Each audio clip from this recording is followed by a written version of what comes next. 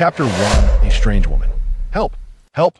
Not far away, Lu Huayan's team heard the urgent cries of a woman, seemingly at a distance. Intermittent. On this side. Her voice was almost breaking. Where were those people? Looking at the wounds all over her body, if it weren't for their ability as supernatural beings, Jiang Xunzhi would never have put herself in such a pitiful state. The woman's face was pale, her pupils filled with fear. Her long, trembling eyelashes looked as if they had been soaked in water, and her tightly closed lips were seeping a trace of blood. Upon seeing the supernatural beings, she desperately ran towards Lu Huayan and his team. Pretending to be weak, in this apocalyptic world, they had become much more vigilant. "Captain, should we save her?" The man glanced towards Lu Huayan, and even Jiang Xunzhi could vaguely sense the man's absolute authority. Her pleading gaze immediately turned to him. The woman's desperate eyes brought back memories that Lu Huayan had buried deep in his mind, that if she were alive, she would never let him watch her die without trying to save her. Save her! The zombies were quickly dealt with by the supernatural beings in the team. Strangely, it seemed that today's zombies were afraid of something. Jiang Xunzhi was taken to a safe place, but she knew that the interrogation she faced was imminent. Sure enough. "Who are you? How did you end up here?" The tone was particularly fierce, as if they wanted to swallow Jiang Xunzhi whole. "Han Bin, be nicer." Considering the man in front of him, Han Bin said nothing further. I escaped from another camp. They forced me." Everyone present understood the implications behind Jiang Xunzhi's words. In this ravaged world, women and cash were the least valuable things. Many supernatural teams often exchanged women for food. "Captain, she doesn't have any supernatural abilities. What she said should be true." Lu Huayan silently examined himself, his eyes revealing scrutiny, as if he wanted to see something from himself. Time passed slowly, but Lu Huayan's gaze remained fixed on her. Could it be that this man was interested in her? Jiang Xunzhi had prepared for this act for a long time. Her half-exposed, delicate shoulder, if one got closer, could even see her inner lining. Even Han Bin and the team thought the same. "Captain?" He couldn't help but remind Lu Huayan that he looked at Lu Huayan and then at the woman on the ground.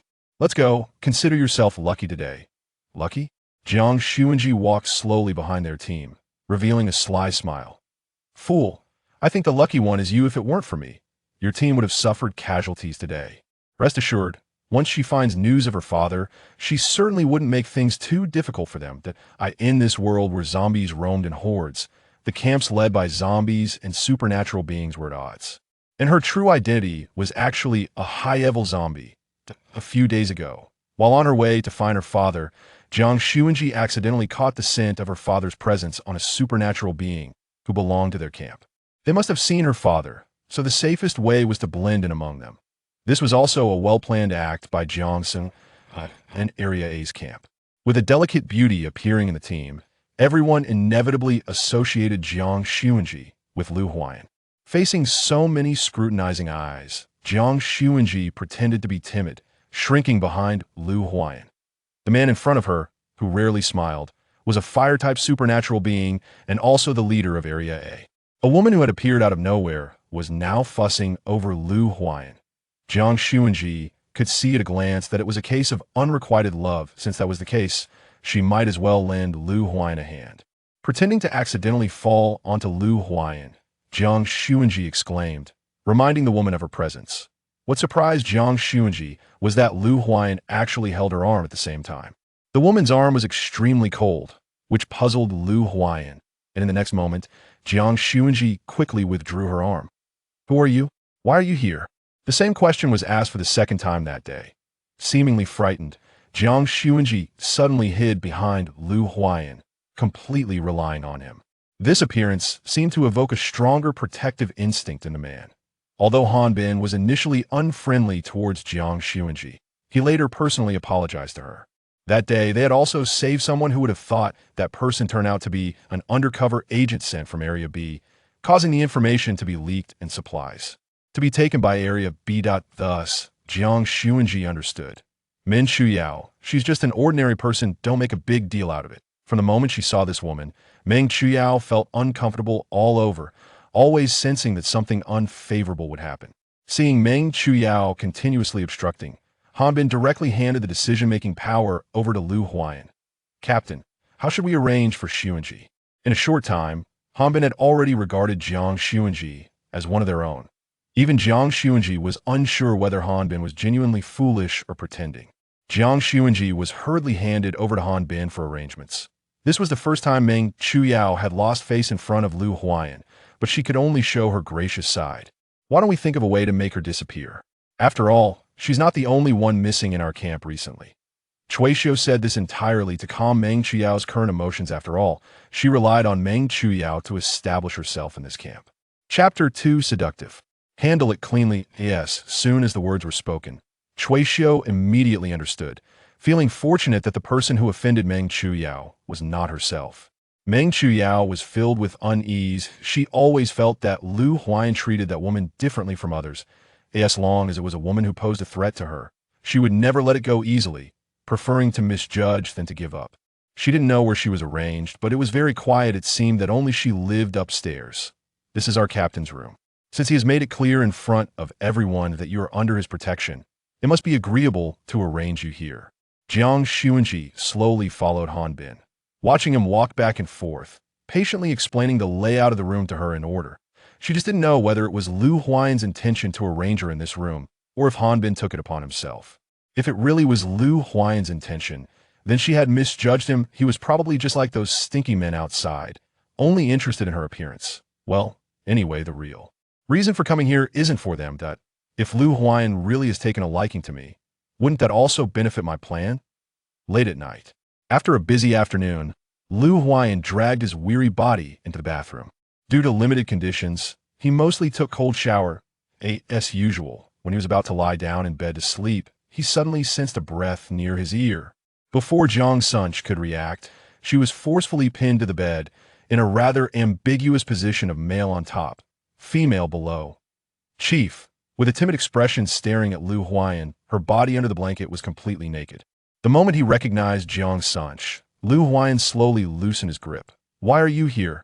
As Jiang Xunzhi lowered her gaze, Lu Huayan finally noticed that she wasn't wearing any clothes. He hurriedly averted his gaze, afraid of seeing something he shouldn't. He was annoyed at how Hanbin had handled things. This must have led to some misunderstanding on her part. If he were in her situation, how vulnerable and helpless he would feel. He had no prior knowledge of arranging her in his room. Just as he was contemplating how to explain this to her, the sound of her crying echoed through the room. The sound was soft, but it stirred his heart. That I'm sorry. Lu Huayan felt that he had been quite patient, but in front of this woman, he seemed to let go of a lot. Don't worry, I won't do anything to you. It was Hanbin's mistake. You can stay here to sleep tonight, and I'll go somewhere else. Seeing Lu Huayan stumbling over his words, Jiang Xunzhi couldn't help but show a half smile. This is interesting. It seems she had misunderstood him before.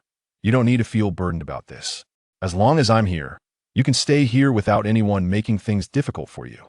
Before she could gather her emotions again, he directly closed the door. She thought to herself, could it be that he misunderstood something? Did he think she was being bullied by another man? The blanket was filled with his scent. Jiang Xunzhi thought she wouldn't be able to sleep, but surprisingly, she fell into a deep sleep until dawn. Meanwhile, people outside were in an uproar because of her. Have you all heard? Last night, the chief slept in the same room with that woman from yesterday. Is that true? I thought the captain wasn't interested in women.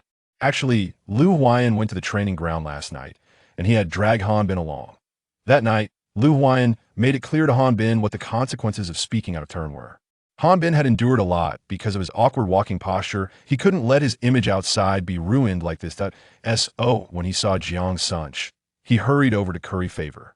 Xunzhi, you haven't had breakfast yet, right? I brought you some. Although she disliked this form of address, Jiang Xunzhi still endured it. Thank you. Feeling somewhat unsure of how to interact with women, Hanbin was foolishly smiling the whole way. It was just simple bread, but in front of Hanbin, Jiang Xunzhi looked particularly pleasant while eating. Even Jiang Xunzhi herself didn't understand why Hanbin kept staring at her and grinning. He was such a simpleton. Today, the chief has something to do, so I'll take you to look around the camp first. And I guess they walked and talked. I must say, the A District camp is quite impressive and diverse. Here, Jiang Xunzhi could still see the presence of school, even if it was just a two-story, small Western-style building. This is where the kids from our camp go to school. Don't be fooled by its size. Our teachers are top-notch. Jiang Xunzhi didn't forget the role she was playing, so she pretended to be a serious listener the whole way. occasionally adding a few of her own questions. However, there was one place where Jiang Xunzhi felt very strange. She clearly smelled blood there, but why did it disappear in the blink of an eye? It's certain that her sense of smell had never failed her. Hanbin, what is this place? Seeing that Jiang Xunzhi was interested in this place, he initially thought of introducing it to her, but when he realized it was the infirmary, Hanbin's expression changed. Drastically, filled with fear and rejection, he said, "Xunzhi, let's go. This is the place of that bad woman." Bad woman? She looked at Hanbin in confusion. That's the woman who made things difficult for you yesterday. But she's not a good person, you should stay away from her. As he said this, Hanbin's expression suddenly became meaningful. Let me tell you a secret. That Meng Chuyu likes our chief. In a way, what does this idiot mean by saying this to her? Does he think she likes Lu Huayan? This was the biggest joke Jiang Xunzhi had ever heard. To be fair, if Lu Huayan looked like that, he could probably dominate the entertainment industry. But unfortunately, that kind of environment no longer exists. Since Hanbin warned her that place was unsafe, she was determined to check it out. But before that, Jiang Xunzhi had to ensure that Lu Huayan wouldn't come to her room tonight. The first thing was to confirm Lu Huayan's whereabouts for the night. When Han Shuo brought food to the room, Jiang Xunzhi deliberately tested him. "Hanbin, I have something I want to discuss with the chief. I wonder if he is available?" She revealed a regretful expression, but in her heart, she thought, this is an easy win. Late at night. Aside from the patrolling ability users between the buildings, Jiang Xunzhi had not detected any third-party presence. This was a good opportunity. Hiding her figure, she quietly sneaked into the infirmary. Jiang Xunzhi had a premonition that things here were definitely not simple. She discreetly scanned the surroundings and accidentally stumbled upon a mutated white mouse corpse that had been soaked, almost causing her to scream. She quickly covered her mouth and let out a sigh. Chapter 3. Possession. What a peculiar taste. After casting a disdainful glance, she hesitated, filled with trepidation as she ventured further inside. Although Jiang Xunzhi had become a zombie, it did not imply that her courage had significantly increased. She remained unchanged from her former self. The environment was utterly foreign to her, and she could only grope in the dark. By chance, she brushed against a dusty tome, and with her obsessive cleanliness, Jiang Xunzhi wiped her hands in disgust. Suddenly, a question arose in her mind. Why was there dust only in this particular spot, while the rest of the surroundings remained untouched? Instantly, she grasped the implication and continued to explore her vicinity. Indeed, she uncovered the mystery, a hollow floor. As she drew closer to the wall, Jiang Xunzhi caught a whiff of the familiar metallic scent of blood. There was certainly something amiss in this room. As her judgment suggested, she cleared away the surrounding clutter, finally revealing an entrance. The entrance was engulfed in darkness, leaving her unable to see even her own hand. Although fear gnawed at her, she mustered her courage to investigate. The surroundings were eerily silent, but thankfully, her sensory abilities as a zombie remained quite acute. After an indeterminate amount of time, she gradually began to hear the sounds of growling. This was a noise Jiang Xunzhi could never mistake, for it was the unmistakable sound of her own kind. Drawn to her presence, the nearby zombies stirred with fervor. Perhaps the noise was too captivating, for some were lured closer. In a moment of desperation, Jiang Xunzhi slipped into a nearby room. After all, she was a zombie. What could she possibly fear? She fixated on the crack of the door, eager to discern who was approaching. What was happening? Why had they all become so animated? It was a woman, yet for reasons unknown. Jiang Xunzhi felt an uncanny familiarity with her voice, as if she had heard it before. "I apologize. I do not know why this is happening. Rest assured, I will handle it." The man spoke with a tone tinged with subservience, seemingly intimidated by her. "You had better do so. If we are discovered, none of us will escape." Holding her breath, she prepared to wait until they departed before making her exit. Suddenly, a warm presence flickered behind her, triggering an instinctive response. Jiang Xunzhi swiftly executed a chokehold, pinning the intruder against the wall. "Who are you? Who am I? Do you truly wish to know my name?" The man spoke with a hint of amusement. Though captured by Jiang Xunzhi, there was no trace of fear in his tone. "I advise you to forget today's events. Or else what? Will you kill me?" The scent of fresh flesh wafted through the air, and Jiang Xunzhi did not perceive the man as a threat. Ready to reveal her zombie nature and resolve the matter. Who would have thought that before she could even make a move? That person would effortlessly reverse the situation and pin her to the ground? Little girl, sometimes it is wise to refrain from boasting, for you may not fully comprehend the caliber of the individual you are facing. With a momentary lapse of strength, Jiang Xunzhi seized the opportunity to escape from within. An instinctive awareness cautioned her that the individuals in the room were far from ordinary. That attempt at gathering intelligence yielded no significant advantage, and Jiang Xunzhi returned empty-handed. On the following morning, upon hearing Han Bin inquire, "Did you need to see me?" his succinct words resonated with his character. "Could I possibly remain here any longer?" A hint of concern crept into her gaze as she looked at Lu Huayan, seemingly troubled by how to persuade him to relent. "Why not? Has someone said something to you?" Strangely, Lu Huayan instinctively felt that it was Meng Chuyu. During their time at the camp, Meng Chuyu had engaged in similar antics.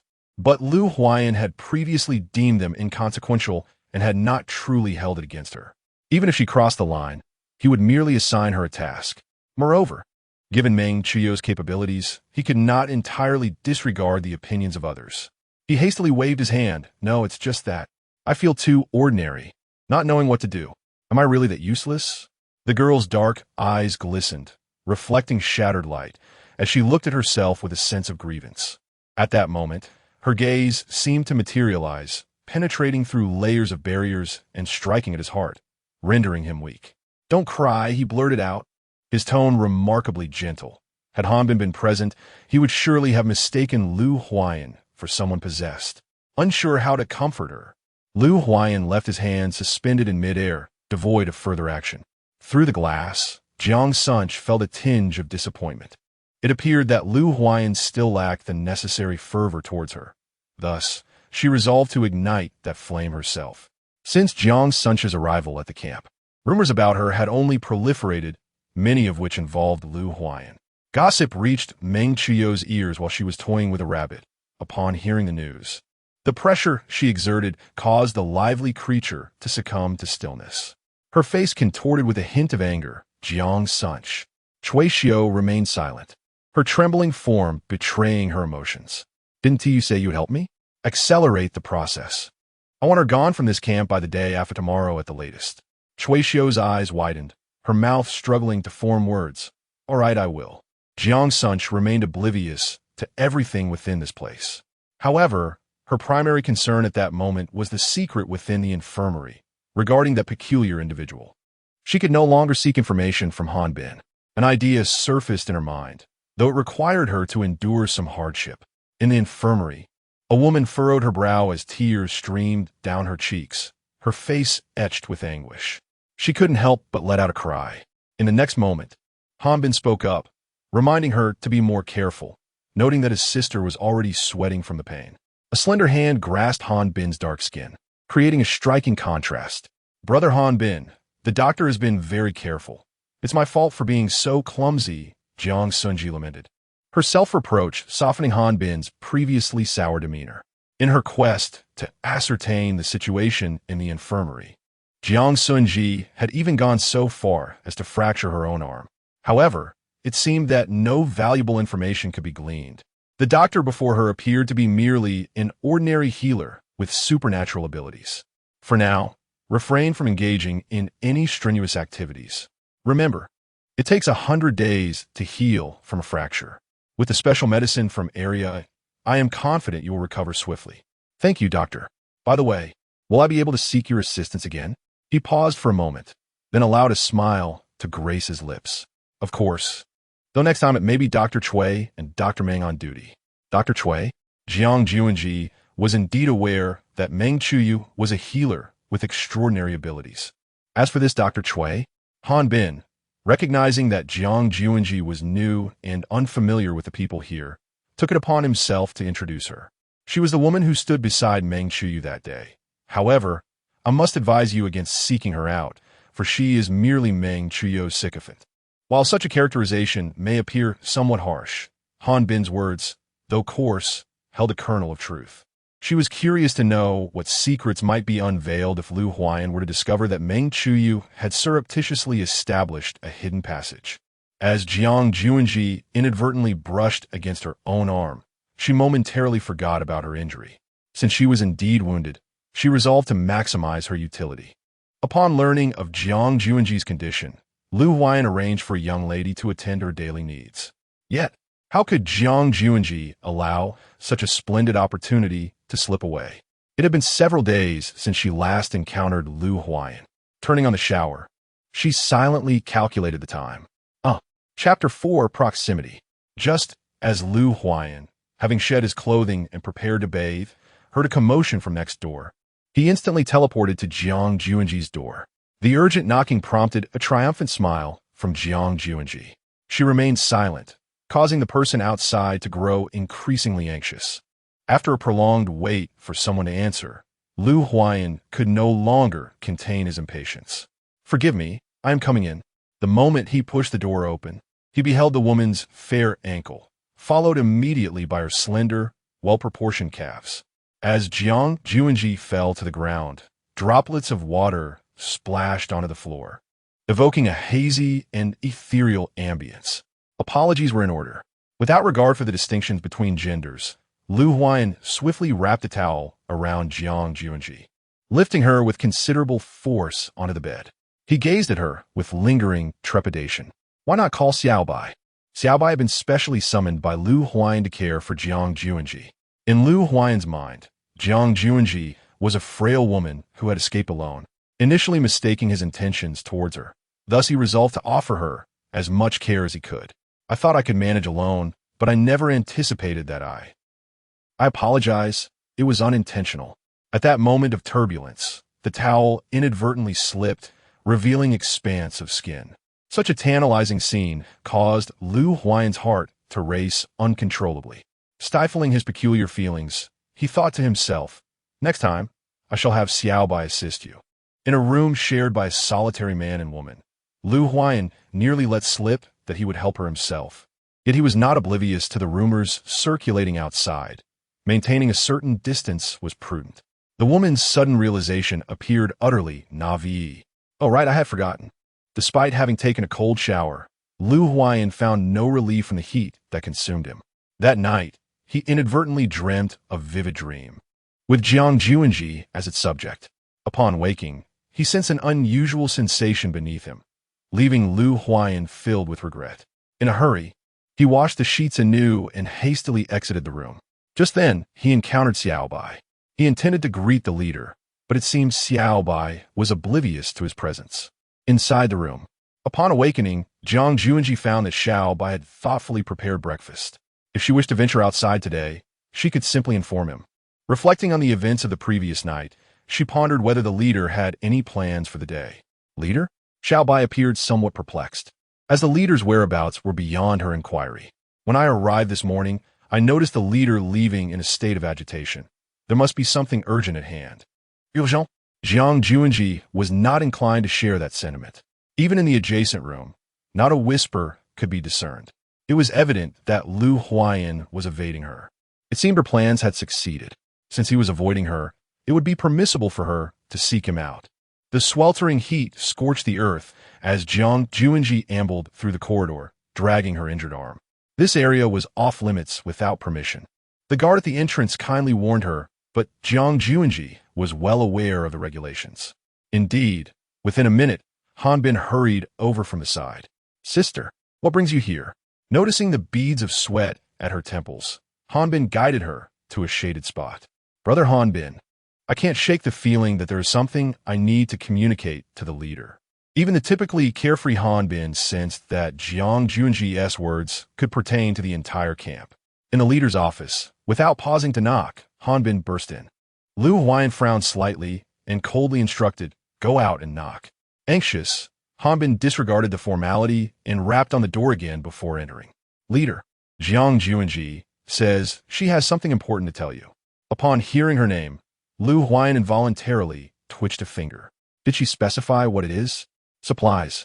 That was undoubtedly a word laden with temptation. Before Jiang Xunzhi could fully assess her surroundings, she was ushered inside by Hanbin. This marked her inaugural visit to Lu Huan's office, which mirrored his persona, cold and silent, adorned in an austere black and white minimalist style. Hanbin inquired, "You are aware of the location of the supplies, but how did you come to know this?" His gaze bore a hint of scrutiny and chill. Yet, who was Jiang Xunzhi? With remarkable acting prowess, she fixed her gaze upon Lu Huayan. I overheard it in Area B. They thought I was knocked out, but I was not. After a moment of contemplation, Jiang Xunzhi found herself unable to decipher Lu Huayan's intentions. Just as she presumed he doubted her, he spoke. Could you kindly provide us with the address? Were it not for the recent surge in zombie activity, Lu Huayan would not have adopted such an approach. Of course, you are my savior, she replied, stepping closer to him, the atmosphere seemingly growing more heated. Instinctively, Lu Huayan took a step back, feigning confusion and ignorance as he looked at her. What is the matter? I wish to share the address. It appeared he sought to maintain a certain degree of safe distance from Jiang Xunzhi. You can simply state it from there. There was a hint of hesitation. But I worry about the information leaking. You must trust that this place is absolutely secure. Stretching his neck, Hanbin attempted to glean the situation within. Yet, unbeknownst to them, the office door swung open. Hanbin, losing his balance, tumbled to the ground. Realizing his current predicament, he quickly straightened himself. The Hanbin in front is quite agreeable, but can we forego the one behind? Faced with his leader, Hanbin understood the essence of knowing when to withdraw. It was currently an additional 3 days. Bargaining might lead to an indefinite extension. Chapter 5. Turning the tables on the road, Jiang Xunzhi, wearing a smile, inquired, Sister, do you not fear our leader? It is indeed rare to witness someone exiting the leader's office with such mirth. Why fear? Is our leader not commendable? This question left Hanbin at a loss for words. To preserve the leader's illustrious, heroic image, he chose to maintain the facade. Reclining on her bed, Jiang Xunzhi heard sounds emanating from the adjacent room. Everything unfolded as she anticipated. Lu Huayan was indeed avoiding her, casually tapping the wall. The sound resonated into the neighboring room. Upon hearing this, Lu Huayan momentarily halted his actions of undressing. The vision of a graceful figure lingered in his mind. With a sweeping gesture, he attempted to dispel such base thoughts. Yet, it seemed that the more he wished to erase them, the more they persisted. Leader, are you there? Could you assist me with something? The woman's soft, melodic voice echoed throughout the room, but Lu Huayan remained still, unresponsive. She knocked a few more times on the door, yet there was still no sign of him emerging. Just as Jiang Xunzhi contemplated giving up, the door suddenly swung open. What is it? She asked timidly, holding a bottle of water, her gaze fixed on Lu Huayan. Could you help me open this bottle? The bottle seemed to serve as a reminder to Lu Huayan that all of this was merely a figment of his imagination. The charming demeanor of Jiang Xunzhi further instilled a sense of guilt and unease within Lu Huayan. It was utterly inappropriate for him to harbor such wicked thoughts towards her. Moderation is key. Excess can lead to downfall. Nevertheless, she continued to observe every move of Lu Huayan, establishing her presence within his mind, marking the first step of her plan. According to Jiang Xunzhi's strategy, the escalating rumors outside suggested that Meng Chuyo must take some action. Could it be that she does not harbor true feelings for Lu Huayan after all? Perhaps Jiang Xunzhi had misjudged the situation, anticipating that Meng Chuyo might target her. Jiang Xunzhi did not foresee the abruptness of the events that would unfold that day. As Jiang Xunzhi stepped into the room, she immediately detected the lingering haze of the mist. Seizing the opportunity, she gracefully collapsed onto the bed, deliberately placing the items she had acquired from the infirmary onto the floor.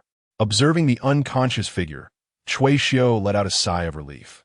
For the past few days, Jiang Xunzhi had been surrounded by others, leaving Cui Xiu with no chance to act. Today, with Lu Huayan leading a search for supplies, she finally found her moment. The mist had no effect on Jiang Xunzhi. It was intended to deceive her adversary. Unexpectedly, Jiang Xunzhi succumbed to slumber. When she awakened once more, Jiang Xunzhi realized she was in the very secret chamber she had previously discovered.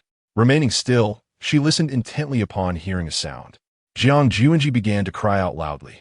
Help! Help! In an effort to enhance the authenticity of her performance, she pinched her own thigh. Tears streamed down her cheeks in an instant, and her nose, flushed crimson, evoked deep sympathy.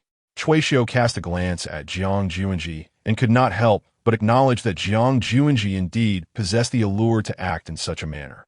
It was entirely reasonable for the leader to develop a fondness for her. After all, they were a striking match. I advise you to behave yourself. Once you arrive here, there is no way out. Her eyes were filled with terror. What is this place? Why have you captured me? Were it not for Meng Chuyo, Chuisho would not have acted in this way. She was merely striving for survival. You do not need to know where this is. Cherish your remaining moments. Seemingly reluctant, Chuisho chose to untie the ropes, binding Jiang Xunzhi before departing. It was rather dull. Jiang Xunzhi had already spent an entire day in this room.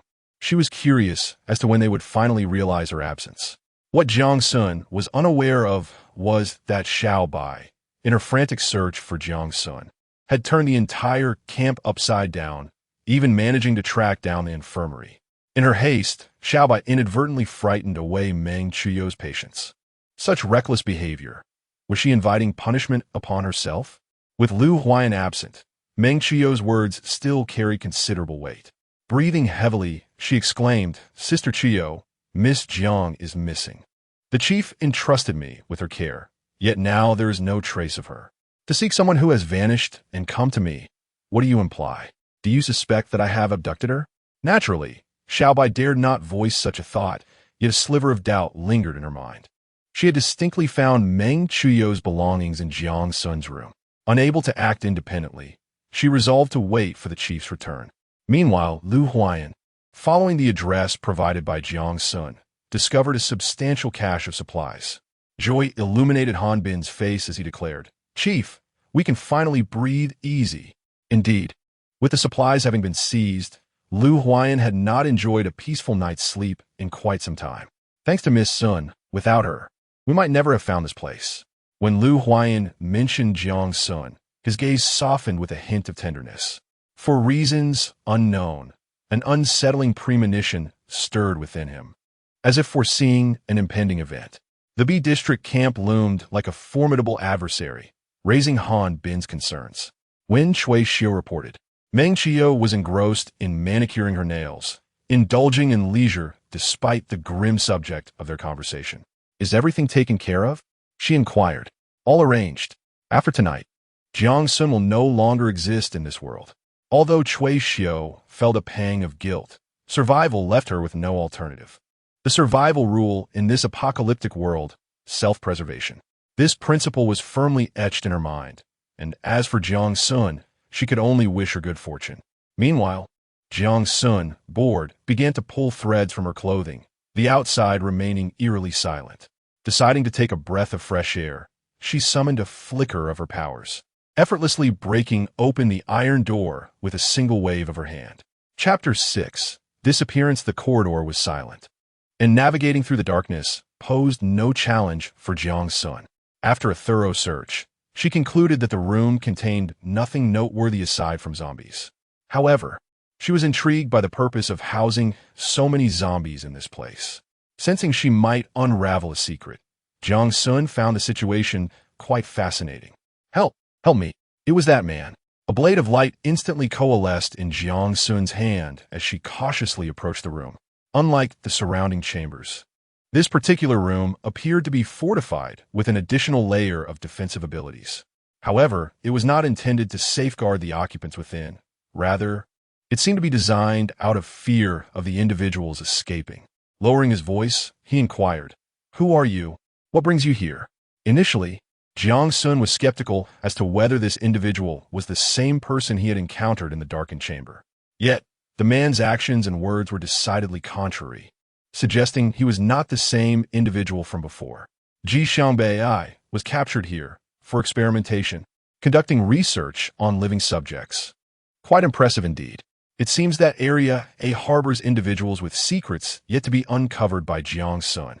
Though she found the situation somewhat perplexing, she had no intention of placing her trust in his statements, especially since the truth of whether he had indeed grasped her throat remained unresolved. Just as she was preparing to inquire about their location, a commotion erupted from outside.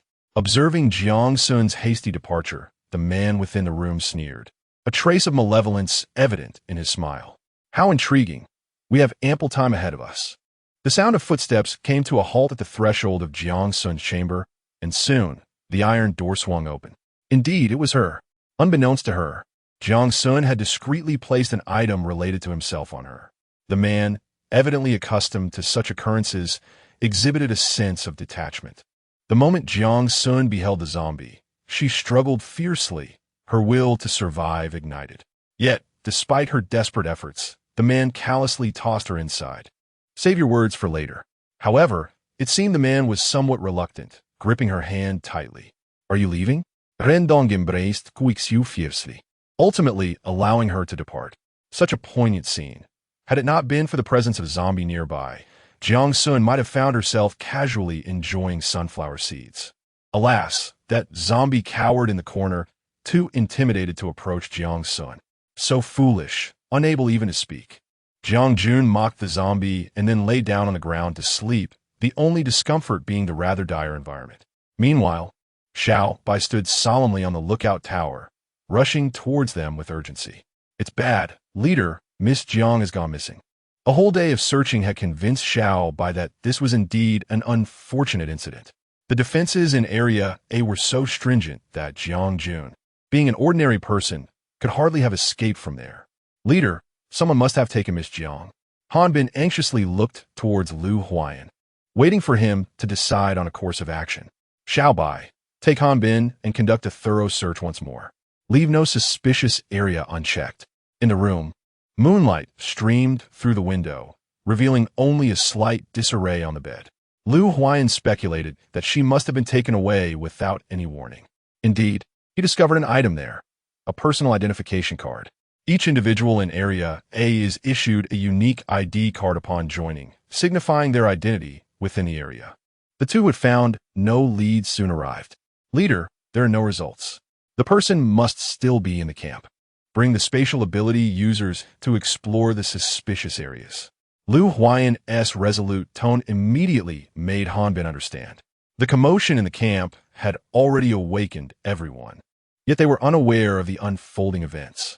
Meng Chuyu seemed to have just arrived from the medical room, accompanied by a person named Cui Xiao. What's wrong, Huayan? Did someone from outside enter the camp? Lu Huayan scrutinized Meng Chuyu with an inquisitive gaze, his demeanor markedly altered. Meng Chuyu, where's your ID card? Meng Chuyu was perplexed by the sudden shift in his attitude, struggling to suppress her disappointment. It's right here with me. I'll show you. However, after searching her person repeatedly, she could not find it. It might be in the medical room. We were on duty today, and I may have left it there. Lu Huayan seemed to have been anticipating this answer. He turned away, commanding someone go search the medical room. This urgent order caught Meng Chuyu off guard. Before she could stop Lu Huayan, Han Bin had already rushed in with Xiao Bai. In front of so many people, Lu Huayan's harsh treatment of her left Meng Chuyu feeling utterly powerless. Lu Huayan, did you promise my father to take care of me like this? With the spatial ability users present, they quickly discovered a concealed passage hidden underground. Leader, their essay development. The medical room is surrounded, and Meng Chuyu and Cui Xiao have been taken control of. Even if they found her, it was of little consequence, for that person had already become mere remnants within the zombie's maw. A peculiar sensation of pleasure enveloped Meng Chuyu.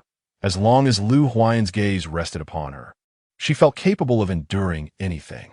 Alas, someone save me. Lu Huayan detected a faint breath, sensing imminent danger.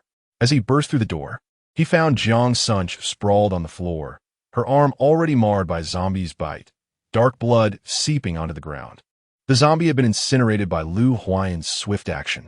Leader, Miss Jiang has been infected by the zombie virus, one of the onlookers murmured. The others hesitated to enter the room, even Han Bin fearing that Jiang Xunzhi had transformed into a zombie. Yet, as long as Lu Huayan held her, he showed no fear of infection. Time had not yet run out, and the outcome remained uncertain. Indeed, if one were infected by the zombie virus and did not succumb to zombification within a certain time frame, they would potentially become a superhuman. But could Jiang Xunzhi achieve such a transformation? The bluish pulse stood out starkly against Jiang Xunzhi's pale arm, a sight both alarming and poignant. As her eyes fluttered open, they were bloodshot and filled with anguish. Pain etched across her features, beads of sweat streamed down her cheeks. Help me, please. It hurts so much. Despite her desperate pleas for assistance, Lu Huayan remained silent. Just hold on a little longer, he urged gently, his fingers tenderly brushing her tear-streaked cheek. Han Bin and Xiao Bai exchanged doubtful glances, struggling to comprehend the scene before them. Just as Han Shuo was taken aback, a blade of light shot toward Han Bin, severing a lock of his hair. Could this be Jiang Xunzhi's newfound abilities? He nervously touched his own temple, exhaling sharply. Time passed, and the woman's breathing gradually steadied. She had survived the most harrowing moment. Lu Huayan, with an expression of calm determination, lifted Jiang Xunzhi into his embrace, a glimmer of moisture in his gaze. His posture was resolute, his broad shoulders exuding a sense of security. This tableau ignited a fierce jealousy within Meng Chuyu. Why had she not yet met her demise? Clenching her fists so tightly that her nails dug into her flesh, she felt naught but numbness. Cui Xiu's legs buckled beneath her. She understood the dire consequences awaiting her should the mission remain unfulfilled, yet she was oblivious to the true nature of that fate. Chapter 7. The Trial After a Night of Turmoil. As dawn broke, Lu Huayan finally resolved all matters at hand. A man named Ren Dong stepped forward, claiming responsibility for the entire affair, asserting that it was his scheme, although it was evident to discerning eyes that a conspiracy lurked beneath the surface. The absence of evidence rendered their suspicions mere conjecture. As Lu Huayan entered the room, his gaze fell upon the figure lying to one side. Jiang Xunzhi furrowed her brow, appearing to have slept fitfully. The leader. Unbeknownst to her, Xiaobai had kept vigil over Jiang Xunzhi throughout the night. The person on the bed still lay in slumber, and Lu Huayan could only urge Xiaobai to provide extra care. As he closed the door, Lu Huayan pressed himself against the wall, his heart heavy with remorse. Were it not for his involvement, Meng Chuyu would not have resorted to treating her, a defenseless ordinary person, in such a manner. Yet, he had his own unspoken reasons, and could only temporarily impose this hardship upon her. Having kept her eyes shut for an extended period, Jiang Xunzhi found her patience waning. With a mere twitch of her finger, Xiaobai immediately sprang to her feet, attentively assisting Jiang Xunzhi to sit up. "Miss Jiang, you have finally awakened," Xiaobai said. Her head bowed, guilt evident in her gaze. "I'm truly sorry, Miss Jiang. If I had not been away that day, you would not have been taken." Looking at the young girl before her, Jiang Xunzhi felt a stir of emotion. "It is not your fault. See, I am perfectly fine here." In truth, everything had been meticulously orchestrated by Jiang Xunzhi herself. Her zombified appearance was a deliberate act. However, the anguish she had experienced during her transformation was undeniably real. Unlike that instance, she had not succeeded in becoming an ability user, but had instead metamorphosed into a genuine zombie. Someone had emerged to take the blame for Cui Xiu, rendering the leader powerless to pursue the matter further. "Miss Jiang, please do not hold the leader accountable. He too is without recourse." Jiang Xunzhi was unexpectedly taken aback by Meng Chuyu's remarkable abilities. Following this incident, the secret of the underground passage remained elusive. Once her arm had healed, Jiang Xunzhi persistently sought to uncover the mysteries concealed within that hidden passage. However, she discovered that it was merely a facility for researching potions. Yet, how could Jiang Xunzhi accept such an explanation? Conducting experiments on zombies? It required immense courage and determination. Surely, it could not be so straightforward. Nevertheless, Han Bin and the others steadfastly insisted on this narrative, compelling Jiang Xunzhi to feign belief. Now, endowed with supernatural abilities, Jiang Xunzhi had the legitimate right to remain in Area A. To enhance her proficiency in wielding her powers, Lu Huayan dedicated time each week to instruct her. Their relationship seemed to advance, yet Lu Huayan maintained a deliberate distance. This was perplexing. Things had not been this way before, and she wondered why everything had changed upon her awakening. Focusing her mental energy, she gazed ahead as Lu Huayan adjusted her shoulders, diligently guiding her in the use of her abilities. For Jiang Xunzhi, these exercises felt trivial, yet she pretended to be unfamiliar with them. Suddenly, she spun around, her nose brushing against Lu Huayan's chin. Indeed, it was intentional. Regrettably, Lu Huayan remained unresponsive, continuing his earnest instruction. Once more, after several attempts, Jiang Xunzhi grew weary, but she could not voice her frustration. "Leader, I am thirsty. Could you fetch me some water?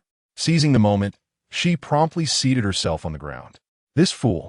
Am I truly behaving like this? Is he made of wood?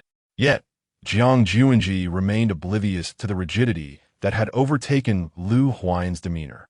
Bored, she twisted her wrist, feigning fatigue from the practice. When she lifted her gaze, she saw him, the man from the dark chamber. What was he doing here? Lu Huan, carrying water, also noticed him. The man was Ji Xiangbei, the one brought out from the secret room. Have you encountered him in the chamber? Lu Huan's eyes bore a scrutinizing expression as he observed Jiang Xunzhi's fixation on Ji Xiangbei. No, I had forgotten. His gaze possessed a peculiar charm for Jiang Xunzhi. She found it difficult to lie in his presence. Lu Huan had encountered countless individuals, and Jiang Xunzhi's evasion was far from concealed. Since she was unwilling to divulge, he opted not to inquire further. Upon hearing Lu Huan's words, Jiang Xunzhi readily acquiesced. However, thereafter, Ji Xiangbei was assigned to reside beneath Jiang Xunzhi's apartment, the explanation being that no other rooms were available. Yet, Jiang Xunzhi harbored the suspicion that Lu Huan was testing her in some manner. Thus, she found herself encountering Ji Xiangbei daily, their paths frequently crossing. Gradually, one could articulate a few sentences, thus avoiding the abyss of estrangement. Yet, what Jiang Xunzhi yearned for transcended mere conversation. It had been an eternity since she last heard from her father, and time was of the essence. However, her leads had dwindled in the subterranean passage, and the prospect of rekindling her inquiries seemed daunting. During this interim, Jiang Xunzhi had repeatedly sought to gauge Ji Xiangbei's disposition. Yet, each time he broached the subject, he donned an air of anxiety and trepidation, often appearing paranoid. An envoy from the infirmary had also assessed his condition, concluding that his psyche had suffered a grave shock and necessitated substantial recuperation. With that, the trail of information had effectively run cold. This enigmatic individual intrigued Jiang Xunzhi, for he undoubtedly harbored secrets. Pray, enlighten me. What was their purpose in summoning you? The present starkly contrasted with the past. Meng Chuyao could distinctly perceive Lu Huan gradually undermining her authority within the camp. To attend to Ji Xiangbei, to provide medical care. He averted his gaze from Meng Chuyao, trembling uncontrollably. Is that all? Why, yes, he stammered. Incompetent. The lack of valuable information soured Meng Chuyao's tone, which was far from the calm demeanor she had previously exhibited. Cui Xiu stood quaking nearby, fearful of inciting Meng Chuyao's wrath. Once granted permission, the individual scurried away in disgrace. It was unclear when Meng Chuyao had produced a whip, but upon its appearance, Cui Xiu collapsed to the ground. Chuyao, I have erred. I failed in my duties, forgive me. In her fury, Meng Chuyao scarcely recalled Cui Xiu's years of loyalty at her side. The room echoed with anguished cries, and the individual had scarcely distanced himself when he faltered at the sound, betraying his panic through hurried steps. Chapter 8. Poison after a prolonged interval. Cui Xiu emerged from the chamber, her body marred by wounds. The leader had expelled Rindong from the camp, leaving her devoid of protection. Had it not been for Meng Chuyao, Rindong would never have abandoned her, and she would not have found herself in such a lamentable state. She dared not glance at her reflection, fearing the grotesque scars that marred her visage. Meng Chuyao, what you have rendered unto me today, I shall repay 100-fold in the future. Her abilities allowed Jiang Xunzhi to navigate Area A with remarkable ease. Yet each time she endeavored to extract information from Ji Xiangbei, he claimed to be unable to recall. The physician informed Jiang Xunzhi that Ji Xiangbei's condition was a result of trauma. From the doctor, she learned that nourishment might restore Ji Xiangbei's mental faculties. Though the method seemed dubious, Jiang Xunzhi resolved to give it her utmost effort. Perhaps she had overestimated her abilities. After all, cooking should not be such a daunting task. With an unwavering spirit of determination, Jiang Sun prepared a pot of mushroom soup. Regrettably, the taste was as bland as chewing wax to her. Otherwise, she would have eagerly sampled her own creation. With anticipation, she presented it to Ji Xiangbei, who gazed at her in confusion. What is this? Mushroom soup. Made by me. Please give it a try. As their hands brushed, Jiang Sun inadvertently touched a blister formed from the heat of the soup. It was minor, and had she not made a sound, Ji Xiangbei might not have noticed it at all. Observing his gaze linger on her finger, she urged him to taste it. Oh, you try it quickly. Yet, before it even reached his lips, the overwhelming odor made it difficult for him to swallow. An idea suddenly sparked in his mind. Do you have more in the pot? Yes, enough for 3 more servings. Little Bai stood at the kitchen door, seemingly unaware of what Ji Xiangbei had said. In a flash, Jiang Sun turned and filled several more bowls of mushroom soup. At Lu Huayan's office, this was not Jiang Sun's first visit. The guards, recognizing her, readily allowed her entry. Sister Sun, what brings you here today? Han Bin lounged casually, leaning back with a relaxed demeanor. Brother Han, this is the mushroom soup I made. 1 serving for you. Is the leader inside? Yes, yes. He is quite free at the moment. With a tender gaze directed at Jiang Sun, he added, those who understand will understand. Please come in. The initially stern tone softened considerably upon seeing her. What brings you here? I thought it was Han Bin. She teasingly questioned. Would you speak to him in the same manner? Never mind. This is the mushroom soup I brought for you. It's my first attempt. Do give it a taste. Though surprised, Lu Huayan graciously accepted the bowl of soup. Meanwhile, Han Bin, sitting outside and sampling the mushroom soup, immediately spat it out after the first taste. He then dashed around, desperately seeking someone's water cup. Water. I need water. However, as soon as he took a sip of water, he sprayed it out. Oh no, what is this? It's so hot. My tongue is burning. The person from whom he had snatched the cup looked at him with a bewildered expression. I'll just pour that hot water. Why didn't you tell me sooner? Were you hoping to watch me scald myself? Who told you to steal my water? You deserve to burn. Frustrated, Han Bin nearly forgot there was someone waiting for him to rescue them. In a state of urgency, I rushed towards Lu Huayan's office. As soon as I pushed the door open, I noticed that Lu Huayan had already consumed the soup. Words lingered on the tip of my tongue, yet I found myself at a loss for how to begin. What is the matter, Han Bin? I merely want to check if the leader had drunk the soup. Since he has, then it's of no consequence. However, was the soup truly enjoyable? I intentionally emphasized the word enjoyable. Only Han Bin and Lu Huayan could grasp the underlying meaning. Jiang Xunzhi, utterly bewildered, could only observe their cryptic exchange. Everything seemed fine, yet Han Bin couldn't help but question whether he had misjudged the flavor. After stepping out, he even attempted to taste it again, only to regret it immediately. The result was a trip to the restroom. What sort of mushroom soup is this? It's clearly poison.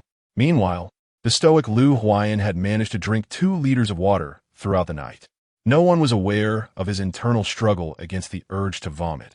However, considering it was a gesture of goodwill, Lu Huayan felt he could not discourage the effort.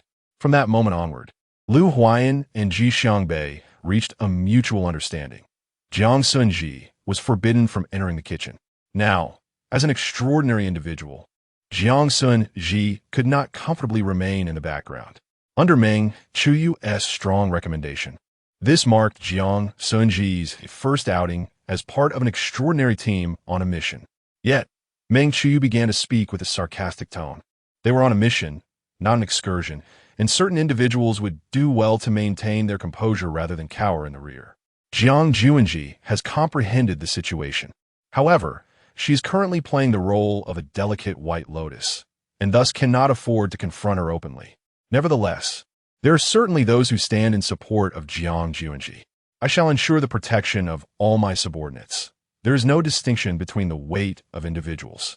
Lu Huayan's stance is exceedingly clear, prompting those around them to scrutinize the 3 of them. It resembles a veritable battlefield. Meng Chuyu at this moment harbors no desire to sever ties with Jiang Xunzhi. I merely worry for your well-being, Huayan. Since you profess it so, I shall place my trust in you, she declared, effectively distancing herself from the fray. Truly, a master of rhetoric, is it not? Jiang Jin is indeed a quintessential embodiment of strength in the face of adversity. Rest assured, Sister Chu Yao, I shall take exceptional care of our leader. A sly smile graced the woman's face as she spoke in a mere whisper, audible only to the 2 of them. Meng Chuyao's hand was almost turning purple from the pressure. Then I must trouble you with this task. It is certain that Meng Chuyao uttered these words through clenched teeth.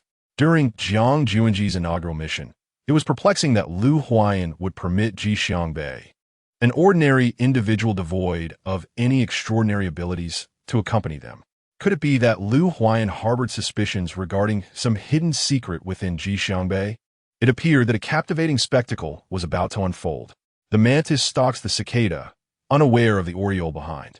In light of this, Jiang Xunzhi resolved to patiently await the revelation of Ji Xiangbei's flaws.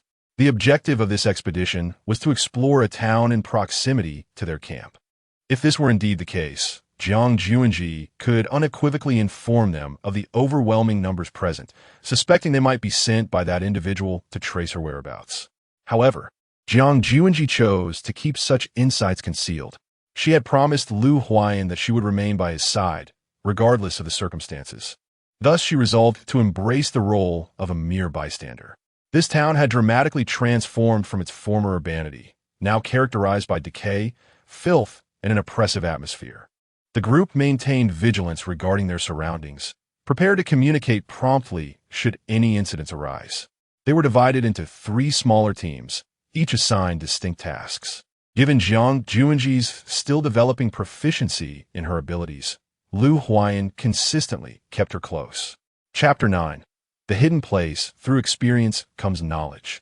Upon encountering a low-level zombie, Lu Huayan halted, signaling Jiang Xunzhi to engage. Alas, that creature was akin to her own kind. Yet, confronted with Lu Huayan's serious demeanor, she had no choice but to silently express her apologies, lamenting that she truly wished to avoid such actions, attributing the blame to him for compelling her thus. This reluctance, however, bore fruit. Under Lu Huayan's guidance, Jiang Xunzhi swiftly honed her skills. Though her face became smeared with grime during the skirmish, she remained oblivious until a warm hand brushed against her cold cheek. In that moment, she found herself captivated by the amplified visage of Lu Huayan, instinctively desiring to turn away. "Why is your face so cold? Are you underdressed?" he inquired, shedding his own garment and urging her to don it. I am not cold. You should wear it instead. This is how I've always been," she stammered, taking a deep breath, nearly revealing her true nature. As a zombie, how could she possibly possess body heat? Even her blood ran a dark crimson hue. Realizing that her rejection may have been too overt, Lu Huayan recognized the impropriety of his actions. Throughout their subsequent journey, Lu Huayan maintained a distance that was neither too far nor too close to Jiang Xunzhi. They traversed to an unknown location that resembled a shopping mall. The 6-story structure lay in disarray, its goods scattered, with the elevators long rendered inoperative. The silence was palpable, demanding their utmost vigilance.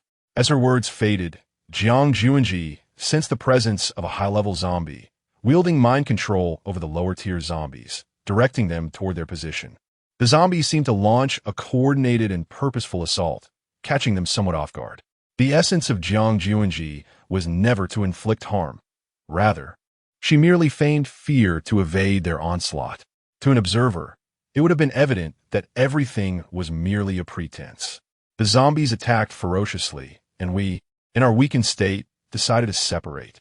Once the command was given, before Jiang Xunzhi could fully comprehend the situation, Lu Huayan swiftly pulled her away, teleporting them both. Unaccustomed to such velocity, the wind rushed past, causing tears to stream from her eyes. Noticing this, Lu Huayan grasped her hand with one of his and covered her eyes with the other. "Close your eyes and follow me," he instructed, his words imbued with a certain charm that compelled trust. The surroundings gradually fell silent, as if they had distanced themselves far from the zombies. "Have we arrived?" Jiang Xunzhi inquired, opening her eyes when Lu Huayan remained silent. To her surprise, she found herself pressed against his chest, unaware of when she had moved so close. Although she had previously lain bare upon his bed, that had been an entirely different context. She felt a flutter of nervousness, only realizing after a significant pause that she was still nestled against him. Where shall we go to find others?" She attempted to shift the topic, her awkwardness rendering her somewhat endearing to Lu Huayan. He released her hand, and she instinctively stepped back. They were in an underground mall, remnants of its former splendor evident in the arrangement of goods. "Do you think anyone is here?" she asked, surveying their surroundings. After confirming there were no immediate threats, Lu Huayan turned his attention to her. The absence of zombies suggested that, had I possessed no powers, choosing this storage facility was indeed a prudent decision. They had been wandering for some time, yet remained in the same spot. Something felt amiss. A small flame ignited in Lu Huayan's hand, flickering towards a particular direction. This way, he urged. Jiang Xunzhi hesitated before placing her hand on his. Sensing his tension, she decided to cast aside any further doubts. It seemed this was the true nature of the storeroom, with a door nearby, securely shut from within. To possess such hidden power indicated that he was undoubtedly an ability user. Cowering behind Lu Huayan, Jiang Xunzhi appeared diminutive. I will enter first. If anything goes awry, you must run, he stated, offering himself a chance at survival, leaving her momentarily stunned. All right, she finally replied. Lu Huayan breached the door's barrier, signaling her to hide. As she observed his figure, a stir of emotion welled within her. Seizing the moment, Jiang Xunzhi hurriedly sent a message. A wandering, insignificant little zombie. Go and deliver my message. I am here and safe for now, so please do not come looking for me. Having been out for quite some time now, it is likely that Ji Yanli has been searching for me frantically. The little zombie drooped its head, with one of its bones still visible. Jiang Xunzhi was genuinely fearful that she might succumb before finding Ji Yanli. She entrusted her belongings to that little zombie, knowing that Ji Yanli would undoubtedly recognize them. Upon noticing that no one had yet emerged, she felt an immediate sense of relief. However, after approximately 10 minutes, her impatience began to mount. Just as she was about to investigate further, the door swung open. A frail woman appeared, her clothes tattered and seemingly unwashed for days, emanating an unpleasant odor. Someone sent me to bring you in, she said. Jiang Xunzhi speculated that the individual in question was Lu Huayan, yet she remained wary of those around her. The interior was densely populated, particularly with women, creating a sense of congestion. Instinctively, her gaze fell upon the person she knew best, only to find a pair of piercing eyes fixed upon her. Lu Huayan, having noticed her discomfort, swiftly pulled Jiang Xunzhi beside him, shielding her with his body. Well then, since your people have arrived, let us discuss matters, he stated, addressing the owner of those keen eyes. He calmed. We hail from Area A and wish to extend an invitation for you to join us. However, Hitsung's tone was devoid of any negotiation, laced instead with crude demands. If you desire our women, you must offer yours in exchange. His gaze remained locked onto Jiang Xunzhi, as if he were poised to act upon his intentions. Were it not for Lu Huayan's presence, Jiang Xunzhi would not have endured such indignity. It was a novel experience for her, and despite her simmering fury, she was curious to observe how Lu Huayan would respond. Chapter 10. Resolution. No sooner had he finished speaking than a burst of flames engulfed his hair and eyebrows. Before anyone could discern the identity of the assailant, Lu Huayan had already teleported in front of him, seizing the man's throat with a grip so fierce it took even Jiang Xunzhi by surprise. Spare me. I was wrong. Hitsung's subordinates, witnessing their leader being overpowered so decisively, dared not intervene. They were a cowardly bunch, knowing better than to confront an ability user stronger than Econ. It was indeed the first time Jiang Xunzhi encountered this aspect of Lu Huayan, exuding the formidable presence of a superior. Who among you possesses the extraordinary ability to conceal their aura? This would undoubtedly be advantageous for their faction in Zone A. If possible, Lu Huayan earnestly wished to recruit that individual into their ranks. Casually discarding the person to the ground, he surveyed the surroundings with a penetrating gaze. A frail figure timidly stepped forward, appearing emaciated and seemingly no older than 13 or 14. To everyone's surprise, it was a female who spoke, stammering, I didn't know that was an extraordinary ability, I didn't know. Upon seeing Hitsung, she weakened at the knees and collapsed to the ground. Please don't hit me. Please don't hit me, she pleaded, cradling her head with her hands, clearly a victim of incessant bullying. Such a sight was particularly intolerable to Jiang Xunzhi. Although she was a zombie, becoming one was never her intention. Gently, she helped the girl to her feet, reassuring her. You need not fear. No one will bully you again. Though Jiang Xunzhi's touch was devoid of warmth, in that moment, she felt akin to a savior, redeeming the wretched self that the girl embodied. Xiaoan lifted her gaze slightly, as if imprinting the visage of this person in her memory. Perhaps due to Xiaoan's current emotional instability, the ability to conceal the warehouse's presence dissipated alongside it. The zombies, alerted by the commotion, quickly sealed the exit. Most of the individuals within the warehouse were ordinary people, powerless and terrified, who began to scream in panic upon witnessing the chaos. Yet, even amidst this turmoil, Lu Huayan maintained a remarkably clear line of thought. Shortly, I will create an opening. You should lead the remaining individuals to escape and find Han Bin and the others. Despite the gravity of the situation, Lu Huayan's mind remained sharp. And what about you? Jiang Jin naturally need not worry about his safety. For in the presence of those zombies, he is indeed their ancestor. Rest assured, I am capable of managing the situation. Take care of yourself along the way. Jiang Xunzhi, having just acquired extraordinary abilities, found himself burdened with a significant responsibility that weighed heavily on his mind. Very well, I shall ensure their safe passage to Han Bin. But you must exercise caution as well.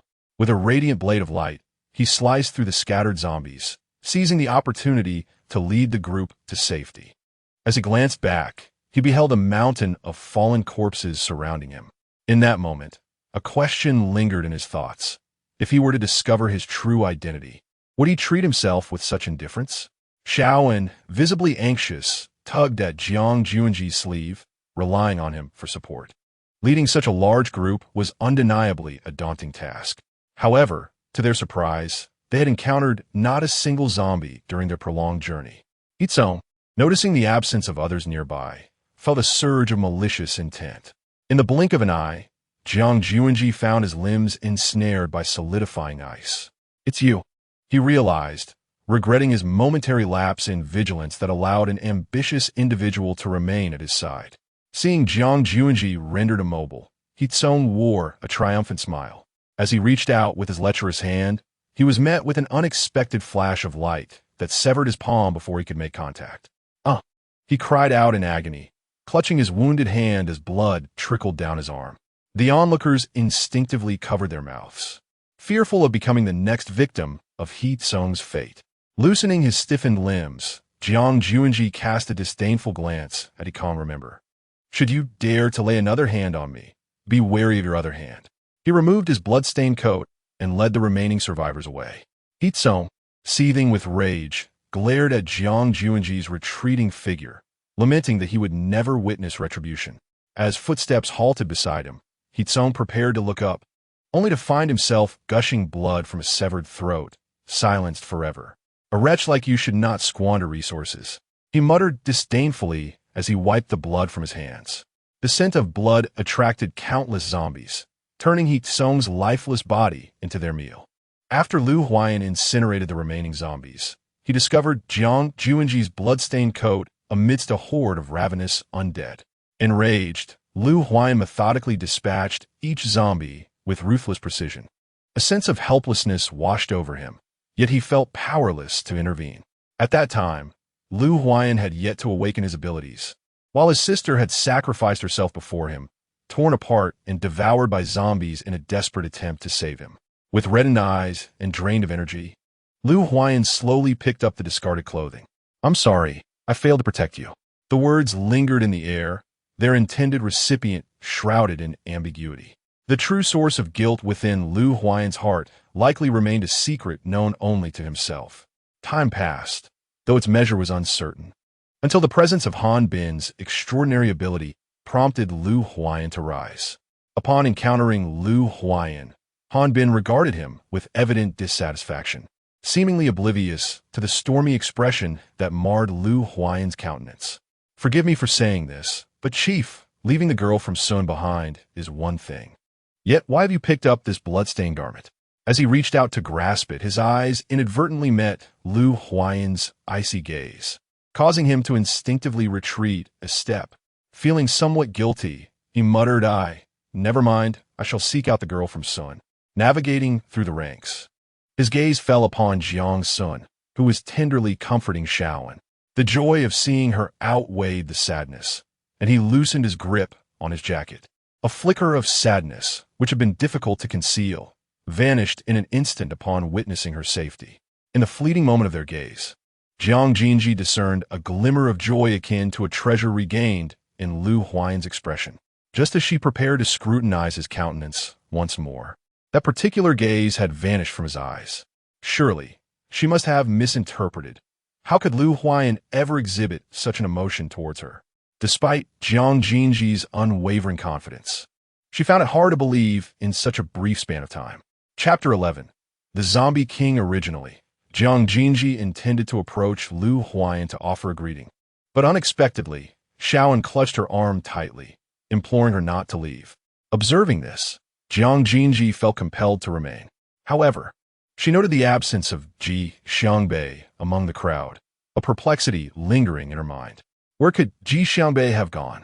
The question was first raised by Han Bin, who, while accounting for their numbers, discovered that one person was missing, a being devoid of any extraordinary abilities.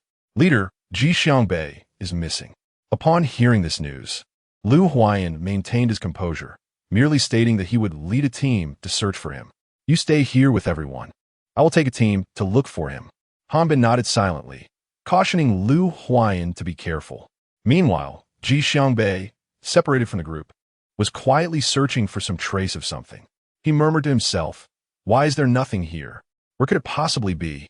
Just as he prepared to continue his search, he sensed something unusual, and he was certain it was not a zombie. When Lu Huan and his team arrived, they noticed a closed room that seemed peculiar. Cautiously, they entered, only to have a stool hurled at them. Fortunately, Lu Huan reacted swiftly and evaded it. Who goes there? Zombies lack such offensive capabilities. Thus, it was evident that a human or an ability user was present.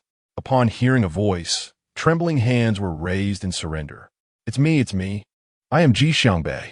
His quivering tone betrayed his fear. Noticing Lu Huan's scrutinizing gaze, Ji Xiangbei surmised that he was under suspicion, as Lu Huan had indeed brought him out with such intentions in mind. "I saw a zombie and was so terrified that I hid here alone."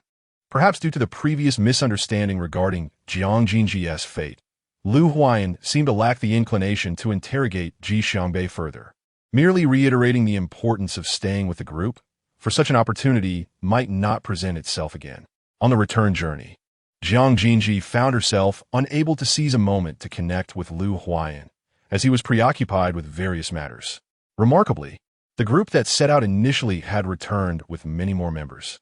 Many among them were merely ordinary individuals devoid of extraordinary abilities, huddled together in fear, expressing profound gratitude towards Lu Huan, who had rescued them and provided them with a sanctuary reminiscent of home. Some even knelt on the ground, including a few women of notable beauty. Despite having faced coercion from Heat Song in the past, in this post-apocalyptic world, the presence of a dependable man promised a semblance of stability in their lives. That very night, they began to subtly inquire about Lu Huan. Perhaps due to their arrival on the first day, Lu Huan had instructed his people to take special care of them, making it easier for them to gather information about him. From their inquiries, it became apparent that Lu Huan was preoccupied with various responsibilities within the camp, and there seemed to be no presence of any remarkable individuals around him. However, it was evident that Meng Chuyu in the camp harbored feelings for their leader. A kind-hearted individual even warned them that if they truly liked the leader, it would be wise to keep it from Meng Chuyu, lest they encounter difficulties. Many heeded this advice, yet some, like Su Xia, were unwilling to accept such limitations. Upon hearing her haughty tone, the individual, fearing complications, swiftly excused themselves and departed. As the onlookers gradually dispersed, Su Xia remained rooted in place. In the dark, foreboding hall of the zombie camp, a tall and striking figure stood at the center, listening indifferently to a report from a zombie below, his eyes betraying a flicker of emotion. How was she faring? Was she well? Although he was angered by her impulsive departure, Ji Yanli remained primarily concerned for her safety. In this world ravaged by the apocalypse, the most perilous threat was humanity itself. The zombie spoke incomprehensibly, yet Ji Yanli's demeanor suggested that his worries had lessened. Not only him, but the small zombie beside him also breathed a sigh of relief. For standing above was none other than the Zombie King, in whose eyes they felt as insignificant as ants. Ji Yanli still held the small porcelain doll he had crafted for her, though it was rather unappealing. It was a token of his affection. A man and a woman exchanged glances, and once the zombie had retreated, they finally spoke. In their relentless pursuit of Jiang Xunzhi's whereabouts, they had gone sleepless for several days, and at last they had received news of her. Given the king's evident concern for Miss Jiang, he was likely eager to reunite with her. Waving his hand, he decided to allow her to remain where she was for the time being, knowing her to be quite determined. Should he interfere with her plans, she would surely be displeased. A hint of indulgence colored his tone. The two below exchanged resigned looks. After departing, Mo Hai questioned, "Do you think the king has lost his mind? He is the one who sought her out, yet now he forbids them from searching. Does he no longer care for Miss Jiang?" Mo Hai gently pressed his fingers against the cold cheek of the poppy, pondering the possibility of indifference. If one were to dismiss it, I would rather believe it to be Miss Jiang. It seems only she could provoke such an emotional upheaval in Wang. The poppy, distressed, rested her forehead against her palm, resigning herself to their antics. Oh, how troublesome these two were. Unbeknownst to the poppy, Mo Hai's gaze was far from innocent. Though the poppy was not so easily pursued, having sworn never to engage with men again, it appeared her heart was no longer easily swayed. In Camp A, Jiang Xunzhi was slumped on his bed, troubled by the thought of whether the zombie had delivered his message to Ji Yanli. Surely, he must have been frantic searching for him these past days, wondering if he blamed him for his sudden departure. Resolute in his thoughts, Jiang Xunzhi began to reconsider the crux of the matter. For one individual to bear the blame for another, it must stem from either self-interest or emotion. From Jiang Xunzhi's observations, Ren Dong did not seem to be motivated by the former, suggesting it was indeed the latter, affection. Recalling the last time he witnessed the two in an embrace, it was likely that Ren Dong harbored feelings for Cui Xiu. Thus, the next step would be to approach this Cui Xiu.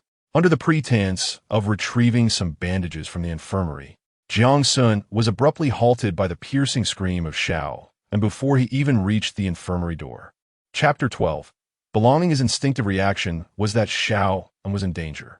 Without a moment's hesitation to consider the propriety of his actions, Jiang Xunzhi burst through the door, only to realize he had misjudged the situation. Xiao had bitten down on Cui Xiu's hand, blood oozing from the wound.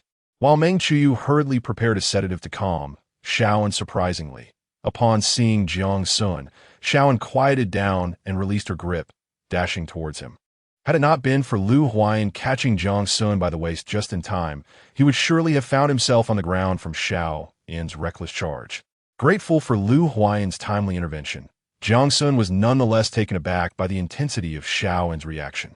"Bad person, sister mine," she exclaimed, eyeing Lu Huayan with suspicion, as if he intended to harm Jiang Xunzhi. Han Bin wore a dissatisfied expression, as though he were ready to defend Lu Huayan. "Enough, Han Bin," Lu Huayan interjected, unperturbed by such trivial matters. He had rushed here, worried for Jiang Xunzhi's safety upon witnessing her sudden entrance. "Huayan, what brings you here?" Meng Chuyu asked, surprised by the commotion unfolding. As she spoke, she instinctively positioned herself behind Jiang Xunzhi. However, Xiao's actions left Meng Chuyu in a predicament. Fearing that Lu Huayan might misunderstand her intentions, Meng Chuyu hastened to clarify, "No, Huayan, please believe me, I did not mean any harm. I merely wish to assess her condition. These are standard procedures we must adhere to upon entering our Camp A." The phrase "at a loss for words" aptly describes the situation at that moment. Upon regaining her composure, Jiang Xunzhi genuinely began to believe Meng Chuyu's words. Firstly, she had no reason to act in such a manner, and secondly, such actions would only invite trouble, especially in Lu Huayan's presence. Although the matter had been thoroughly investigated, Lu Huayan was acutely aware of who orchestrated the events surrounding the secret passage. Meng Chuyu, too, understood this, even if Lu Huayan truly believed she was not the mastermind. The seeds of doubt once sown would not easily fade. Patiently soothing Xiao, she awaited the child's emotional stabilization. "Xiao, could you tell your sister why you said that?" Xiao, confused, glanced at Jiang Xunzhi, then at the expressionless Lu Huayan. "That wicked woman pricked me with a needle. I was scared." After much hesitation, She finally conveyed the situation, revealing that the needle was merely intended to calm Xiao's emotions. As her unique abilities were crucial in critical moments, Meng Chuyao would not be so careless. Having learned the truth, Lu Huayan showed no sign of remorse. Remaining indifferent to Meng Chuyao's pleading gaze, his eyes solely fixed on Jiang Xunzhi. At that moment, a murderous intent stirred within her. Jiang Xunzhi could not be allowed to remain in Camp A, for she was undoubtedly a threat. From the very beginning, Meng Chuyao had held this conviction. If Jiang Xunzhi was not swiftly removed from his place, it would not be long before Lu Huayan could no longer tolerate her presence. Approaching Xiaoan with warmth and kindness, Meng Chuyao understood that Lu Huayan valued the child's abilities.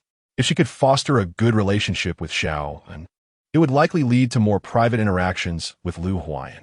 However, just as her hand reached out to touch Xiaoan, the child opened her mouth, vehemently resisting Meng Chuyao's approach. Upon hearing Meng Chuyao's words, Jiang Xunzhi recognized her ill intentions. Xiaoan was unaware of the extent of the distress she would face in her care. Her schemes must not succeed. Chief, why not let Xiaoan stay with me? You can see how stable she is when she is with me. An atmosphere of hostility ignited instantly, observing Jiang Xunzhi's seemingly innocent demeanor. Meng Chuyao felt an overwhelming urge to silence her. It seemed they were all awaiting Lu Huayan's decision, and even Jiang Xunzhi felt uncertain at that moment. In reality, Meng Chuyao had spent more time with Lu Huayan, while Jiang Xunzhi was merely a newcomer. Then let Xiaoan accompany you, came the response. Who?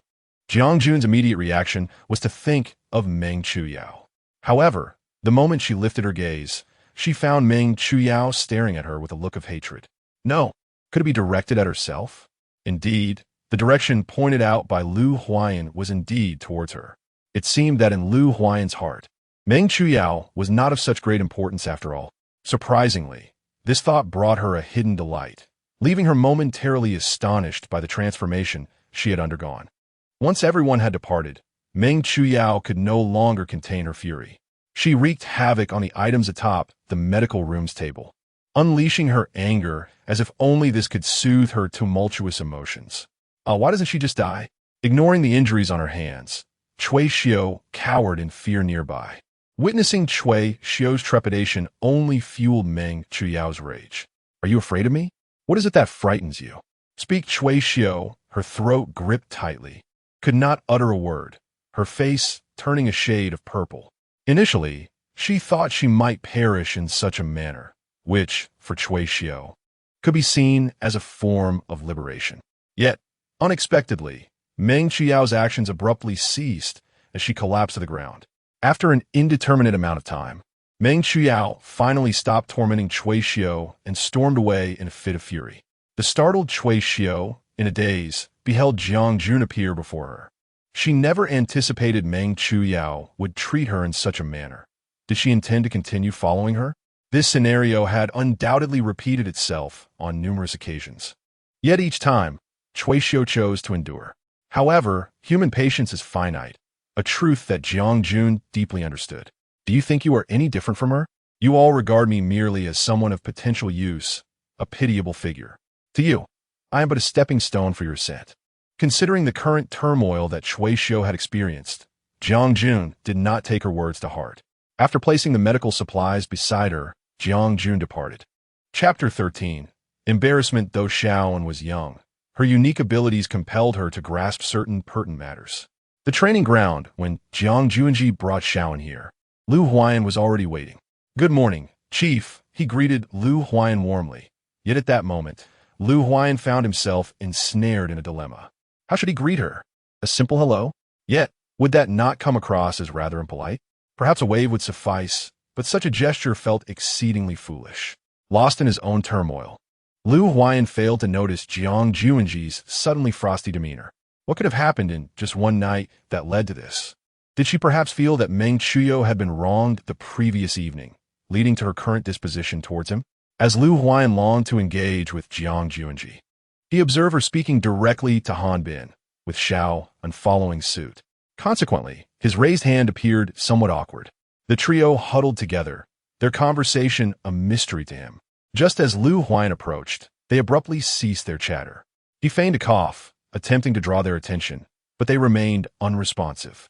It was one thing for Han Bin to disregard him, but Jiang Xunzhi, who typically would inquire if he was unwell, had yet to spare him a glance.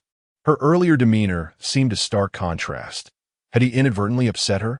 Thus, as time passed, Lu Huan taught Xiao, and while pondering what transgression he might have committed, he appeared distracted. Even Han Bin, normally oblivious, sensed something amiss. Taking the opportunity, he approached Jiang Xunzhi to inquire about the situation. "Xunzhi, I hope you haven't had a falling out with the chief?" he ventured, before quickly retracting, "Of course not. Perhaps the chief is merely in a foul mood today." Observing Lu Huan closely, Han Bin pondered further, considering that women have their monthly cycles. Could it be that the chief too experiences such moments? With this thought lingering, he intended to rush to the dining hall after training, only to be halted by Lu Huan's call. However, Lu Huan hesitated, unable to articulate the matter clearly. As the minutes ticked by, Han Bin, eager for his meal, grew impatient. "Chief, what is it that you wish to discuss?" "I'm rather hungry," he complained, while Lu Huan appeared increasingly uncomfortable. "Well, it's just that," he stammered. After a prolonged pause, Han Bin grew anxious. "What exactly do you want to say?" "Chief." In a moment of urgency, Lu Huan blurted out, "Did Jiang Xunzhi mention anything to you today?" Even he was taken aback by his own words. It seemed as though Han Bin had suddenly gained insight. It was evident that the two individuals were at odds. He remarked on how peculiar Sun Ji appeared today. Upon mentioning this, Han Bin's demeanor brightened significantly. Sun Ji, however, pointed out that perhaps the leader had done something to provoke her displeasure, despite her typically amiable temperament. Ignoring the gossipy Han Bin, Lu Huan began to comprehend the reason behind Jiang Xunzhi's irritation towards him. It must have been the incident from that morning when he had failed to greet her properly, a misunderstanding indeed. Lu Huan felt immense regret for not addressing her immediately, which might have prevented the misinterpretation of his intentions. At that moment, Jiang Xunzhi was preoccupied with contemplating Lu Huan's attitude towards her, oblivious to the presence of another individual nearby.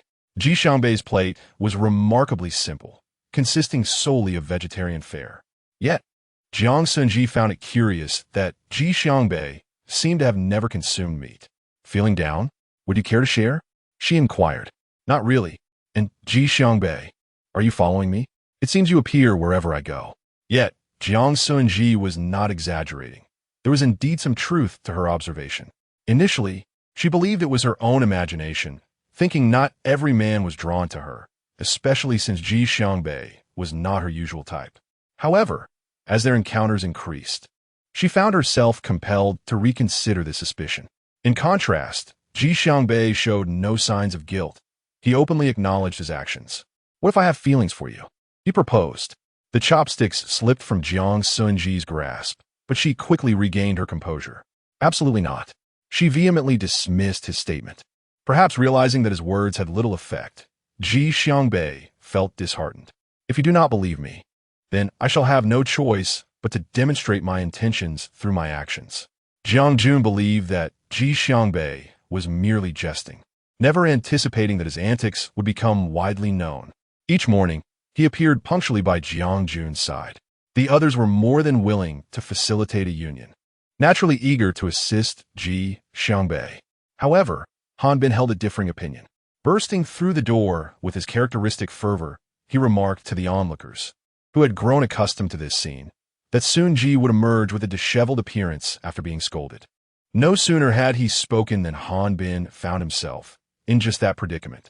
At that moment, Han Bin showed no fear of Lu Huan, as he was resolutely aligned with the leader and Jun's interests. "Leader, trouble is afoot. Your wife is at risk of being taken away." Lu Huan paused, his actions halted, and his piercing gaze lifted in confusion. "What wife?" Witnessing Lu's apparent ignorance, Han Bin grew noticeably anxious. "That scoundrel Ji Xiangbei is currently pursuing Jun. Why haven't you taken any action?" After a moment of silence, Lu merely responded with a nonchalant "Oh." Ji Xiangbei's pursuits were his own prerogative, and even if Jiang Jun reciprocated his affections, that was a matter solely between them, of no concern to him. Han Bin was nearly exasperated to the point of frustration, and with Lu Huayan's indifference leaving him speechless, he departed. Lu Huayan remained motionless for a long while, gazing into the distance, lost in thought. Chapter 14. A targeted approach. Did Lu Huayan truly say that? Han Bin exclaimed, his words direct as he spoke to Jiang Jun. Yet, Jiang Jun was taken aback by Lu Huayan's genuine sentiments, wondering if all previous efforts had been in vain. In that moment, she felt a flicker of disappointment. Before the emergence of zombies, she had been inundated with love letters, though they were ultimately confiscated by Ji Yanli under the guise of studying. Nevertheless, she considered herself somewhat experienced. Truly, Jun, though you've never confessed to liking our leader, it seems he harbors no such feelings toward you. Perhaps we should consider alternatives? Having spent considerable time together, Han Bin regarded Jiang Jun as a sister, and his intention was solely to shield her from heartache. The leader had previously shown no interest in romance, and Jiang Jun's presence had sparked an idea in Han Bin's mind, yet it now appeared futile. Han Bin, could you assist me with a favor? She whispered earnestly. After a prolonged moment, he replied, All right, Jun, leave it to me. However, Jiang Jun had more pressing matters to attend to. Knock, knock, knock. Noticing the commotion outside, Ji Xiangbei wore a triumphant smile. Miss Jiang, what brings you to my humble abode today? He strode in fearlessly, surveying the room's surroundings. I did not expect you to tidy up so well. Naturally, if you were to join me, I am confident I could make it even more immaculate. Such a bold statement, yet it is hardly surprising coming from Ji Xiangbei. He gradually leaned closer, quickly cornering himself between the wall and me. His body temperature was unusually high, almost alarmingly so. In an unexpected turn of events, Jiang Xunzhi took the initiative to place her hand on his shoulder, softly suggesting, Since you have so much free time, why not lend me a hand? Her mellifluous voice caused Ji Xiangbei to momentarily slow his movements. What sort of help? With her objective achieved, Jiang Xunzhi decided to drop the pretense. She pushed Ji Xiangbei away and called for Xiaoan to enter. Hearing her name, Xiaoan cheerfully approached Jiang Xunzhi. Be a good child, Xiaoan. Is it all right to stay with this big brother for now? I will come to fetch you once I finish my tasks. Xiaoan glanced at Ji Xiangbei, and though reluctant, she nodded obediently. Thus, Xiaoan was firmly placed in Ji Xiangbei's care. Observing Xiao and remaining in his room, Ji Xiangbei could only smile helplessly. Clearly, he had not anticipated Jiang Xunzhi would resort to such a tactic against him. After all, how difficult could it be to look after children? In the office, a cup of warm water was set upon the table. Lu Huayan initially thought it was merely left there by Han Bin. However, the individual did not seem inclined to leave after placing the cup down, perhaps still mulling over the events of the morning. Han Bin, whom she chooses to like, is her own business. We cannot interfere with her choices. And if my choice were you, how would you respond? A familiar voice broke through Lu Huayan's thoughts, causing him to falter slightly with the pen in his hand. He looked up to find her standing before him. Flustered, he stammered, I thought it was Han Bin. Lu Huayan, though our acquaintance has been brief, I must concede that you are remarkable, so remarkable that I have fallen for you at first sight. Such a bold confession was a first for Lu Huayan. Regrettably, he found himself at a loss on how to respond to a woman's declaration of affection. His intentions had never aligned with such matters, and he simply could not offer her the hopeful future she deserved. Jiang Xunzhi, you are wonderful, but I am not your ideal choice. Is that a rejection? Before Lu Huayan could utter another word, Jiang Xunzhi's eyes had already turned red, tears welling in her gaze. In that moment, he could only think, this is bad. I did not mean to hurt you. It is not that you are lacking. To his dismay, Jiang Xunzhi's tears only flowed more profusely. Her long eyelashes were adorned with glistening tears, resembling a delicate water lily emerging from the depths. Her petite lips were pressed together, valiantly stifling her sobs. Yet tears continued to cascade down her cheeks. He could distinctly see her tears falling, and with each drop, his heart twisted painfully. A wave of indescribable sorrow surging within him, choking him to silence. A flicker of panic crossed his usually indifferent gaze, yet he chose to approach her, gently patting her to soothe her troubled spirit. Once her emotions settled momentarily, he spoke again. You are remarkable, but in this apocalyptic world, I have no choice. Do you understand? Perhaps the helplessness and sadness in Lu Huayan's words prompted Jiang Xunzhi to embrace him, pressing tightly against his chest. His rigid body remained unresponsive, merely standing there in a daze. I understand. So you don't actually dislike me that much? Confused by Jiang Xunzhi's inquiry, he wondered why she thought he disliked her. Upon mentioning this topic, her expression grew even more aggrieved, her voice quivering with suppressed tears. Her complaints, tinged with emotion, came out in fragmented phrases, further intensifying Lu Huayan's discomfort. He instinctively offered her the glass of water that had originally belonged to him. Drink some water, take a moment to calm down. Observing Jiang Xunzhi obediently sipping the water, he quickly added, I didn't intentionally ignore you last time. I was preoccupied with other thoughts and didn't notice. I apologize for that. Of course, Lu Huayan could not divulge the reasons for his distraction. After all, the young lady already harbored feelings for him, and revealing his own affections would complicate matters even further. Really? Indeed, I assure you. Jiang Xunzhi's emotions temporarily eased, and in a moment unnoticed by others, she smiled gently. It seemed her strategy for the day had proven effective. He indeed cared for her. Meanwhile, Hanbin cautiously peeked through the crack of the door, feeling more anxious than when battling zombies upon witnessing Jiang Xunzhi and Lu Huayan in an embrace. A radiant smile adorned his face, affirming his conviction that he could not have misjudged. Perhaps in Han Bin's heart, Jiang Xunzhi and Lu Huayan were a perfectly matched pair. Lost in excitement and the unfolding drama, he neglected the fervor of his own actions, inadvertently pushing the door open. Upon hearing the commotion, Lu Huayan instinctively pushed Jiang Xunzhi away, awkwardly adjusting his attire. To his astonishment, the intruder was none other than Han Bin, who responded sharply, Get out. Chapter 15. Two well-behaved Han Bin sprawled on the floor, startled by Lu Huayan's tone. Without a moment to brush off the dust from his face, he hurriedly grabbed his shoes and departed. I have matters to attend to. I'll take my leave. His conduct was almost too well-behaved, compelling her to reach out. The one who openly confessed to himself was also himself. The person who hurriedly left in shyness was likewise himself. Observing Jiang Xunzhi's bashful retreat left Lu Huayan at a loss. If he truly possessed a visible future, how could he not yearn for it? Ambling along the path, he felt a sense of delight over the recent events, only to inadvertently collide with someone. Ouch! Su Shiya clutched her arm, her expression sour as she prepared to admonish the person before her, only to find a familiar face. I'm sorry, I wasn't watching where I was going. Are you all right? Jiang Sun's impression of her had faded significantly. It was likely that he had collided with her first, hence the apologetic gaze he cast upon her. It's nothing. Miss Jiang, you saved me before. I have yet to express my gratitude in person, she replied. With Su Shiya's reminder, Jiang Sun managed to summon a faint recollection of her.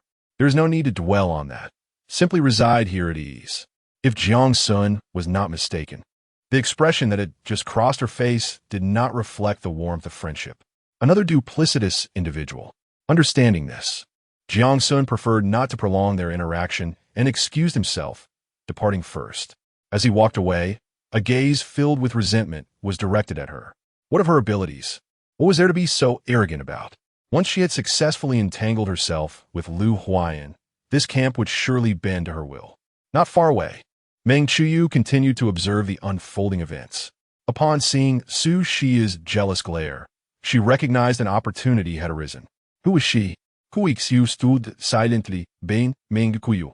Her head bowed. The last part of that sentence was added by Cui Xiu, who had also noticed the situation and harbored thoughts of assisting Jiang Sun. Oh, what sort of unrest are you referring to? After some hesitation, Cui Xiu remained silent. However, Meng Chuyu was growing slightly impatient. Speak. It has been noted that she frequently enters and exits near the leader's workspace. Such an overt statement was not lost on Meng Chuyu. An ordinary person devoid of abilities, and I hear she is rather unsavory. How dare she contend with me? Yet she still holds some value for my plans. I have a scheme to kill two birds with one stone. Meng Chuyu's thoughts remained a mystery. A strange smile crept across her lips, causing Cui Xiu to break into a cold sweat. Meanwhile, before Jiang Sun could enter his quarters, he heard loud shouts. Frowning, He prepared to investigate the commotion. Just then, Ji Xiangbei sensed Jiang Xun's presence and promptly opened the door. Shaoan rushed out after Ji Xiangbei, her hurried steps almost causing him to twist his ankle. Observing Ji Xiangbei's description of Shaoan, Jiang Xun found it somewhat amusing. "Shaoan, come here, sister." Watching Shaoan, who had previously refused to heed his words, now cling to Jiang Xun, Ji Xiangbei felt an urge to discipline her. Pointing at Shaoan, he looked at Jiang Xun with a pained expression. "Ask her what she has done to my room." Instantly shifting his stance, Jiang Xun replied, "But Shaoan is so small. What could she have possibly done to you?" "Ji Xiangbei, do not overreact." "Am I overreacting? Do you have any idea that she dismantled my bed, shattered my wardrobe, and defaced my walls with graffiti?" It would suffice to say that, while these incidents are troubling, what truly astounds me is that she took the liberty of cutting my clothes while I was asleep, even going so far as to adorn my face with a chaotic array of drawings. You expect me not to be overly alarmed? This marked the first occasion when Ji Xiangbei articulated such a lengthy lament. Had he not been genuinely exasperated, he would not have expressed himself in such a manner. Perhaps it is indeed Shaoan who has erred, and with a sense of hesitant curiosity, I followed him inside to witness the scene. The sight that greeted me was nothing short of shocking.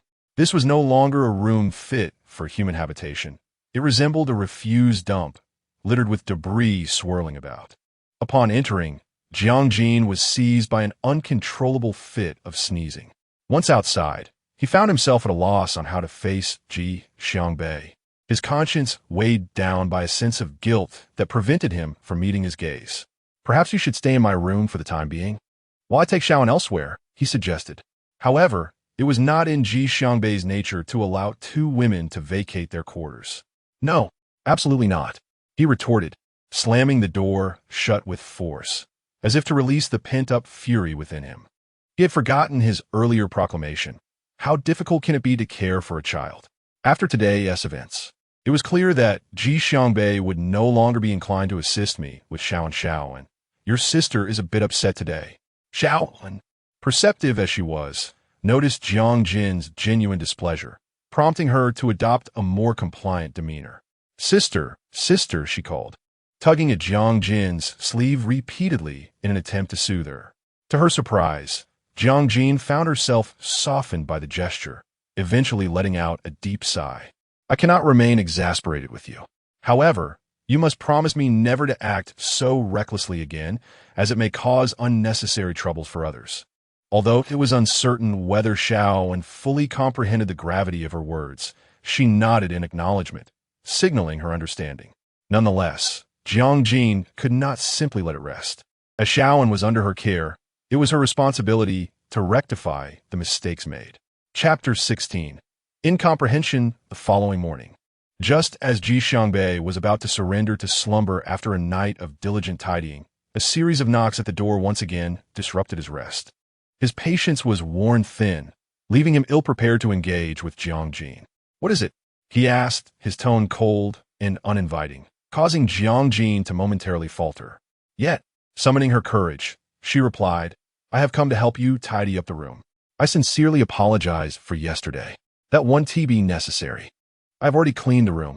I am closing the door now. Do you have any further business?" Ji Xiangbei's dismissal left Jiang Jin with no choice but to reiterate her apologies.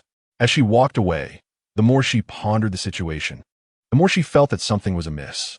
What could have caused Ji Xiangbei's demeanor to shift so dramatically? His temperament seemed to oscillate unpredictably. In the confines of the room, Ji Xiangbei endured the excruciating pain that coursed through his body. Should Jiang Xunzhi remain any longer, he could not guarantee his ability to maintain his composure. Perhaps the agony was too overwhelming, as the veins on his forehead threatened to burst.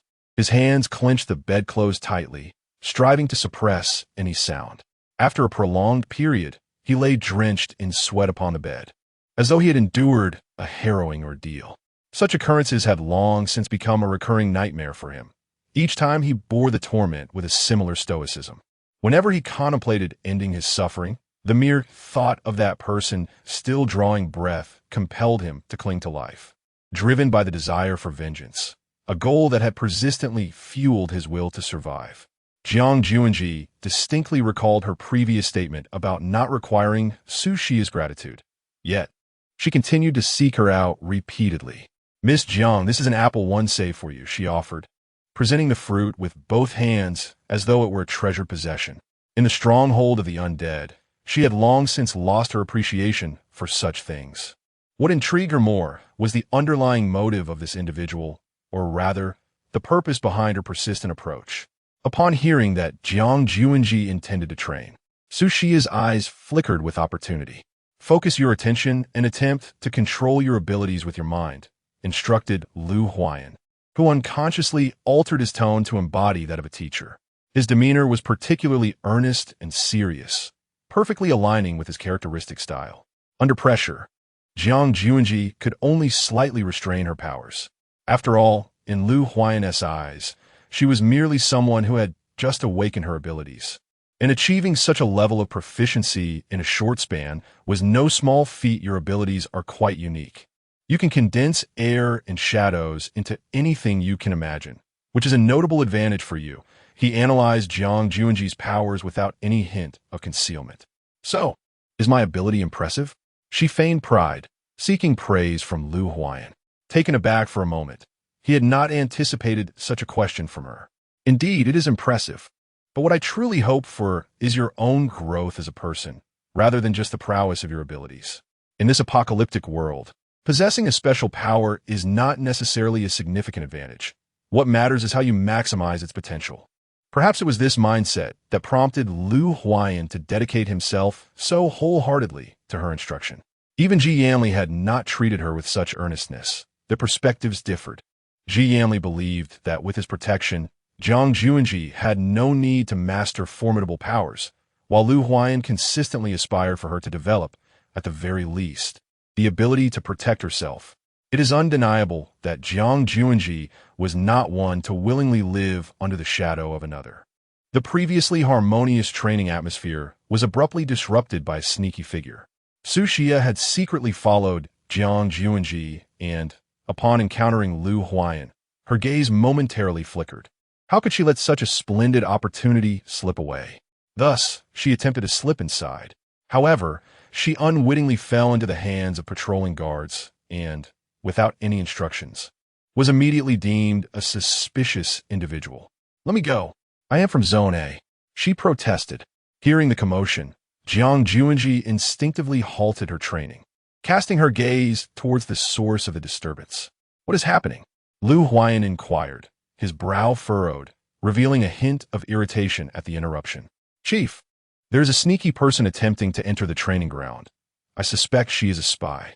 After all, those in area are well aware that entry into the training grounds is strictly prohibited without prior authorization, especially for someone as unfamiliar as Su-She." Upon encountering Lu Huayan, Su-She's heart raced with excitement, as if she had spotted a savior. Her exaggerated demeanor was utterly repugnant to Jiang Xunzhi, who could not help but feel disgusted. Even Lu Huayan gleaned the essence of her words. Unauthorized access to the training grounds incurs a penalty. Considering this is your first offense, you shall be assigned to clean the camp corridors for 3 days.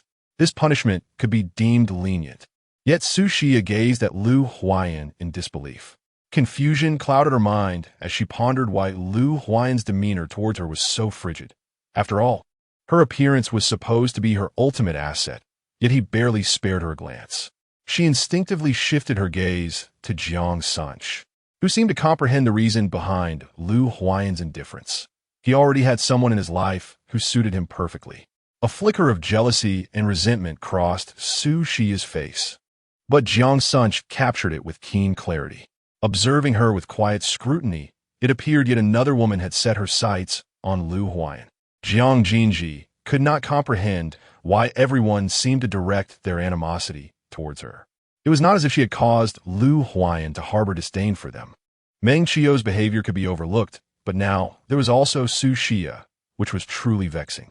The recent incident had extinguished Jiang Xunzhi's motivation to practice. "Leader, I have other matters to attend to. Perhaps we should conclude our session for today." Lu Huayan acquiesced, though his gaze towards Jiang Xunzhi was tinged with a hint of exasperation. If he was not mistaken, It was likely the incident involving Xia that had affected Jiang Xunzhi. Reflecting on his previous rejection of Jiang Xunzhi's words, he wondered if it had stirred up old grievances, yet she had seemed perfectly fine before. Lu Huayan, perplexed by the complexities of a woman's heart, found himself lost in thought within the confines of his office.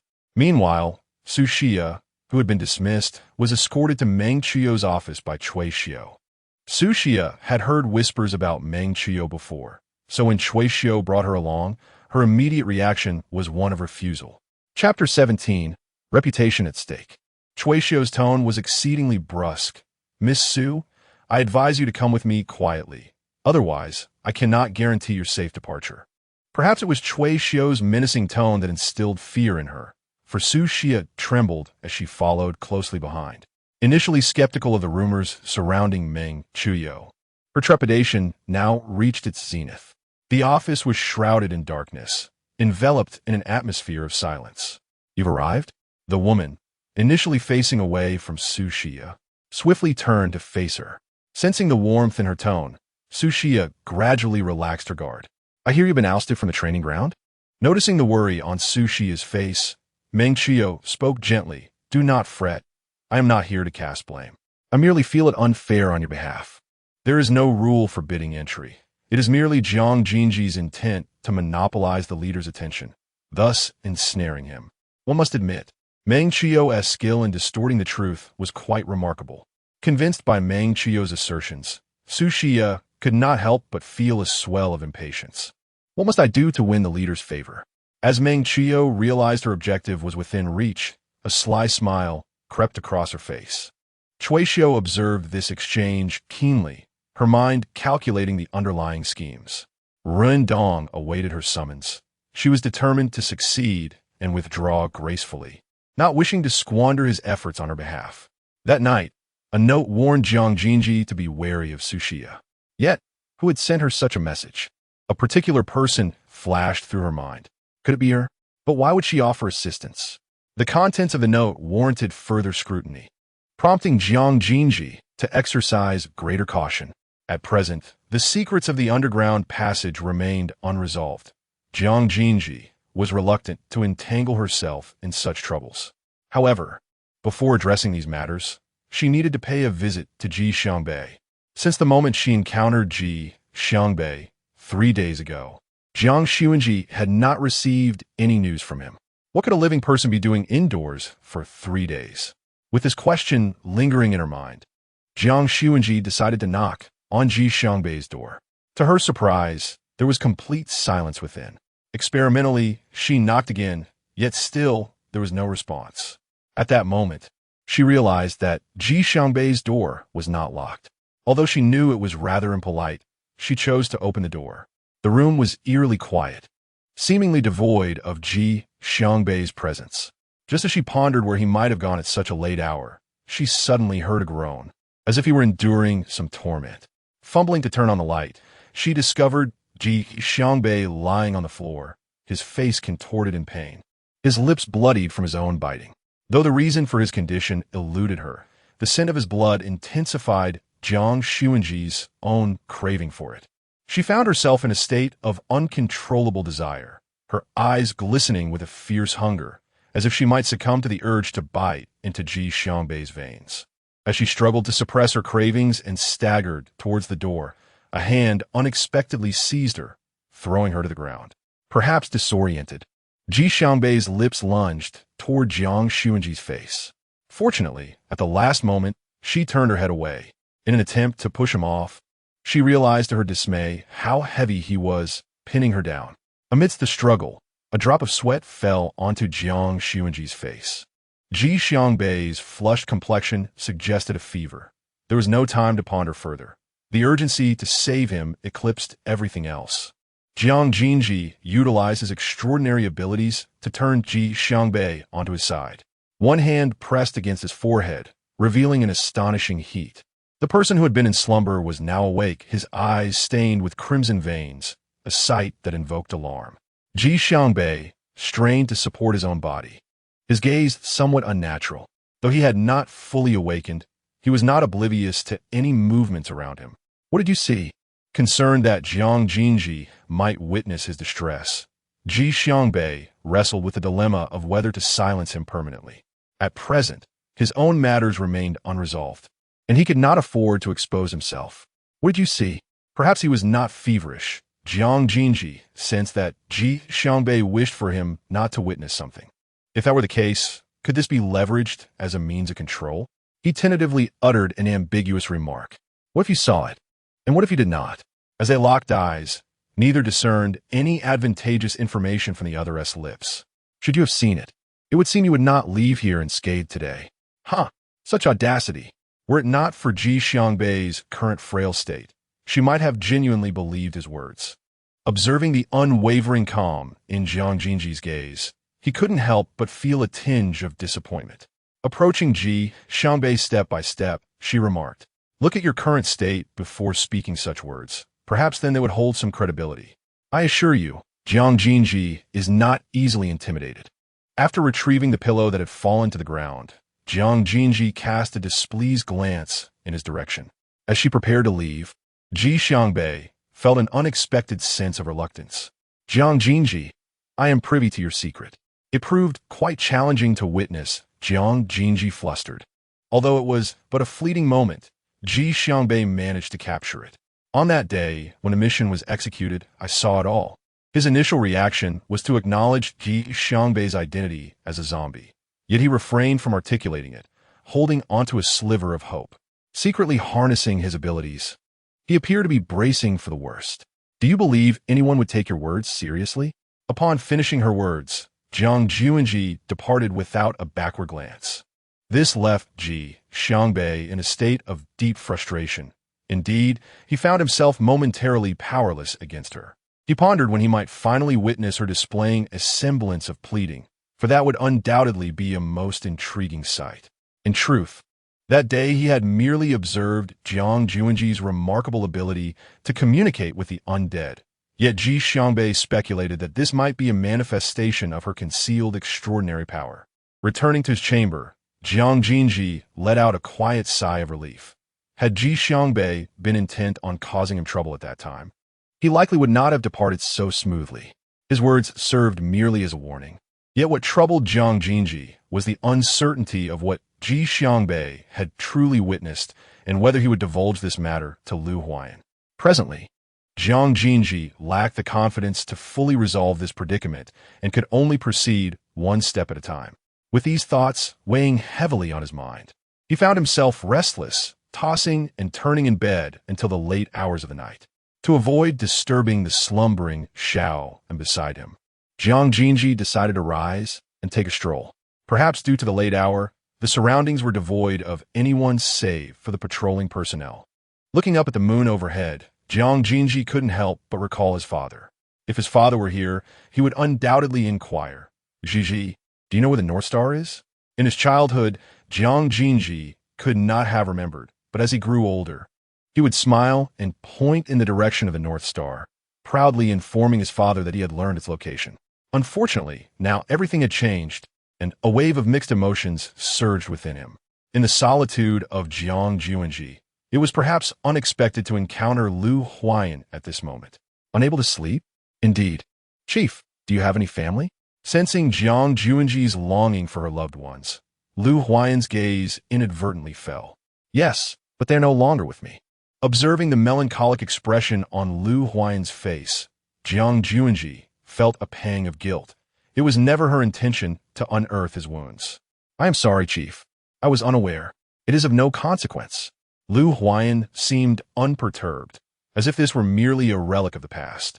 "If you miss your family, just look up at the stars. Perhaps your loved ones are gazing at the same sky. Indeed, if I were to relinquish the search for my father, he would truly vanish from this world." Perhaps Lu Huayan's words had a soothing effect, for Jiang Xunzhi's heart was no longer burdened as before. Chapter 18. Anniversary celebration. A gust of cold wind swept through, yet it posed no discomfort to Jiang Xunzhi. However, when Lu Huayan draped his coat over her shoulders, her heart softened instantly. "Chief, I'm not cold. You should wear it yourself." Yet, it seemed Lu Huayan had not heard her, as he gazed skyward, lost in thought. Perhaps, in that moment, Lu Huayan, too, was reminiscing about his family. Yet, witnessing Lu Huayan in such a state, a gentle, warm atmosphere enveloped him, igniting boundless imagination. Jiang Jin was unaware of how long she had been there, long enough to have fallen asleep. Feeling a weight upon his shoulder, Lu Huayan turned his head to look. Perhaps it was his overconfidence in himself that rendered him so defenseless. A sentiment of affection for her surfaced on his face. Perhaps a feeling that could only be candidly expressed in this moment. As he lifted her, he inadvertently brushed against her icy body. He paused for a moment, bewildered by the chill of her form, which felt almost unearthly, as if she were not truly alive. The person beside him seemed to sense the discomfort of the position and let out a soft groan, which roused Lu Huayan from his reverie. Contemplating his earlier, utterly absurd thought, he found it laughable. How could a living, breathing person possibly be dead? Everything had its rationale. It was merely his trust that led him to refrain from doubt. Sister, where are you? Jiang Xunzhi heard Xiao En's voice, prompting her to descend from Lu Huayan's bed. Indeed, you read that correctly. It was Lu Huayan's bed. Last night, with nowhere else to turn. Lu Huayan had cradled the slumbering Jiang Xunzhi and placed her on his bed while he spent the night on the couch in the living room. The mere thought of being seen emerging from Lu Huayan's room would undoubtedly fuel the rampant gossip outside, causing a throbbing pain in Jiang Xunzhi's head. Although she initially intended to create an air of ambiguity with Lu Huayan, the overwhelming attention could easily lead to unintended consequences. She cautiously called out to Xiao En's name, and upon hearing her voice, Xiao En ceased her shouting. Upon seeing Jiang Xunzhi emerge from Lu Huayan's room, a puzzled Xiao En stared at her intently. Sister, why did you come out from here? Jiang Xunzhi found herself at a loss for a reasonable explanation. Well, last night. She hesitated before continuing. Never mind. Xiao En, promise me one thing. Do not tell anyone about my coming out of this room today. Although unsure of her sister's reasoning, Xiao En had always been obedient to Jiang Xunzhi. After hearing Xiao En's promise, Jiang Xunzhi finally breathed a sigh of relief. What situation this is? Thankfully, I reacted quickly. When she next encountered Lu Huayan, he appeared as if nothing had transpired. This was a relief, as it spared her from constant worry. Yet, Jiang Xunzhi couldn't shake an indescribable feeling of loss. Noticing Jiang Xunzhi's melancholic demeanor, Hanbin felt puzzled, wondering if she found the monotony of staying in area tiresome. Suddenly, he recalled the upcoming event. Xunzhi, let's participate in the anniversary celebration of Area A together in a few days. An event? Jiang Xunzhi was not the only one confused. Many newcomers shared similar sentiments. Indeed, although we exist in a different era now, we still share a common belief and hope. Hanbin scratched his head, seemingly a bit embarrassed. Of course, those words aren't mine. They're from the leader. The leader believes we shouldn't remain perpetually somber. We need moments of entertainment to unwind. Jiang Xunzhi had not considered this perspective. Before the emergence of zombies, her life had always been like this. That's true. He is right. Perhaps in preparation for the forthcoming anniversary, Area A had become bustling with activity in recent days. Everyone was busy, yet under Lu Huayan's governance, everything appeared to be organized. Due to a shortage of personnel, the responsibility of caring for the children had fallen to Jiang Xunzhi. In truth, this predicament was not originally hers to bear, but rather a consequence of Meng Chuyo's instigation. Miss Jiang is participating in our anniversary celebration for the first time and may lack experience. Perhaps she could assist us by watching over the children that day. Han Bin, standing nearby, wished to defend Jiang Sun's honor, yet his solitary efforts proved insufficient. He reached out to stop Han Bin from speaking on his behalf and shook his head. Very well, I am willing to care for the children during this time. Upon realizing her objectives had been achieved, Meng Chuyo wore a triumphant smile. In that case, this significant responsibility shall be entrusted to you, Miss Jiang. You must ensure the children's well-being, for they are the hope of our District A, and we cannot afford any mistakes. How could Jiang Xunzhi possibly fail to perceive the subtle implications in Meng Chuyao's words? She was indeed issuing a veiled threat. Sister Chunyao, rest assured, I shall take good care of the children. Once Meng Chunyao departed, Hanbin contemplated seeking out Lu Huayan to address the matter. No, I must consult the leader. Meng Chunyao is certain to create difficulties for you. Once the anniversary celebration commences, the children will undoubtedly run amok. How could you manage so many on your own? If anything goes awry, the parents will surely not let you off the hook. Even Han Bin understood this principle. How could Jiang Xunzhi be oblivious? However, with the arrow knocked, she had no choice but to act. In order to discern Meng Chunyao's next move, she must play along. Brother Han Bin, do not worry, I have a plan in mind. Despite her assurances, Han Bin remained deeply concerned. Having promised Xunzhi not to disclose this matter to the leader, he had been preoccupied with his own affairs while also assisting Jiang Xunzhi in familiarizing herself with the children. The children in Area A were divided into two distinct groups, one comprising the offspring of ability users, and the other consisting of those whose parents lacked such powers. Coincidentally, the group assigned to Jiang Xunzhi was particularly exceptional. At least one parent of these children possessed abilities. If anything were to happen to them, even Lu Huayan would find it challenging to aid Jiang Xunzhi. Contemplating this, a troubled expression crossed Jiang Xunzhi's face, for she had never before interacted with children. Fortunately, her appearance granted her a semblance of allure. Children are naturally drawn to beauty, even in people. Upon first encountering Jiang Xunzhi, they eagerly gathered around her. Sister, who are you? Sister, you are so beautiful. Sister, may I hold your hand? The warm reception from the children alleviated much of Jiang Xunzhi's inner trepidation. After a mere morning spent together, she gained a preliminary understanding of the children in her care. Children can be both challenging and easy to manage.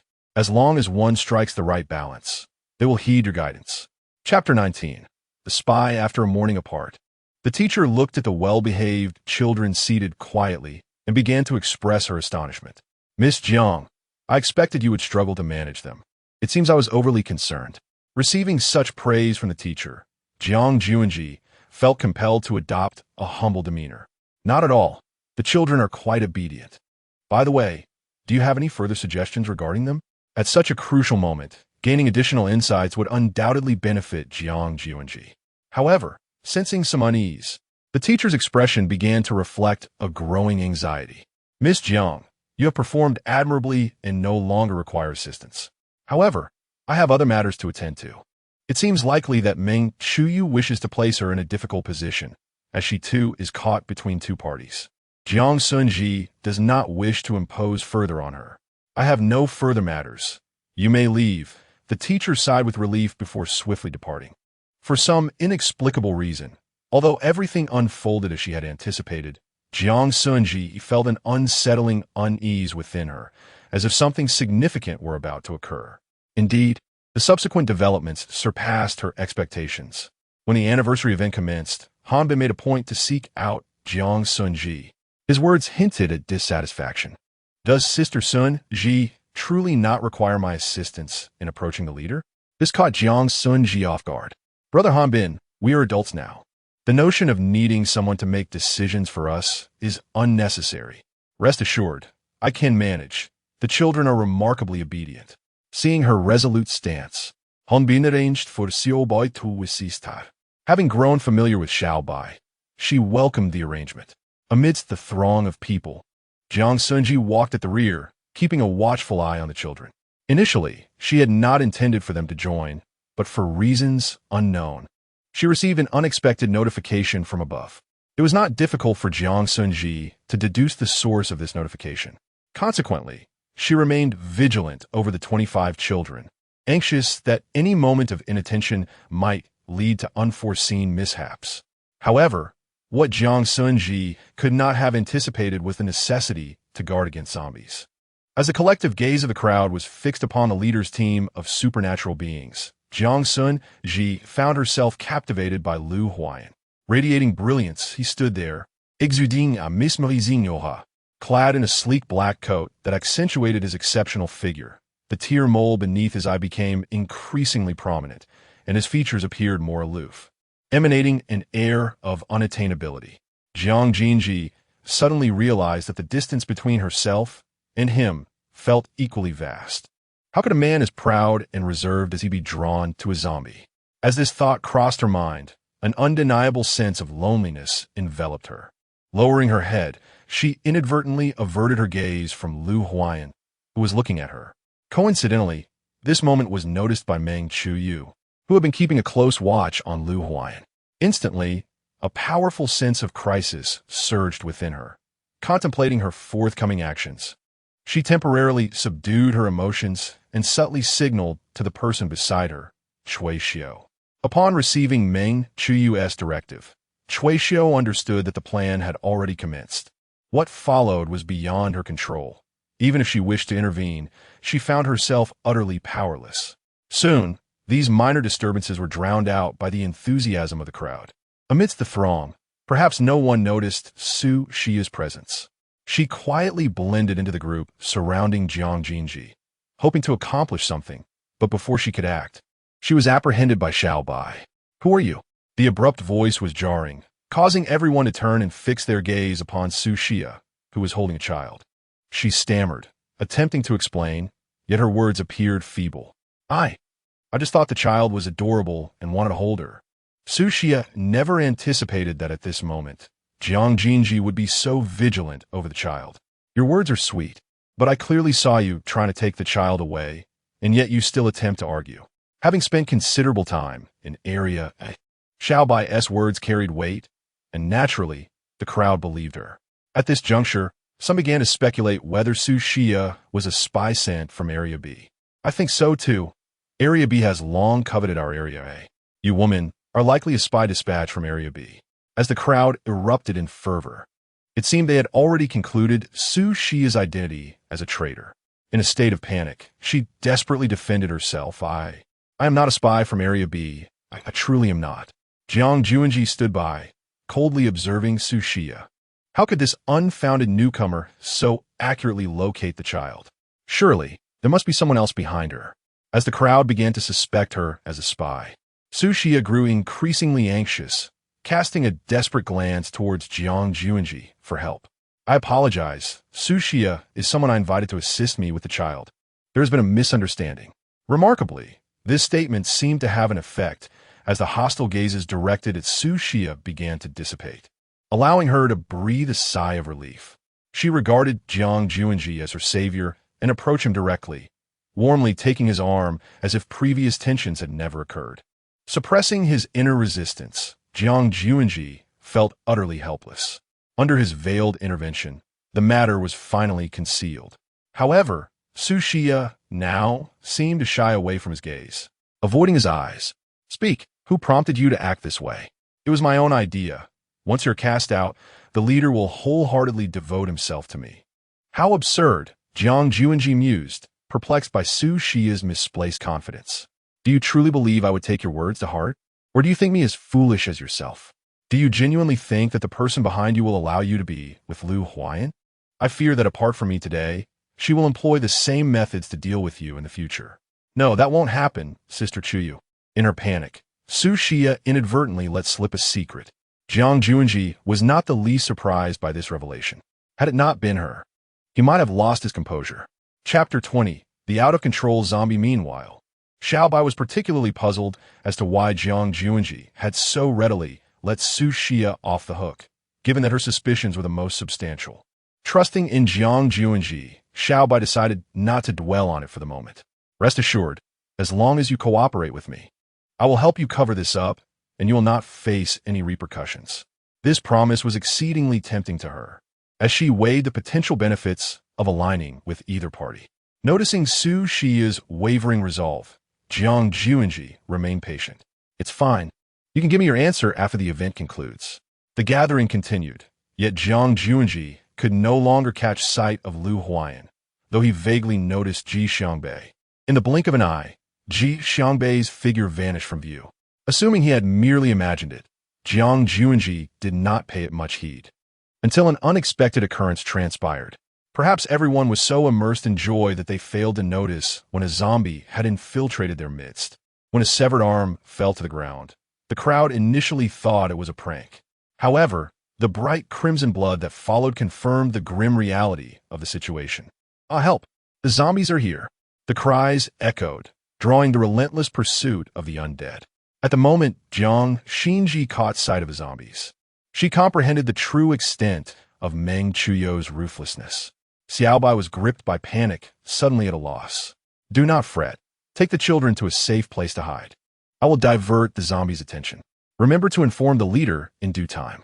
This was Jiang Xunzhi's final counsel to Xiaobai before she hastily departed. Miss Jiang. The figure of Jiang Xunzhi, sprinting ahead, seemed oblivious to Xiaobai's calls, wholly focused on drawing the zombies' gaze. The children clutched tightly to Xiaobai's sleeve, cowering in fear behind her. Witnessing their terror, Xiaobai felt utterly helpless. She could only momentarily seek refuge with the children, praying for Miss Jiang's safety. Those at the rear of the group were mere ordinary individuals, devoid of any abilities, utterly defenseless against the onslaught of the zombies. Despite their heightened survival instincts, they were powerless against the assault. Just when despair loomed, Jiang Xunzhi's arrival ignited a glimmer of hope for survival. Hurry, run towards the main force. I will hold them off here. Despite her seemingly frail stature, her words resonated with a commanding aura that left everyone awestruck. This was not a moment for hesitation. Witnessing Jiang Xunzhi exert herself to buy them time brought tears to their eyes. Thank you. We shall never forget your immense kindness. Thank you. Thank you. A peculiar sentiment enveloped Jiang Xunzhi's heart, and in that moment, she grasped the essence of redemption. Perhaps this was the reason Lu Huayan persisted. With reddened eyes, she stifled her emotions, transforming them into motivation. As she observed the crowd gradually disperse, Jiang Xunzhi managed to steady her heart. Enough! How dare you lay hands on me? Were anyone to witness Jiang Xunzhi conversing with the zombies, they would surely be astounded. Yet, at that moment, she sensed something amiss. The horde of zombies appeared to regard her as their next meal. Refraining from suppressing her abilities, Jiang Xunzhi's mood soured like a treacherous mountain path. Are you all tired of living? Open your eyes and behold who stands before you. Perhaps her words struck a chord, as the zombies ceased their actions, exchanging bewildered glances. However, just when Jiang Xunzhi thought she could catch her breath, they suddenly grew restless, baring their teeth and charging toward her. This is the first time Jiang Xunzhi has witnessed such a grotesque display of the undead. It truly strikes her as rather unsightly. She can hardly endure it any longer. If Ji Yanli were here, she would certainly demand he teach this unruly horde of zombies a lesson. The pent-up fury within her can no longer be contained. Today, she shall deliver a thorough reprimand to them. Shadows coalesce into blades, swiftly severing the heads of the zombies. Concealed in the darkness, Ji Xiangbei observes this scene, covering his head in fright. This woman is exceedingly brutal. He begins to ponder whether he has inadvertently provoked Jiang Xunzhi lately, as he feels an unsettling chill of perspiration trickling down his back. The disheveled Jiang Xunzhi, now even more incensed, is filled with wrath. Upon receiving the message, Lu Huayan arrives just in time to witness this chaotic tableau. I'm being dumbfounded. Surveying the aftermath of the battle, unsure of what to say. Is this truly the frail Jiang Xunzhi he once knew? Leader, do we still need to assist? You go send someone to repair the southern wall. I will handle things here. Meanwhile, Jiang Xunzhi remains engrossed in her slaughter of the zombies, oblivious to Lu Huayan's arrival. It is Ji Xiangbei who first perceives Lu Huayan's presence, letting out a quiet sigh. It seems the spectacle is drawing to a close, which is somewhat disappointing. Yet he has gleaned something from it. Now is not the opportune moment. Ji Xiangbei cannot allow Lu Huayan to discover his presence. After all, a person's stamina is finite. And just as Jiang Xunzhi considers pausing to catch her breath, she suddenly senses another's presence. A blade of light forms in her palm, ready to strike should any threat arise. But it is Lu Huayan. The moment she recognizes him, panic seizes her. What if he witnessed everything? The thought of him having seen her in such a state sends a wave of dread through her. At that very moment of distraction, a zombie lunges at her. Unbeknownst to her, she narrowly avoids the attack, thanks to Lu Huayan's timely intervention. As she gazes at the charred remains of the assailant, she swallows hard. Trembling, she turns to Lu Huayan. Leader, how did you arrive here? Lu Huayan watches as the once fierce woman suddenly appears small and helpless. The stark contrast nearly overwhelming his composure. Here, wipe this. He straightforwardly hands her a handkerchief, seemingly unconcerned about the previous events. This only deepens Jiang Xunzhi's uncertainty. Did Lu Huayan truly see her actions? Yet, his nonchalant demeanor, coupled with his lack of inquiry, leads Jiang Xunzhi to believe he has indeed overlooked her behavior. Tentatively, she asks Lu Huayan, "Leader, did you just arrive? You cannot fathom the fear that gripped me moments ago. I thought I might never see you again." My eyes were misty, as if tears were on the brink of cascading down my cheeks. Lu Huayan's hand, suspended in the air, faltered momentarily, his brow furrowing as he found himself at a loss for words. Since she wished to keep him uninformed, he resolved to feign ignorance as if nothing had transpired. "I apologize for my tardiness. Rest assured, I shall investigate this matter thoroughly and provide you with an explanation." An explanation? Hearing Lu Huayan's words made Jiang Xunzhi realize he had not fully grasped the gravity of his previous actions. At this thought, a sense of relief washed over her. Had Lu Huayan witnessed her in such a state, her image in his eyes would surely have suffered irreparable damage. With Lu Huayan's assistance, the zombies within the camp were swiftly vanquished. Chapter 21. The scapegoat, those whom Jiang Xunzhi had protected and allowed to escape, hurried over to express their heartfelt gratitude. "You needn't be so formal. It is merely what I ought to do." Observing Jiang Xunzhi's poised demeanor, the crowd's perception of her became markedly more favorable. Even the parents of the children began to present her with their personal belongings, insisting, "Miss Jiang, had it not been for your presence, I might never have seen my child again." Although Jiang Xunzhi did not divulge the specifics of her actions, Little Bai could not refrain from extolling her virtues within the camp. "You are too modest. The safety of the children is the greatest reward." Children are the lifeblood of their parents, and with Jiang Xunzhi having rescued so many, her reputation in Area A flourished. Meanwhile, Meng Chuyo, upon learning that her scheme had failed and that Jiang Xunzhi had garnered praise, felt her frustration intensify.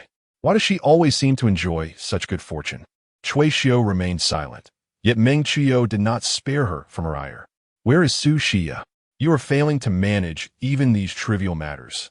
You should know what to do." From the outset, when she unleashed the zombies, Meng Chuyo had already plotted her escape route.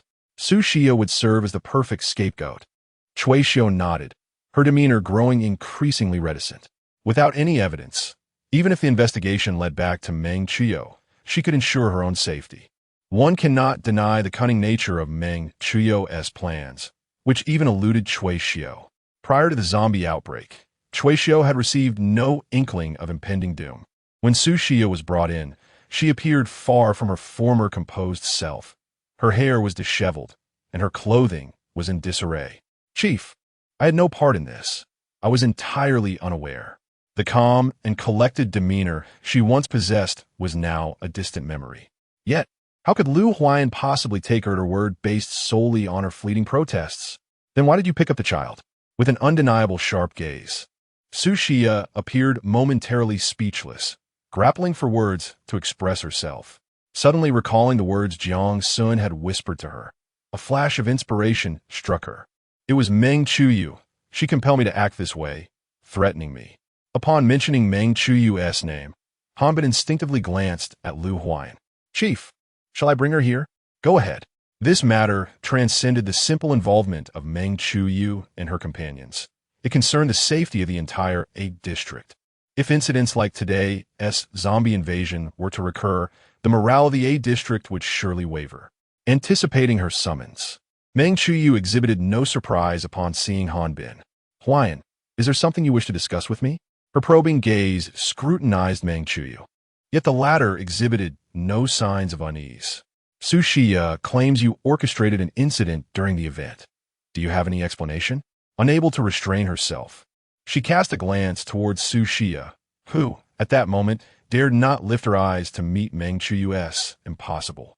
"I do not know anyone by the name of Su Xia. As for how I may have offended her, I am quite oblivious, considering I encounter numerous individuals daily and cannot possibly remember each one." The meeting with Su Xia had been clandestine, seen only by Cui Xiu, a fact Meng Chuyu was confident of. "You are speaking nonsense." As Meng Chuyu denied the allegations, Su Xia's emotions surged with agitation. However, Su Xia's words alone could not substantiate her claim against Meng Chuyu. Silence. On such an auspicious day, the disruption caused by these events left Lu Huayan feeling quite troubled. Yet whether his concerns stemmed from the camp's safety or the near attack on Jiang Xunzhi was uncertain. Even to him, apart from your testimony, do you possess any other evidence? Helplessly, she turned to Cui Xiu, igniting a flicker of hope that she might testify on her behalf. Alas, contrary to her wishes, Cui Xiu was aligned with Meng Chuyu and would never stand for Su Xia. Feeling utterly powerless, I have no other evidence. In truth, Lu Huayan understood that, given Su Xia's capabilities, she lacked the time to orchestrate such schemes, but without any evidence. Even his knowledge of the true puppet master could not compel him to act rashly. Meng Chuyu could not be touched at present. Her foundation in a district was not yet robust enough to warrant such actions. In that case, take her away and confine her. No one is to release her without my command. Upon hearing this, Su Xia fell to her knees, fervently pleading for Lu Huayan to believe her. Han Bin, unable to bear it, ordered for her to be taken away immediately. Although he harbored no romantic feelings for Su Xia, the fact that Sun's sister was protective of her suggested that she might not be as malevolent as presumed. Witnessing this, Meng Chuyu surprisingly contemplated spending time alone with Lu Huayan. Huayan, you haven't visited me lately. Would you care to take a look at the new reagent I have developed? It must be said that Meng Chuyu was indeed a prodigy, a healer endowed with extraordinary abilities. Most of the therapeutic potions in Area A were crafted by her, which, aside from her father's influence, was another reason Lu Huayan chose to endure her presence. No need. Just hand it over to Han Bin. Upon hearing this, Han Bin immediately positioned himself in front of the leader. Sister Chuyu, just leave it to me. He feigned a sycophantic demeanor before Lu Huayan. Everyone knew of Meng Chuyu's long-standing infatuation with their leader. If she were granted the opportunity, what would become of Sun's sister? He felt compelled to protect her. Seeing her gaze thwarted by Han Bin, Meng Chuyu forced a smile, one that was more skin-deep than genuine. This unsettling sight left Han Bin shivering, especially the look in Meng Chuyu's eyes, which lingered in his mind. Upon learning that Meng Chuyu was safe and that Su Xia had been detained, Jiang Xunzi's reaction was not one of surprise. Instead, it was Xiaobai who expressed indignation on Jiang Xunzi's behalf. Miss Jiang, why didn't you inform a leader about Su Xia's actions back then, so he could stand up for you? In Xiaobai's eyes, the punishment meted out to Su Xia was excessively lenient. Glancing at Xiaobai, Jiang Xunzi replied, "You are unaware of certain complexities. What you perceive as punishment, I interpret as an unconventional form of protection for Su Xia. Given Meng Chuyu's character, the safest course would be to eliminate any future threats. However, since Lu Huayan has confined her, Meng Chuyu cannot interfere, which might allow Su Xia to survive. Yet, for Xiaobai, the situation remained shrouded in confusion." Gently patting Xiaobai's head, Jiang Xunzi treated her as if she were a child. "You're doing well, Xiaobai. Keep it up." "Huh? What is happening?" Xiaobai's eyes widened in bewilderment, a look of confusion adorning her face. In the wake of these events, Area A underwent a rigorous overhaul orchestrated by Lu Huayan, revealing even some undercover spies from other factions hidden within. Lu Huayan became increasingly occupied, yet such busyness had its advantages, as it afforded Jiang Xunzi more opportunities to gather intelligence. The previous note left her uncertain about the identity of the messenger. Although she had a candidate in mind, she remained hesitant and skeptical. However, this uncertainty did not linger for long, for the individual reached out to Jiang Xunzi once more. The letter invited Jiang Jin to collaborate in toppling Meng Chuyu and requested a meeting at 1 o'clock in the morning. The handwriting on the note bore a striking resemblance to the previous one, indicating it was penned by the same individual. What caused Jiang Jin to hesitate was the question of why this person was so intent on bringing down Meng Chuyu, as she was not one of Meng Chuyu's own. Despite her awareness of the considerable risks involved, Jiang Jin resolved to investigate the truth for herself. Under the cover of night, after ensuring Xiao and was soundly asleep, she dared to venture out. Upon arrival, she discovered the individual had already been waiting at the predetermined location. Chapter 22. Collaboration you have come, Cui Xiu remarked.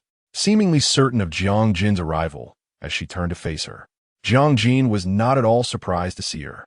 I have no enmity with Meng Chuyo. Rather, I'm curious about the grudge you hold against her.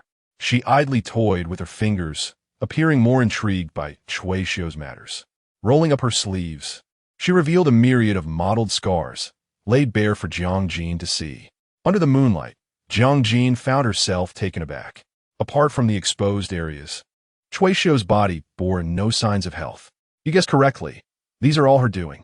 If it were merely this, I might not have dealt with her so harshly. But her greatest transgression was driving Ren Dong out of Area A.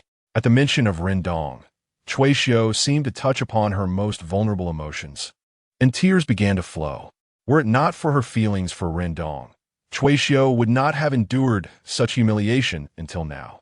I'm sorry, I didn't know, Jiang Jin said, observing Cui Xiu's sorrowful demeanor, unsure how to console her. Perhaps her words provided some comfort, igniting a flicker of confidence in Cui Xiu. You're right, she replied, grasping Jiang Jin's hand and expressing surprise at its coldness. Yet, Jiang Jin's words soon overshadowed this detail. Regarding the collaboration, I agree. I believe your feelings for Ren Dong are genuine. Even if they were not, I would still accept it. In truth, Cui Xiu had prepared numerous other justifications, but she had not anticipated that Jiang Jin would so readily trust her. Perhaps she felt reassured in her choice. That night, Cui Xiu divulged many secrets about Meng Chuyo. The one that intrigued Jiang Jin the most being the underground chamber. The chamber had not originally been Meng Chuyo's idea. She had only acted upon receiving a letter, the sender of which remained a mystery. What was certain was that this person was definitely not from Area. Cui Xiu's knowledge regarding the chamber was limited to this. You must be searching for someone, Cui Xiu stated, her tone filled with certainty. After a brief pause, Jiang Jin denied it. When it came to news about her father, she felt the need to be cautious. By the way, how did you manage to capture Ji Xiangbei? With Jiang Sun's intuition, Ji Xiangbei must have known or come into contact with her father. Perhaps sensing the closeness between Jiang Sun and Ji Xiangbei, Cui Xiu felt compelled to offer a gentle warning. You must exercise caution with Ji Xiangbei. I have an inkling that he is not an ordinary person. As she departed, Cui Xiu also mentioned that Meng Chuyu seemed to have developed a potion capable of temporarily controlling the consciousness of zombies. Jiang Sun pondered this might explain why the zombies had gone out of control today. She needed to find an opportunity to secretly obtain this potion and deliver it to Ji Yanli, lest he find himself in grave trouble in the future. Lying in bed, Jiang Sun struggled to drift into slumber, preoccupied by a singular question. Could it be that Ji Xiangbei and she were the same kind? However, the mere fact that he could bleed fresh blood dispelled that suspicion. So, who exactly was Ji Xiangbei, and why could he render zombies incapable of attacking him? Regarding this matter, Jiang Sun needed to enlist external assistance for her investigation. Every day, Area A dispatched individuals to patrol the surrounding vicinity. Seizing the daily opportunity, Jiang Sun feigned a desire to participate in the patrol. However, her request was swiftly met with refusal from Lu Huayan and others. Your abilities are currently unstable, and your output is insufficient for the patrol's requirements. Han Bin recalled the formidable Jiang Sun from the recent battle, his vacant gaze shifting toward Lu Huayan. Yet, he was met with a warning from Lu Huayan, silencing him instantly. Why? My control over my abilities is commendable. You should be aware of this, Chief. Moreover, I wish to remain in the camp daily, eager to contribute to our collective efforts. The refusal was resolute. There was no room for negotiation. If it had been a different matter, perhaps Jiang Sun would have acquiesced, but when it came to her father, she could not afford to yield easily. In a moment of desperation, Jiang Sun blurted out, "If I can defeat the chief, will you allow me to participate in the patrol?" At that instant, silence enveloped the surroundings, punctuated by a chorus of murmurs. Some spectators were eager for the spectacle, while others expressed concern for Jiang Sun. Han Bin, alarmed, quickly covered Jiang Sun's mouth, pleading with Lu Huayan. Chief, Sun's sister did not sleep well last night. Her words today may not reflect her true state of mind. Please be lenient. Unfortunately for Han Bin, Jiang Sun had made up her mind. Firmly grasping Han Bin's hand, She declared, I am serious. I hope you will consider my request.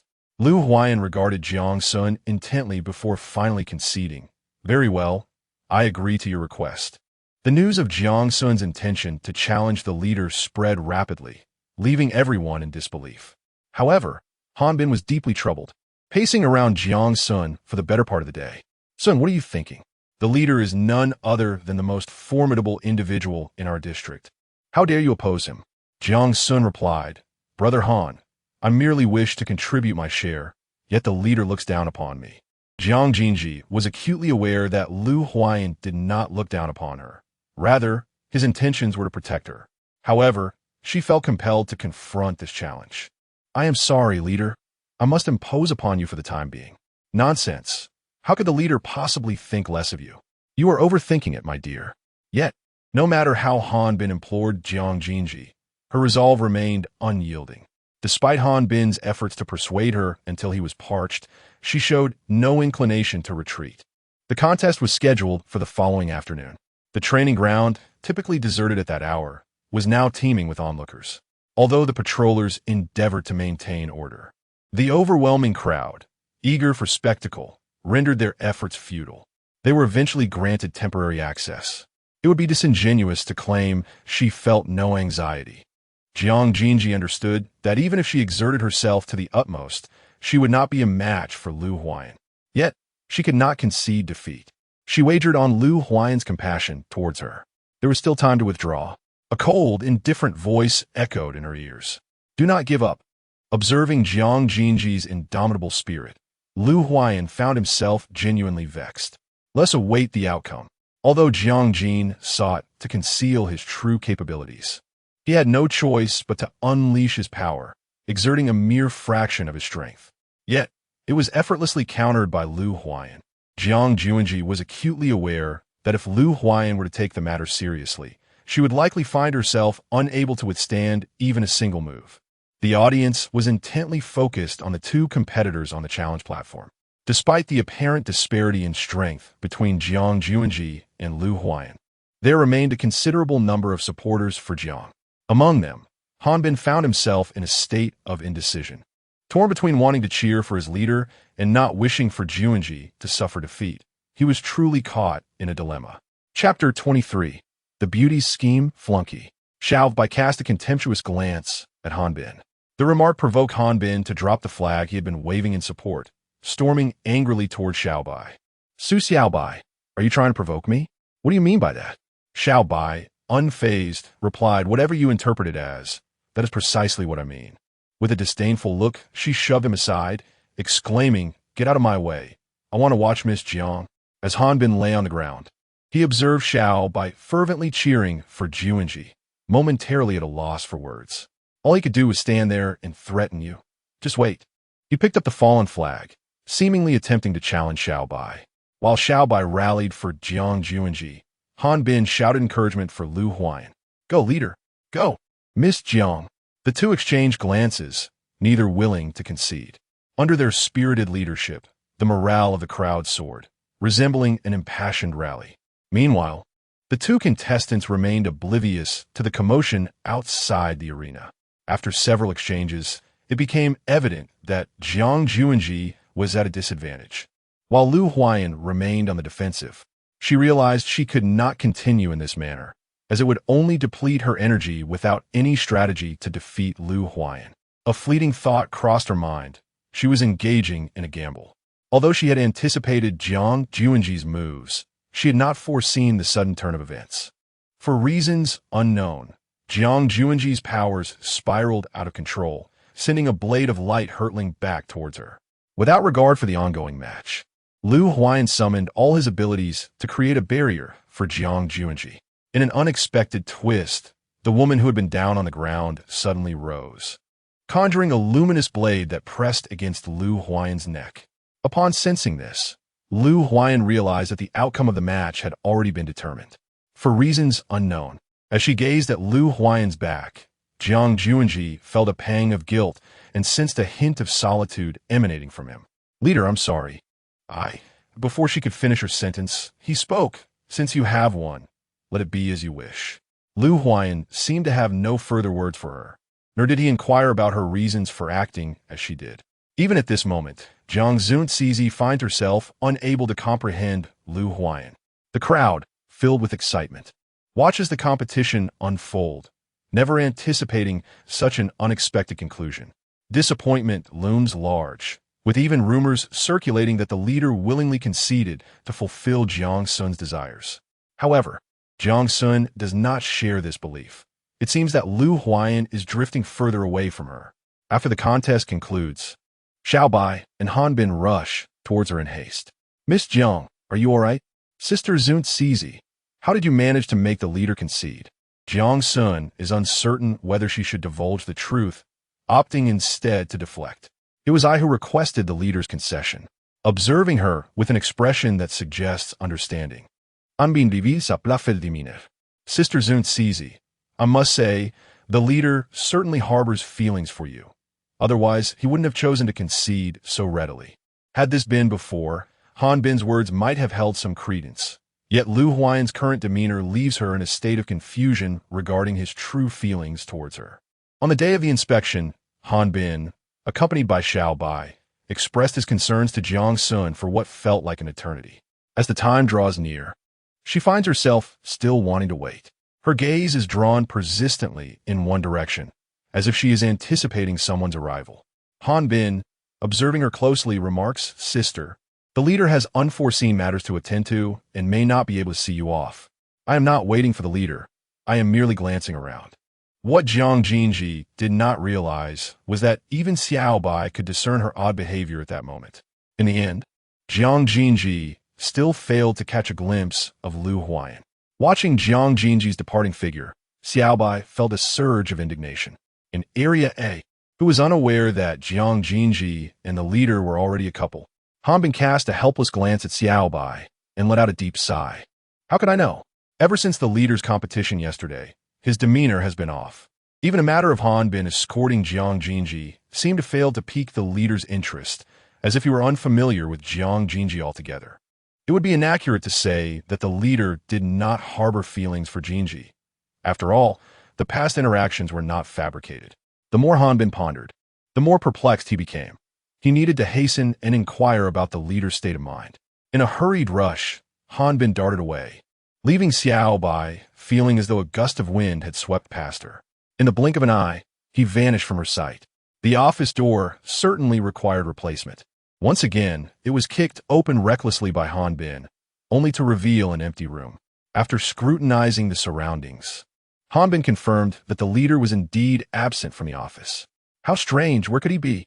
Outside Area A, the dense, towering trees obscured the vision of their group, which had transformed from 5 to 6 members with the addition of Jiang Xunzhi. Rather than belittling her due to her gender, they treated her with increased care. Leading the group was the squad leader, a soldier. "Since this is your first outing with us, you may not feel entirely at ease. Please feel free to speak up if anything arises. No need to hesitate."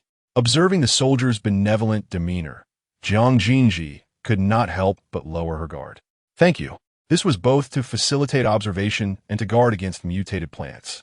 In a post-apocalyptic world, one must be wary not only of zombies, but also of the terrifying potential of botanical mutations. Although the number of ability users on this outing was minimal, their powers were still diverse. Under the squad leader's organization, everything proceeded in an orderly fashion. Fire-type ability users incinerated the underbrush, while the others set up traps. Glancing at the sun overhead, Jiang Xunzhi understood that it was not yet the right moment. Silently, she immersed herself in her tasks, prompting even the soldier to cast her an extra glance. Perhaps out of concern for the young girl laboring alone for so long, the soldier instructed everyone to take a brief respite. Upon receiving the order, Jiang Xunzhi promptly sat down, showing no regard for her surroundings. The soldier brought forth a water bottle and offered it to Jiang Xunzhi. "Drink up, it's clean." Although she was indeed somewhat parched, she declined the soldier's kind gesture, shaking her head in refusal. How could the guard fail to perceive the young girl's sentiments? Nonetheless, he remained indifferent, for he had merely promised someone to take good care of her. He placed the drink here, to be consumed whenever she desired. This time, Jiang Xunzhi did not reject his kindness. As dusk gradually descended, the only sounds are the chirping of insects, rendering the surroundings eerily silent. The day had grown late, and they decided to set up camp here. The guard, being extremely experienced, knew well where the most suitable resting place lay. Everyone placed their trust in him, and Jiang Xunzhi harbored no objections, as the location held no significance for her. Seizing the cover of night, Jiang Xunzhi had more pressing matters to attend to. While assisting in arranging their sleeping gear, she deliberately chose a spot farthest from the crowd. Given Jiang Xunzhi's unique circumstances, no one found it peculiar, except for the guard, who cast her an extra glance. In fact, prior to commencing his patrol, the leader had approached him privately. "Guard, I have a favor to ask of you this time." Although he had not been present during the training ground incident, he had heard whispers. He could not help but jest. "Is it the young lady who battled against you?" Lu Huayan acquiesced, acknowledging that her insistence on venturing out must pertain to something of great importance. Hence his request for the guard to look after her diligently. "These are my responsibilities. There is no need for the leader to worry." Chapter 24. Reunion from the dialogue with Lu Huayan. The guard discerned that Lu Huayan's feelings for Jiang Xunzhi were anything but ordinary. The youthful romances of these young individuals were long behind him. The person he once cherished had long since departed. Apart from his nostalgia for her, nothing else sustained him. That night, he was also the one on watch. The first half of the night passed without incident, but in the latter half, a peculiar sound caught the guard's attention. Observing the peaceful slumber of his companions, he felt a twinge of concern. He initially intended to dismiss the thought of investigating further, but at that moment, Jiang Xunzhi awakened. "Captain, you should rest. I will take over the watch for the latter half of the night."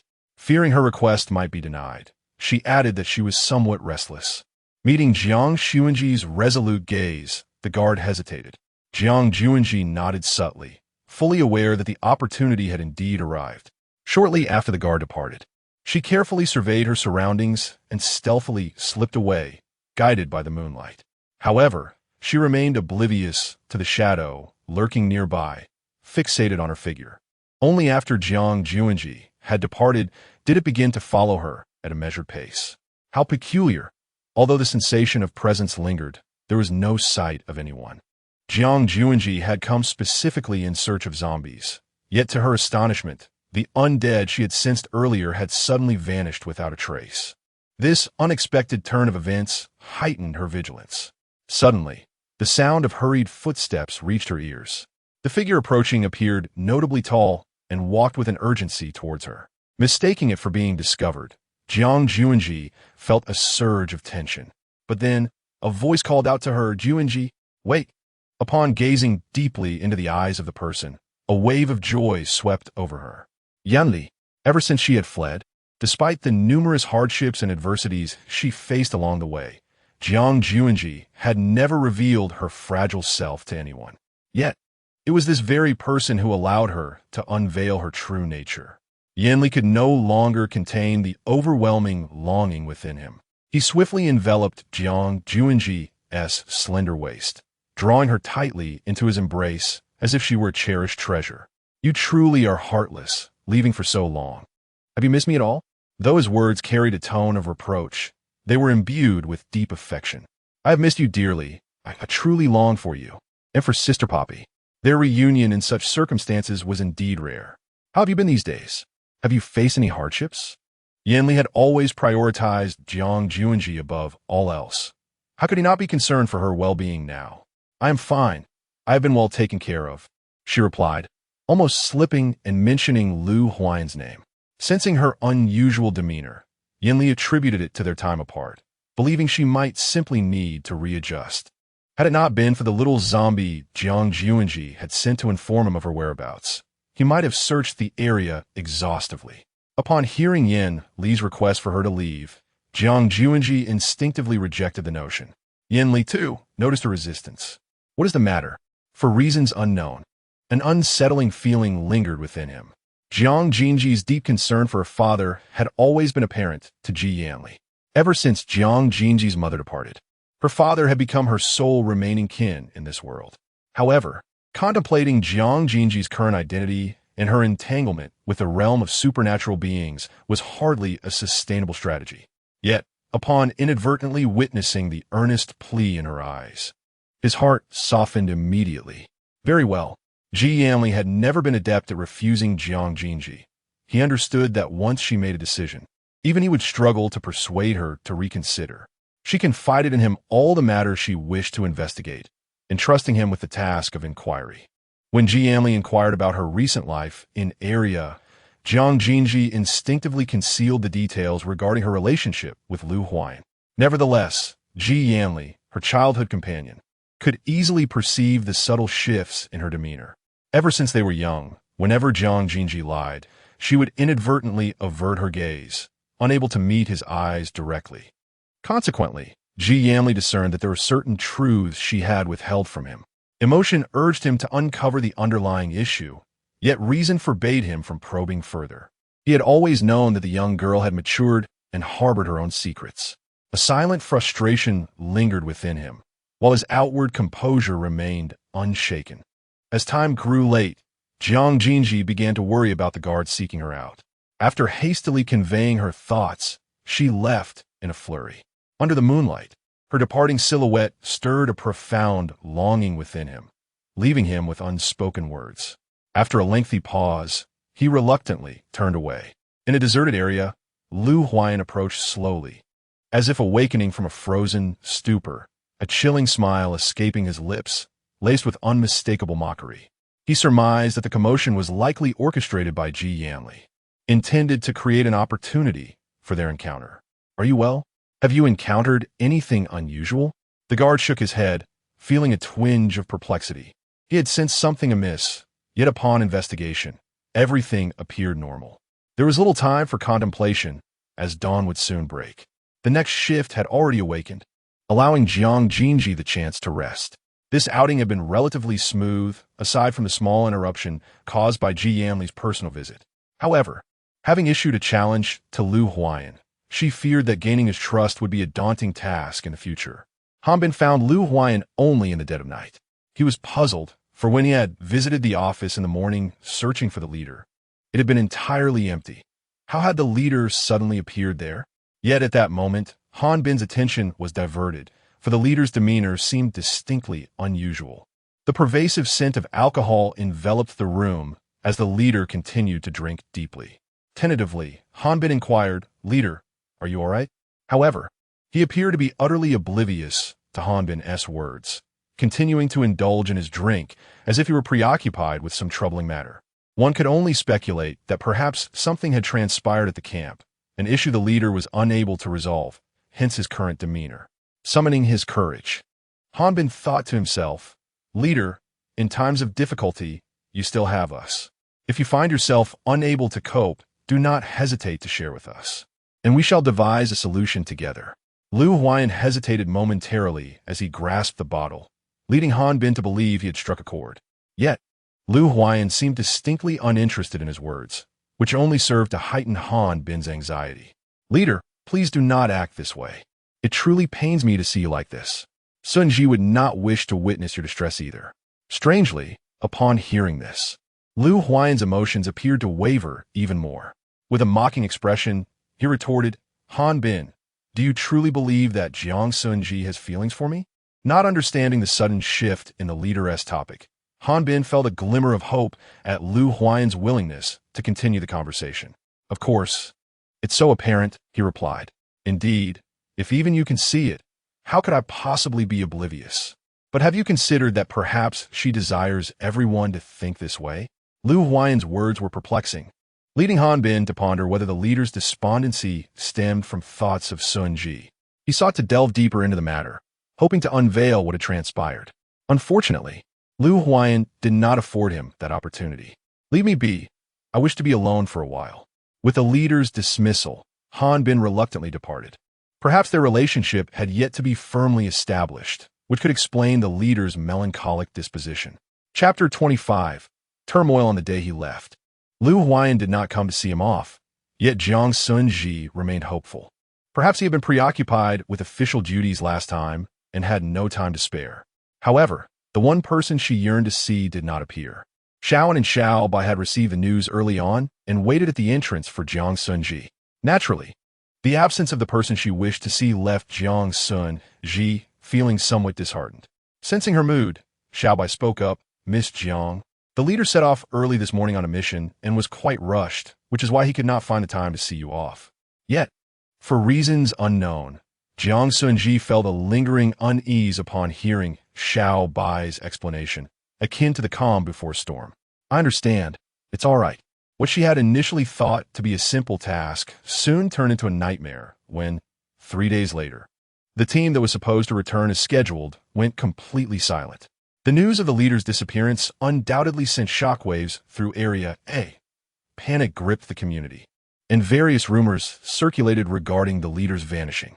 Some even began contemplating allegiance to other factions, while others lived in constant fear, anxious about the uncertainties of tomorrow.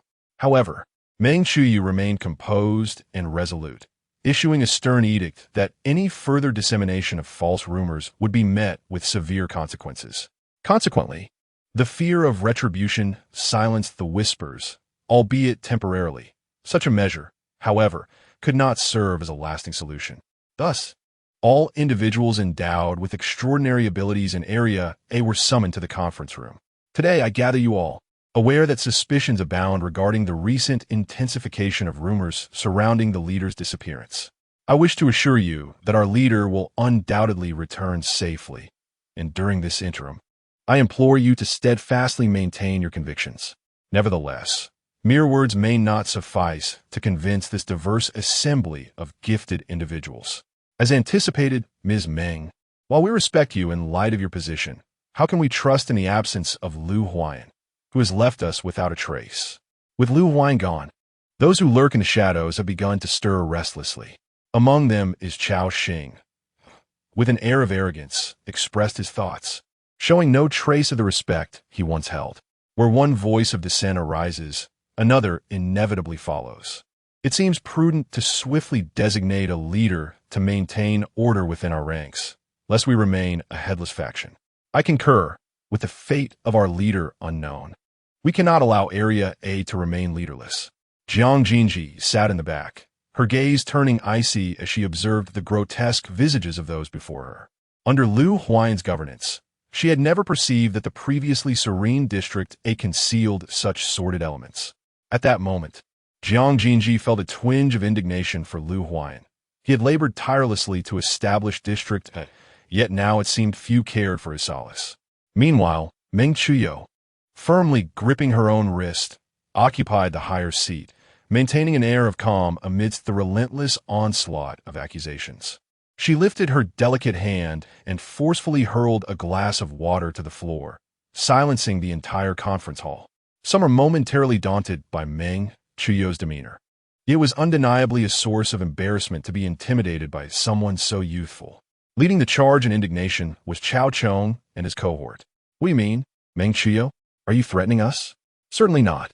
All of you, uncles and elders, have accompanied my father from the very beginning. Although the current leader is no longer my father, he would not leave me unprepared as his only daughter." It was evident that her words had struck a chord with them. They all witnessed how dearly the former leader cherished Meng Qiuyu. Presently, there were no confirmed reports of Lu Huayan's demise, so they could not afford to act without caution. With this in mind, Chao Chong abruptly altered his demeanor, becoming exceedingly humble and courteous. "Qiuyu, my dear, I was merely jesting, out of concern for District A. You know that everything I have done in my life has been for its development." Observing Chao Chong's swift transformation, Meng Qiuyu graciously offered him an exit. "Of course, Uncle Chao, I have seen your efforts. Rest assured, when Huayan returns, I shall speak highly of you in his presence." The others adopted a wait-and-see attitude. Seeing Chao Chong relent, they found no reason to continue the confrontation. Meng Qiuyu had temporarily stabilized the situation in District A, yet the priority remained to locate Lu Huayan. For Jiang Xunzhi, the more chaotic the situation in District A, the more favorable it was for her. Yet, inexplicably, she hesitated to exploit this turmoil. After much contemplation, she resolved to search for Lu Huayan personally. However, as soon as she opened the door, she found Ji Xiangbei awaiting her outside. "You intend to search for Lu Huayan yourself, don't you?" Ji Xiangbei spoke with certainty, as if he had anticipated Jiang Xunzhi's actions and was not surprised in the least. If you've already deduced this, why bother? She retorted, disregarding him as she prepared to leave. Wait, Jiang Xunzhi suddenly grasped the underlying meaning of Ji Xiangbei's words. You are not entirely foolish.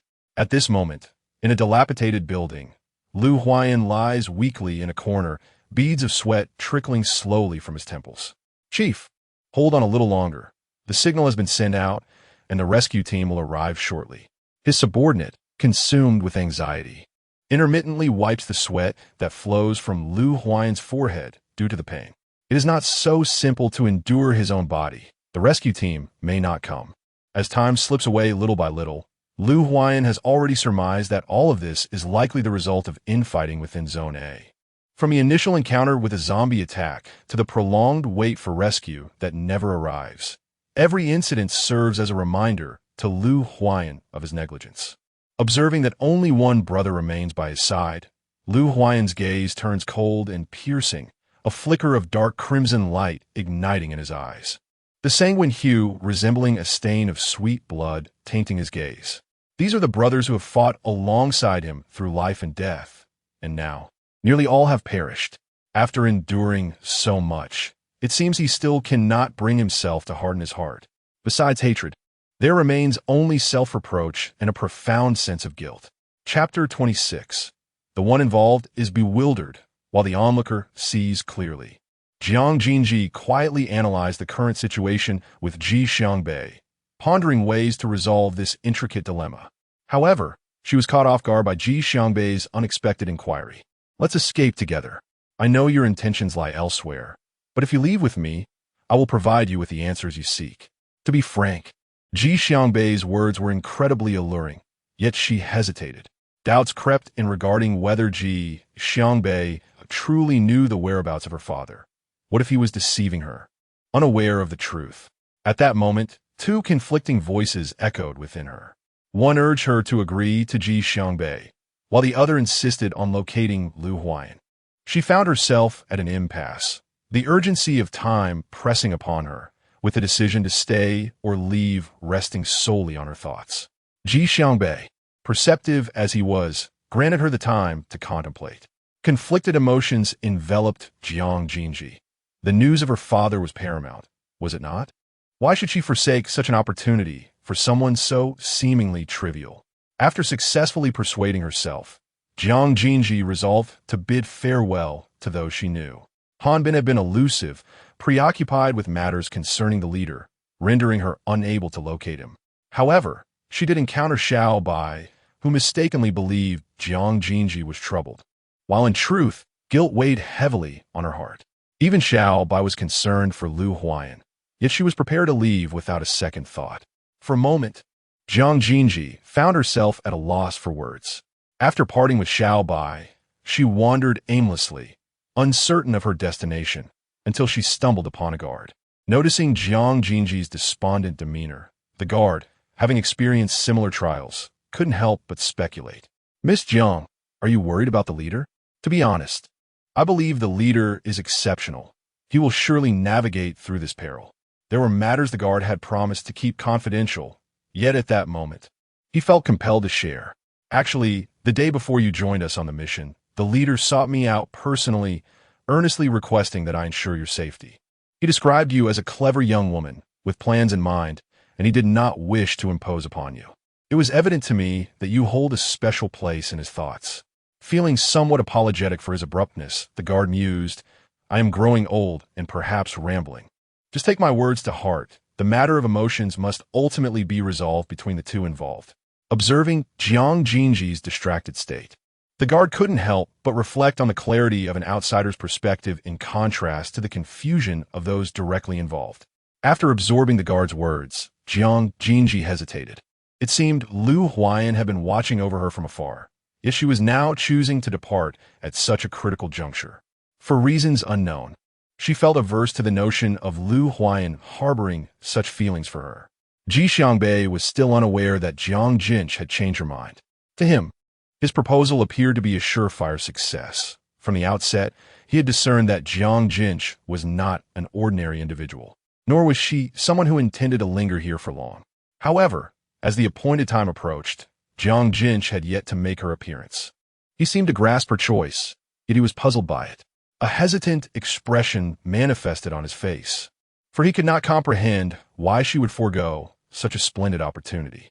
Consequently, he resolved to alter his plans. He yearned to personally understand the reasoning behind Jiang Xunzhi's decision, embarking alone on a quest to locate Lu Huayan. Under the scorching sun, Jiang Xunzhi swallowed hard. Observing the clusters of zombies ahead, she sought information from them. "Excuse me, have any of you seen Lu Huayan? You know, the tall and handsome man?" The vacant expressions of the zombies were hardly dignified. Their lips, poised to speak, remained incomprehensible. Some of the zombies even let the decaying flesh from their mouths drop to the ground. Witnessing this scene, Jiang Xunzhi's inquisitive spirit dissipated. Why could these creatures not present themselves in a more presentable manner? The realization that such beings belonged to her own kind was utterly exhausting. "All right, enough of this. Step back and find someone similar to me immediately." After such a long journey, Jiang Xunzhi was both fatigued and parched, casually taking a seat in a corner. At that moment, a wobbly little zombie approached her, dragging an indistinguishable object. The light before her was obscured, and it was only then that she noticed the presence of this zombie. Curiously observing it, she discovered that it had brought a deceased wild boar to her side. In the following hours, the zombie continued to drag various items over to her, sometimes dismembered limbs, other times pieces of clothing, and even a bottle of discarded gasoline. When the zombie presented yet another object, Jiang Xunzhi instinctively cleared a space for it, gazing at it with a mixture of exasperation and curiosity. "What on earth are you trying to do?" "I do not want anything. I am merely searching for a person, tall and handsome. Do you understand?" The zombie looked at Jiang Xunzhi with a bewildered expression, its head tilted in a manner that was rather disconcerting. After a brief pause, Jiang Xunzhi had rested sufficiently and was preparing to rise and depart. Jiang Xunzhi found nothing peculiar, for in this apocalyptic world, lives were extinguished with alarming frequency. It was likely just another lifeless body. However, in that fleeting moment of turning around, she was astonished to discern that the attire of the individual was representative of area belonging to the group that had accompanied Lu Huayan. Amidst her surprise, a troubling thought seized Jiang Xunzhi. The fatal wound on the person was a knife injury, seemingly inflicted by someone who had stealthily slit their throat from behind. The perpetrator must be someone the victim trusted and knew well. This realization deepened her concern. Such a person remaining within Lu Huayan's ranks posed a significant threat. Time was of the essence, and she had to swiftly locate Lu Huayan. Suppressing her irritation, she carefully inquired of the zombie before her. "For where did you find this person?" The zombie, indifferent, shook its head and gradually pointed in a direction. Without hesitation, Jiang Xunzhi followed the indicated path. Unbeknownst to her, the small zombie was trailing behind her, moving sluggishly. Chapter 27. Discovery. As she pursued the indicated direction, Jiang Xunzhi stumbled upon a peculiar sight. The walls bore the marks of fierce combat, and she could sense the presence of a fire elemental ability user nearby. Her instincts told her that Lu Huayan must be in close proximity. However, her urgency caused her to lower her guard. By the time she became aware of her surroundings again, she found herself encircled by several individuals. Observing their area A attire, Jiang Xunzhi felt a flicker of hesitation and uncertainty regarding their allegiance. Likewise, the individuals scrutinized her, seemingly assessing whether she was alone. "We are from Area A. Are you here to rescue us?" One of them initiated the conversation, introducing themselves in an attempt to alleviate her suspicions. Yet, Jiang Xunzhi had already suspected the presence of a traitor from the outset. She would not be so easily deceived. Deliberately, she queried, "Did your leader instruct you to mark your path before departing? Why did you neglect to do so? Do you realize how this has delayed the rescue efforts?" Her tone was stern, as if such an occurrence were indeed plausible. In truth, the individuals believed her words, albeit reluctantly, and proceeded to feign compliance. "We apologize. We were so frightened that we momentarily forgot the leader's instructions. He is not far from here. We will take you to him." Initially, they were apprehensive about the presence of anyone behind Jiang Xunzhi, But upon confirming she had come alone, they decisively shifted their demeanor. One person cautiously approached Jiang Xunzhi, preparing for a sudden assault. However, they were unprepared for the fact that Jiang Xunzhi had anticipated such a move before the assailant could close the distance. They collapsed to the ground, blood spilling from their mouth. The two individuals before her, upon witnessing their comrade collapsed on the ground, realized that their scheme had been unveiled. Consequently, they ceased their charade and revealed their true selves. What do you do alone? Even with your extraordinary abilities, we are two who possess similar powers. They clearly regarded Jiang Xunzhi as insignificant. However, the outcome was undeniably dire. After effortlessly dispatching these individuals, Jiang Xunzhi meticulously searched their bodies, discovering a distress signal and even spare batteries. It instantly became clear why Lu Huayan had remained uncontacted. They had removed the batteries from the distress signal. Resolutely, Jiang Xunzhi transmitted the signal into the sky, hoping that those in Area A would see it and send aid promptly. In this era, a wooden gun was one of the most useful weapons aside from extraordinary abilities, and Jiang Xunzhi was astonished to find several in their vicinity. She surmised that the mastermind behind this scheme must have access to the weaponry resources of Area A. Controlling her abilities, she attempted to establish contact with Lu Huayan. Unfortunately, not far away, Lu Huayan had succumbed to unconsciousness, with only one person steadfastly guarding his side.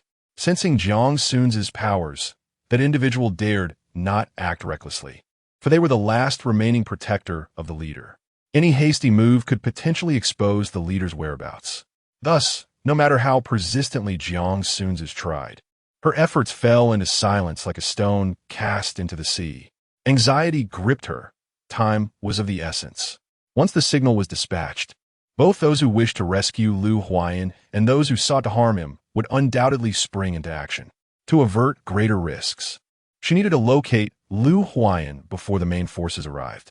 From dawn until dusk, despite her lips having long since dried and cracked, Jiang Xunzhi persevered in her search.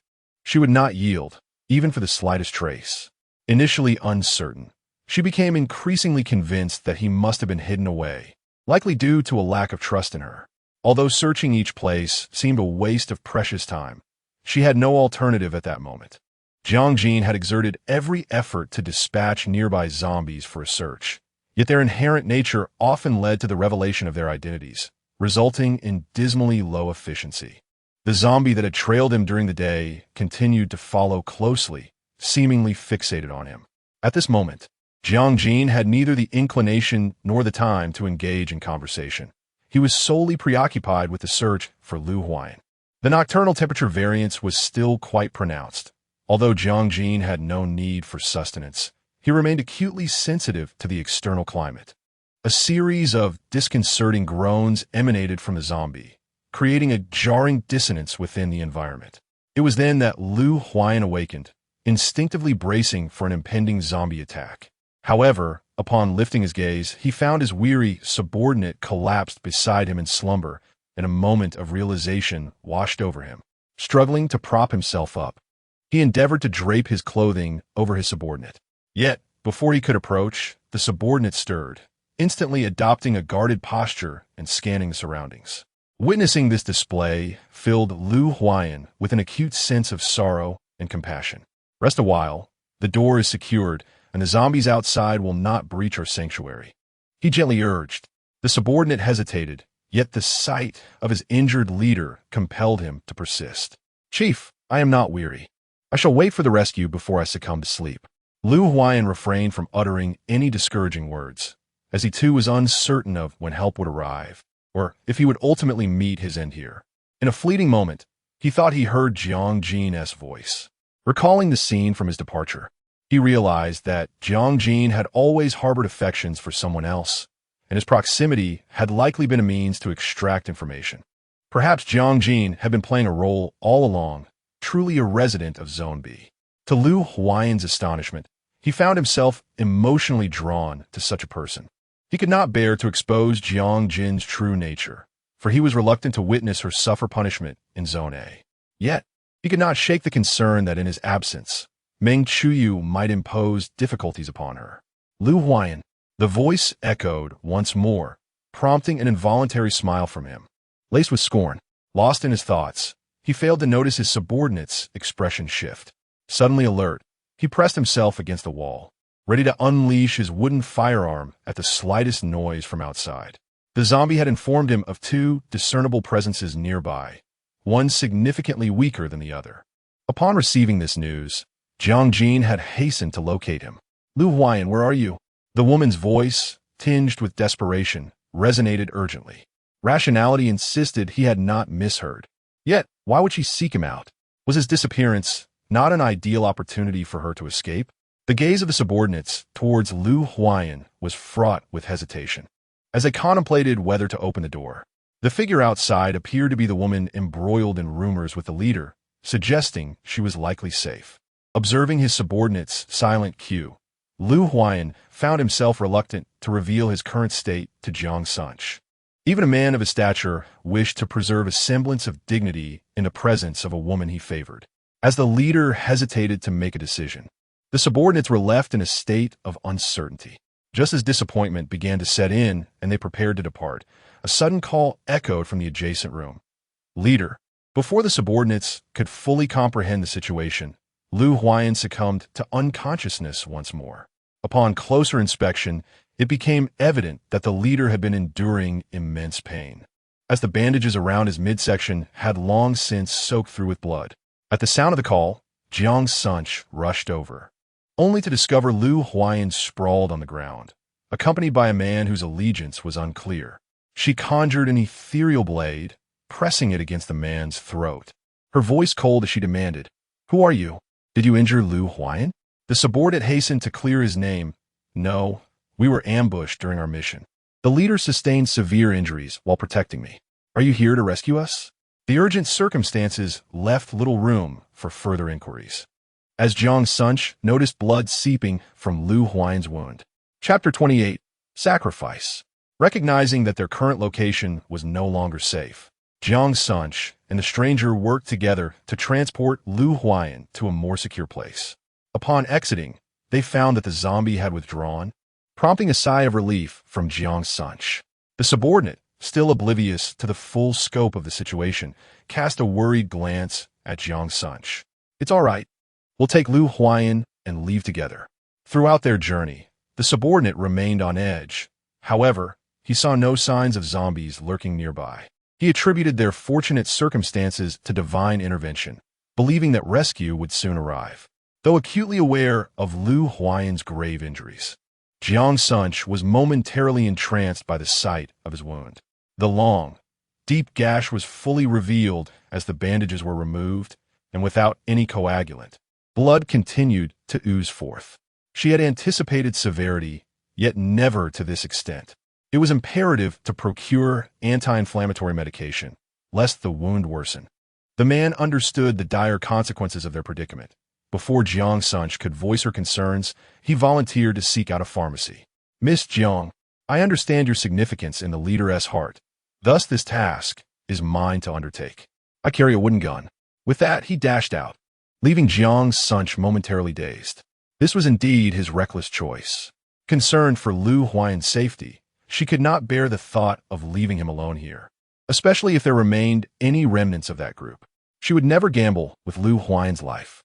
Although Jiang Xunzhi understood that his venture outside was fraught with peril, and regardless of whether one deemed her indifferent or cold-hearted, her sole desire was for Lu Huayan to survive. Sleepless and anxious throughout the night, she dared not blink, her gaze fixed firmly on the tightly shut doors and windows. Finally, her patience bore fruit. Her subordinate, disheveled and in distress, managed to deliver the medicine to the room. Yet he did not step inside even once.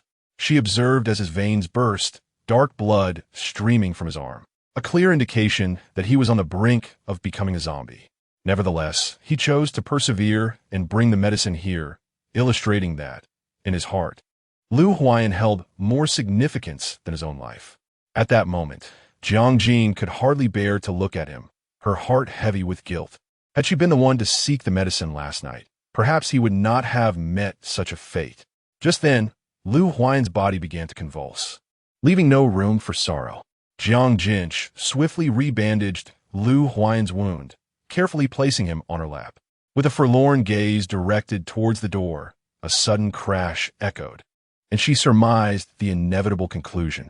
He had sacrificed himself to secure a glimmer of hope for Lu Huayan's survival. It appeared that Lu Huayan, too, sensed an unsettling discomfort, his brow perpetually furrowed. After an entire night of relentless care, Lu Huayan remained unconscious, and Jiang Xunzhi dared not let her guard down for even a moment. Fortunately, after administering anti-inflammatory medication, Lu Huayan's fever finally subsided. The instant he opened his eyes and beheld Jiang Xunzhi, he instinctively believed he was dreaming. How could she possibly care for him in such a manner when her heart clearly belonged to another? Yet, the sharp pain radiating from his abdomen served as a stark reminder that he was still alive. Hearing a sound escape his lips, Jiang Xunzhi's worried gaze immediately shifted to him.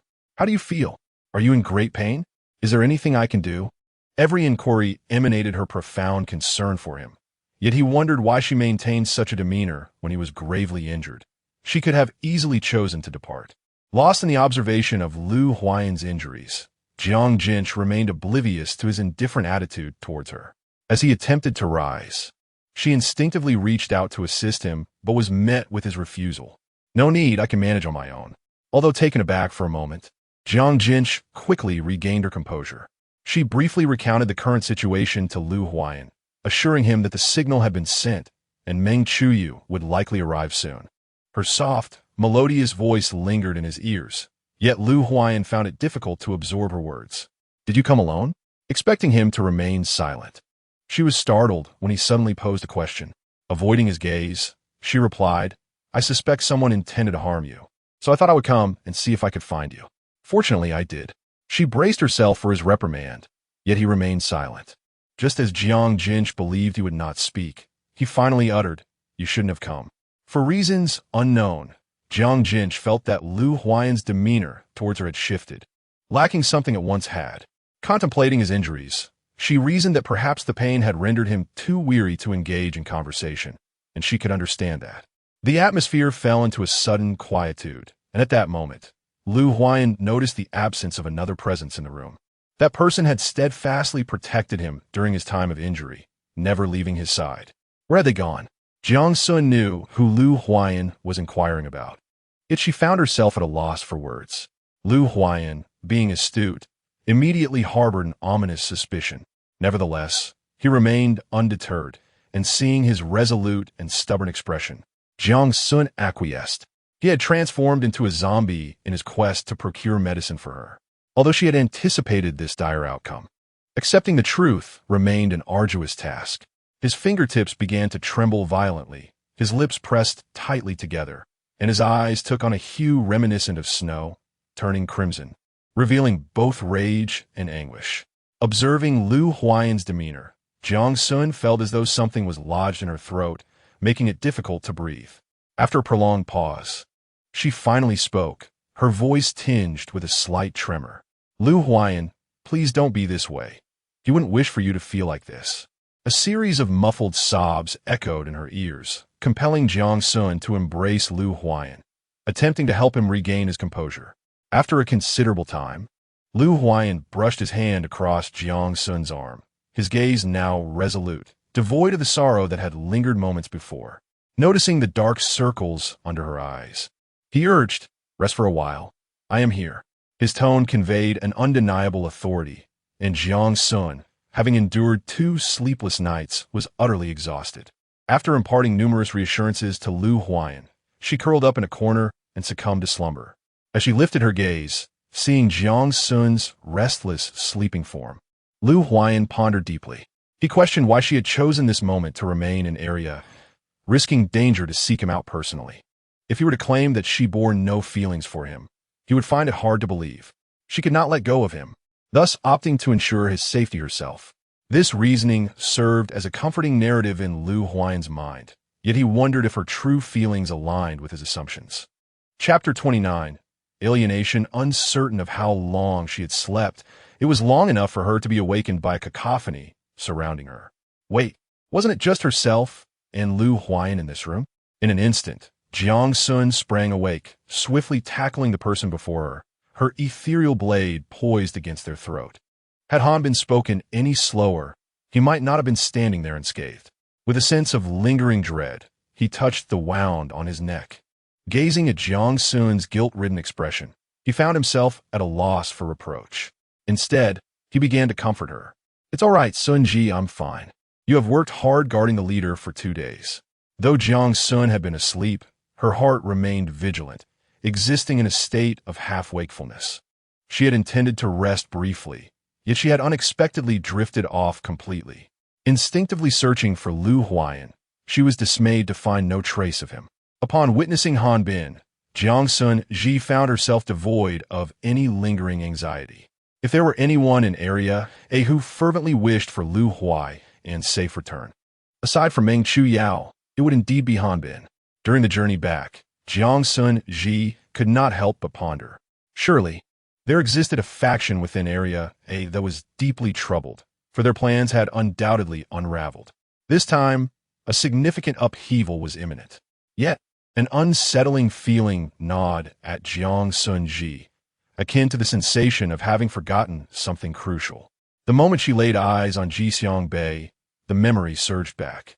It was true that she had failed to keep her promise, but she felt no obligation to explain herself to Ji Xiangbei. After all, it was her prerogative. Nevertheless, for reasons unbeknownst to her, the scrutinizing gaze of Ji Xiangbei rendered her particularly uneasy. "Are you all right? I heard you were the first to locate the leader." While the sentiment behind the words was one of concern for Jiang Xunzi, she discerned a hint of reproach, as if she ought not to have ventured forth. At that moment, she lacked the inclination to engage in any verbal sparring with Ji Xiangbei, although she had temporarily tended to Lu Huayan's injuries. The severity of his condition remained elusive to her. As she turned away, Ji Xiangbei could not help but feel that women could sometimes be rather callous. With a sigh, he expressed his helplessness. Outside the hospital room, throngs of individuals had gathered, seemingly there to inquire about Lu Huayan's condition. Yet, how many among them bore genuine concern? Only they could know. "Huayan, are you all right? How do you feel now?" Meng Chuyao had been anxious for as long as Lu Huayan had been missing. Just as one speaks of the devil, Chao Xing hurriedly squeezed through the crowd. His face a portrait of concern for Lu Huayan, and were Lu Huayan unaware, he might indeed be deceived by Chao Xing's facade of insincerity. "Uncle Chao, what brings you here?" "It's just a minor injury, nothing serious." As he spoke, Lu Huayan broke into a fit of coughing, desperately attempting to conceal something. "With injuries as severe as yours, how could I not come see you?" Within the confines of the hospital room, every gesture and word from Chao Xing was imbued with sincerity, unmistakably conveying his affection for Lu Huayan. However, he deftly steered the conversation towards a pivotal matter. "Huayan, given your current injuries and the multitude of recent events in Area, what do you intend to do?" "The old fox," Lu Huayan silently scoffed. "Uncle Chao, as you can see, I am in this state.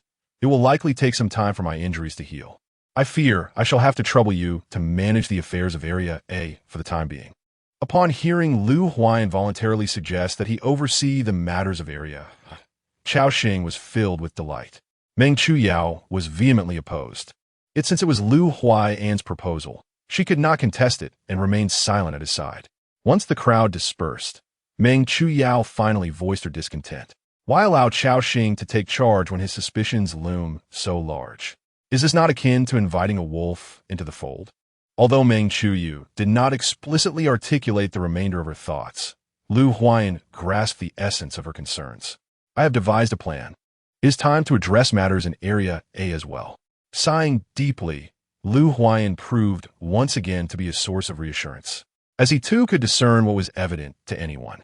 After resolving this issue, Meng Chuyu intended to inquire about Lu Huayan's injuries. Yet her enthusiasm was swiftly extinguished by his subsequent remarks. His inquiry regarding Han Bin was, in truth, a veiled concern for that woman. Chief! Han Bin's voice boomed, echoing even before he entered the ward, effectively interrupting Meng Chuyu and causing her considerable displeasure. His expression shifted to one of solemnity upon spotting Meng Chuyu, as he obediently stood aside. "How are you, Chief? Rest assured, if I discover who is responsible for this, I will exact vengeance. Indeed, It was the reckless Han Bin once more. This time, he had nearly fallen into a trap. Had it not been for her, he might not have been here today. Turning his head, Lu Huan caught sight of a familiar figure, hesitating at the threshold, only to be pulled in by Han Bin. Xunzhi, why are you being so coy? Look, the chief is perfectly well. You need not worry so. Noticing the presence of others in the ward, Jiang Xunzhi felt a sudden surge of anxiety. I must thank Miss Jiang once more. On behalf of Huayan, I express my gratitude. Rest assured, as long as you remain in Area A, both Huayan and I will take good care of you. Meng Chuyu assumed the mantle of hostess, issuing commands within the confines of the ward. However, Jiang Xunzhi's concern lay not with Meng Chuyu's words, but rather with Lu Huayan's demeanor. Yet, upon hearing Meng Chuyu's speech, he exhibited no discernible reaction, almost conceding to her authority. Her anxious gaze sought Lu Huayan, but all she met were his impassive eyes, which betrayed no signs of disturbance at her presence. No, it's fine. I have matters to attend to. I shall take my leave. At that moment, the thought of fleeing took precedence. Her initial instincts had proven correct. Lu Huayan was distancing himself from her, though the reasons eluded her. Jiang Xunzhi felt an overwhelming sadness wash over her. She quickened her pace, inadvertently colliding with someone. The impact left her head throbbing, and upon hearing the muffled grunt of the stranger, she buried her face in her knees, too ashamed to look up. Overwhelmed with emotion, she remained silent, biting her lip as tears streamed down her cheeks. Tears cascaded down like a string of broken pearls, trickling softly along her cheeks, leaving a moist trace upon the ground. Ji Xiangbei stood helplessly before the person in front of him, his mind clouded with immense confusion. What was happening? Could it be that he had inadvertently hurt her? Yet, she seemed exceedingly fragile. Lacking any experience in offering comfort, he remained by her side, hoping to wait until her emotions stabilized before uttering an apology. To his surprise, after a brief moment, Jiang Xunzhi began to sob again, covering her cries with her hands, her intermittent sniffles transforming into a relentless weeping. Frustrated, he raked his fingers through his hair, pondering what he could possibly do to make her cease her tears. Tentatively, he ventured, "Hey Jiang Xunzhi, this is rather unfair. Don't you think? Clearly, you were the one who bumped into me first. Yet here I am, not crying, while you have already succumbed to tears." He softened his tone. "Oh, Miss Jiang, the beautiful Miss Jiang, I was wrong. Isn't that enough? Please don't cry. Others might think I'm bullying you." However, regardless of what Ji Xiangbei said, Jiang Xunzhi remained silently crouched on the ground, her weeping continuing unabated. After what felt like an eternity, perhaps exhausted from her tears, she finally lifted her head.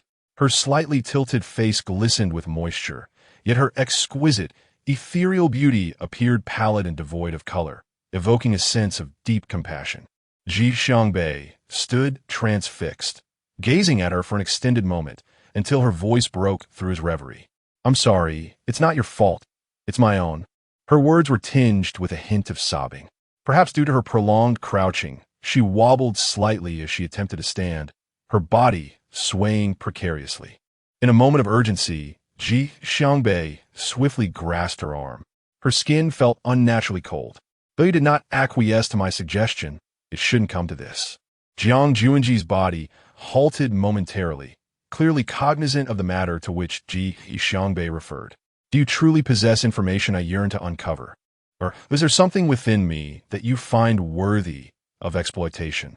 At this moment, Jiang Xunzhi felt devoid of any emotional energy to engage with Ji Xiangbei. Whether it be a confrontation or a quarrel, she merely desired solitude. Perhaps bewildered by Jiang Xunzhi's inexplicable fury, Ji Xiangbei gazed speechlessly at her retreating figure. The current Jiang Xunzhi appeared cold and unfeeling. In other words, this version of her was perhaps the truest reflection of herself. Truly, a case of a dog biting El Dongbin, unable to recognize the goodwill of others. When Han Bin rushed over, he observed Ji Xiangbei conversing with Jiang Xunzhi. Growing wary, he fixed a fierce gaze upon Ji Xiangbei, who in Han Bin's eyes was nothing more than a restless male seducer. No one should dare to interfere or undermine the bond between the leader and Jiang Xunzhi. Yet, Amidst this turmoil, discontent simmered among many who had previously been loyal to Lu Huayan, particularly regarding Chaoxing's management.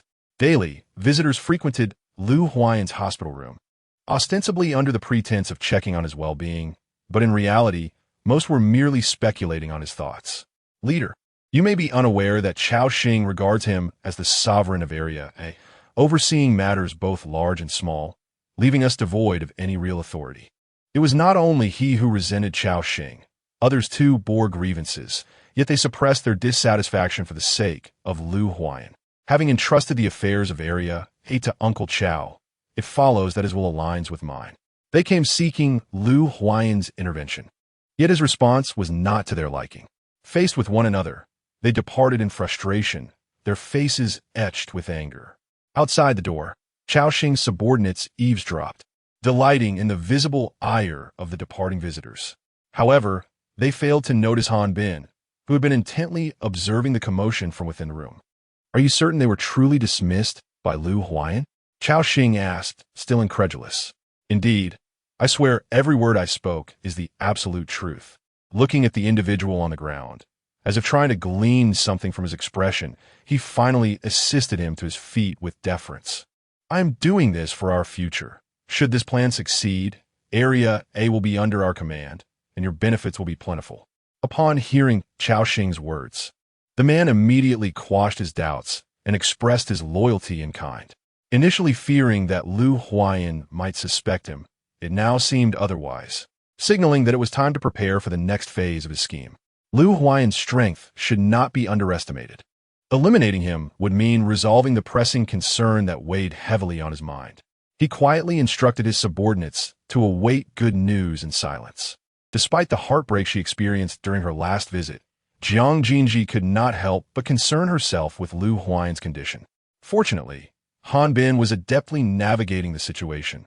Otherwise, Jiang Xunzhi would have found it nearly impossible to enter the ward alone. Meng Qiu had already issued strict orders that during the leader's recovery, no one was to disturb him unless there was an urgent matter. The guards outside, upon receiving this directive, dutifully adhered to Meng Qiu's wishes. After several fruitless attempts to visit, Jiang Xunzhi sought out Han Bin once more. At this point, he was the only person she could think of who might assist her. Indeed, Han Bin readily agreed. Sister Xunzhi, why not go in yourself? With me here, the guards would not dare deny you entry. Han Bin assumed Jiang Xunzhi was merely hesitant due to Meng Qiu's orders, but he overlooked a critical factor, Lu Huayan himself. Since her last visit, Jiang Xunzhi had sensed that Lu Huayan might not be inclined to see her, thus rendering her presence unwelcome. I must also care for Shaoan. Her condition has not been good lately. Han Bin, unaware of the true reasons, believed Jiang Xunzhi spoke sincerely. He could only express a slight regret. Well then, I was hoping you might devise a plan for me. What plan? Jiang Xunzhi inquired, somewhat puzzled. Han Bin immediately covered his mouth as if he had spoken out of turn. His reaction only deepened Jiang Xunzhi's unease. If there is anything I can assist with, please do let me know, she urged, acutely aware that Han Bin's words likely pertained to Lu Huayan. After a moment of hesitation, Han Bin finally revealed the truth. Actually, the leader instructed me to find someone in Area A who resembles him. While he did not divulge the specifics, having been by his side for so long, I surmise he is preparing for some action, likely spurred by his disdain for that scoundrel, Chaoxing. From Han Bin's brief remarks, Jiang Xunzhi gleaned a glimpse of Lu Huayan's intentions. Keeping her composure, she cautioned Han Bin not to disclose this information to Lu Huayan. By the way, Han Bin, I shall take care of the search. Please deliver this soup to the leader. Soup? Han Bin involuntarily trembled as he grasped the bowl in his hands, which had transformed into a veritable hot potato. He had previously tasted the soup prepared by Jiang Xunzhi, and its flavor was beyond description, one he would never forget. Given the leader's injury, did he truly have to present this soup to him personally? He hesitated greatly, but it was only when Lu Huayan began to grow suspicious of Han Bin's prolonged absence that he finally inquired, "Has anyone come by?" With a determined resolve, Han Bin ultimately handed the bowl of soup to Lu Huayan. This soup was brought by Sun's sister. Would you prefer to drink it now or later? He had relinquished the decision-making power entirely to Lu Huayan, leaving it up to him whether to partake or not.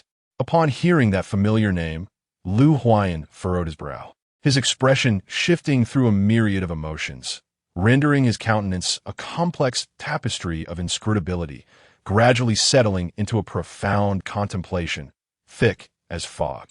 Hanbin assumed the leader was merely grappling with the decision to consume the soup, particularly given his less-than-pleasant prior experiences. After a prolonged silence, Lu Huayan finally raised the bowl to his lips. As the first sip touched his palate, his expression changed dramatically, yet he soon resumed a mechanical demeanor, consuming the soup with the detachment of an emotionless automaton. Hanbin observed quietly, noting the leader's expressionless visage. Perhaps Sun's sister had indeed honed her culinary skills. Curiously, he inquired, "How is it this time, leader? Is it not to your liking?" "Not bad," Lu Huayan replied, suppressing the discomfort in his mouth as he uttered the words. With a knowing glance, Hanbin's eyes occasionally darted toward the remaining soup, a blatant hint that Lu Huayan could not possibly overlook. However, that ample soup was certainly not suitable for Hanbin. "If you have nothing further to attend to, you may take your leave," Lu Huayan suggested. "What do you mean?" Hanbin questioned, doubting the leader's inability to interpret his insinuations. Could it be that Sun's sister's soup was so delectable that Lu Huayan was reluctant to share it? Discontented, he cast a disgruntled look at the leader, sulking in silence. Chapter 31. It's him after departing the infirmary. Hanbin couldn't shake a growing sense of unease. If the leader was unwilling to share the soup, he could boldly approach Sun's sister for a bowl of his own. Surely, with her kind nature, she wouldn't deny him even a small portion. Meanwhile, Lu Huayan, left alone in the ward, continued to gulp down water in large quantities. Soon, the supply was entirely depleted, yet he remained unsatisfied. With a resigned sigh, he lamented, "Why is there so much salt in this?" At that moment, Xiaoan found herself in a dispute with Ji Xiangbei. It turned out she had mistakenly ingested a capsule, believing it to be a sweet treat. And as she attempted to pop the remainder into her mouth, Ji Xiangbei intervened. Mistaking his actions for an attempt to snatch her candy, Xiaoan, in her frustration, attempted to bite him. As an adult man, Ji Xiangbei, faced with the childlike Xiaoan, chose not to retaliate. He merely remained cautious of her movements while concealing the remaining capsules. Inevitably enraged by her inability to find her capsules, Xiaoan unwittingly unleashed her powers. In an instant of distraction, Jiang Xunzhi could no longer see any trace of Xiaoan. However, in the next moment, she unexpectedly appeared by Ji Xiangbei's side, attempting to snatch the capsule from his grasp. Little did she realize that Ji Xiangbei had already discerned her intentions. He seized both of Xiaoan's hands, retorting, "You underestimate me, don't you?" Jiang Xunzhi stood rigidly in place, having just witnessed that Ji Xiangbei was seemingly unaffected by Xiaoan's extraordinary abilities. Could this be the secret that lay concealed within Ji Xiangbei? In the next moment, Xiaoan became aware of her presence, casting a look of grievance toward her. As if seeking her intervention, she feigned innocence, pretending to have just arrived, and inquired about what had transpired. "Sister, he took my things, how shameful!" she exclaimed, sticking out her tongue in a playful manner. "Oh, you little rascal. Never mind. I shan't quarrel with a girl who cannot comprehend simple words." In light of this comparison, Jiang Xunzhi found herself uncertain as to who the true child was. "Now, Xiaoan, that is not candy. It is a medicinal remedy. If consumed excessively, it may cause stomachache. Medicine is not inherently good. Why would one take it unless ill?" Thus, in Jiang Xunzhi's eyes, she sincerely hoped that Xiaoan would never have to encounter such substances in the future. Xiaoan, in her naivety, nodded in understanding, for in the entire 8th district, she heeded only Jiang Xunzhi's words. Having pacified Xiaoan, she turned her gaze toward Ji Xiangbei. In Jiang Jin's heart, numerous questions arose, and a spark of realization ignited within her. "Ji Xiangbei, I have suddenly come to a significant discovery," she proclaimed. "What discovery?" he inquired. "Please do not tell me you are having second thoughts.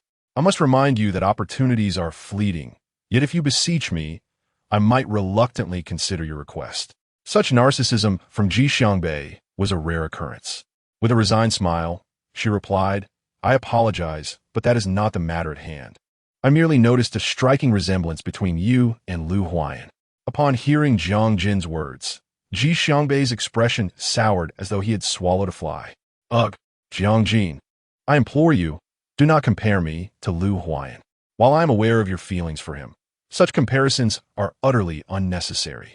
Feeling exposed, Jiang Jin became somewhat anxious, eager to conceal her thoughts. You must not speak nonsense. It was merely a fleeting impression. Ji Xiangbei, might I trouble you? No, I refuse. Given your previous comments, I cannot acquiesce to any request. A peculiar sense of satisfaction washed over Ji Xiangbei upon realizing Jiang Jin sought his assistance, akin to holding leverage over her. Ji Xiangbei, you are currently situated in Area A, correct? Why speak of concerns everyone in Area A? Surely, you would not turn a blind eye to their plight. Oh, and what of it? Even if they were to perish, what concern is it of mine? You know me well. I care only for that which piques my interest. The rest is of no consequence. He raised an eyebrow dismissively, effortlessly revealing his true sentiments. Observing this unfamiliar side of Ji Xiangbei, Jiang Jin recognized that her previous assumptions had been overly simplistic. A person shrouded in mystery would hardly acquiesce to being manipulated. What is it that you desire? Ji Xiangbei's abilities could undoubtedly aid Lu Huayan in executing his plan, potentially playing a pivotal role. Thus, Jiang Jin was resolute in seizing this opportunity. What do I desire? He mused, stroking his chin, seemingly intrigued by the topic. I have yet to decide, but should you agree to my request, I might consider it earnestly. Seizing the moment, Jiang Jin pressed on, determined to secure his agreement first, leaving the details for later discussion. Very well. As long as you agree, I shall endeavor to fulfill your desires. In truth, Jiang Jin contemplated that if Ji Xiangbei were perceptive, he would refrain from further inquiries. Should he lack such insight, the challenges he posed could simply be resolved directly. She had never been inherently benevolent. This was merely a matter of necessity. Jiang Xunzhi's prompt agreement exceeded Ji Xiangbei's expectations. Originally, Han Bin only intended to request a bowl of soup, but once again he found himself confronting that cunning vixen lingering by Xunzhi's side. He rushed over with an imposing demeanor, positioning himself between the two, determined to create a distance between them. Ji Xiangbei was well aware of Han Bin's hostile gaze. However, intrigued by the situation, he felt compelled to tease Han Bin a little. Adopting a deliberately ambiguous tone, he remarked that since you have consented, I shall not disappoint you. Whatever you wish to accomplish, I shall assist you wholeheartedly. Such heartfelt sentiment might lead an uninformed observer to believe that they were witnessing a couple in romantic discourse. What on earth are you saying, Ji Xiangbei? Han Bin, predictably, began to fume with anger. Though Jiang Xunzhi found Ji Xiangbei's words somewhat peculiar, she could not pinpoint exactly why. She did indeed have requests of Ji Xiangbei. Pulling Han Bin aside, she reassured him, "It's not what you think, Han Ge. Please calm down." If Han Bin's agitation was not quelled, Jiang Xunzhi feared she might not be able to interject at all. Once soothed, Han Bin regarded Ji Xiangbei with a vigilant expression, unwilling to allow him to cast even a fleeting glance at Xunzhi. Jiang Jinji, on tiptoe, whispered something into Han Bin's ear. Chapter 32, Regret. The next moment, Han Bin's expression transformed into one of cordiality. "Brother Ji, how have you been faring in Area A lately?"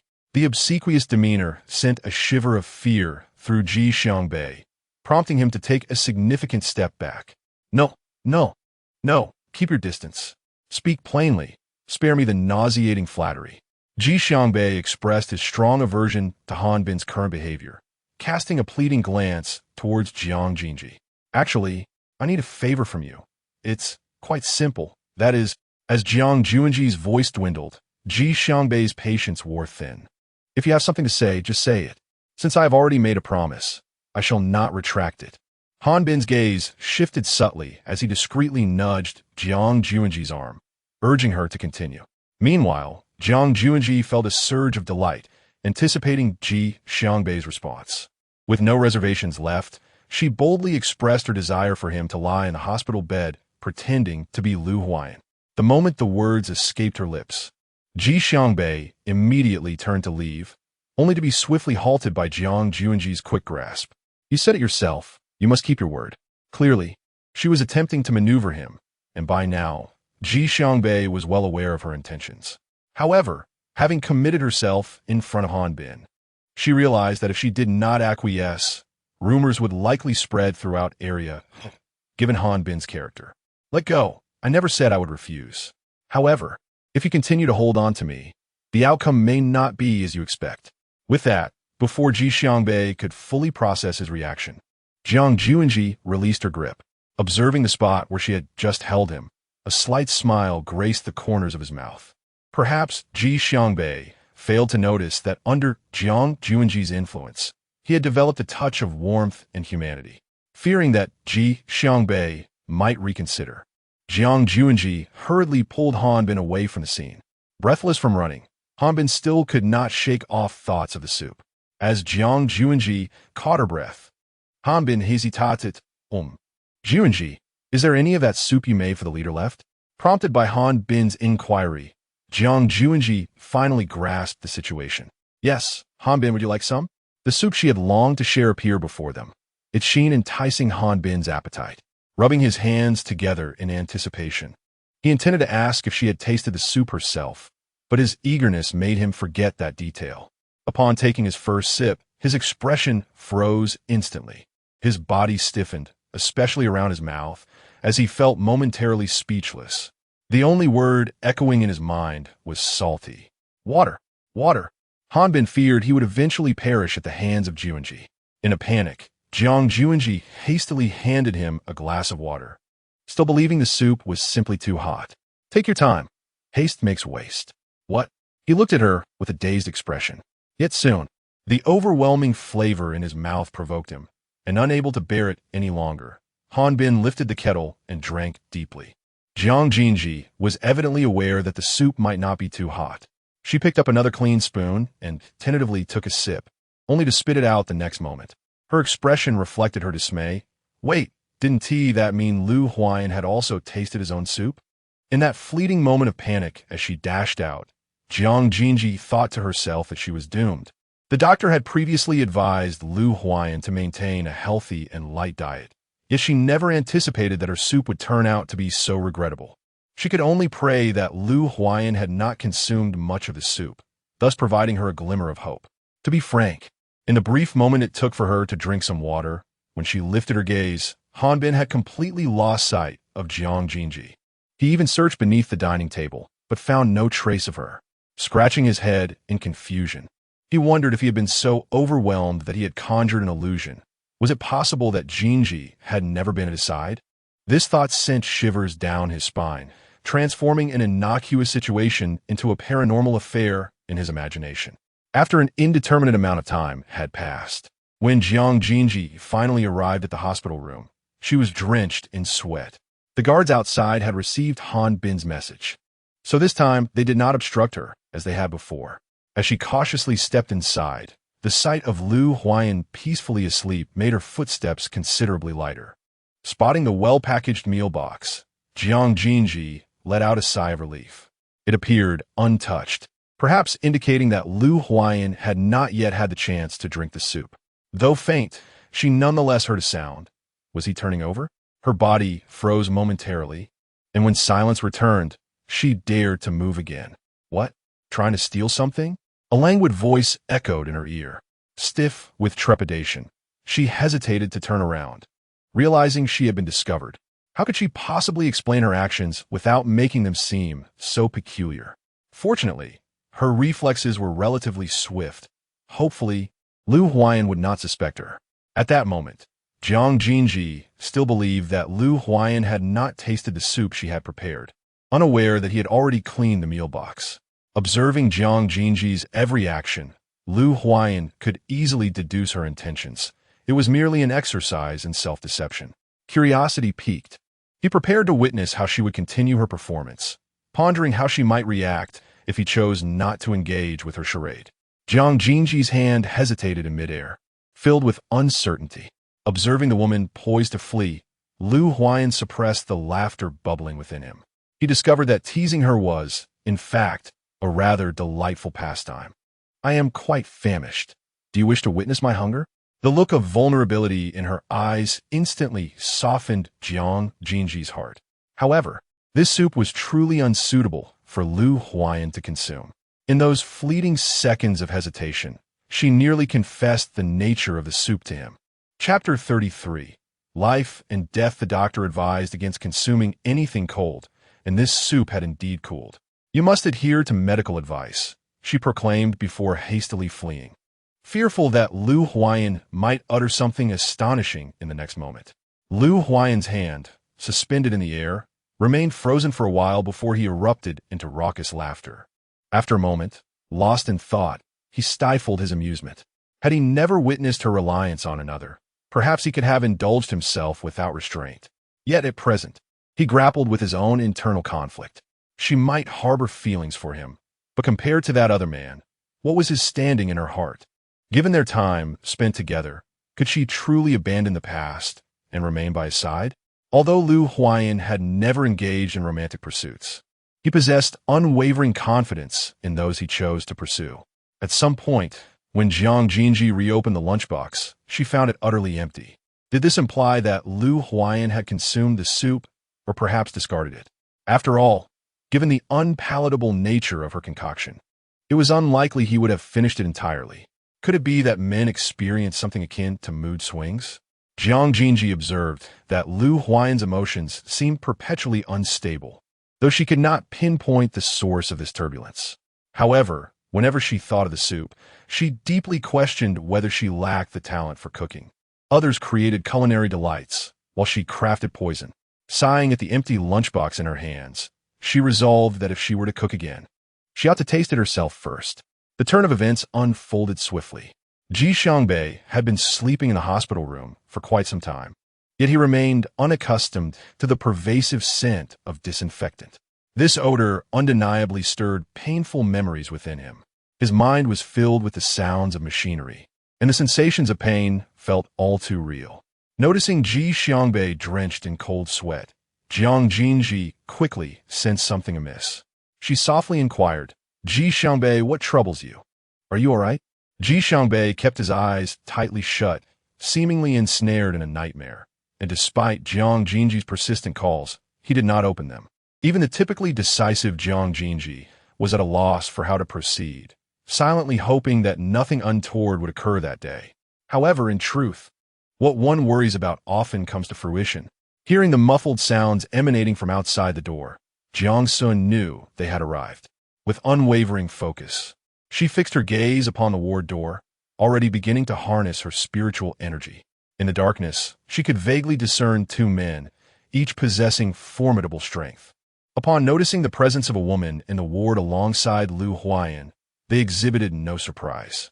After all, Jiang Sun had been vigilantly keeping watch over the ward for several days. Evidently, they regarded her with disdain, perhaps viewing her merely as a hollow shell, at best. A mere appendage to Lu Huayan. "You handle it. I'll take care of Lu Huayan," they decided, clearly believing this to be the optimal course of action. Yet, how could events unfold as they envisioned? The only reason the ward housed merely Ji Xiangbei and Jiang Sun was to lower their guard. Initially, things progressed smoothly, but an unforeseen complication arose with Ji Xiangbei, meaning Jiang Sun had to contend with both assailants while ensuring Ji Xiangbei's safety. During the struggle, seizing an opportunity when their attention wavered, Jiang Sun did not abandon her efforts to rouse Ji Xiangbei. Yet, her attempts bore no fruit. Frustrated, she exclaimed, "Ji Xiangbei, do you wish to perish? Get up at once. Do you have any idea how exhausted I am?" Were it not for her sheer desperation, her upbringing would never have permitted such words to escape her lips. It was absurd. Facing these two adult men, Jiang Sun was not an inexhaustible well, and her abilities could not be endlessly summoned. Now, all she could do was hope for Han Bin's swift assistance. After a fierce confrontation, they finally recognized that this woman was no ordinary opponent. They had underestimated her. A determined Jiang Sun was indeed formidable, though she found herself struggling. In a moment of carelessness, Ji Xiangbei's blanket was inadvertently tossed aside, thereby exposing his ruse of impersonating Lu Huayan. "Oh no, we've fallen into a trap," she thought, contemplating whether the time she had squandered was sufficient and whether Han Bin had resolved the situation. As she observed the two men preparing to leave, Jiang Xun could not allow them to escape so easily. Another tumultuous struggle ensued. "Damn it, you wretched woman, if you wish for death, we shall oblige," they declared, unleashing their full force upon Jiang Xun, overwhelming her defenses. In a moment of inattention, a small cut was inflicted upon her arm, releasing a stream of dark crimson blood. Enveloped in darkness, they remained oblivious to the anomaly.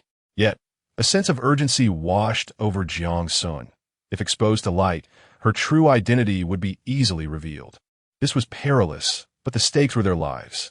It begins now. Suddenly, countless knife handles materialized, suspended in mid-air, and swiftly descended upon them. Even if they managed to evade the majority, it is impossible for each of them to succeed in their escape. Although this has drained a considerable portion of Jiang Xun's extraordinary abilities, inflicting injuries upon them has not been in vain. As Jiang Xunzhi seized the opportunity to grasp a nearby bandage and wrap it around his arm, footsteps gradually echoed from outside the door, leaving them with no avenue for escape. Realizing they had exhausted all options, they brazenly contemplated using Ji Xiangbei as a hostage. They had distinctly articulated their intentions, stating that if they could not flee, they would ensure that one among them would serve as a scapegoat. Their glances shifted towards Jiang Xunzhi, yet the fear evident in their eyes betrayed their bravado. It was evident that they possessed the intent but lacked the courage. Soon, their gazes fell upon Ji Xiangbei, who lay on the hospital bed, seemingly a more vulnerable target. Their thoughts were transparent, and Jiang Xunzhi was not oblivious to their intentions. At that moment, fortune favored them, as Ji Xiangbei abruptly regained consciousness. In an instant, he produced a knife, though Jiang Xunzhi remained unaware of when it had appeared in his hand. The blade swiftly sliced through one assailant's wrist, severing tendons and subsequently lopping off fingers. The gruesome spectacle nearly overwhelmed Jiang Xunzhi, a relatively adept zombie, with a wave of nausea. Yet, alongside this, an insatiable thirst for blood surged within him, his crimson eyes betraying his cravings. Internally cursing Ji Xiangbei for creating such a bloody scene, he struggled to suppress his desires. Chapter 34. The tide has turned. Han Bin and his companions arrived just in time to halt Ji Xiangbei's reckless actions. Lu Huayan, who had been assisted into the room, was taken aback upon seeing Jiang Xunzhi. Clearly, he had not anticipated that Jiang Xunzhi would be present in this chamber. When his gaze caught Han Bin's, he seemed to seek an explanation. Unfortunately, Han Bin was too wary to meet Lu Huayan's eyes, and his avoidance only solidified Lu Huayan's suspicions that Jiang Xunzhi was indeed the bait this time. Lu Huayan was somewhat aware of Ji Xiangbei's masquerade, but had not anticipated Jiang Xunzhi's involvement. "Chief, the target has been captured. What shall we do?" His thoughts were interrupted, compelling Lu Huayan to address the immediate situation. "Take them away. I believe both of them are eager to meet their orchestrator." Indeed, Lu Huayan and his team had lingered for an extended period to execute a diversionary tactic, drawing Chao Xing's attention towards the infirmary and thus lowering his guard. Observing the situation, Han Bin promptly led the two captives away, ensuring to pull Ji Xiangbei, who was stained with blood, along with him, fearing that Lu Huayan might hold him accountable. "Hey, why are you dragging me? I'm not the criminal here." Xiangbei protested, utterly exasperated. Having aided them significantly, he found it exceedingly impolite to be treated as a perpetrator. Consequently, the hospital room was left with only Lu Huayan and Jiang Xunzhi. Leaning on his cane, Lu Huayan slowly approached Jiang Xunzhi. Upon witnessing the injury on Jiang Jin's arm, his countenance instinctively turned severe, shrouded in a somber demeanor that exuded an air of unapproachability. Underneath the surface, Jiang Jin instinctively yearned to flee, yet was obstructed by Lu Huayan. "Where do you intend to go?" she inquired. "Why did you not disclose the matter of being a bait to me? Or were you planning to keep it a secret indefinitely, should I have not witnessed it today? What exactly do you perceive me as?" Jiang Jin was perplexed as to why a perfectly ordinary situation had escalated to such a degree under Lu Huayan's influence. Although she was clearly reproaching herself, she sensed an underlying implication in his words. "If I were to confide in you, I fear you would not acquiesce." Her tone softened. It It was uncertain when it had begun, but in Lu Huayan's presence, she always felt a certain rigidity in her posture, lacking the previous composure and carefree spirit she once possessed. Before she could raise her head, Lu Huayan had swiftly tapped her forehead with his hand. The action was quick, yet it was not painful, gentle in execution. Knowing she had crossed a line, she realized there would be no second chances, should there be another infraction. The consequences would be far more severe. After the reprimand, Lu Huayan departed, leaving Jiang Xunzhi in a state of bewilderment as she gazed at his retreating figure. After a prolonged moment, she reached up to touch her forehead, still tingling from his reprimand. The sensation lingered, and yet, inexplicably, her heart was racing. A smile remained on her face, refusing to fade. In the conference room, Chao Xing found himself confined after being summoned by Meng Qiuyu. Initially, he was unaware of the impending developments, still attempting to negotiate an alliance with her. However, Meng Qiuyu's demeanor soon revealed a disconcerting shift. Instinctively, he prepared to push open the grand door, only to be barred by the guards outside. They were clearly not his men, and he could not be oblivious to that fact. Qiuyu, I've watched you grow. Let us discuss this amicably. What is the meaning of this? He fidgeted with his freshly manicured long nails, maintaining an unusual attention to his appearance, even in the apocalypse. Chao Shu, why do you harbor such delusions? You shall never attain that position. Unbeknownst to Chao Xing, Lu Huayan's plans had already gone awry. Oh, really? Qiuyu, heed your uncle's advice. Lu Huayan's power is waning. Follow me instead. His sinister nature was laid bare, evoking a profound sense of revulsion. Meng Qiuyu's face mirrored her disdain for him, and as the time approached, she finally commanded the door to be opened. Chao Xing misinterpreted this as a sign of her capitulation, regarding her with a semblance of understanding. Rest assured, Qiuyu, I shall not forget your actions today. However, Han Bin unexpectedly struck him in the knee with a wooden gun, causing him to collapse to the ground. It was then that Lu Huayan emerged from behind him. Though his movements were still constrained, he exuded the commanding presence of a leader. Gao Su, this splendid performance of today would not be complete without my presence, would it? Upon seeing Lu Huayan standing unscathed, Chao Xing sensed impending doom. He struggled to rise, only to be met with another blow from Han Bin's wooden weapon. This time, his fate has irrevocably turned. It must be said that Chao Xing's transformation is astonishingly swift. Upon encountering the two individuals being escorted before him, he immediately prostrated himself, kneeling before Lu Huayan. Leader, Huayan, Uncle Chao was momentarily deceived. He was coerced. Lu Huayan merely emitted a cold snort. How could one trust the words of this old fox? So gao. The one thing you must never do is gamble with the lives of our brothers from Area A.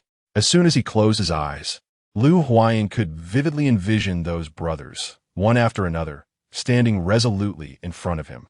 All he sought was to ensure his own survival. Truthfully, it was at that moment that Lu Huayan realized the stature he held in their hearts. If he did not handle Chao Xing with the utmost severity today, how could he provide an explanation to those fallen brothers? Today marks your demise. Speak now if you have anything to say, and consider it a benefit for your years in Area A. How could Chao Xing not be agitated upon hearing these words? He desperately clutched at Lu Huayan's trousers, fervently pleading for his life. Yet, once Lu Huayan had made a decision, it was not easily swayed. Soon, Chao Xing was dragged away. Outside, the sound of gunfire rang out, over a dozen shots. Each gunshot represented a life, and at last, Lu Huayan could provide an account for those fallen brothers. With Chao Xing's death, the power he once wielded crumbled alongside him. Meng Qiuyu tirelessly supported Lu Huayan in consolidating his position in Area A. Despite her unwavering efforts, Lu Huayan had never acknowledged them. Still, she willingly yearned to carve out a place for herself in his heart. Chapter 35, A Night Reconnaissance. Area A plunged into brief chaos, aimed at cleansing the remnants of Chao Xing's faction. Jiang Xunzhi personally arrived at the infirmary, where she encountered Cui Xiu. The latter had grown increasingly silent, her visage waning with time.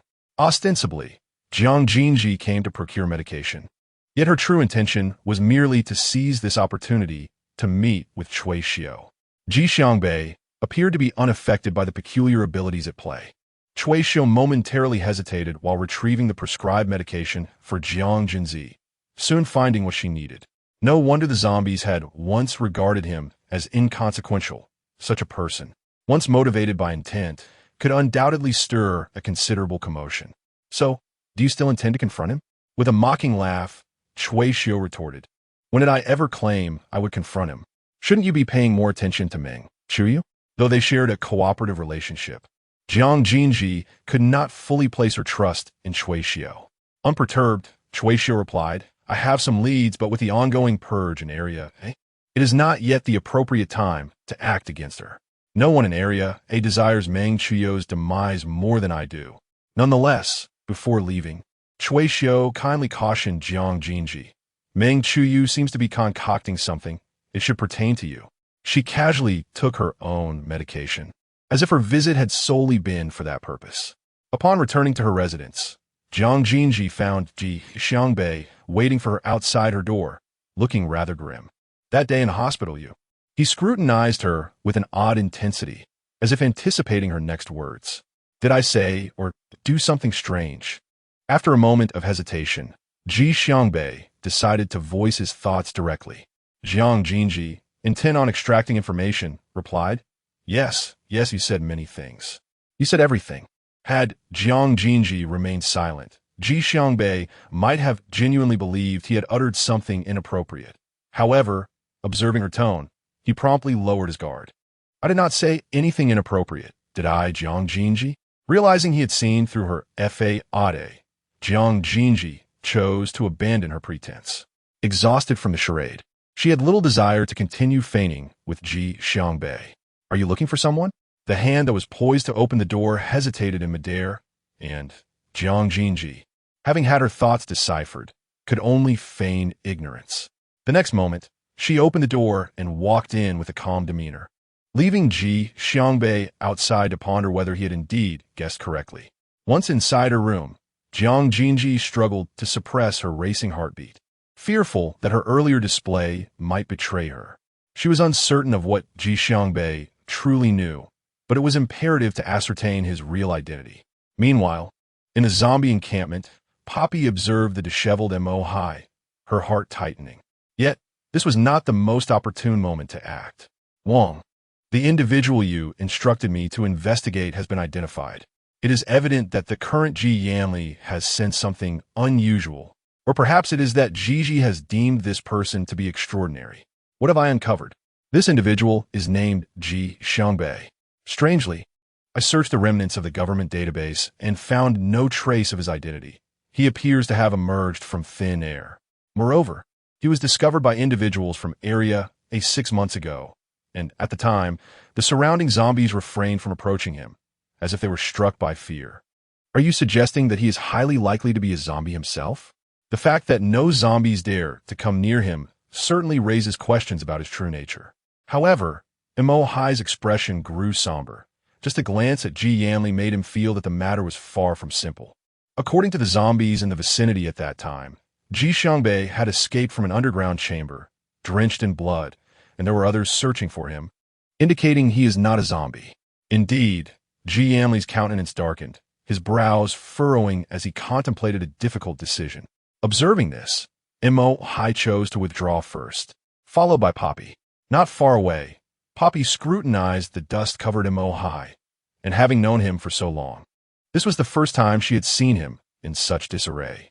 Anxiousness crept into her heart. Had he truly spent these days investigating the mysterious Ji Xiangbei? Mo Hai nodded silently. When he left initially, Poppy was only aware that Miss Jiang had instructed Wang to probe into this person, unaware of his true significance. Witnessing the grave expressions on Wang and Mo Hai's faces, her own unease began to swell. Sensing Poppy's distress, Mo Hai swiftly raised his hand and gently tousled her hair. After such a long separation, did you miss me? By the way, how is Miss Jiang? A zombie concealed within Area. Will she truly go unnoticed? Poppy felt a sense of skepticism regarding this matter, especially since their king had already fallen victim to Jiang Sun's machinations. Should Wang hear you depict Miss Jiang in such a manner, you might find yourself confined. At this, Poppy could no longer suppress her laughter. Ji Yanli received the news in the morning, and by nightfall, Jiang Xunzhi had been informed. Though night had fallen, Area A remained on high alert, and Jiang Xunzhi found herself unable to devise a means of escape. Over 2 hours had passed, and she remained uncertain whether the zombies dispatched by Ji Yanli were still awaiting her presence. Helplessly, she could only pace around the training grounds in a state of anxiety. In the blink of an eye, the figures within the training grounds vanished without a trace. Sensing the chilling touch upon his wrist and the familiar scent, Jiang Xunzhi finally exhaled in relief. Yet, in the next moment, he felt a twinge of embarrassment at being toyed with in such a manner. Thus, he resolutely bit down on the palm of the individual who had provoked him.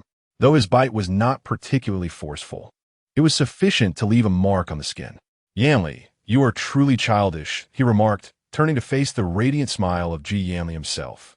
Indeed, upon noticing that Jiang Xunzhi had not arrived for a considerable time after sending the message, he surmised that she was unable to come out, prompting him to infiltrate Area A personally. Upon spotting Jiang Xunzhi wandering alone, he could not resist the urge to tease her.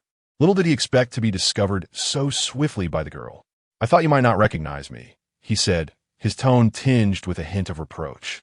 As he scrutinized her, he noticed a bandage wrapped around her arm, and his eyes filled with anger and concern. "Who did this to you?" Chapter 36. A dilemma. Jiang Xunzhi felt a twinge of regret for not donning a coat when she ventured out, given Ji Yanli's usual tenderness towards her. The sight of the injury on her arm inevitably prompted a barrage of self-interrogation. She could not divulge the truth about how she sustained the injury, yet evading the topic posed a considerable challenge. Noticing her hesitation, Ji Yanli sensed that the matter was more complex than it appeared. In reality, it was a calculated ruse. There were those in Area A who might question her identity, and this injury could serve to dispel their suspicions. For now, she could only hope that Ji Yanli would accept her explanation. Ji Yanli remained silent, focusing his extraordinary abilities to heal Jiang Xunzhi. This was a supplementary power of his, one he seldom found useful in the past due to his rare injuries. However, his perspective had shifted. At least now, he could assist her in her time of need. "You must never treat your body lightly again. Do you understand?" Upon hearing his words, Jiang Xunzhi finally felt a sense of relief, her earlier anxiety dissipating as she feared that Ji Yanli would not believe her excuse. "By the way, Brother Yanli, have you managed to gather any information about Ji Xiangbei?" Upon hearing that name once more, a fleeting gravity crossed Ji Yanli's face, quickly masked by his composure. He was resolute in shielding Jiang Xunzhi from distressing matters. Though the information was scant, it sufficed for her keen intellect to infer that someone was indeed searching for Ji Xiangbei, possibly explaining why he remained in Area A. As long as he stayed there, the outside world would have a more challenging time locating him. "Thank you, Brother Yanli.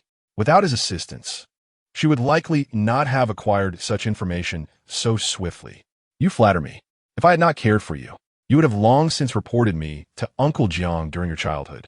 In a moment of carelessness, Ji Yanli inadvertently mentioned Jiang Xunzhi's father. I apologize, Yinsi.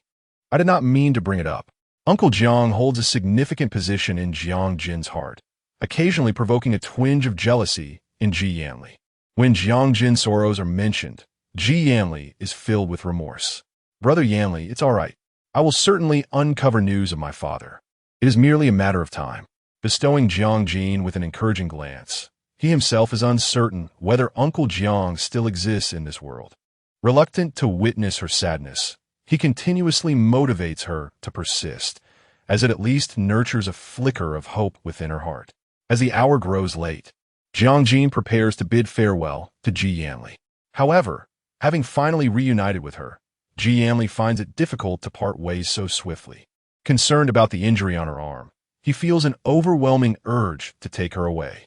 Jin, how about? No, that's not feasible."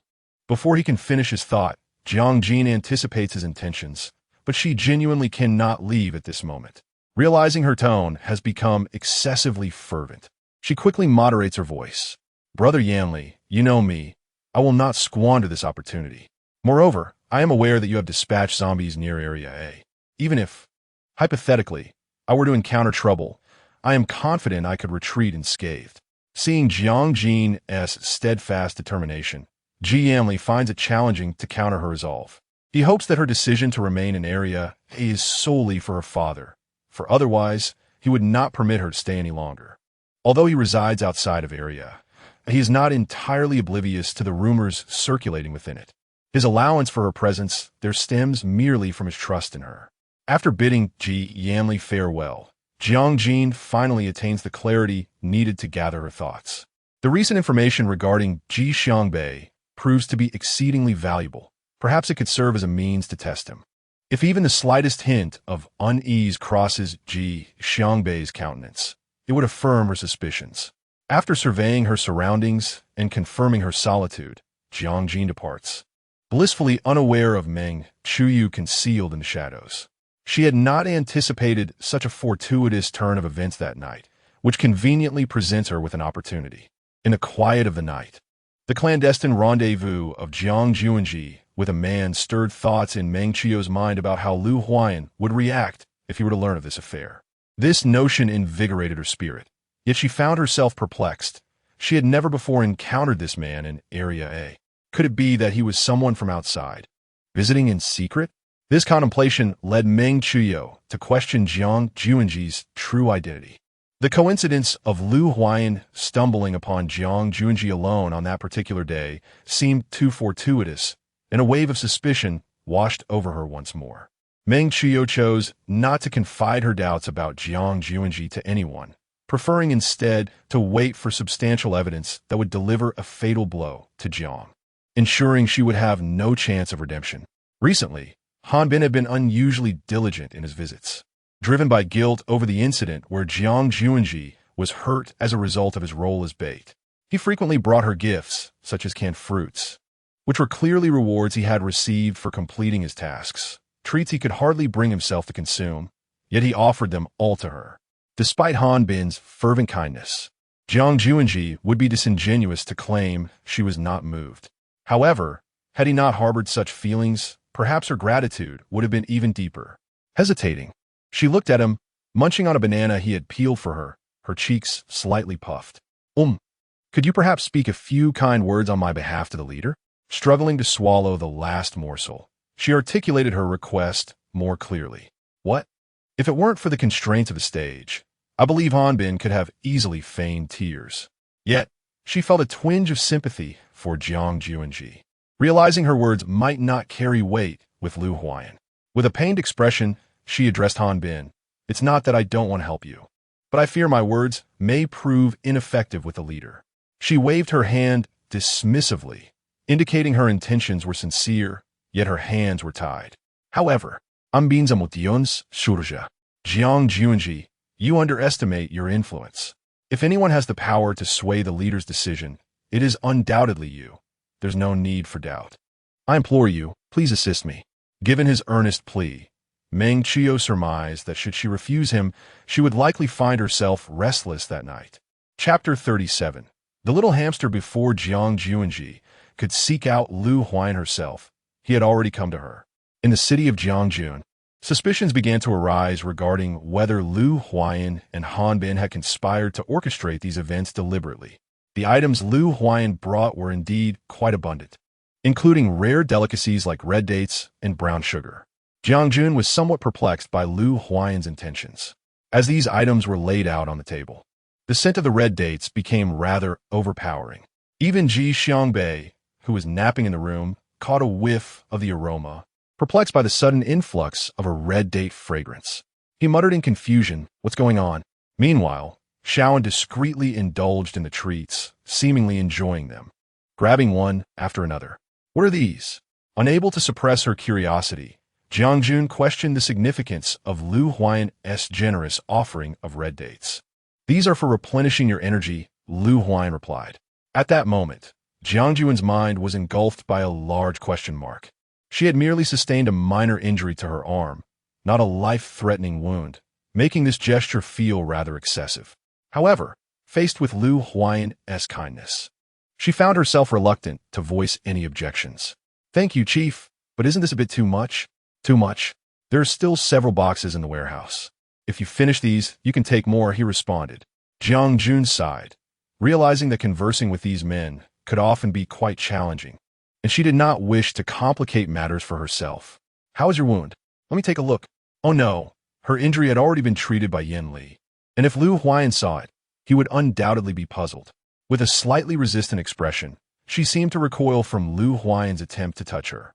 Initially, he did not notice this, but upon seeing her expression, he paused his movements, flustered as he explained, I only wanted to check your wound. I'm sorry. His voice was somewhat hoarse, and his downcast demeanor stirred a sense of guilt within Jiang Xunzhi. No, I was just worried you might blame me if you saw it. She nervously tugged at her clothing, emphasizing her words as if to make a point. I want to scold you. When have I ever scolded you? A soft, murmuring voice came from below. You're a liar. You clearly have.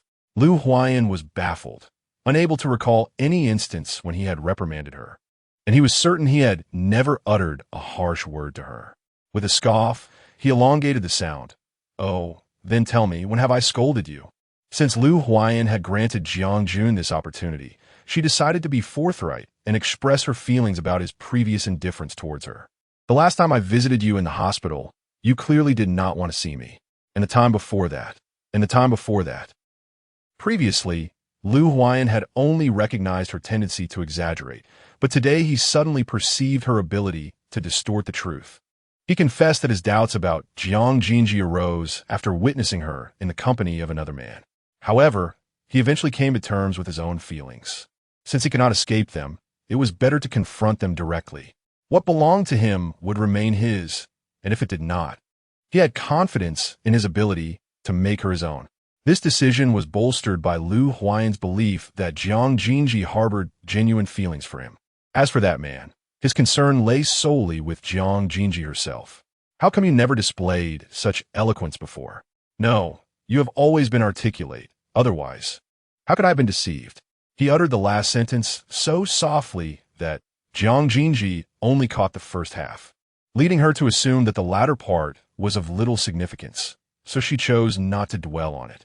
In truth, she had not anticipated that today's encounter would ease the tension between her and Lu Huayan. To be honest, she felt no joy in her triumph. Instead, it was replaced by a sense of distress. As she realized her deepening feelings for Lu Huayan, she understood that she had indeed fallen for him. Yet, she had approached him under the guise of falsehood. When the day of revelation arrived, would he treat her with the same kindness as he did today? These uncertainties plagued Jiang Xunzhi, prompting her to prefer avoidance over contemplation. Seeing that Jiang Xunzhi consistently refused to reveal her arm's injury, Lu Huayan ceased his insistence, only reiterating that in the event of a similar situation in the future, she must seek his consent. With the matter laid bare, Jiang Xunzhi had to take the first step. Nodding repeatedly, her adorable demeanor elicited a smile from Lu Huayan that he could not suppress. Off you go, little hamster, he said. Meanwhile, Ji Xiangbei stood by the door, clutching his stomach and laughing heartily. Ha, hamster. I must say, it's quite an apt description. Oh, my stomach. With a furrowed brow, he was promptly struck on the forehead by a throw pillow. Are you trying to court disaster? Given Ji Xiangbei's antics, her irritation was justified. Initially, she thought this would quell his laughter, but the fool continued to chuckle unabated. Jiang Xunzhi, who had intended to engage him in conversation, found her irritation extinguished by his relentless mirth. She took Xiao En's hand, bypassing him as if he were invisible. As they walked, she remarked to Xiao En, this person is a fool. Let's not play with him anymore, shall we? Xiao En, oblivious to Jiang Xunzhi's sentiments, perceived Ji Xiangbei as a villain. Thus, anyone her sister disliked was inherently bad. In a huff, she stomped on Ji Xiangbei's foot before scurrying behind Jiang Xunzhi, anxious about potential retribution. With a footstep upon him, Ji Xiangbei ceased his mirth, gazing at Jiang Xunzhi with evident displeasure, as if reproaching him for not properly managing Xiao En. I understand your sentiments. However, Xiao En is an independent individual. Though she may have struck you, you are, after all, a healthy adult male, fully capable in body and mind. Surely, one would not stoop to quarrel with a child of lesser intellect. The emphasis in his tone seemed to underscore this point, and while others may not grasp it, Ji Xiangbei comprehended it entirely. The essence of Jiang Xunzhi's words is that if he were to engage in a contest with Xiao, and he would merely be reducing himself to a frail, physically impaired, and intellectually challenged individual. Unfortunately, Ji Xiangbei found himself compelled to accept this assertion. To refute, it would be tantamount to admitting to such a characterization. One must concede that Jiang Xunzhi's strategy was indeed ruthless, rendering Ji Xiangbei speechless and begrudgingly accepting the situation. With a fierce bite of his molars and a derisive snort, he let out a cold laugh from deep within his chest. Observing Ji Xiangbei in such a disheartened state brought Jiang Xunzhi immense satisfaction. He took Xiaowen's hand and strode directly into the room, completely disregarding Ji Xiangbei, who was seething behind him. Chapter 38. Explosives. Initially, it was presumed that there would be ample time to focus on matters concerning Ji Xiangbei. However, the situation evolved far too swiftly. Perhaps B District had caught wind of the recent turmoil in a district and sought to take advantage of the chaos. Although a district and B District had previously experienced minor skirmishes, they were insignificant as long as no major actions were initiated. Thus, Lu Huayan could not easily take that step. In the conference room, a leader spoke up. B District is already on the verge of reaching her doorstep. Should we not take some action? In the past, the community had expressed deep disdain for B District's provocations, and now that they had a legitimate reason to confront them, they would undoubtedly seize this opportunity. Meanwhile, Lu Huayan remained contemplative, delaying his response. The anxiety among those present began to escalate. Could it be that the leader was willing to let such a favorable opportunity slip away? If this chance were missed, it was unlikely that another would present itself. Leader. Hanbin could not fathom Lu Huayan's thoughts. Did he truly desire to halt B District's actions? As the tension in the room grew palpable and the atmosphere became restless, Lu Huayan finally articulated his thoughts. We too, in a district, are not to be trifled with. Since they have already come to our doorstep, let us ensnare them. Instantly, the atmosphere reached a crescendo, and the attendees became invigorated, seemingly eager to prepare for the impending battle. Despite having full confidence in their prospects for victory, Lu Huayan still harbored concerns about unforeseen circumstances. He organized an evacuation of the elderly, infirm, and vulnerable to the rear camp, leaving a team of abilities users to safeguard them. Originally, Jiang Xunzhi was not part of this abilities team. She wished to accompany the front line. Yet, Lu Huayan, citing her arm injury as a reason, outright denied her request. You shall remain at the rear to protect the ordinary citizens. Meng Qiu stood nearby, wishing to voice her thoughts, but hesitated and ultimately chose to remain silent. How could she fail to perceive that Lu Huayan's actions were clearly aimed at protecting Jiang Xunzhi? A fleeting moment of jealousy passed unnoticed by anyone. Although Jiang Xunzhi initially intended to move forward, she found herself unable to do so without Lu Huayan's consent. Come now, don't wear such a long face. While I am well aware of your desire to accompany Lu Huayan, you do realize there is a strikingly handsome man beside you. Are you truly not tempted to glance at him? Ji Xiangbei's tone was undeniably steeped in self-admiration. If it were possible, Jiang Xunzhi would genuinely prefer not to walk alongside Ji Xiangbei at this moment, for his words were often laced with sharpness. Yixiangbai, why don't you head to the front lines instead? Jiang Xunzhi teased lightly, with a hint of subtle probing. Me? Are you mistaken? Y pusas no supernatural habilitas. Do you expect me to venture forth and investigate the situation regarding Lu Huayan? I shan't do it.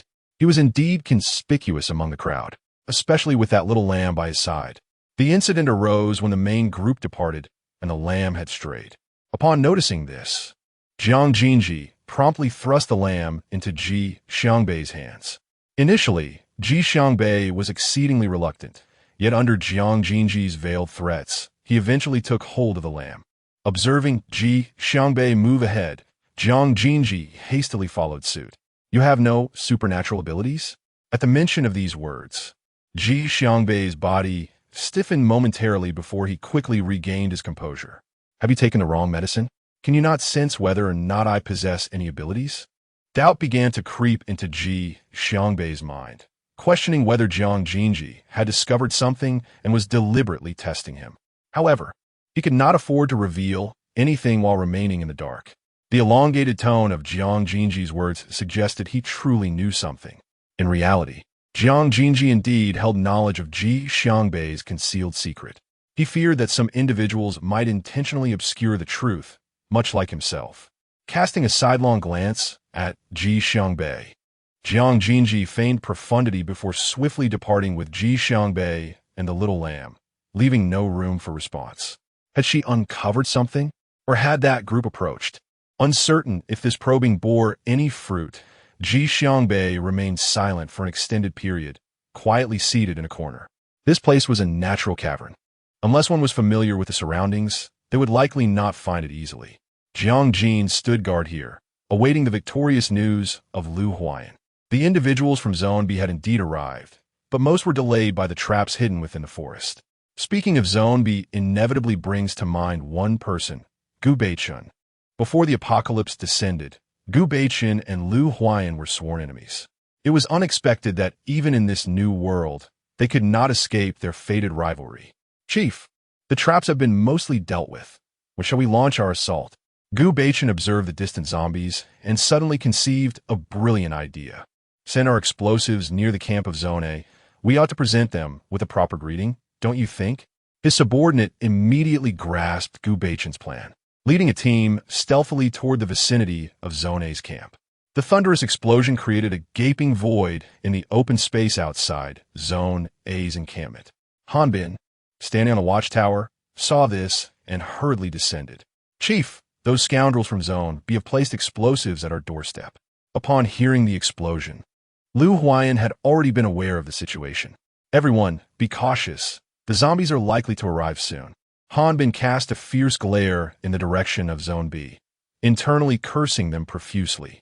The zombies approached rapidly, and within a minute, a vast horde had gathered at the site of the explosion. Hanbin led his men in launching rockets and flammable substances. Lu Huayan added fire to the mass of zombies, ensuring they burned brightly. With the stage set, Gu Beichun sensed the time was ripe and commanded his forces to attack. Had it not been for the spy's report of internal strife within Zone A, he might not have acted so swiftly. Despite his hesitation, he did not wish to let this opportunity slip away. Perhaps this time he could topple Zone A, leaving him as the sole ruler. In this apocalypse, Gu Beichun sought not to shelter the masses, but to seize absolute power. The gates of Zone A swung open, and the first to charge out was Lu Huayan. The morale of the ability users surged, each one invigorated as if fueled by adrenaline. They had been training all along, but training and real combat were fundamentally different. The weakened zombies stood no chance against this group of ability users, and soon they were vanquished. Gu Beichun, are you not coming out? Only Lu Huayan would dare to call the name of the Zone B leader so brazenly. Chapter 39. The beginning. Haha, Lu Huayan. It has been a while since we last met. How do you like the gift I sent you? Gu Beichun's intent was clear. The people of Zone A could hardly tolerate his arrogance. A spirited young man was the first to charge forward, a wood elementalist capable of commanding the surrounding flora to fight on his behalf. Countless vines, reminiscent of tentacles, swiftly reached towards Gu Beichun, catching those around him completely off guard. Useless. Gu Beichun's expression transformed as he witnessed two individuals ensnared by the vines, akin to receiving a stinging slap to the face. He had embarrassingly lost face right from the outset, especially in front of Lu Huayan. Utilizing his own abilities, he severed the vines with precision. After such a long absence, could this be the best you could muster? It seemed rather beneath you. With a derisive snort, he evidently regained his composure. As anticipated, the wood elementalist promptly spat a mouthful of blood, collapsing weakly to the ground, his body marked by burn wounds. Lu Huayan carefully lifted him, handing him over to the healing elementalist station behind them. You seem to underestimate me. I fear you may not be able to stomach this and will have to regurgitate it. After a prolonged period of investigation, Lu Huayan had yet to successfully uncover all the spies in Area B. It must be acknowledged that Gu Beichun had indeed performed commendably in this regard. Why waste words? Attack! Thus, the true confrontation had finally commenced. Jiang Xunzhi, was not oblivious to the sounds of explosions outside. Her immediate instinct was to surmise that the inhabitants of Area B were behind it, intending to lure the zombies over. However, she found herself powerless at this moment. If she were to abandon her post now, it would undoubtedly provide Ji Xiangbei with ammunition to use against her. She could only pray that the number of zombies outside was not overwhelming. Otherwise, she would be facing a rather unwelcome reunion with her kind. The little lamb, perhaps feeling anxious in this unfamiliar environment, was bleating incessantly, causing Jiang Xunzhi considerable annoyance. "Be quiet." Her voice resonated sharply in the silence, drawing the attention of those around her. The captain of the guard, leading this squad, had an inkling of Jiang Xunzhi's agitation, but chose not to offer her solace. Conversely, Ji Xiangbei, displeased by her demeanor, provocatively remarked that if she were to venture out now, she might witness the entirety of the battle, lamenting that Lu Huayan would not permit her to do so. Truth be told, had it not been for the presence of so many witnesses, Jiang Xunzhi would have been tempted to bite him, curious to know the taste of fresh blood. Instead, she opted to disregard him, and perhaps sensing her indifference, Ji Xiangbei grew bored and lay down to rest. One zombie would suffice for Lu Huayan and his team. Adding one of the abilities users from Area B would only heighten the instability of their situation. Her gaze shifted to Cui Xiao, the medical personnel in their group, who had joined Jiang Xunzhi and the others. Meeting Cui Xiao's eyes, Jiang Xunzhi signaled her to keep a close watch on Ji Xiangbei. Once she received Cui Xiao's confirmation, Jiang Xunzhi stealthily slipped out when the coast was clear. However, the moment she departed, Ji Xiangbei opened his eyes, exuding an air of having anticipated her actions all along. The scene ahead was quite intense, though fortuitously, there were not many zombies roaming about. Upon seeing Jiang Xunzhi, some zombies hastily fled in panic.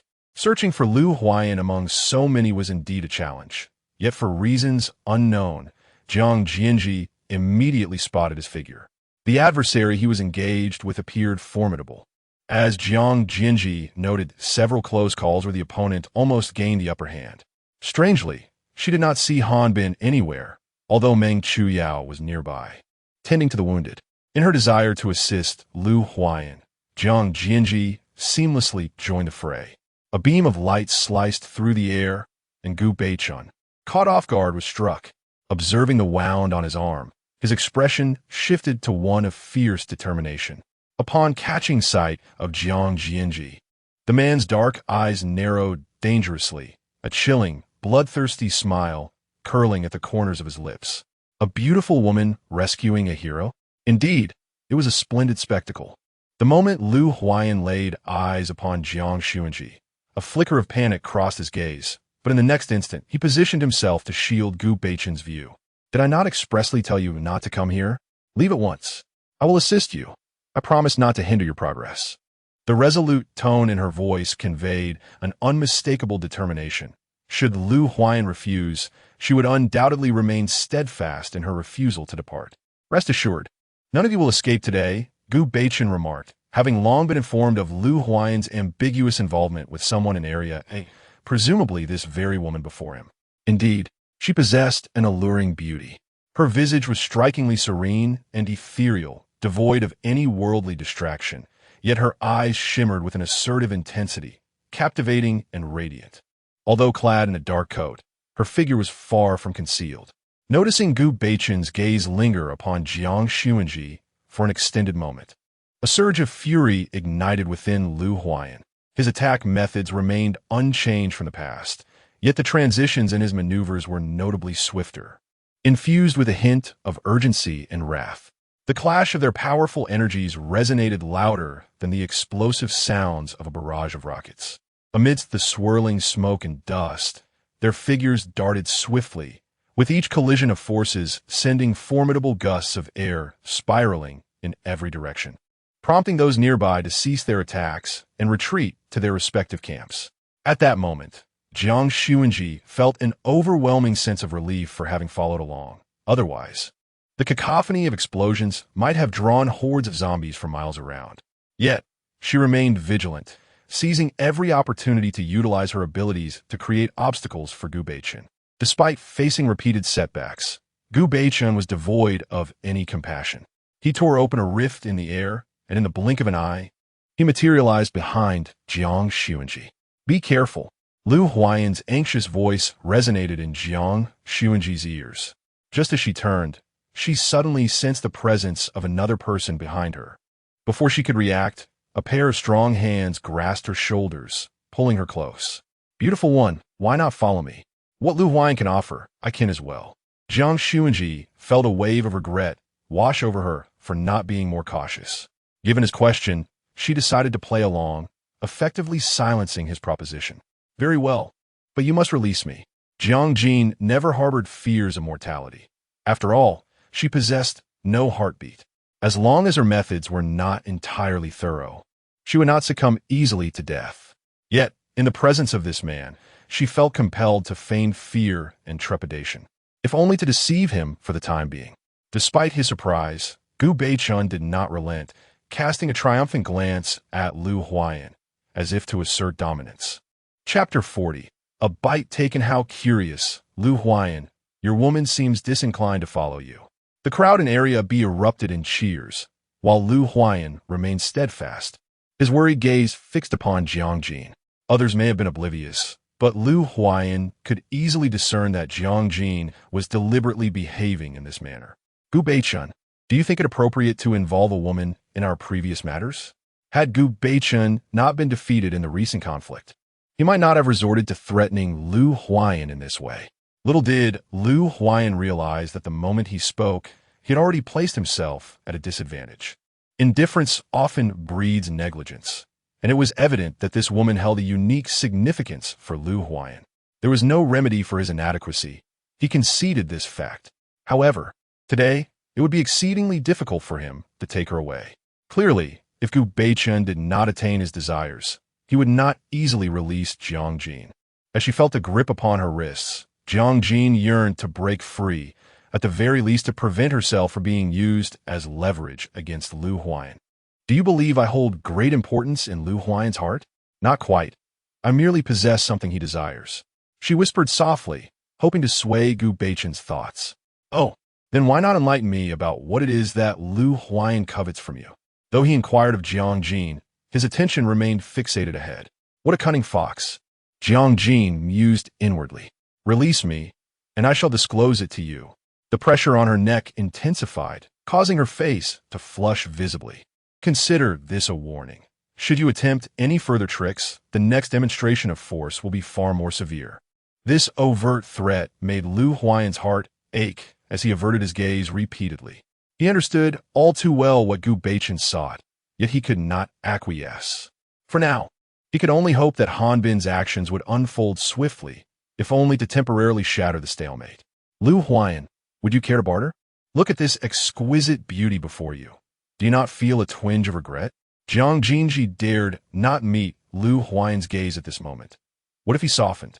If it truly came to that, she would not remain indifferent. Observing Lu Huayan's indecisive demeanor, Meng Chuyao feared he might act in a way that would benefit Gu Beichun due to Jiang Jinji. Such an outcome was something she could not bear to witness. She absolutely could not remain passive any longer. Stepping out from the crowd, she strode directly to Lu Huayan's side. Gu Beichun, regardless of what you desire, we of Area A shall not grant it to you. Although Jiang Jinji is one of us in matters concerning the interests of Area, it is my duty to safeguard those interests, even at the cost of my own life. The other ability users of Area A exchanged glances, the majority seemingly in agreement with Meng Chuyao's assertion. After all, sacrificing one for the benefit of the many is a testament to human nature. When Meng Chuyao made this proclamation, Jiang Jinji felt no surprise. At least from her perspective, Meng Chuyao had indeed acted with a broader vision this time. Typically espousing righteousness and morality, it was disheartening to see them now opt to sacrifice a vulnerable woman to uphold their so-called interests of Area A. In truth, they were not fundamentally different from her. The situation had escalated to this point, and it appeared the woman was deemed useless. If that were the case, it would be better to eliminate her sooner rather than later, thereby dousing the fervor of Area A. My dear, I truly regret that I cannot spare your life. Is they who wish for your demise. With a scornful glance, she inhaled the scent lingering on Jiang Xunzhi. It was a fa of reluctance. Jiang Xunzhi found this treatment utterly revolting, especially at such a crucial moment. As the wooden crate was raised, someone rushed in behind Gu Beichun, whispering urgently in his ear. Instantly, Gu Beichun's expression darkened. Very well. Excellent. Lu Huayan, after many days, had indeed gained a new level of respect in his eyes. His gaze was tinged with a hint of red, fierce and brooding, his countenance still grim. Perhaps sensing Gu Beichun's distraction, Jiang Xunzhi seized the opportunity to bite into his arm. Truth be told, this was her first act of biting since becoming a zombie, and she was curious about Gu Beichun's reaction. Little did she anticipate that she would fall victim to this woman's underhanded scheme. Though it was merely a minor injury to his arm, he felt an unusual pain, as if something vital was slipping away from him. Gu Beichun regarded her with cold eyes, unmasking the brutality and cruelty within. Such a detached and ruthless gaze was chilling. Lu Huayan stepped forward, intending to intervene, but ultimately lowered his hand. He must not act recklessly. Jiang Xunzhi remained at his grasp, and Gu Beichun was unpredictable. He could not wager Jiang Xunzhi's life. His eyes were filled with helplessness and concern, entirely focused on her. With one arm, he forcefully threw Jiang Xunzhi to the ground, then delivered a swift kick. Jiang Jun let out a muffled groan, yet remained silent, as she was on the verge of agony. Meng Chuyu grasped Lu Huayan's arm, signaling him to refrain from any rash actions. Taking advantage of the concentrated forces in this area, Lu Huayan dispatched individuals to launch a surprise attack on Area B. An act of utter wickedness. Lu Huayan, you may have triumphed this time, but await your reckoning. Fortune will not perpetually favor you. Gu Beichun departed, taking Jiang Jun with him. Gazing at the rift in the air, Lu Huayan dashed towards the spot, only to find it desolate. In a fit of despair, he knelt, unable to fathom the torment Jiang Jun might endure. In a moment of desperation, Meng Chuyu rendered Lu Huayan unconscious. Instinctively, Hanbin assumed Meng Chuyu sought to usurp power, leading a group to encircle her. With a fierce glare fixed upon Meng Chuyu, he demanded, "What are you trying to do?" Jiang Jun had been taken by Gu Beichun, and Huayan intended to rescue her alone. Could you truly stand by and watch him meet his demise? It had only been a few hours since he left. How could such calamity have unfolded? Yet reason urged Hanbin to understand that Meng Chuyu acted out of necessity. After all, witnessing the leader's impulsiveness and lack of rationality could potentially render him no better than Meng Chuyu. However, one cannot simply incapacitate the leader. The girl, Jiunji, had been taken by that man, Gu Beichun. He too felt considerable distress, yet they were at a disadvantage, being at the mercy of their captors. If one truly wished to rescue Jiang Jun, it would require careful planning. Chapter 41. Deterioration. Jiang Xunzhi was confined within a solitary chamber, the rhythmic sound of dripping water resonating in the air. In such a space, she surmised that Gu Beichun would not seek her out for some time. Thus, she seized the opportunity to rest, pondering that perhaps by the time she awoke, Zone B would have transformed into a camp for the undead. Such a notion was rather delightful, as it would indirectly assist Ji Yanli as well. Upon receiving this news, the poppy hurried towards the hall. "Sir, trouble has arisen. Miss Jiang is under threat." And Mo Hai, who was engaged in discussions with Ji Yanli, halted upon hearing this alarming tidbit.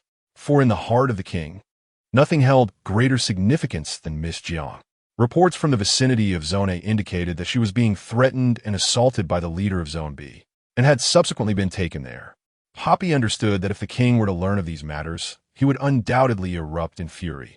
Yet, if they chose to conceal the truth from him, the repercussions would befall them. Indeed, Ji Yanli's brow furrowed deeply, his lips pressed tightly together. The fury emanating from his gaze was almost palpable enough to ignite the air around him. The objects in the vicinity seemed to resonate with his rage as he swept his hand across the table, sending books crashing to the ground with a thunderous sound, scattering them like leaves torn asunder by his wrath. Poppy and Mo Hai lowered their heads, not daring to meet Ji Yanli's gaze. After a prolonged silence, he finally spoke. The two below him felt compelled to comply, Yet considering Miss Jiang, Mo Hai mustered the courage to interject. Sir, Miss Jiang remains in Zone B. Should you lay waste to it, it would lead to an overwhelming dominance of Zone A, which would be detrimental to our plans. The identity of the undead was not embraced by either the ability users or ordinary folk. Thus, Jiang had tirelessly endeavored to ensure a brighter future for Jiang Xunzhi, aspiring for the undead to rule this world. Although angered, he had not lost his reason. As the atmosphere slightly eased, Mo Hai continued, Sir, Miss Jiang shares a close bond with Poppy. Perhaps we should allow Poppy to infiltrate Zone B and gather information. Should circumstance-Whether. It would not be unreasonable to let the undead sweep through Zone B afterward. Jiang appeared swayed by this suggestion. In truth, he had intended to venture there himself. Yet the current climate was tense, with various factions of ability users closely monitoring his every move. His gaze shifted to Poppy, clearly signaling his agreement with Mo Hai's proposal. Ensure her safety is paramount. You know what to do. Poppy nodded, her heart racing with excitement. It had been far too long since she had ventured outside.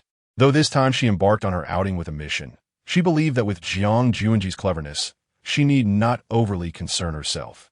Meanwhile, the central figure of their discourse was enjoying her own moment of solitude, albeit briefly, before being ushered into Gu Beichen's chamber.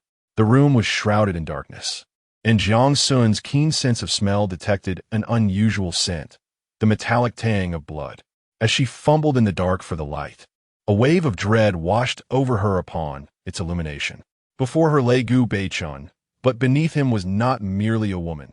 It was a corpse, unrecognizable in its grotesque state. The moment their eyes met, Gu Beichen exhibited an unsettling demeanor. He was acutely aware of the transformation within himself. As the leader of a faction of supernatural beings, the prospect of becoming a zombie was a scandal that could ruin him utterly. Upon returning to the camp, Gu Beichen initially dismissed the minor wound on his hand, neglecting even to disinfect it. Frustrated, he summoned a woman to his quarters, and after an intense encounter, he suddenly felt unwell. At the conclusion of their liaison, the woman, horrified by the bruises adorning his face and the blood-red hue of his eyes, tumbled from the bed in terror.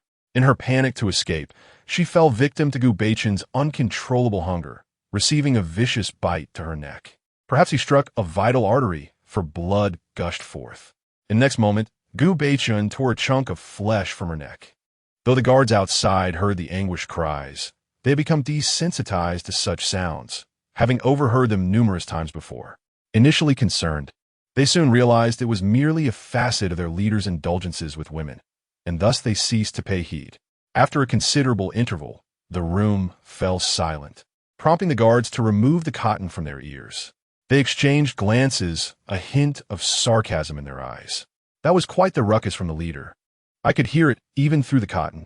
Indeed, but it's best we keep our observations to ourselves regarding the leader's affairs. Perhaps this was simply the fate that awaited that woman. No sooner had the thought crossed their minds than Gu Beichen's feeble voice resonated within the room. Bring the woman confined in the isolation chamber to me. The guards dared not oppose or question his command. As they made their way, one could not suppress his curiosity. Why do you think the leader is summoning that woman from Area A at this moment? The other man cast a mysterious glance in response. Isn't it obvious? He must not have been satisfied. I've heard that woman from Area A is a true beauty, unmatched even in our Area B. However, after this encounter, she may find it difficult to leave. They were all too aware of Gu Beichen's penchant for tormenting others. With a sigh of regret, they lamented her fate. Though she had managed to sleep for a while, Jiang Xun still felt the lingering pain in her body, a constant reminder of the man before her. Had it been in the past, perhaps Jiang Xunzhi would have continued to feign fragility. However, now that Gu Beichen has undeniably transformed into a veritable zombie, her prior concerns have dissipated. The condescending demeanor he exhibits is indeed rather irksome, yet Gu Beichen finds himself bereft of alternatives. You are a zombie. It is you who has rendered me this way. In truth, the moment he laid eyes on Jiang Xunzhi, Gu Beichen had already solidified this notion. Indeed, I am a person who does not initiate conflict unless provoked. Should one wrong me, I shall inevitably retaliate. Consider this my retribution to you. How does it please you? Observing Gu Beichun in his current state of humility and frailty, Jiang Xunzhi couldn't help but exhale deeply. All of this is a consequence of his own actions. Had Gu Beichun not kicked him, perhaps Jiang Xunzhi would not have acted so decisively. Are you not afraid that I will expose your identity to Lu Huayan? If you discover you are a zombie, what grounds do you believe you have to remain by his side? Attempting to threaten Jiang Xunzhi, he miscalculated his strategy. Then go ahead, take a look at your current appearance. Do you think Lu Huayan would believe you? Or would he trust me? Confused, he made his way toward the bathroom with a mirror, and soon a piercing scream echoed through the air. No, this is not me. This is not me. He desperately hurled himself against the mirror. But even after it shattered, he could still catch a glimpse of his own reflection through the shards. Chapter 42. Love lacks obstacle. Jiang Sun was not in a hurry. Rather, he languidly reclined on the bed. However, upon catching a whiff of a peculiar odor emanating from the bedding, his expression abruptly froze. This person truly deserved it. Consequently, Jiang Sun opted to relocate to the nearby sofa, where he meticulously examined the wooden firearm beside him. Gu Beichun appeared to have accepted the grim reality of his transformation into a zombie, slowly rising from the bathroom. Yet, the moment he took his first step, a finely crafted wooden gun was unexpectedly pressed against his temple, only to be swiftly redirected moments later.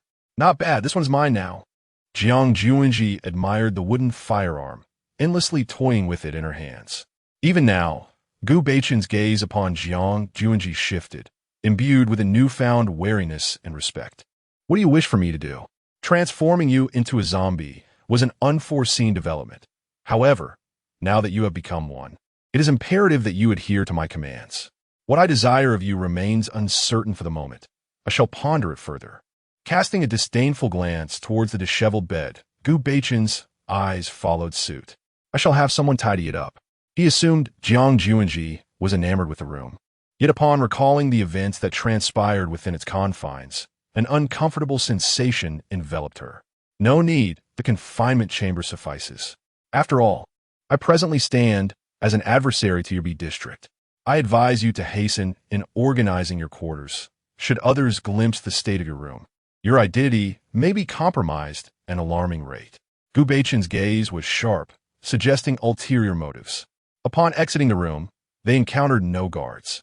For a moment, the sentinels of the confinement chamber were uncertain of Jiang Xunzhi's true nature beside the leader, yet their demeanor towards her softened.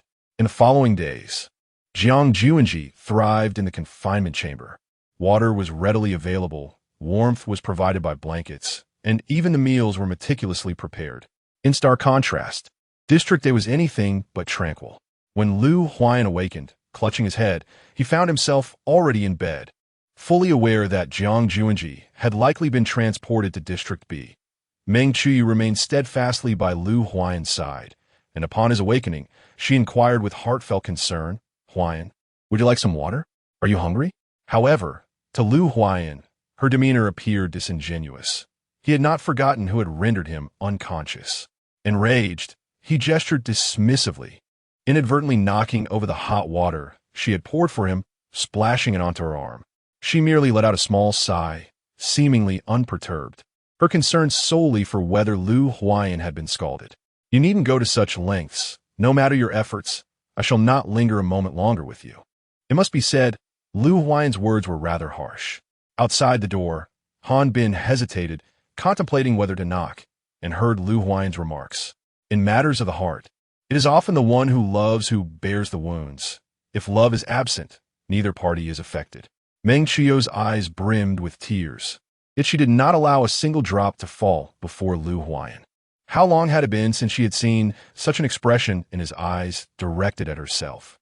Was she truly such a failure? "You should rest well. I shall take my leave." In a state of despondency, Meng Chiyou resolutely suppressed the humiliation within her heart, so much so that even Han Bin, waiting outside the door, failed to notice her turmoil. Perhaps her mind was consumed solely by the hurtful words that Lu Huayan had directed at her. When Han Bin entered, the atmosphere inside remained exceedingly tense. "Leader, at your command, I shall leave my brothers to turn the district upside down." After regaining his composure, Liu Huayan recognized that the plan to rescue Jiang Xunzhi required careful deliberation. His harsh treatment of Meng Qiu was merely a strategy to ensure she would not harbor feelings for him, thus freeing him from future entanglements. This might also serve as a means of repaying the kindness her father had once extended to him. For the time being, they would bide their time, gathering intelligence on the current situation in B District, ready to respond should any changes arise. Although Han Bin harbored some concerns, he still placed his trust in Liu Huayan. However, Shaoan proved to be a far more formidable challenge. Being young and headstrong, she was unmanageable except by Jiang Xunzhi in a district. Upon learning that Jiang Xunzhi had been abducted, Shaoan's emotions became exceedingly volatile, and her powers often spiraled out of control. The guards had already visited twice today, struggling to rein in her behavior. Han Bin, however, intervened in time, asking, "Brother Guard, are you here looking for the leader?" He related Shaoan's predicament to Han Bin. "Brother Guard, the leader is not in a good mood right now. Perhaps we could handle this matter privately." Given Han Bin's words, the guard hesitated to trouble the leader further. Nonetheless, Shaoan remained a hot potato, difficult for anyone to manage. In his moment of anxiety, Han Bin recalled someone. Previously, Jiang Xunzhi had entrusted Xiao and to Ji Xiangbei during her busy times, so it was likely that Shaoan could temporarily get along with him. To Han Bin's surprise, Ji Xiangbei outright rejected the proposal. "Not only is Jiang Xunzhi absent, but even if she were here, I would not care for Shaoan." Despite Han Bin's entreaties, Ji Xiangbei remained resolute. Just as Han Bin was ready to concede defeat, Ji Xiangbei unexpectedly acquiesced. "I agree." His voice was barely audible beneath Han Bin's impassioned tone. "Let me tell you, Jiang Xunzhi would not appreciate someone like you." Han Bin hesitated for a moment, questioning whether he had truly heard Ji Xiangbei's affirmation correctly. He glanced at the guard beside him, seemingly seeking confirmation of this reality. Since Ji Xiangbei had chosen to agree, he was unwilling to endure any further of Han Bin's incessant chatter. "What? Am I still able to back out now?" He deliberately uttered this phrase, seeking to create some space for his ears, as the conversation had become excessively verbose. Thus, Shaoan was reluctantly handed over to Ji Xiangbei. Strangely, she did not resist too much, perhaps believing that Jiang Jun was merely out for a while and had temporarily entrusted her to Ji Xiangbei, as similar situations had occurred in the past. Chapter 43. Surprise, so be it. One might as well consider it a good deed on her part. Recently, with Jiang Jun's absence, her days had become somewhat dull and monotonous. Gazing at the burn on her arm, Meng Qiu did not immediately attend to the wound, as it served as a reminder of the humiliation she had endured that day. Upon hearing a knock at the door, she pulled her sleeves down. "Miss, what brings you to us?" Typically, Meng Qiu's focus was solely on Liu Huayan, and it was the first time she had summoned him in such a manner. "How many of the spies my father left in Area B can still be of use to me? I need them to assist me in eliminating someone." The man below voiced no objection, for their loyalty lay with the former leader. With the former leader gone, his daughter was regarded similarly. "Who is it? Jiang Yun?" The hatred in Meng Qiu's eyes was palpable, her gaze dangerously bright. Outside, Cui Xiu tightly covered her mouth, fearful of making even the slightest sound. Thus, it became evident that Meng Qiu was contemplating the use of the spies in Area B to completely eliminate Jiang Jun. When the man emerged, he took a moment to survey the surroundings before finally departing. Cui Xiu, concealed nearby, was drenched in cold sweat, yet she dared not move an inch. The pressing concern now was to relay this information to Jiang Jun, but Cui Xiu found herself at a loss on how to proceed. Meanwhile, Jiang Yun, far away in Area B, was living an isolated life akin to that of a celestial being. However, this idyllic situation was short-lived, as Gu Beichen persistently sought reasons to visit Jiang Jun. Consequently, rumors began to circulate in Area B regarding Jiang Jun, with whispers suggesting her seductive charm had ensnared the leader of Area, winning his favor solely through her beauty, and now she was employing the same tactics again. Many began to worry that Gu Beichen would fall under Jiang Jun's spell, for it is often said that women can be ruinous. As for Jiang Jun, she was blissfully indulging in her afternoon tea, utterly content. "How long do you plan to remain in Area B? Are you aware of how many people outside are seeking your life?" Gu Beichun, restless within the confines of the room, occasionally drew back the curtains to show Jiang Jun the situation outside. Yet, Jiang Jun remained unmoved, leisurely savoring the fruits before her. Have you said enough? Gu Beichun, had I known you would prattle on like a zombie, I might have reconsidered my approach more carefully. Seemingly bored, she set down the cluster of grapes in her hand.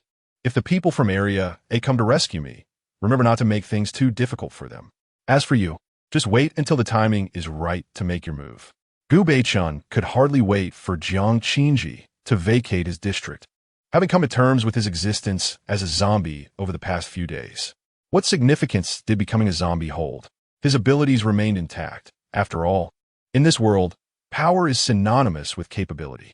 Initially, Gu Beichun contemplated the immediate elimination of Jiang Xunzhi, for in doing so, he would be the sole bearer of knowledge regarding her undead identity.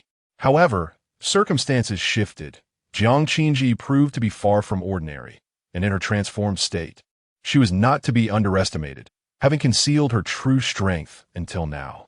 You should understand my meaning when I say the news of my confinement in this room must be disseminated, she asserted.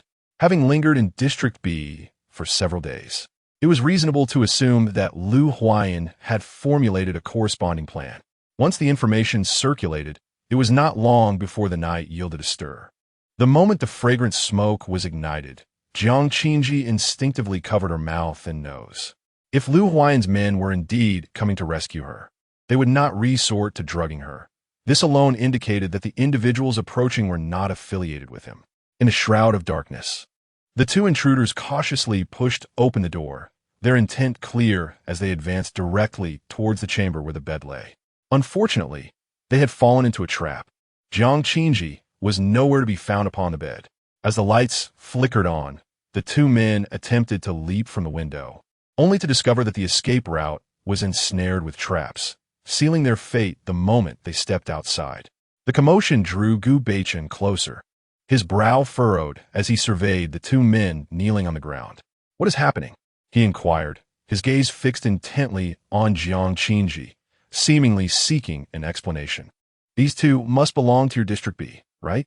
Gu Beichun, perhaps you should scrutinize their faces more closely. Upon Jiang Xunzhi's suggestion, Gu Beichun indeed found the men somewhat familiar. He grasped their chins, confirming their identity as members of his district. Wait, Jiang Xunzhi wouldn't suspect that I wished her harm, would she? He promptly dismissed that possibility. Jiang Xunzhi scrutinized his face, as if probing the veracity of his words.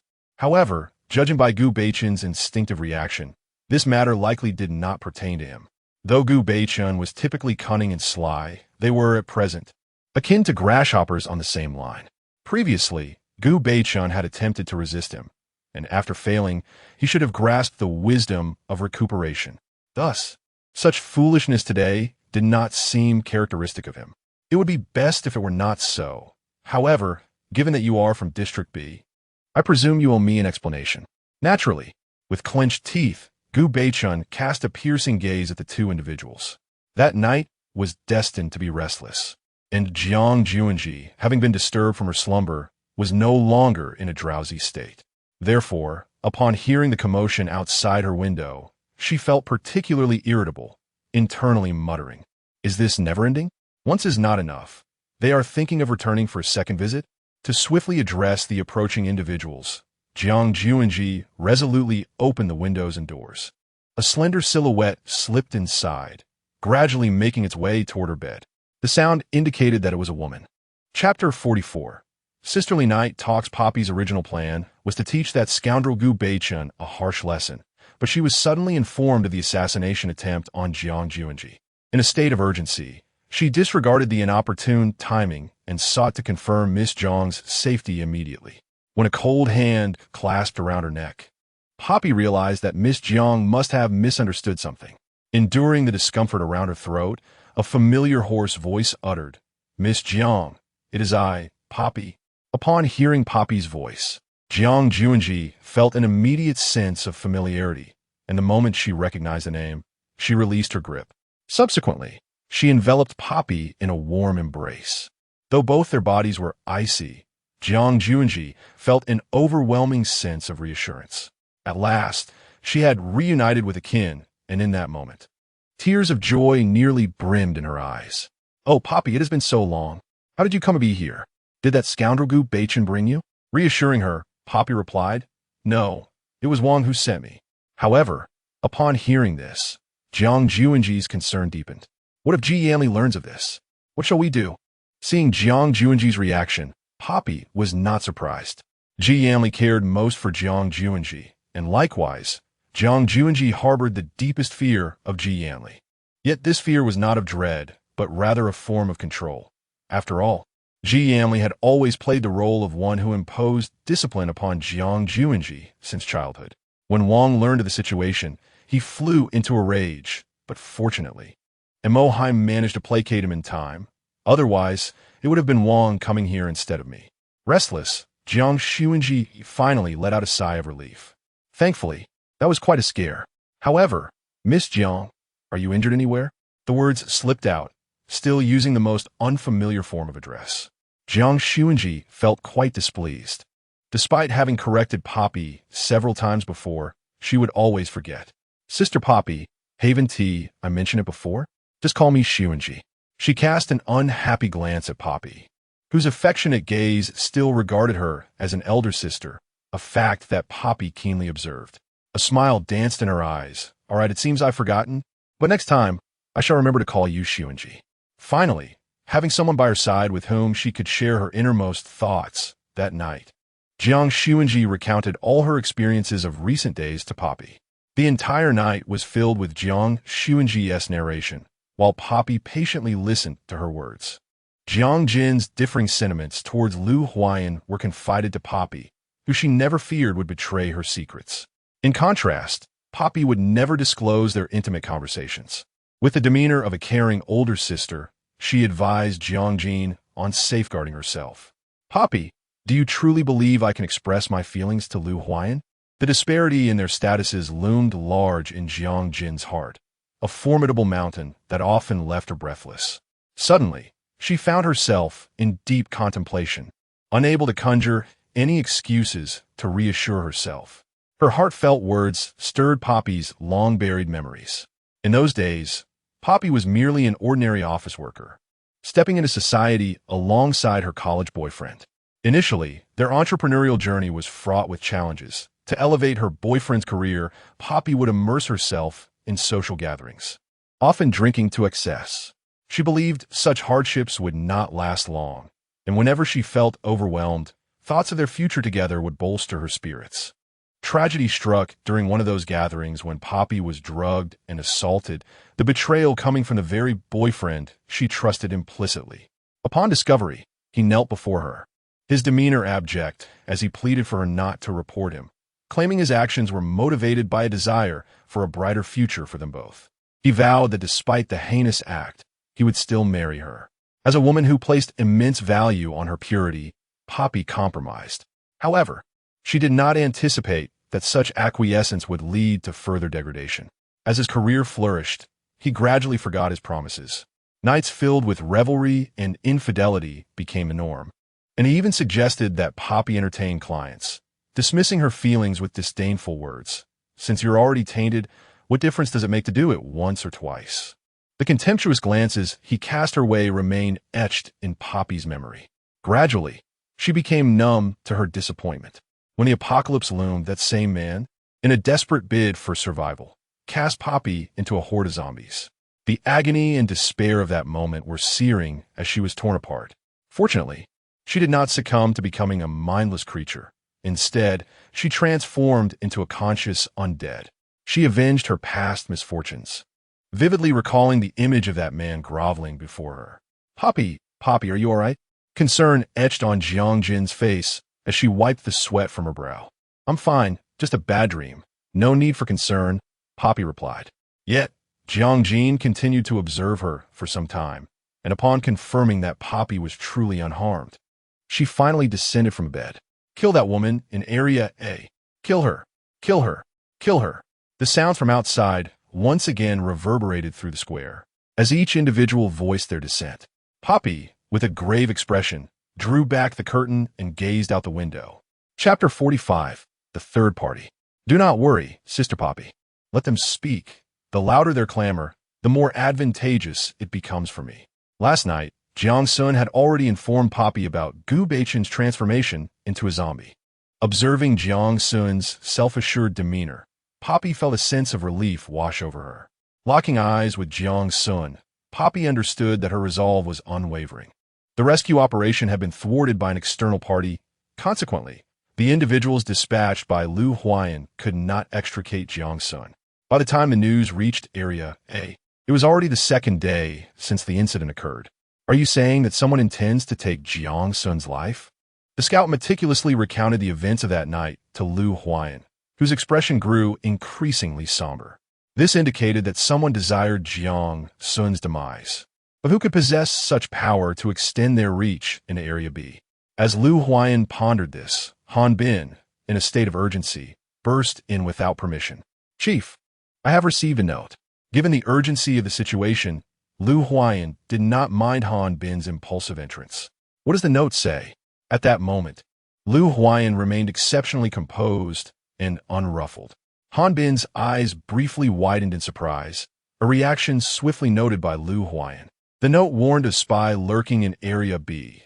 Confused, Han Bin looked at Lu Huayan, whose grave countenance hinted at deeper implications.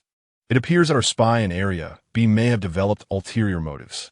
The failure of Jiang Xun's rescue confirmed this suspicion. I will go personally. Han Bin, you stay here and maintain the facade that I am still in Area A.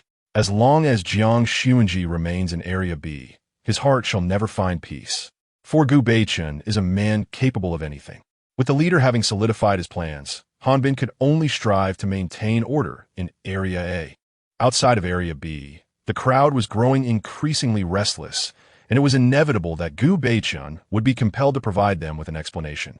How could Gu Beichen allow others to challenge his authority, even if the situation pertained to Jiang Xunzhi? They mistakenly believed that their numbers would intimidate him, but they were grossly mistaken. The first instigator was brutally killed on the spot, with Gu Beichen justifying the act by labeling them as spies from Area A. You have been incited by the spies from Area A to commit such acts. Thus, I shall treat this matter as if it never occurred. Should this happen again, we will deal with it in accordance with the identity of Area A spies. Blood splattered across the ground as Gu Beichen struggled to suppress the yearning within him. If anyone dared to use this reasoning to provoke him again, they could easily be branded as spies from Area, a consequence no one would welcome. Poppy observed quietly from the sidelines, and even she could not help but admire Gu Beichen's prowess. It must be said that Gu Beichen possessed considerable ability, particularly in wielding power effectively. Following Gu Beichen's display, anyone with even a modicum of sense would refrain from lingering in the square. They understood the principle of the early bird catching the worm. Disguised as an ability user, Lu Huayan approached to ally with the forces of Area B. Unlike Area A, there were few ordinary people in Area B, most of whom were engaged in various production tasks. Lu Huayan, appearing as a newcomer, curiously surveyed his surroundings. What are you doing? I'll warn you not to gaze around indiscriminately, or you may not even comprehend how you met your end. The individuals accompanying Lu Huayan were fidgeting with restlessness. He shook his head, signaling them to refrain from acting impulsively, for their sole purpose was to rescue Jiang Xunzhi. They were led to a room and instructed to remain there quietly. Seizing the opportunity, Lu Huayan stealthily slipped out, preparing to search for Jiang Xunzhi. He scrutinized the remaining 5 individuals with vigilance, seemingly counting their numbers. Observing this, a guard signaled to one nearby, who promptly stepped forward from the crowd. They seized him just in time, locking eyes as he muttered, "You must have miscounted. There are only 5 of us. You mistakenly took an extra registration form." This individual was a mental type ability user, capable of temporarily controlling others' behavioral patterns, a crucial part of Lu Huayan's plan. After several repetitions, the individual gradually regained his senses. "I seem to have taken an extra form. How could I have miscounted?" He continued to mumble, but soon enough, he came to accept the reality of his mistake. The guards finally lowered their hands and exchanged glances. They had successfully navigated this challenge. Now all eyes were on the leader. In truth, one could easily ascertain Jiang Xun's whereabouts with a little inquiry. Coincidentally, as Lu Huayan stepped out, he overheard discussions regarding Jiang Xunzhi. It was said that the leader had killed several individuals to protect a woman from Area A. Despite their contributions to Area B, how could they be so indiscriminately slain? Although they voiced their discontent with Gu Beichun, none of them had spoken up for the victims during that tense moment. Who could blame them? Yet, it was wise not to pry too deeply into matters above them. Knowing too much could hasten their demise. If the leader was intent on shielding that woman from Area, and what could they possibly say? Just as one individual was preparing to speak further, another restrained him. Hush! That's the soldier delivering food to her. Do you want him to overhear? From a concealed corner, Lu Huayan suddenly appeared and incapacitated the man from behind. Successfully donning the man's attire, Lu Huayan retrieved the food scattered on the ground. Chapter 46. My beloved kindred sister Poppy had gone to find Gu Beichun, leaving Jiang Xunzhi alone and exceedingly bored. While fiddling with a bouquet by the window, she inadvertently spotted a familiar figure. Her movements halted as she gazed, stunned. Could it be Lu Huayan? Why was he here? Observing his trajectory, it seemed he would soon arrive. Jiang Xunzhi had not anticipated Lu Huayan's personal visit, and she was momentarily flustered. What expression should she wear when facing him? How would she explain the situation? An idea formed in her mind. She stifled her pain and began to strike herself repeatedly. After a bout of self-inflicted torment, she found herself devoid of strength to rise. Steeling herself, she hurriedly tidied the chaotic surroundings. Curling up on the bed, drenched in sweat, she faintly perceived Lu Huayan approaching her. The anxiety and concern etched on his face were unmistakable. Lu Huayan, am I dreaming? She thought. The woman curled into a corner of the bed, clutching her knees tightly, her head bowed, her face buried in the mattress, shoulders trembling as she emitted low, muffled sobs, resembling a forlorn child, utterly alone. Witnessing Jiang Xunzhi's suffering, Lu Huayan clenched his fists, gingerly brushing aside the stray hair from her temples, fearful of causing her pain. As he looked down, he was met with the sight of her myriad wounds, a truly harrowing spectacle. Lu Huayan first felt a pang of sorrow in his heart, swiftly followed by a surge of warmth. Countless thoughts surged within him, and his eyes glistened with a barely perceptible moisture, which he quickly turned away to conceal. I'm sorry, I have come too late, I apologize. At this moment, Lu Huayan was overwhelmed with guilt and heartache, lamenting that had he arrived even a moment sooner, she would not have been reduced to her current state. Though he remained unaware of the specifics regarding Jiang Xunzhi's plight, he could discern that she had endured tremendous suffering. Gently lifting Jiang Xunzhi's forehead, unable to suppress his feelings, he softly pressed his lips against her brow. This was the first time he had boldly and unabashedly expressed his affection for Jiang Xunzhi, and she, nestled beneath the covers, stiffened in surprise. Clearly unprepared for such an action from Lu Huayan, she dared not meet his gaze, fully aware that everything was a deception. Her identity was fabricated. The injuries she bore were feigned, but her feelings for him had inexplicably transformed into something genuine.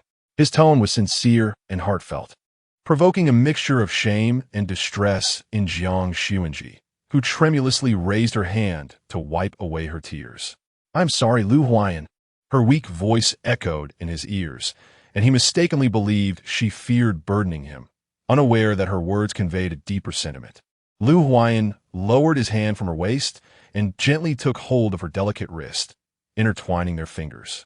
Perhaps he had gripped her too tightly, or perhaps his embrace was simply too comforting, for Jiang Xunzhi soon succumbed to slumber. Despite her injuries, Lu Huayan observed her fainted form, still clutching his sleeve tightly, betraying her evident unease, which only deepened his own sorrow. He patiently awaited the signal from the guards, knowing that once chaos erupted in Area B, he would personally escort Jiang Xunzhi from this room. In Gu Beichun's chamber, an additional presence made itself known, and he remained motionless, quietly anticipating the first utterance from within. Gu Beichun, greetings, my dear kindred spirit. The poppy reclined languidly upon his bed, showing no concern for the fact that it belonged to Gu Beichun. From the moment she spoke, Gu Beichun recognized that this woman was extraordinary. She clearly understood his identity as a zombie. It was Jiang Xunzhi who sent you, she asserted. Unhesitatingly and with utmost certainty. Clapping her hands, she added, "You are quite astute, though whether we can become allies remains contingent upon your performance." Unlike Jiang Xunzhi, the poppy was known for her lack of sentimentality. "Who are you?" Gu Baichen pondered, realizing that if Jiang Xunzhi had no one to back her, she would not possess such confidence. The Zombie King. The presence of merely 3 individuals sent a chill down Gu Baichen's spine. As the leader of the ability user faction, he had certainly heard of the trio known as the Zombie King, yet he never anticipated their reach would extend so far. "What do you intend to do?" he inquired, his gaze fixed warily upon Poppy. His instincts warned him that this woman possessed strength surpassing his own, even exceeding that of Jiang Jin. He was no match for her. "Rest assured, we have no intention of usurping your authority over the ability users. In fact, we shall aid you against any opposition, provided you comply with our directives. Take your time to contemplate. I shall return when the moment is right," Poppy declared before vanishing, exiting through the door. Onlookers outside merely witnessed the door swing open, yet none emerged from within. In the shadows of fate, certain events had already been predetermined. "Cap in trouble. The armory in Area B is ablaze." A subordinate rushed in, urgency etched upon his face. In the blink of an eye, Gu Baichen tore through the fabric of space and arrived at the scene. Alarms blared throughout the B-zone camp. The instant the sirens wailed, Lu Huayan understood that their plan had succeeded. The guards had instigated chaos, and now it was time for him to act. He carefully sheltered the individual beneath him and instantly teleported to their prearranged rendezvous. Amidst the turmoil, everyone rushed to extinguish the flames. The destruction of the armory in Area B not only served to create a diversion for Jiang Jin's rescue, but also dealt a significant blow to their operations, ensuring that they would be preoccupied and unable to divert their attention to Area A for the foreseeable future. The guards, having fulfilled their mission, anxiously awaited at the designated meeting spot. Chapter 47. Dispute throughout the journey. The guards observed Lu Huayan's demeanor closely, maintaining an impassive facade while discreetly surveying their surroundings for any potential ambushes. In Area A, Meng Qiu quickly received word of the scout's failure. Enraged, she lashed out with her whip, showing no mercy. The scouts stood resolutely, suppressing any sign of dissent. "Why are you silent? Is it because my strikes lack ferocity?" Meng Qiu appeared to be in a frenzy, her fury escalating with each moment of his silence. The whip cracked relentlessly against his form, yet he remained voiceless. Eventually, boredom took hold, and she forcefully cast aside her whip. "Useless. You are all utterly worthless. What purpose do you serve me?" With a sweeping motion, she sent the items atop the table crashing to the floor. Hearing the commotion from within, Cui Xiu pressed closely against the door, eager to discern the nature of the disturbance, but all she could hear were the sounds of the whip striking. Daring not to act rashly, she remained quietly outside, waiting. When the noise subsided, she took a stand at a distance, enough to confirm the gravity of the situation. Blood trickled from the corner of the man's mouth, yet he paid it no heed as he wiped it away and turned to leave, seemingly unaffected by Meng Qiu's actions. Once he departed, Cui Xiu finally knocked and entered. "Sister Chuyu, you instructed me to keep an eye on the leader, but it seems he hasn't ventured out in quite some time." No sooner had she spoken than a barrage of reprimands ensued. Though filled with reproach towards Cui Xiu, Meng Qiu clearly lacked the time to engage in a debate. Cui Xiu had deliberately chosen this moment to inform her of Lu Huayan's unusual news. Perhaps Jiang Xunzhi had already been successfully rescued by Lu Huayan. Upon hastily arriving at Lu Huayan's chamber, Meng Qiu found Han Bin waiting outside the door. As she attempted to bypass him, he blocked her path with a firm hand. "Sister Chuyu, the leader has commanded that no one is permitted to enter his room. If he had no ulterior motives, why issue such a decree at this time?" Meng Qiu doubted Han Bin's intentions and resolved to enter regardless. Yet, Han Bin was not easily swayed, and the two soon found themselves embroiled in a heated argument. Fortunately, Meng Qiu was not a match for Han Bin, compelling her to leverage her father's authority to intimidate him. "Do not forget who granted you access to Area A. Were it not for my father, you would likely have become a zombie's meal by now. Will you continue to obstruct me?" Her reasoning was sound, yet the true savior of Han Bin's life was Lu Huayan. Unmoved, Hanbin stood his ground, determined to resist Meng Chuyu to the bitter end. Desperate to ascertain Lu Huayan's whereabouts, Meng Chuyu had little capacity for rational thought. When she produced a wooden gun, Hanbin remained resolutely upright, unyielding. Hanbin, I offer you one last chance. Will you let me in today or not? Hanbin fell silent, his quietude providing the answer. Very well. Then you shall perish here today. With a bang, the wooden gun, initially aimed at Hanbin, veered off course in midair and struck the wall. At the moment of the gunshot, Jiang Xunzhi faintly heard the sound, struggling to open her eyes, but her weakened state caused her to succumb once more to unconsciousness. To her astonishment, she beheld Meng Chuyu pointing the wooden gun at Hanbin. Had she been a moment slower, this foolish boy would have surely lost his chance to see the sun rise again. Cautiously, he set Jiang Xunzhi aside and strode directly toward Meng Chuyu. His steps were heavy, each one imbued with an uncontrollable fury and impulse, as though he tread not upon the floor, but upon the flames of his own wrath. Forcefully seizing the wooden gun from Meng Chuyu's grasp, his piercing gaze left an indelible mark upon her memory. Who instructed you to act in this manner? Meng Chuyu, what do you intend to do? In Area A, regulations stipulate that the unauthorized use of wooden firearms is strictly prohibited, as is aiming them at one's teammates. Clearly, Meng Chuyu has violated both of these rules. Huayan, I am genuinely concerned for you. I fear for your safety, and I wish to enter. But Hanbin has persistently barred my way. Had he not harbored ulterior motives, I would not have resorted to such desperate measures. She fervently endeavored to explain to Lu Huayan her reasons for her actions, her eyes and heart conveying that she was the one most concerned for him. Unfortunately, Lu Huayan was unmoved by her explanations. He forcefully shook off her hand and regarded her with disdain. Someone, Meng Chuyu, has breached the regulations. Considering her contributions to Area A, confine her to the underground isolation chamber. The underground isolation chamber had always been a place for the most heinous of offenders. Meng Chuyu had anticipated punishment from Lu Huayan, yet she never expected such a severe consequence. As they restrained her, she cast a resentful glance at Lu Huayan, hoping he might reconsider, but to no avail. Out of the corner of her eye, she noticed Lu Huayan gazing tenderly at Jiang Sun, his eyes brimming with unabashed affection. As tumultuous as the sea, the realization of her utter failure struck Meng Chuyu.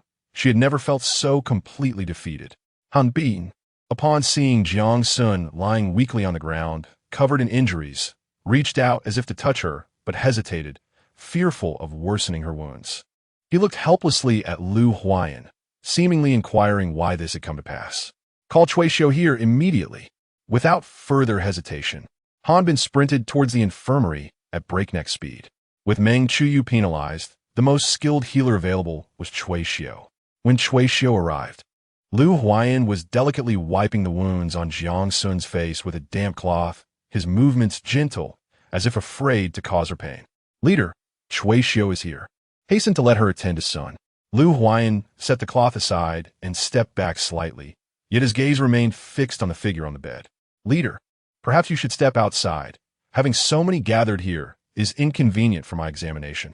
Chuishio's implication was unmistakable, and Lu Huayan promptly instructed everyone to leave, leaving only the three of them in the room. Chapter 48. An opposite outcome. Lu Huayan stood to the side, puzzled as to why Chuishio had yet to commence treatment. After a moment of hesitation, Chuishio finally spoke.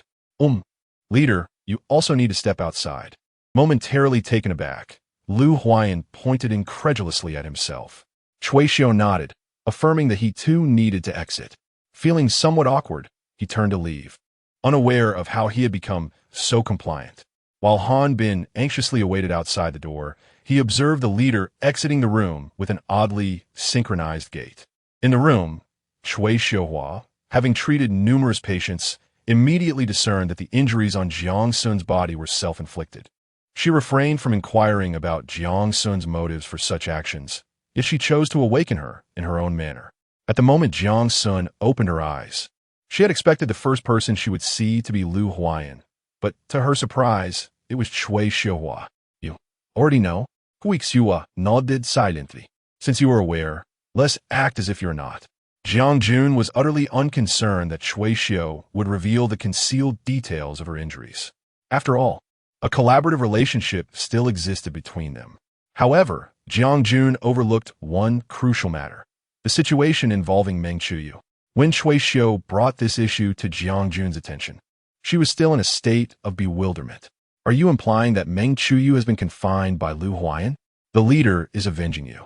Yet it is true that Meng Chuyu has indeed violated the regulations. It seems she has fallen victim to your circumstances.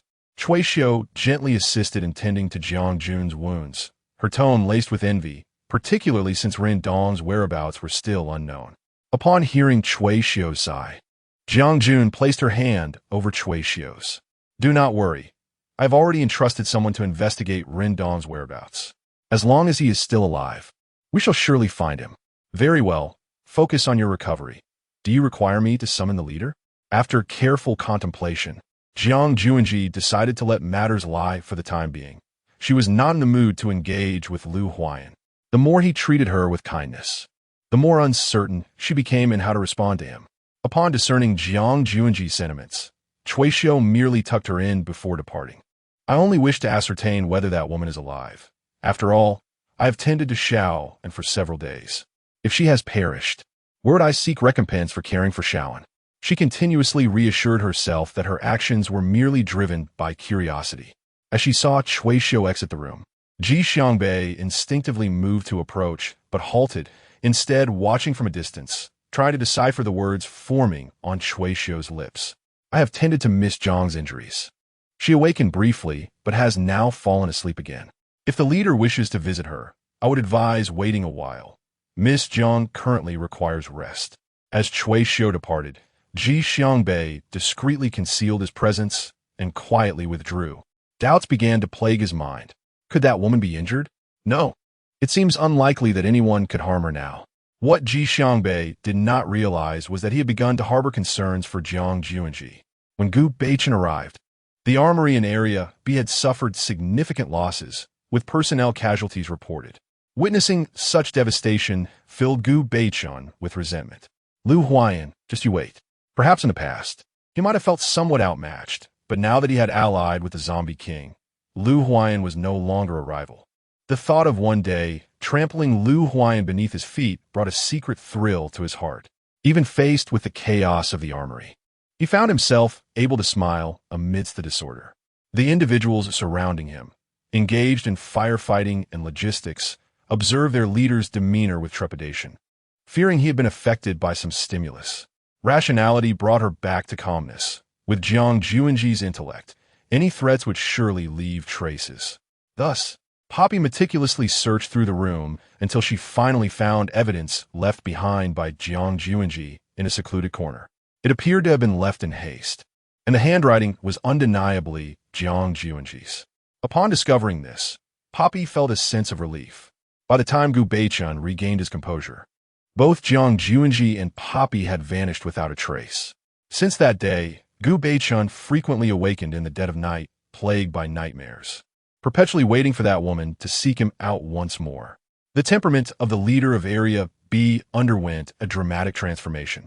The number of those attending to him dwindled, and instances of individuals going missing became increasingly common. The residents of Area B began to feel anxious. Yet these were merely future developments. During Jiang Xunzhi's recovery, Lu Huayan visited her intermittently, and unlike before, he no longer concealed his affections for Jiang Xunzhi. This relationship undoubtedly weighs heavily on Jiang Xunzhi, who previously struggled to navigate her feelings and finds herself even more perplexed now. Since awakening, she discovered that she had been in Lu Huayan's room all along. Lu Huayan's stance on the matter is resolute. With such determination from him, Jiang Xunzhi feels incapable of declining his presence and remains in the room to recuperate. In Chapter 49, Provocation, Jiang Xunzhi merely wishes for her injuries to heal swiftly, as her current state is exceedingly dull. Fortunately, Ji Xiangbei occasionally visits to engage in lively banter, or else Jiang Xunzhi might truly languish in boredom. Although Ji Xiangbei often feigns annoyance, Jiang Xunzhi has discerned over time that he is merely sharp-tongued yet tender-hearted. As Xiaobai puts it, Jiang Xunzhi and Ji Xiangbei are a pair of delightful adversaries, while Jiang Xunzhi and Ji Xiangbei are embroiled in spirited banter. Xiaobai and Han Bin stand off to the side, arms curled, observing the scene. I believe Ji Xiangbei is not as capricious as others claim. He is merely acerbic. Yet Miss Jiang holds her own against him. Han Bin casts a disdainful glance at Xiaobai, who begins to voice his thoughts. Have you lost your senses? How could Ji Xiangbei be worthy of my Xunzhi? At the very least, she deserves someone like the leader. Xiaobai, with a sour expression, refrains from further contesting Han Bin's remarks, as they continue to indulge in the pairing of Jiang Xunzhi and Ji Xiangbei. In response, Han Bin quietly scoffs. Supporting such a pairing will only bring you trouble. Perhaps Han Bin, harboring a desire to disrupt the camaraderie between Jiang Xunzhi and Ji Xiangbei, inadvertently conjures up thoughts of Lu Huayan, all while clutching the fruit preserves he had brought for Jiang Xunzhi, a treat that is now in scarce supply even for him. He swallows hard, lamenting the loss of the preserves. It is evident that when the leader arrives, there will be none left for him. Noticing the congregation in the room, Lu Huayan pauses momentarily, setting the canister down with care upon the table. Jiang Xunzhi, caught off guard, freezes mid-action. In that instant, Han Bin feels a palpable tension fill the air. In the blink of an eye, he swiftly pulls Xiaobai away, making their exit. How are you feeling today? Quite well. Lu Huayan's demeanor remains unchanged despite the presence of an additional person in the room. Instead, he appears even more provocative. Although Ji Xiangbei may not fully grasp the nuances of this male posturing, he is not oblivious to it. Just as he prepares to leave, he hesitates, intrigued by the unfolding drama.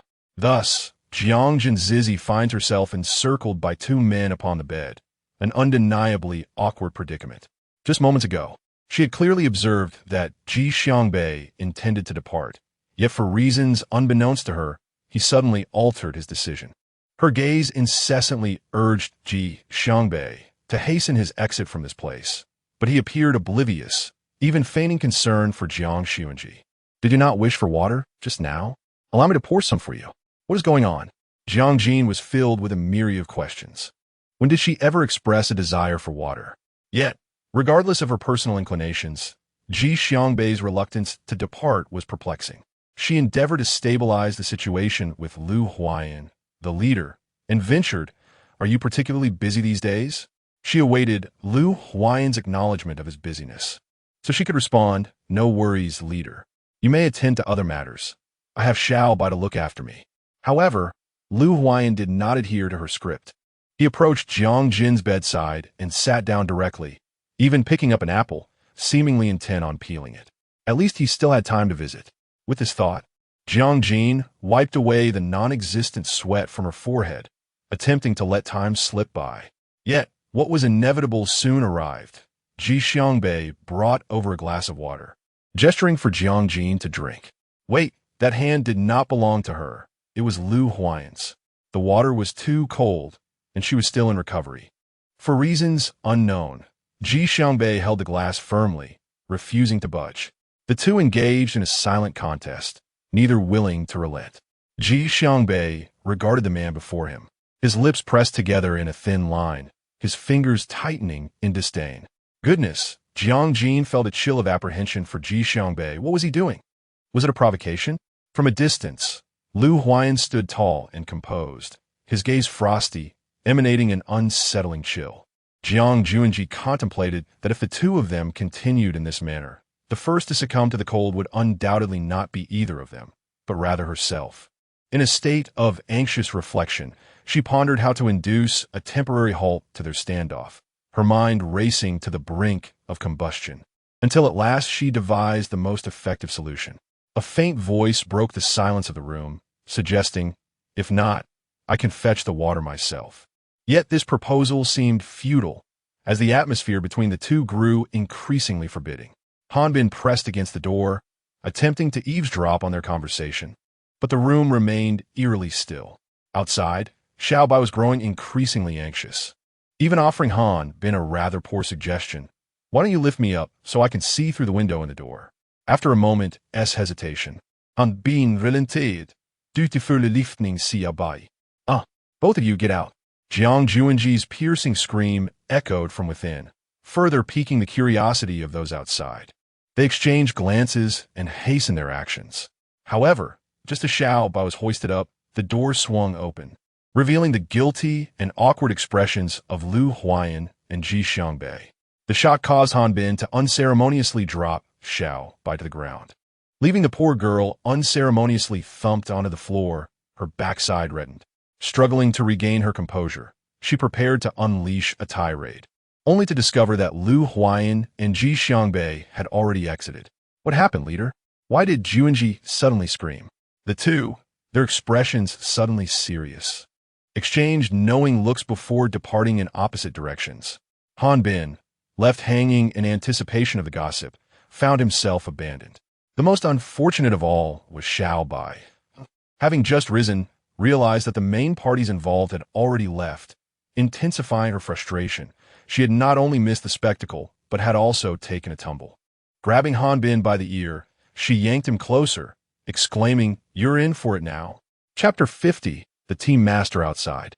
The cacophony of screams went unnoticed by Jiang Xunzhi, who was now consumed by rage. Lu Huayan and Ji Xiangbei were embroiled in a struggle for control over the cup. But once this delicate balance faltered, the cup could no longer remain steady. The most undesirable outcome occurred. The cup toppled, spilling its contents all over Jiang Xunzhi and her bedding. Clearly, neither of the two had anticipated such a disastrous conclusion, though Ji Xiangbei was the first to notice Jiang Xunzhi's displeased countenance. It's not my fault. Who told him not to hold it properly? I was just about to hand it to him. One must admit, Ji Xiangbei was remarkably quick to deflect blame. However, Lu Huayan was no ordinary individual. With merely his visage, he captivated Jiang Xunzhi's attention. "I apologize. I merely intended to offer you a glass of warm water. It was not my intention." The team master Lu Huayan feigned innocence. Ji Xiangbei, observing from the side, felt an urge to applaud. It was truly remarkable. Yet Jiang Xunzhi, drenched and in a foul mood, had no desire to continue listening to the two of them, and, suppressing his inner fury, forcibly ushered them both out. Xiao Bai cautiously entered the room, discreetly observing Jiang Xunzhi's expression. Jiang Jin's intuition discerned the subtle thoughts of Xiao Bai. However, as she refrained from inquiring further, Jiang Jin chose not to elucidate. This matter allowed Jiang Jin a few days of tranquility. During this period, she heard numerous pleas on behalf of Meng Qiuyu. These individuals were primarily those who had once received favors from Meng Qiuyu's father. They cherished gratitude, and thus Jiang Jin found herself without grounds to object. Casually, she inquired, "Has Lu Huayan relented?" Not yet, given the multitude of wrongs Meng Qiuyu had committed. The leader's mercy in sparing her life was already a concession in light of her father's reputation. It was unlikely he would easily release her. Whenever Jiang Jin reflected on Meng Qiuyu, an unsettling sense lingered, as if the saga were far from over, like wildfires that could not be extinguished, reborn anew with the spring breeze. Since Meng Qiuyu had been confined in the pitch-black underground chamber, she had been unable to sleep, persistently leaning against the door and calling out Lu Huayan's name. The guards outside had grown accustomed to her daily theatrics, no longer surprised by her persistence.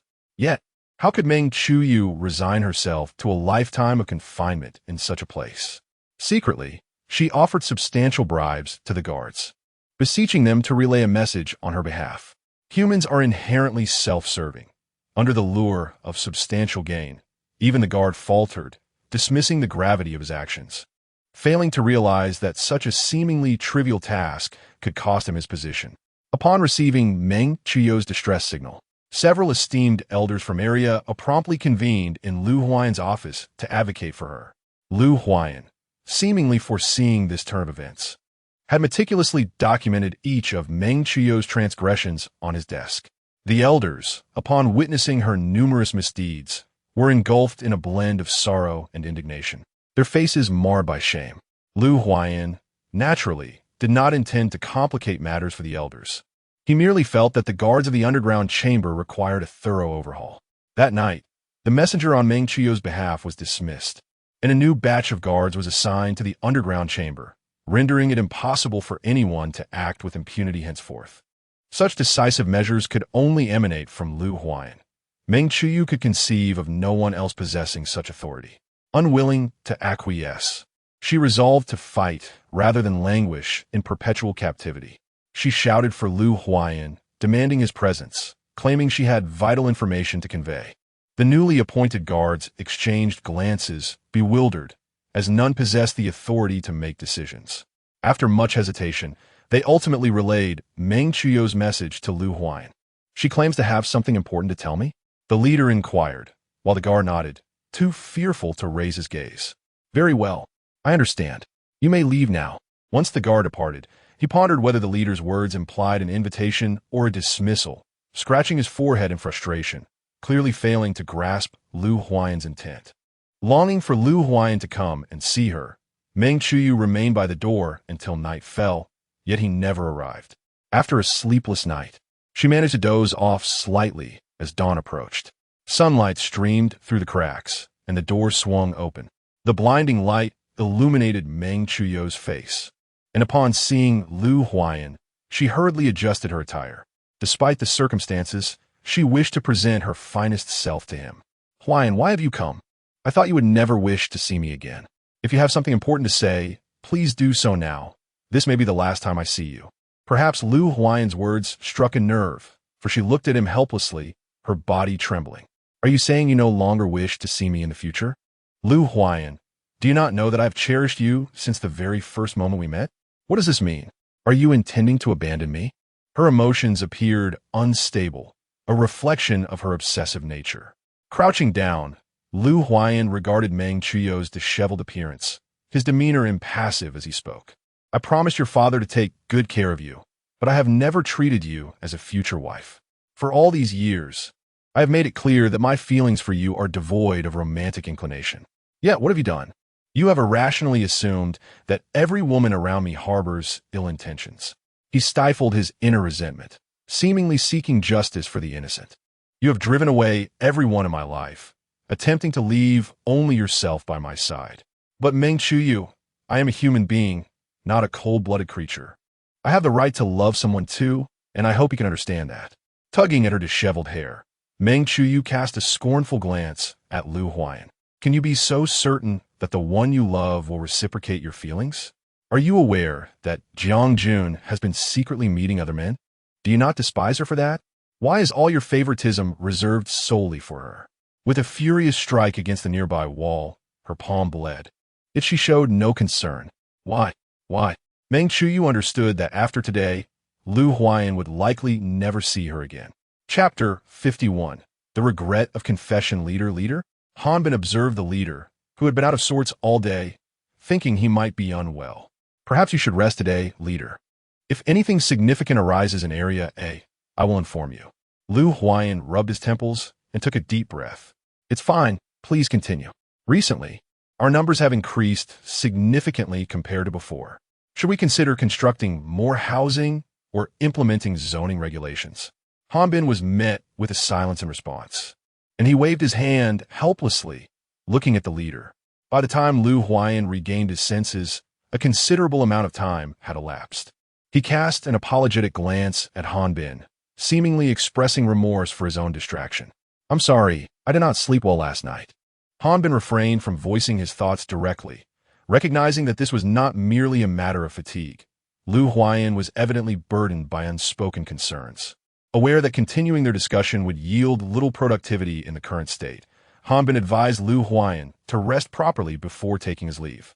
3 hours had passed since Hanbin departed, yet Lu Huayan remained seated in the same spot, utterly preoccupied. As the end of the workday approached, the last person to leave noticed Lu Huayan still there, as if possessed by some unseen force. He tiptoed to greet the leader before departing, but paused, contemplating that perhaps Lu Huayan desired solitude at this moment. To remain seated in silence, lost in thought, suggested a mind heavy with unshared burdens. Out of consideration, he chose not to intrude upon Lu Huayan's reverie. Indeed, Lu Huayan's heart was engulfed in turmoil and resentment, especially since Jiang Xunzhi had met with that man once again, this time in Area A. The phrase "a late-night rendezvous" pierced his thoughts, yet he could only listen, unable to confront Jiang Xunzhi with such information. He felt unworthy of such a stance. Doubts began to plague Lu Huayan regarding whether Jiang Xunzhi's affections had ever been genuine or merely an act. With these troubling thoughts swirling in his mind, he poured himself a generous glass of liquor, steeling himself to confront Jiang Xunzhi directly. Just as Jiang Xunzhi was about to drift into slumber, an insistent knocking shattered the stillness. As she prepared to rise and answer the door, she noticed an unsettling silence outside, only for the intruder to burst in with reckless abandon. When she was about to scream, Jiang Xunzhi recognized the figure before her as Lu Huayan, and she instinctively exhaled in relief, having initially feared it was Meng Chuyu's assassin coming for her. However, clarity quickly returned, and she questioned why Lu Huayan would be here at such an hour. Although this was ostensibly his room, the right to use it rested with her at present. Jiang Xunzhi, who are you truly? The potency of the alcohol, combined with Lu Huayan's excessive consumption, clouded his mind. Why do you gradually invade my heart, leaving me in such disarray? At the moment Lu Huayan collapsed, Jiang Xunzhi rushed forward to support him, but she distinctly heard his earlier words. Staring at him, her hands fidgeted awkwardly, and tears, long restrained, cascaded down her cheeks. She had never anticipated Lu Huayan would confess his feelings at this juncture. However, recalling how she had deceived him and concealed her true identity to be by his side, she was overcome with emotion, hastily lowering her head to let her tears mingle with the earth beneath her. Upon witnessing Jiang Xun's tears, Lu Huayan found himself at a loss, rendered helpless. The man, uncertain of how to proceed, instinctively wrapped his strong arms around the woman's slender waist from behind. He then lowered his head, uttering a sincere apology. I was wrong. Punish me as you see fit, but please do not harbor anger towards me. The warmth of his breath caressed the nape of Jiang Xun's neck, causing her to momentarily stiffen. As she felt this searing heat of his body, a stark contrast to her own chill, she was struck by an overwhelming sense of longing. After a brief pause, as Jiang Xunzhi began to adopt a more aggressive demeanor, Lu Huayan found himself momentarily frozen, the individual before him now appearing strangely unfamiliar. I'm sorry, I'll take my leave. Please rest well. Today's events were entirely my fault. He took the blame upon himself, though those words were not uttered lightly. Perhaps she truly felt disappointment in him. One night, two individuals, one matter, both spent the night in restless wakefulness. The following morning, upon touching her slightly swollen eyes, she realized that everything that transpired the previous night was not a mere figment of her imagination, and Lu Huayan indeed spoke those words to her. In truth, she longed to agree with Lu Huayan. He was the finest man she had ever encountered, and how could she possibly refuse him? She lamented not having met him at a more opportune moment. Han planned to rise early to assist with official duties, considering that the leader had not been in good spirits the previous night. He thought to alleviate some of the burden from the leader's shoulders by taking on extra tasks. However, upon entering the building, he was struck by an unusually quiet atmosphere. Good morning, everyone. A new day has arrived. Have you decided what you'd like for lunch? Han Bin's voice was typically the loudest, and he was oblivious to this trait. Yet, in such a tranquil environment, his volume seemed disproportionately loud. His colleagues exchanged glances filled with disapproval, but Han Bin, oblivious, assumed they were merely playing a prank. He decided to play along, unaware that his colleagues had transformed, sitting upright and attending to their duties with newfound seriousness. No one joined Han Bin in his jest, and he soon found the situation rather dull, preparing to address the issues left over from the previous day. Just as he turned, he encountered the leader standing behind him. An expression of do not approach etched on his face, and he instinctively flashed an awkward grin, hoping to escape scrutiny. Chapter 52. The Infirmary, since you are so leisurely. I want you to reorganize these documents. If there is even a single error, you will work overtime today. His lips quivered slightly, taken aback by the severity of the punishment. Something felt amiss that morning. His colleagues exchanged knowing glances, all shaking their heads in unison, indicating they had no involvement in the matter. This was peculiar. Why did he seem so irate so early in the day? Had he consumed explosives? With a mere complaint, he buried himself in work, for the pile of tasks left him no time to dwell on his grievances. Shifting his gaze towards Lu Huayan, the pen twirled between his fingers, yet his expression was vacant. Meng Qiu's words felt like a thorn embedded in his heart, incessantly reminding Lu Huayan that Jiang Xunzhi had always harbored affections for another, a presence far more significant than his own. Perhaps she remained unaware that it was only in the presence of that man that she exhibited such a dependent gaze. A wave of helplessness washed over her. Did it not seem that, regardless of her actions, the man's significance in Jiang Xun's heart overshadowed her own? Since that last late-night visit from Lu Huayan, he had not returned. During this interval, Han Bin and the others had visited her numerous times. Even Ji Xiangbei had come by a few times. Yet Lu Huayan appeared to have vanished entirely. Xunzhi, the leader, has been exceedingly busy these days. You cannot imagine the multitude of matters within the camp. I find myself working overtime daily. He sighed, his gaze continually assessing Jiang Xun's expression. It's quite all right. The leader has so many responsibilities and need not visit me daily. Besides, my injuries are healing swiftly. They were merely superficial wounds. After all, Jiang Xun was well aware of where to strike to make them appear more severe than they truly were. Seeing Jiang Xun's understanding nature, Han Bin felt a pang of guilt for his own deceit. In truth, the leader's busyness was a mere pretext. It was evident that he had been harboring some unexplained resentment towards Xunzhi. Initially, it was tolerable when he declined Han Bin's inquiries about visiting her. But as the excuses multiplied, Han Bin began to grasp that the leader seemed to be unilaterally upset with Xunzhi. He felt it inappropriate to intervene, as he remained merely an outsider. How could Jiang Xunzhi be unaware of the reasons behind Lu Huayan's recent absence? She even contemplated that once the affairs here reached a resolution, she would depart, freeing Lu Huayan from any further concerns regarding her. Perhaps this was the most favorable conclusion, as if everything were merely a fleeting dream. On the day her injuries healed, Jiang Xunzhi sought out Cui Xiu. You are healed? After Meng Qiu's departure, all burdens here had been entrusted to Cui Xiu. I am nearly recovered. By the way, here is something for you. I have inquired about Ren Dong's current address. If you wish to seek him out, I shall assist you. Trembling, Cui Xiu accepted the note bearing her beloved's name, momentarily lost in thought. How long had it been since she last saw Ren Dong? Her eyes widened as she gazed intently at Jiang Xunzhi. She had always known of her capabilities, yet she had scarcely dared to harbor any hope, never anticipating that she would indeed succeed. Filled with gratitude, she looked at Jiang Xunzhi, rendered speechless with excitement. All right, do not be overly stirred. I have come to discuss something important with you. Jiang Jin understood that although Meng Qiu was currently imprisoned in an underground chamber, she undoubtedly had a contingency plan in place. Cui Xiu also surmised Jiang Jin's intentions and handed her a key. This was the key to Meng Qiu's room. Although she had visited it, she had found nothing of value, indicating Meng's extreme caution. Aside from her room, were there any other places she frequently visited? Prompted by Jiang Jin's reminder, Cui Xiu indeed recalled a location, yet her selfish instincts led her to doubt its significance.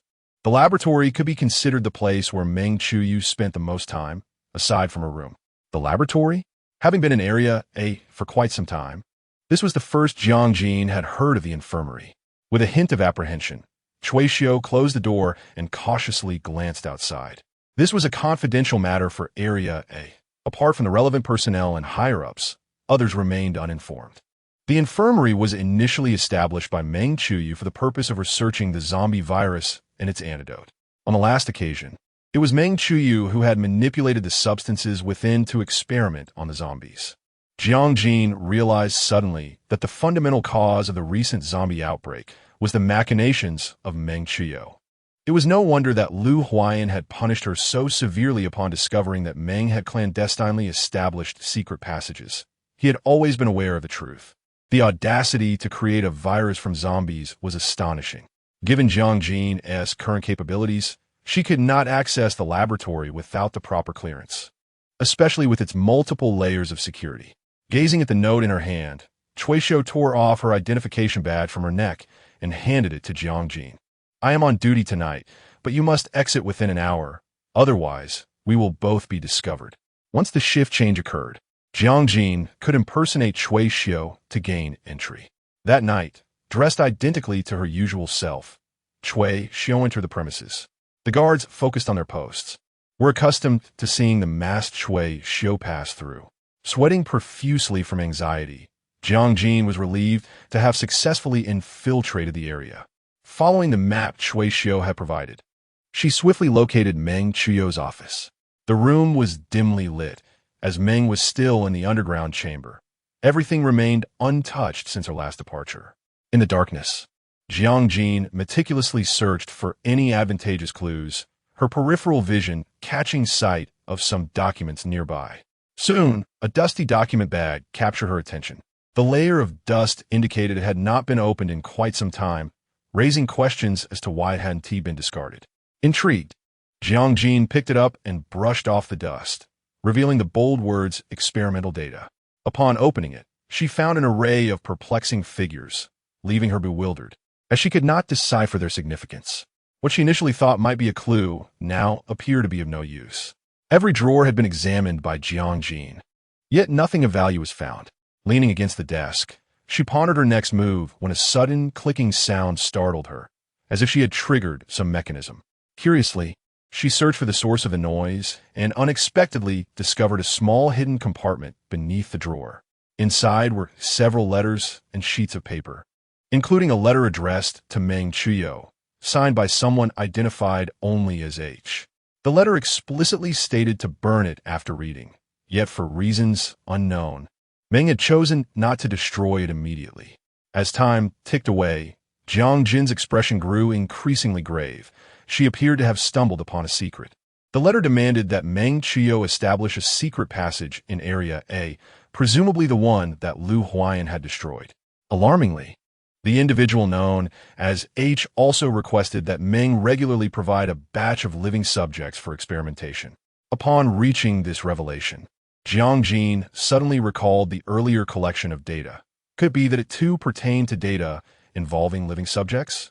Upon contemplating this, Jiang Xunzhi felt a chill run down his spine. It was indeed alarming to realize that there were still living individuals employed for research purposes in this world.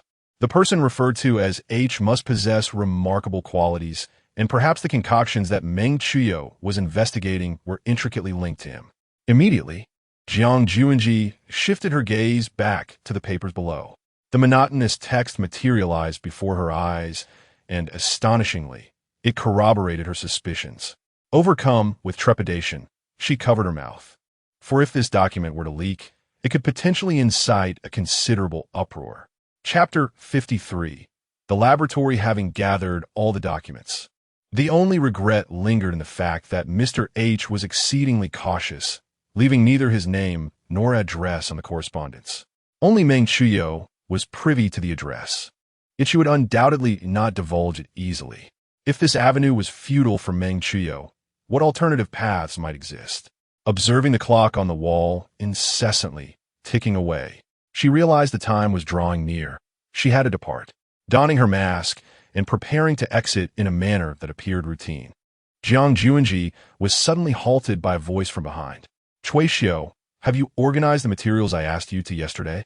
Her body instinctively froze in place, paralyzed by apprehension. What should she do?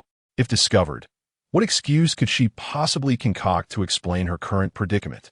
A sudden notion flashed through her mind. Wait, isn't the restroom over here? Could I be so distressed as to be hallucinating? Gazing at the figure in the distance, Cui Xiu finally felt a semblance of relief. What is the matter? Did you find something? Jiang Xunzhi crouched on the ground, breathless, clearly having hurried along the way. After a moment, she asked Cui Xiu, having been by Meng Chuyou's side for so long, have you ever heard her mention someone named H? After pondering for a while and failing to recall such a name, Cui Xiu shook her head. Observing her disappointment, Jiang Xunzhi felt somewhat disheartened. Yet, reflecting on the information she had gathered today, she concluded that her efforts had not been in vain. On the way back, Jiang Xunzhi recalled that Ji Yanli had once mentioned something concerning Ji Xiangbei. If this H was related to the laboratory, might there be some connection to Ji Xiangbei? However, she was reluctant to approach Ji Xiangbei with this information too hastily, which troubled her greatly. That night, Jiang Xunzhi contemplated how she might allow Ji Xiangbei to see it without arousing his suspicion. The following day, with dark circles under her eyes, she found herself sleepless through the night. As she descended the stairs to inspect the situation below, she unexpectedly encountered Lu Huayan, who was preparing to leave. The awkward scene from their last encounter felt as fresh as yesterday. Jiang Jin knew that he ought to act as if nothing had transpired. However, Lu Huayan was even more resolute, seemingly oblivious to her presence, gliding right past her. A hand suspended in midair served as a reminder to Jiang Jin that she appeared to be the butt of a cruel joke. Throughout the morning, the mere recollection of Lu Huayan's disregard for her plunged Jiang Jin into a state of discomfort and melancholy. Yet was this not the outcome she had anticipated? Dejected, she leaned to one side, letting out a series of sighs. Continuously admonishing herself, she thought, Jiang Jin, do not be so spineless. You cannot seek out a supernatural being. Can you not even find a zombie? However, the image of zombies, grotesque and disfigured, swiftly extinguished that notion. In truth, Ji Yanli could be considered extraordinary as well. Yet she had always regarded him as a brotherly figure, never entertaining such thoughts about him. Sighing once more, Jiang Jin was startled when Ji Xiangbei emerged from an unknown direction, silently. He successfully startled her, causing her to tumble from her chair. Yi, Xiang, Bai. Shaoan instinctively covered her ears, ignoring the playful tussle between them. If I do not properly discipline you today, you may well forget who the true senior in this house is. Merely because Jiang Jin had resided there a few days longer, she frequently used this as an excuse. Of course, Ji Xiangbei would never concede to such a notion, yet Jiang Jin incessantly reiterated it. Hence, should not the senior take greater care of the junior? With an air of self-righteousness, he boldly seated himself in the spot Jiang Jin had just vacated. In a surprising turn of events, Jiang Jin, usually combative, refrained from vying for the seat and instead relinquished it to him. Fine, you may sit there. I hope you remain in that spot. She huffed in irritation as she departed, while Ji Xiangbei, now seated, discovered a document beneath his chair, seemingly belonging to Jiang Jin. Puzzled as to how she could possess such a thing, he suddenly recognized the numbers on the paper, which seemed eerily familiar. In the next moment, he clutched the paper tightly, his expression turning ominously intense. Jiang Jinji quietly observed Ji Xiangbei's expression, realizing that he was indeed aware of something. There was no need to rush. Time was on her side, and she intended to wait for Ji Xiangbei to gradually compose himself. Ji Xiangbei remained utterly still, seemingly unfazed by Xiao An's incessant movements around him. He understood that this was Jiang Jinji's subtle test. He was astute, yet he could not evade this examination. The past could no longer be concealed. He had fallen into a trap. Holding the few sheets of paper, Ji Xiangbei let out a resigned smile. Jiang Jinji, having lingered in the room for what she estimated to be a sufficient duration, was just about to probe Ji Xiangbei when she discovered that he had already been waiting outside her door for quite some time. Do you have a moment? I would like to talk. Upon seeing the document in his hands, Jiang Jinji was enlightened. Of course, please come in. After Ji Xiangbei entered, Jiang Jinji promptly shut the door, failing to notice Lu Huayan lurking by the staircase. His countenance was grim, seemingly perplexed as to why Jiang Jinji would allow Ji Xiangbei into her room at such a late hour. Inside the room, Ji Xiangbei directly produced the item Jiang Jinji had intentionally left behind. This is yours, isn't it? I perused it. He gestured for Jiang Jinji to continue, but she found herself momentarily taken aback by his forthrightness. Since you are aware, I shall not beat around the bush. Who is this H? And what is your connection to that laboratory? What connection? It's a long tale. Recalling the time he was taken to that place during his childhood, Ji Xiangbei was haunted by painful memories. Observing the torment on Ji Xiangbei's face, Jiang Jinji sensed his distress. He was in considerable agony. Hesitating to interrupt him, she ultimately dismissed the thought, eager to uncover information regarding her father's whereabouts. That H is someone researching the zombie virus. Unlike others, he conducts his experiments on live subjects. I suspect he has connections with Meng Chuyu, Otherwise, this laboratory would not resemble the one where I once stayed. How do you know this so well? Is it because you are one of them? Only this explanation could account for Ji Xiangbei's extensive knowledge. No, it is because I am the subject of the experiments. The data you saw pertains to the experiments conducted on me. Upon hearing this revelation, Jiang Xunzhi felt as if struck by lightning. A chill ran down her spine, rendering her momentarily speechless, her ears filled only with a buzzing sound. She felt her blood rush to her head, her entire being aflame with disbelief. How could this be? Having grown accustomed to the myriad of souls traversing the desolate world, Jiang Xunzhi feels an inexplicable discomfort at the mere recollection of the events that transpired around Ji Xiangbei, as if he had once been a part of that grim reality. Therefore, are you in search of this H? No, Jiang Bei. Could you enlighten me as to the whereabouts of that laboratory? Are there any other living beings aside from yourself? Jiang Jin is indeed filled with trepidation. The individual she has sought for so long may very well be within that laboratory. It remains unclear, for I too escaped from that place under the influence of the drug. All I know is that it is situated underground, vast in size, and seemingly devoid of both zombies and humans. Could it be that the person you are searching for is merely an ordinary individual? Jiang Xunzhi nodded by default, her spirits sinking to the depths of despair. Ji Xiangbei surmised that this person must hold great significance for Jiang Xunzhi. Otherwise, she would not have searched for so long. In a post-apocalyptic world, locating someone is fraught with difficulties, as one cannot ascertain what they have become, be it fodder for mutated plants, a meal for zombies, or a casualty under the hands of supernatural beings. Observing Jiang Xunzhi's sorrowful demeanor, the awkward Ji Xiangbei tentatively placed a hand on her shoulder. It is true that most individuals within the confines of the laboratory are unlikely to perish. They merely exist in a state of half-life. The remainder of his thoughts remained unspoken, serving to offer Jiang Xunzhi a glimmer of hope. Revitalized, a flicker of optimism reignited in Jiang Xunzhi's eyes. Ji Xiangbei, have you encountered a man roughly in his 40s who bears a striking resemblance to me? Oh, and he has a star-shaped scar on his hand. Sorry. The words "I'm sorry" slipped from Ji Xiangbei's lips, as he felt certain that he could not possibly know the person Jiang Xunzhi sought. Yet unexpectedly, a memory flashed through his mind, a star-shaped scar. Wait, could it be?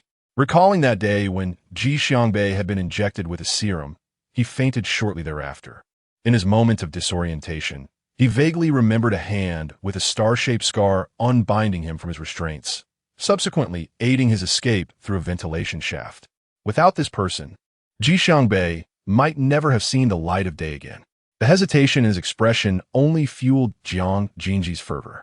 Ji Xiangbei, I implore you, have you truly seen this man?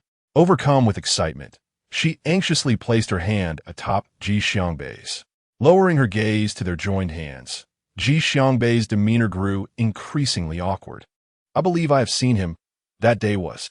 He meticulously recounted every detail of that day to Jiang Xunzhi, and after listening, she remained silent for a long while, her eyes slightly reddened. At last, I have found you. Father, you truly are alive. Her apricot-shaped eyes shimmered with tears, unexpectedly tinged with a hint of grievance, as they spilled over her cheeks. The bittersweet emotions within Ji Xiangbei could no longer be contained. It dawned upon him that Jiang Xunzhi had been searching for her father all along. After a lengthy pause, Jiang Xunzhi insisted, Ji Xiangbei, I need your assistance. I must rescue my father. Only you are familiar with the layout of that laboratory. Her pleading gaze was fixed upon Ji Xiangbei. Yet, having barely escaped from that nightmarish place, Ji Xiangbei was reluctant to plunge back into danger. He acknowledged his selfishness. No one wishes to find themselves in peril once more. Jiang Xunzhi understood this, but she would not relent. Without Ji Xiangbei's help, rescuing her father would undoubtedly prove exceedingly challenging. As she departed, Jiang Xunzhi continued to plead, Ji Xiangbei, please reconsider. I truly need you. How he wished he had misheard, yet the pain coursing through his hand incessantly reminded him that he had been overly sentimental. Jiang Xunzhi, a woman of eloquence and cunning, never anticipated that she would fall prey to her own schemes, it is indeed laughable. Pushing the door open, she dismissed all concerns. Her stammering demeanor was perceived by Lu Huayan as a manifestation of guilt. What does that have to do with you? The icy words pierced Jiang Xunzhi's heart. His gaze narrowed, and a chilling aura emanated from him. His eyes darkened, and his thin lips uttered words that sent shivers down one's spine. Sensing the tension in the atmosphere, Ji Xiangbei vacated the space, leaving Jiang Xunzhi and Lu Huayan to their own devices. Yet he did not forget to offer Jiang Xunzhi a brief explanation as he departed. Well, I was merely discussing some matters with her, nothing more. Lu Huayan remained unmoved, seemingly indifferent to the nature of their conversation.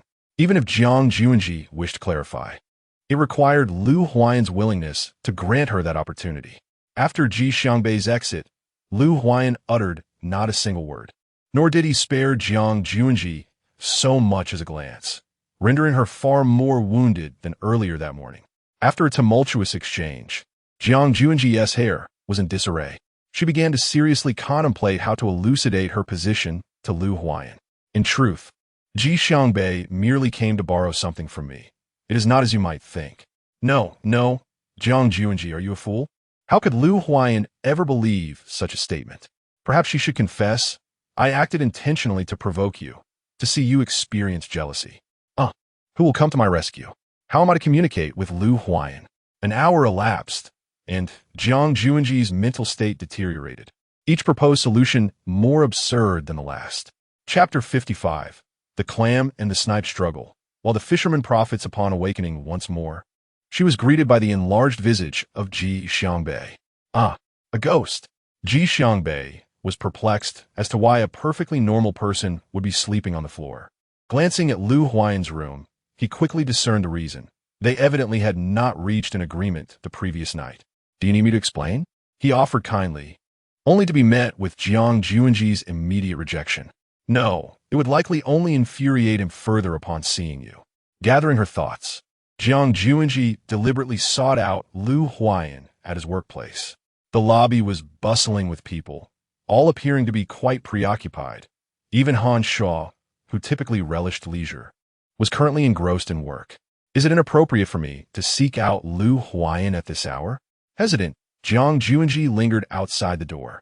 Time passed, and, eventually, someone recognized her and gestured for Han Bin to take a look.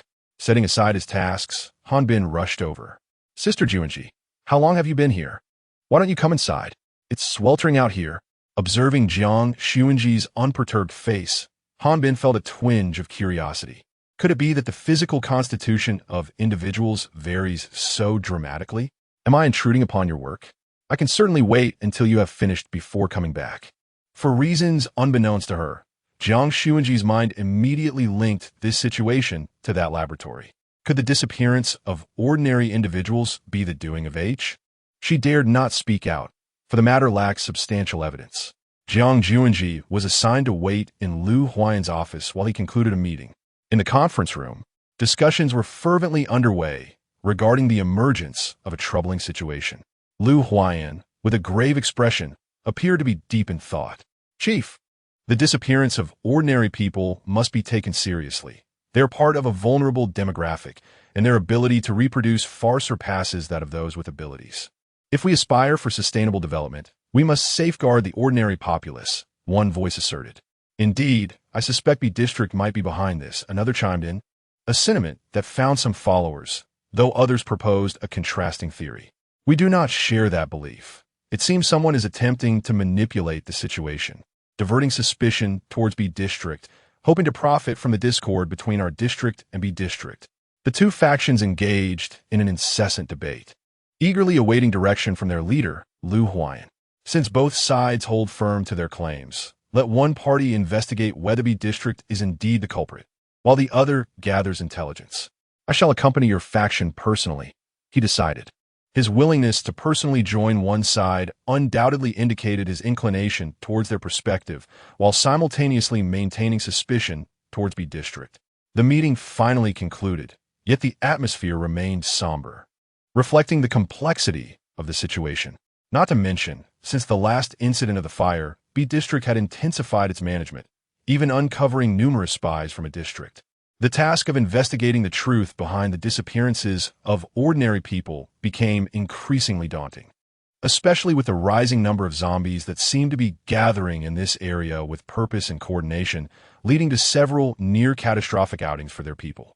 Fortunately, Lu Huayan's support instilled a measure of confidence, preventing them from feeling utterly lost. As they exited, they noticed Jiang Xunzhi, who had been patiently waiting at the conference room door, while the others exchanged teasing glances at Lu Huayan behind her. Jiang Xunzhi stood up, dutifully awaiting Lu Huayan's emergence. The curiosity of the others caused their steps to slow, pushing Lu Huayan to the rear. Eventually, they recognized his predicament and awkwardly made space for him. Such handsome men and beautiful women. If Miss Jiang truly becomes a pair with the chief, perhaps they can find peace in that union. Lu Huayan, a familiar voice broke through, prompting Lu Huayan to instinctively glance in its direction. Upon realizing Jiang Xunzhi was present, his expression darkened, clearly indicating his reluctance to encounter her at that moment. As he attempted to leave, Jiang Xunzhi swiftly grasped the sleeve of his garment. Her stubborn demeanor struck Lu Huayan as particularly glaring, yet he found himself unable to muster the resolve to pull her arm away. "I have something to say. Just a few words. May I finish speaking?" Such a pleading tone softened Lu Huayan's heart. He decided to treat today as the last time. After all, he had resolved to distance himself from her. In the office, Lu Huayan sat in his chair, awaiting Jiang Sun's words. After some internal preparation, Jiang Sun finally spoke. "Last night, my conversation with Jishang Bei was merely about matters concerning my family. I harbor no feelings for him whatsoever." She instinctively sought to gauge Lu Huayan's expression, yet he remained indifferent, which caused her considerable distress. "I understand. In truth, you needn't have shared this with me. Regarding my drunken episode last time, consider it mere ramblings. I apologize for any offense." Unbeknownst to Lu Huayan, each word he uttered was like a dagger, slowly piercing Jiang Sun's heart. "Do you truly care so little? Were your declarations of affection nothing but deceit?" She questioned him, her tone laced with disbelief. Suppressing her own sorrow, her words were painfully harsh. "Indeed, I was lying. I spoke those words without sincerity." She looked at him in shock, as if trying to ascertain the veracity of his statement. Fine, she believed him. It appeared all her sentiments had been misplaced. "I'm sorry for misunderstanding. I shall no longer cling to you from this moment onward." As she departed, Jiang Sun revealed one last truth. "In reality, my previous outing with the guards had a purpose. I went to meet my brother. That is all. I shall take my leave now." Sister Poppy had once advised her that if someone cared not for you, no matter how many tears you shed, they would not spare you a glance. Little did she know her father's words would resonate so profoundly at this moment. Upon hearing this, Lu Huayan's hands trembled. It was indeed her brother. What had he just done? His words had been so hurtful. He struck himself sharply, his voice hoarse as he lamented. "Lu Huayan, what have you done? I'm sorry, I didn't mean it." Those words were not heartfelt. He yearned to chase after her, yet his feet felt as heavy as if encased in concrete, rendering him immobile. He incessantly questioned himself. Even if he were to pursue her now, Jiang Sun would never forgive him. Despondently, he collapsed onto the ground, his vacant eyes fixated on the door. Meanwhile, Jiang Sun, having fled in tears, sought a secluded spot. Unwilling for anyone to witness her wretched state, yet she was still seen. Chapter 56. Entangled yet unraveled, wipe your tears, weeping so profusely. You must be cautious of waking up with swollen eyes tomorrow. Jiang Xunzhi did not raise her head. She merely buried it deep into her knees, believing that this would render her invisible to others in her current state. Cui Xiu, merely passing by, was taken aback to encounter Jiang Xunzhi weeping alone. It was evident to her that Jiang Xunzhi had once led a life of considerable favor, certainly unlike her own. She took a seat beside her, quietly offering companionship. After a lengthy silence, Jiang Xunzhi finally lifted her swollen eyes, only to discover that the visitor was Cui Xiu. "I apologize for staining your handkerchief," she murmured.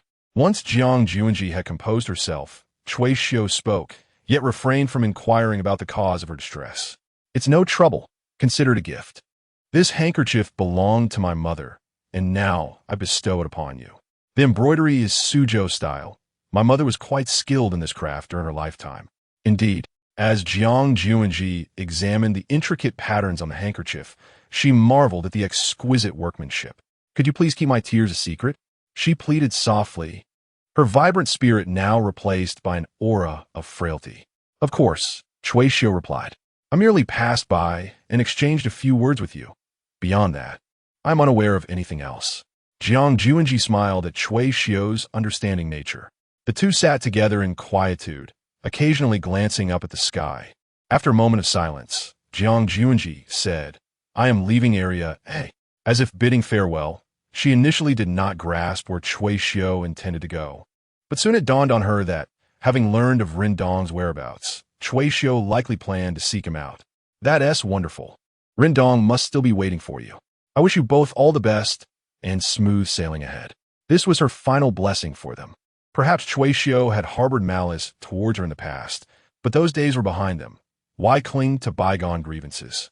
If one were to ask the earlier Jiang Xunzhi whether she could sit quietly alongside Cui Xiu for an extended period, she would have undoubtedly thought it a jest. And what of you?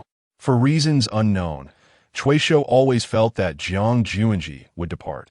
Perhaps once she found what she sought, she would leave. But what would happen to the leader then? Cui Xiu, having experienced much, could clearly see the entangled connection between them. Memories of Lu Huayan's callous words echoed in her mind. I, too, must take my leave, perhaps shortly after your departure.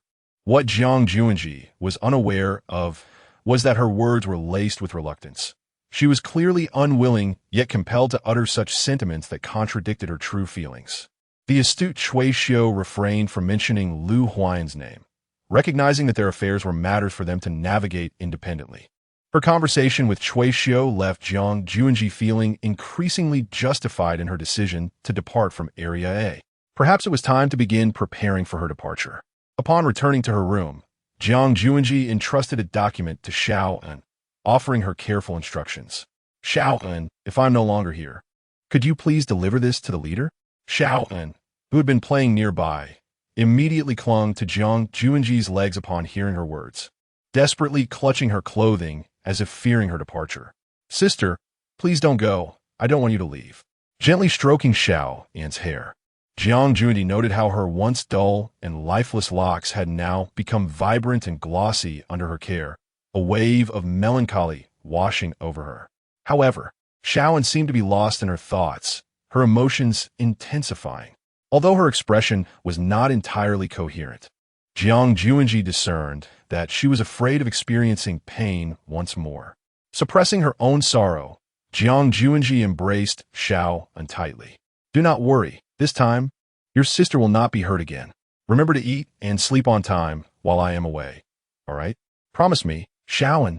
Perhaps it was Jiang Xunzhi's repeated assurances that eventually eased Xiao-en's distress. Observing Xiao-en's tear-streaked cheeks, Jiang Xunzhi cautiously laid her down on the bed. As she prepared to wash up, Jiang Xunzhi heard a knock at the door the moment she stood up. Yet, when she opened it, there was no one in sight. She initially thought it was a figment of her imagination, but indeed someone had knocked. However, that person had hesitated, unsure of how to face Jiang Xunzhi, and chose to conceal himself instead. Lu Huayan wished to clarify his previous remarks, but he feared that Jiang Xunzhi would not forgive him. After much deliberation, he decided to approach her room, determined to apologize. Yet, as soon as he knocked, regret washed over him. He dreaded the thought of seeing the unfamiliar gaze in Jiang Xunzhi's eyes. Once he observed the door closing again, he stepped out from his hiding place. Sorry, he murmured softly, too quietly for her to hear, yet he felt compelled to express it nonetheless. After a prolonged hesitation, he finally approached when he noticed Ji Xiangbei had left. You're up? Ready for breakfast? Jiang Xunzhi continued to inquire of him. Ji Xiangbei cast her a disdainful glance, urging her to speak plainly, questioning when she had begun to employ such indirectness. He took a sip of water, observing as Jiang Xunzhi appeared poised to articulate her thoughts. Would you consider leaving with me? I know of a place that would suit you perfectly. I offer my character as assurance. A fleeting thought crossed his mind. After all, he was not human. Where would his character come from? You haven't specified the location. What if it's a den of wolves? Would you not be selling me out? No way. His refusal was resolute, yet Jiang Xunzhi was not one to easily concede. H is searching for you. He would never dare venture to that place. Upon hearing her words, Ji Xiangbei was taken aback, his gaze deepening as he scrutinized her. You cannot be attempting to use me to locate your father. Fabricating a place to lure me there? He regarded her critically, as if assessing the authenticity of her statement. How could that be? I am not that kind of person. How could not be? Ji Xiangbei retorted swiftly, leaving Jiang Xunzhi momentarily speechless. Believe it or not, the place I mentioned is indeed the most suitable for you, and it truly exists. If I deceive you, you may flee at any point. You don't actually believe I could capture you alone, do you? It was evident that Ji Xiangbei was wavering. If such a place truly existed, why would he remain cooped up in this confined existence, constantly feigning a facade? When do we depart? To Jiang Xunzhi's surprise, Ji Xiangbei agreed so readily. She had prepared numerous arguments to persuade him. Oh, you've already accepted? Fearing a change of heart from him, she hastily continued, I have gathered intelligence. There will soon be a significant operation in the camp. We can join in and seize the opportunity to escape. She had even devised such a plan. Yet Ji Xiangbei harbored a lingering doubt. Are you willing to leave Lu Huayan behind? A momentary flash of astonishment crossed her expression, brief but perceptible to Ji Xiangbei. What does he have to do with it? Once I leave, he will cease to exist. Noticing Jiang Xunzhi's resolute demeanor, Ji Xiangbei scrutinized her further. Perhaps something had transpired between her and Lu Huayan, prompting such a decisive choice to leave this place so swiftly. Chapter 57. Departure Area. It was recruiting extraordinary individuals for an investigative team, and Jiang Xunzhi was the first to submit her name. Upon learning this news, Lu Huayan immediately vetoed her candidacy, citing the instability of her abilities as justification for denying her petition. The person in charge looked at the leader with a complicated expression. But leader, Jiang Xunzhi has previously triumphed over you, hasn't she? I have stated that she is not to participate. Find any reason you wish, do you understand? A piercing gaze swept over the person in charge, who immediately comprehended the unspoken message. It seemed even the leader possessed a sense of cherishing the delicate. With Lu Huayan's tacit consent, Jiang Sun's name was removed from the list, and even Ji Xiangbei had devised a way to leave, yet she remained in the dark. As time inexorably passed, the team of ability users was soon to embark on their mission, prompting Jiang Sun to seek out Han Bin. Brother Han, why is my name absent from the list of ability users? Jiang Sun inquired, her confidence in her own abilities unwavering. Yet, she found herself perplexed by her omission from the roster. Han Bin, equally bewildered, confessed that he had not seen Jiang Sun's name on the list at all. In the midst of Han Bin's astonishment, Jiang Sun began to piece together the truth. Frustrated, she departed, leaving Han Bin perplexed and unaware of the unfolding situation.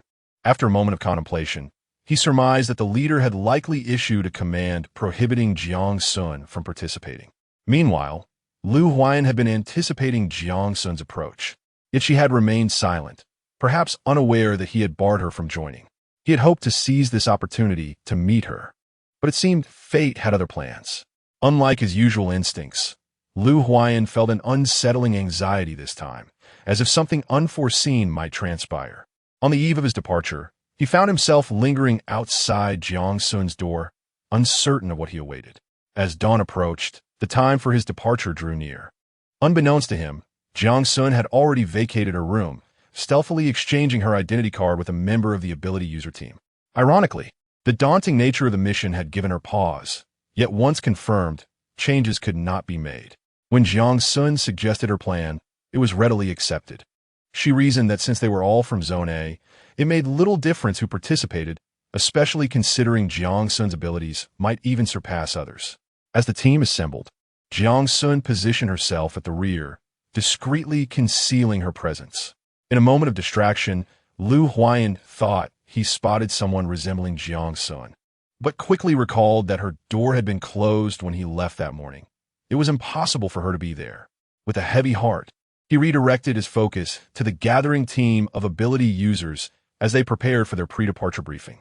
Perhaps inspired by the infectious morale, not a single member of the team chose to withdraw. They all stood resolutely, Observing their courageous demeanor, Lu Huayan addressed them. Today, our journey is not for ourselves, but for those who stand behind us. As the sun rose outside, Lu Huayan raised his hand towards the sky and declared, "Let us depart. Farewell, Zone A. May you thrive in our absence." Ji Xiangbei watched the retreating team, lost in a sea of thoughts. Before setting off, he had already conspired with Jiang Xunzhi regarding their plan. The journey was long, yet Jiang Xunzhi remained resolute, never uttering a word of complaint. Perhaps it was due to her presence that scattered zombies could be seen wandering nearby. However, they were swiftly eliminated by the ability users accompanying her, leaving Jiang Xunzhi at a loss for words.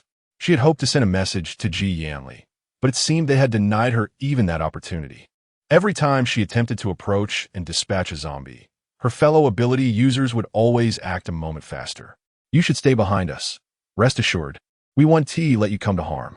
To facilitate Jiang Xunzhi's movement, she had deliberately tucked her hair beneath her hat when they departed, ensuring that no one could immediately discern that she was a woman. Her delicate and slender frame naturally drew the concern of those around her, a fact Jiang Xunzhi had not anticipated. "Thank you, but I can take care of myself." As she spoke, a beam of light sliced through the air, promptly toppling a stout tree to the ground. Ba ba ba. Standing aside, Hanbin was stealthily relieving himself when a nearby tree unexpectedly crashed down. Caught in an embarrassing moment, he hastily pulled up his trousers, his expression one of sheer panic. The sight left everyone in fits of laughter, save for Jiang Xunzhi, who thought, "Oh no." She yearned to find a place to hide. An agitated Hanbin stood amidst the crowd, incessantly questioning who was responsible for the uproar. Thus, Jiang Xunzhi was inadvertently pushed forward, huddling her neck in a bid to remain unrecognized by Hanbin. Yet, as fate would have it, Hanbin stormed up to her, momentarily taken aback before scrutinizing Jiang Xunzhi closely. Internally, she chanted, "Please don't recognize me. Please don't. You haven't I seen you before? No. You're Jiang Xunzhi, the girl from Xunzhi." Before he could finish his sentence, someone rushed over to summon Hanbin away. As he departed, Hanbin cast a lingering glance at Jiang Xunzhi, seemingly on the verge of recognizing her identity, though uncertain. Finally, he was gone, and Jiang Xunzhi exhaled a sigh of relief, taking a deep breath. Meanwhile, Hanbin, grappling with his shock, realized that Jiang Xunzhi had indeed infiltrated their ranks, a development he had not anticipated.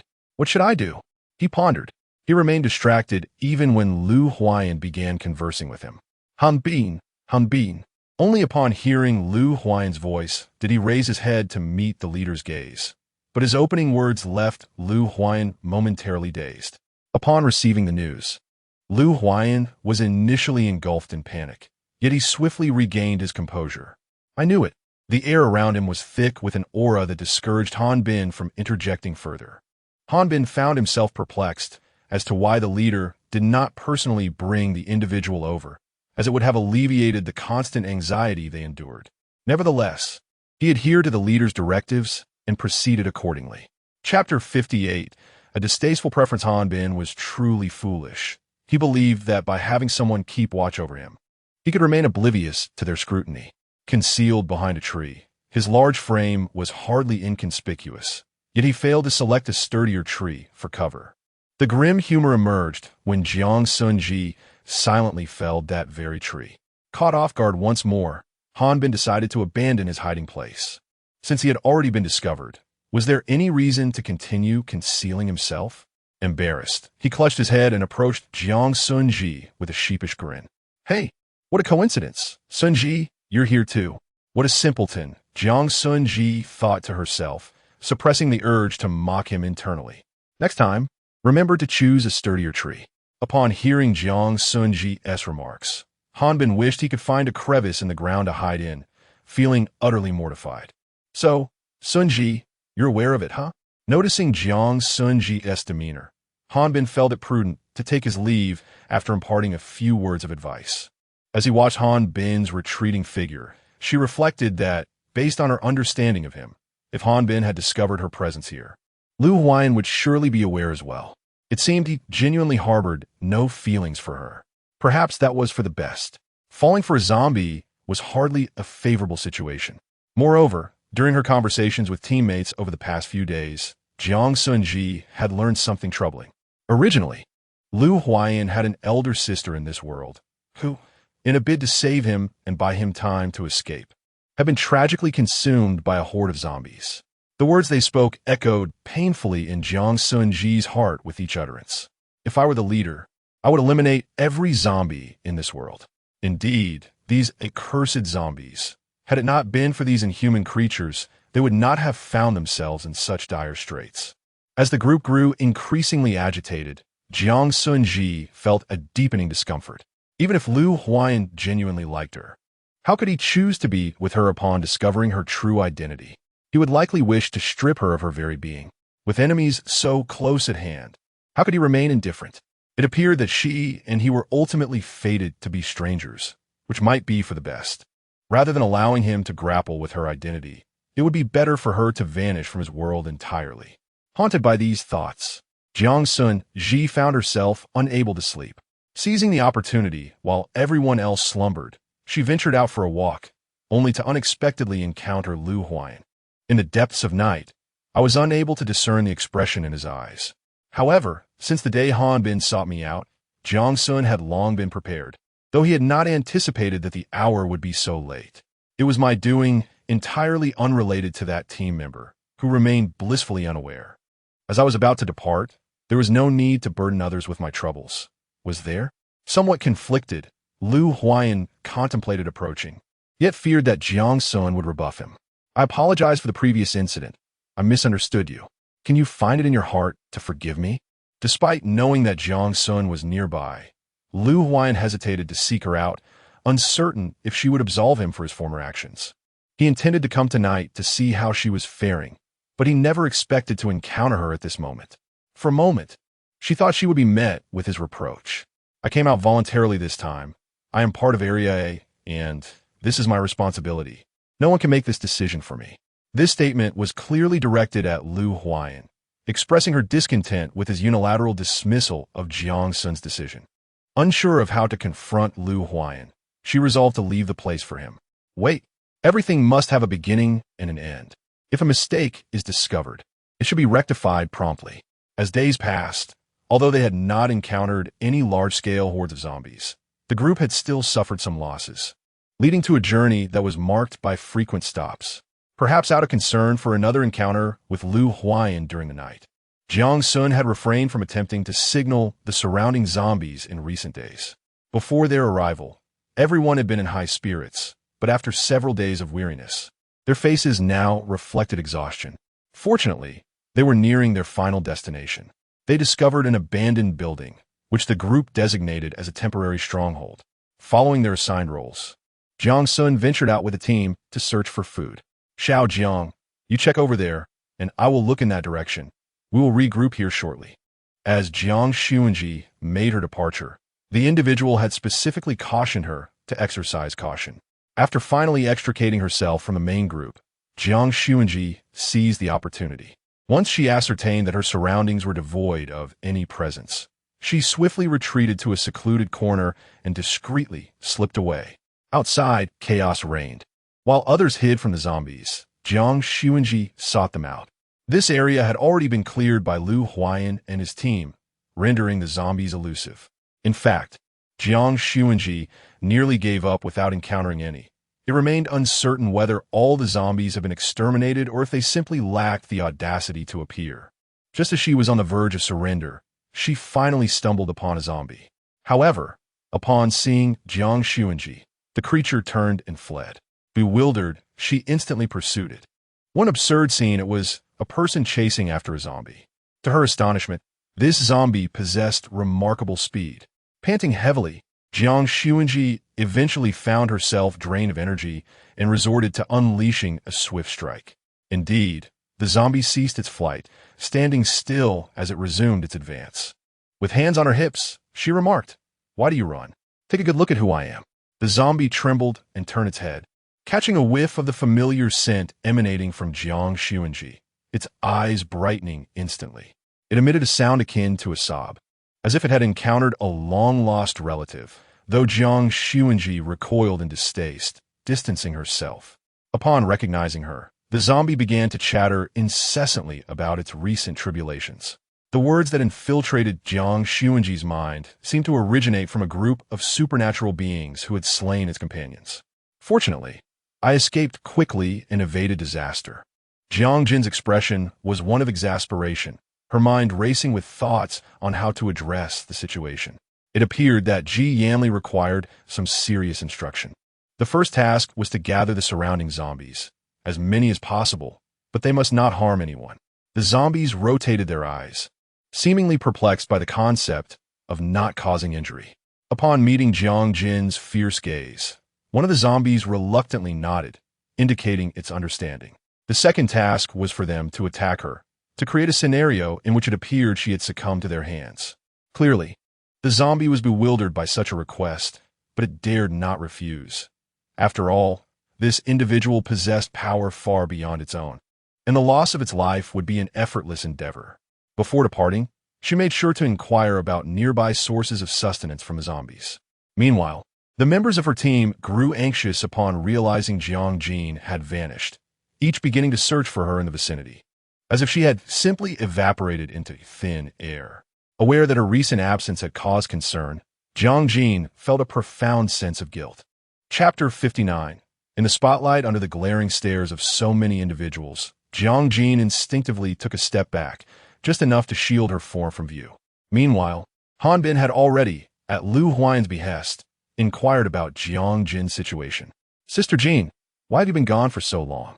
If you had delayed any longer, I would have had to venture out to find you." She provided them with her location, ensuring that they would not worry on that front after her departure. As she settled into her seat, Jiang Jin could still sense someone observing her, and a realization began to form within her. Although she already knew who it was, she deliberately avoided directing her gaze in that direction. There were too many uncertainties nearby, and Jiang Jin could only do her utmost to safeguard everyone. Late at night, following Jiang Jin's instructions, the zombies quietly gathered their companions in the vicinity. Many were reluctant, but upon hearing the zombies' words, they begrudgingly acquiesced. After all, the advanced zombies were unique, and Jiang Jin was the first advanced zombie they had encountered that resembled a human. They dared not disobey. Soon, at his behest, a considerable assembly of zombies congregated in an open area, awaiting the dawn. Zombie camp zombies in the vicinity of area reported having spotted Jiang Jin outside, suggesting that something was afoot in area, and their journey this time was quite far. Upon learning of Jiang Jin's excursion, Ji Yanli felt a familiar surge of intent arise within him. He believed that it was Lu Huan's failure to adequately protect Jiang Jin that had allowed Gu Beichun to exploit the situation and injure her.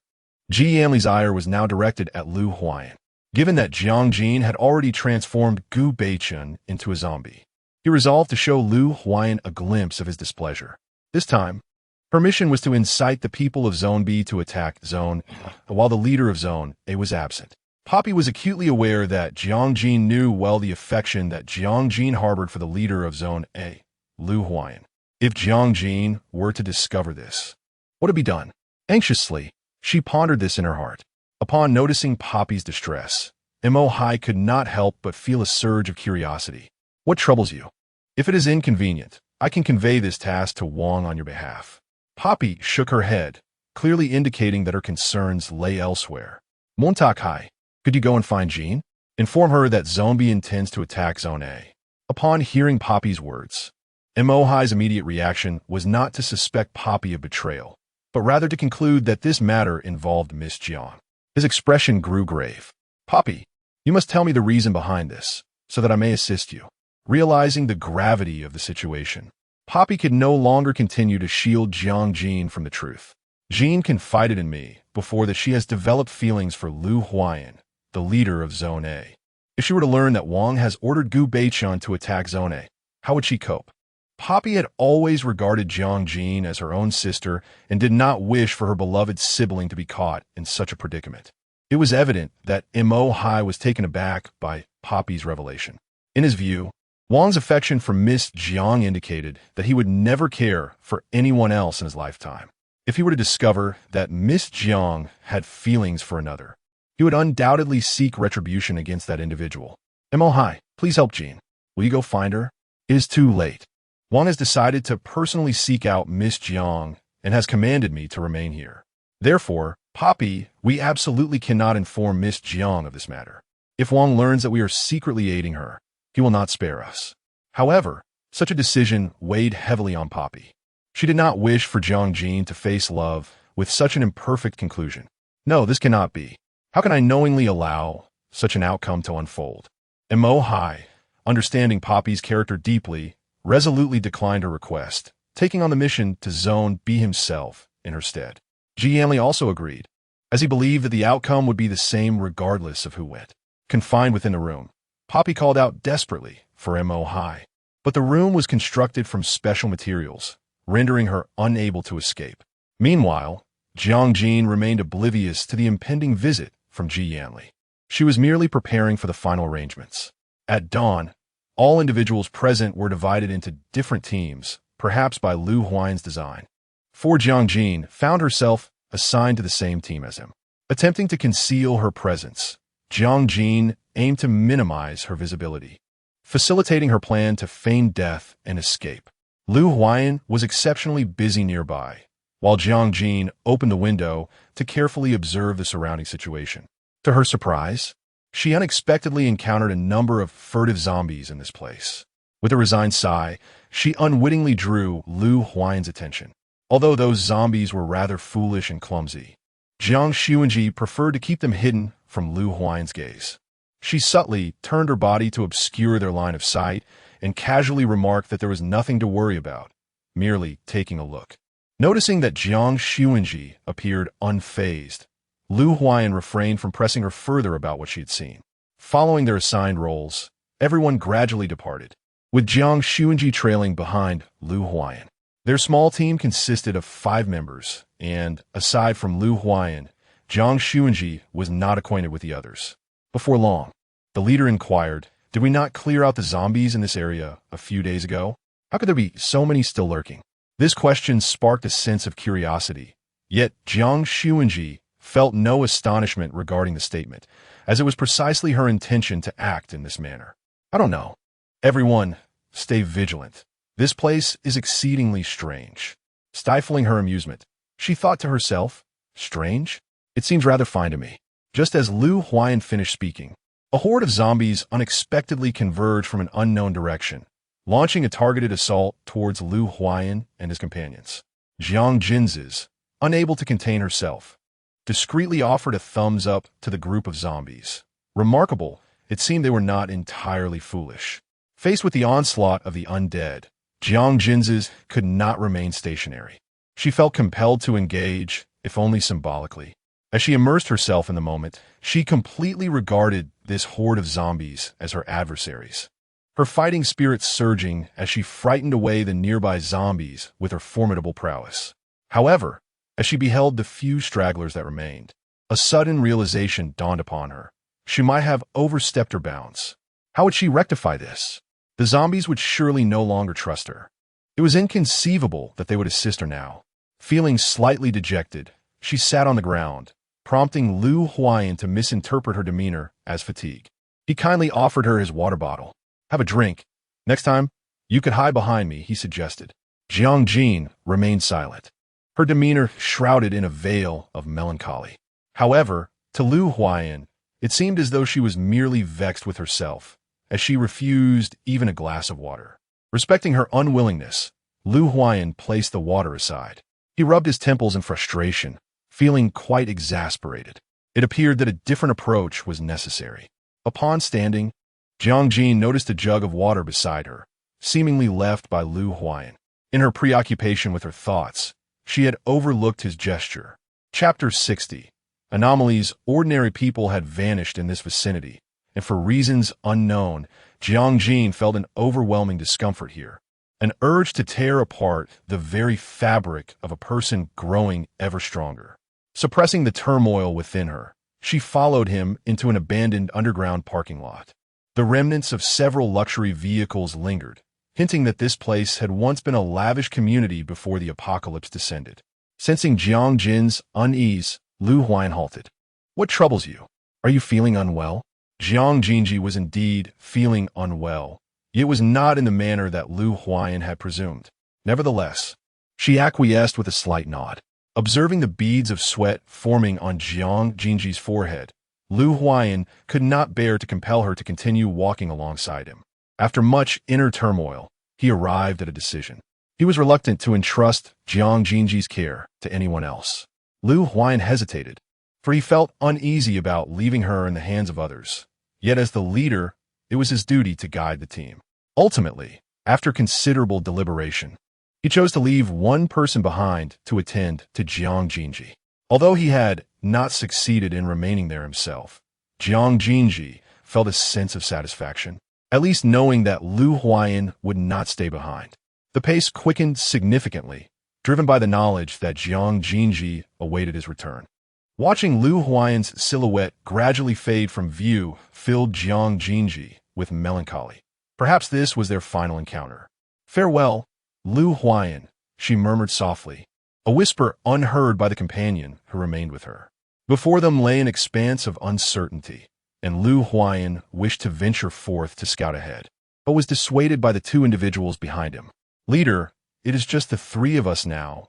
We must exercise caution, as there may be zombies lurking about." No sooner had the words left their lips than a zombie emerged, its gaping maw lunging toward them. The group instinctively braced themselves, yet the zombie seemed to hesitate, standing motionless for a moment before abruptly turning and fleeing, seemingly unwilling to inflict harm upon Lu Huayan and his companions. Unbeknownst to them, Lu Huayan quickly reacted, dispatching the zombie, for Jiang Xunzhi was still behind, and each additional zombie posed a new threat. Curiously, although they had encountered several zombies along their journey, these creatures appeared devoid of aggression, retreating at the sight of Lu Huayan and his group. "Leader, what could be the reason that zombies avoid us?" one inquired. "I am uncertain. We must remain adaptable," Lu Huayan replied. Having been away for some time, he grew increasingly anxious about Jiang Xunzhi's situation. The more the zombies evaded them, the more Lu Huayan deliberately pursued their trajectory, sensing that something was amiss. Upon entering a room, Lu Huayan felt his foot press against something beneath him. Upon inspection, he discovered it to be a reagent. He bent down to inhale its scent and was startled to find it bore the same aroma he had encountered with Meng Chuyu. What connection could exist here? A wave of questions surged within him. A sudden flutter of his eyelids sent a shiver through his heart, as though he sensed that something ominous was about to transpire. On the return journey, Lu Huayan displayed a sense of urgency, frequently expending his abilities to teleport in haste. It is uncertain how long it had been, but upon finally reaching that place, he slowed his pace. Everything around him conveyed the aftermath of a fierce battle that had recently transpired. The individual who had remained to protect Jiang Xunzhi lay on the ground, drenched in blood, devoid of breath. No, where was Jiang Xunzhi? Surely, she must be unharmed, right? Lu Huayan was unwilling to entertain the most dreadful of outcomes. His voice was piercingly sharp, commanding, "Find her. A living person must be seen, and a corpse must be identified." The bloodstains stretched out towards the parking lot, yet there was no sign of Jiang Xunzhi. All that remained was a gruesome scattering of flesh, a sight of utter brutality. While the two individuals accompanying Lu Huayan could fathom the horrors Jiang Xunzhi had endured, he himself remained in disbelief. Fixating on a tattered fragment of clothing, Lu Huayan picked it up, his gaze fixed and unyielding. Suddenly, he collapsed to the ground, his spirit drained, his eyes vacant and desolate. He appeared shattered and forlorn, slowly closing his eyes, his brow furrowing sharply, and his lips, pale as paper, pressed tightly together as if enduring insurmountable anguish. 2 hours prior, at that moment, Jiang Xunzhi was preoccupied with thoughts on how to extricate himself from this individual and depart from the place unscathed. Suddenly, a series of faint, fragmented sounds reached his ears. When he lifted his gaze, he beheld a horde of zombies. The eyes of Jiang Xunzhi sparkled with a glimmer of hope, revealing that perhaps the zombies still possessed a semblance of loyalty, intent on aiding him. Noticing the undead's presence, the man advised the ailing Jiang Xunzhi to remain behind while he ventured outside to eradicate these creatures. Jiang Xunzhi, having previously instructed that no harm should come to innocents, felt a sense of calm, settling down to observe the unfolding spectacle. However, a moment of carelessness led to the man being clawed by a zombie. Though aware that such a lowly creature would not lead to his transformation, a flicker of displeasure crossed Jiang Xunzhi's gaze. Hadn't he made it clear? Why did he not adhere to her directives? Anger swelled within her, and she resolved to teach this untrustworthy horde a lesson. A beam of light shot forth, and upon witnessing the man's concern for her well-being, Jiang Xunzhi's frustration only intensified. To her astonishment, the zombies did not flee, but instead engaged in a fierce battle. As if under some form of control, she couldn't help but recall the reagent that Meng Chuyo had mentioned. Could it be that the zombies had succumbed to a similar fate? Realizing the gravity of the situation, she urged those nearby to take cover. "Miss Jiang, the leader instructed me to ensure your safety, so I cannot leave. Why are you so stubborn? I'm fine. They're no match for me." Yet, as the number of zombies increased, Jiang Xunzhi found herself struggling more against the relentless tide, inwardly lamenting the inflexible nature of Lu Huayan. Despite her protests, the man refused to retreat, and in her efforts to protect him, she too suffered several wounds. Dark crimson blood oozed from her body, rendering the man momentarily speechless. Had it not been for Jiang Xunzhi's quick reflexes, he would have surely lost a piece of flesh to the zombies. "What are you staring at? Focus." As his attention shifted back to the present, he recalled the dark red blood flowing from Jiang Xunzhi, suddenly realizing she was a zombie. In that moment, everything clicked. He understood her previous warnings. However, the leader had entrusted him with her protection, and despite his hesitation, he chose to follow his instincts. "Miss Jiang, be careful." Drawing upon his own strength, he shielded Jiang Xunzhi from the onslaught of a zombie. Jiang Jin cast a grateful glance at him and said, "Thank you. If it becomes unbearable, I shall take my leave from this place." For reasons unknown, the surrounding zombies surged forth like an unyielding tide, relentless and numerous. The pace of Jiang Xunzhi was increasingly sluggish. Perhaps today was indeed the day she would meet her end here, yet her father remained unfound. In a moment of distraction, a zombie charged directly at her. As she closed her eyes, she believed she was truly destined to stay in this place. And in her final moments, the visage of Lu Huayan lingered in her mind. The next instant, a warm touch graced her face, and to her astonishment, it was him standing before her, shielding her with his own body against the oncoming zombie. Gazing at his smiling face, tears streamed down Jiang Xunzhi's cheeks. He was sacrificing himself to protect her. In a state of panic, she was too afraid to reach out to him, only able to witness the torrents of blood gushing from his mouth. No, please. I implore you, do not die. I will find Lu Huayan. He will surely save you." Struggling to rise, she realized she was already surrounded by zombies. In that moment, despair enveloped her completely. Chapter 61. Departure. Powerlessly, she surveyed the gathering horde of zombies, then cast a final glance at the man who had perished to protect her, feeling an overwhelming sense of resentment. Perhaps the heavens sensed Jiang Xunzhi's unwillingness, for unbeknownst to her, more zombies emerged, clashing with the initial group. Both sides engaged in a brutal struggle, and seizing the opportunity, Jiang Xunzhi dragged the man to a cleaner area. She adjusted his clothing and noticed an identification card clinging to his collar, bearing the name Chen Su. Wiping away her tears, she gazed at the distant group of zombies, resolute in her desire to avenge Chen Su.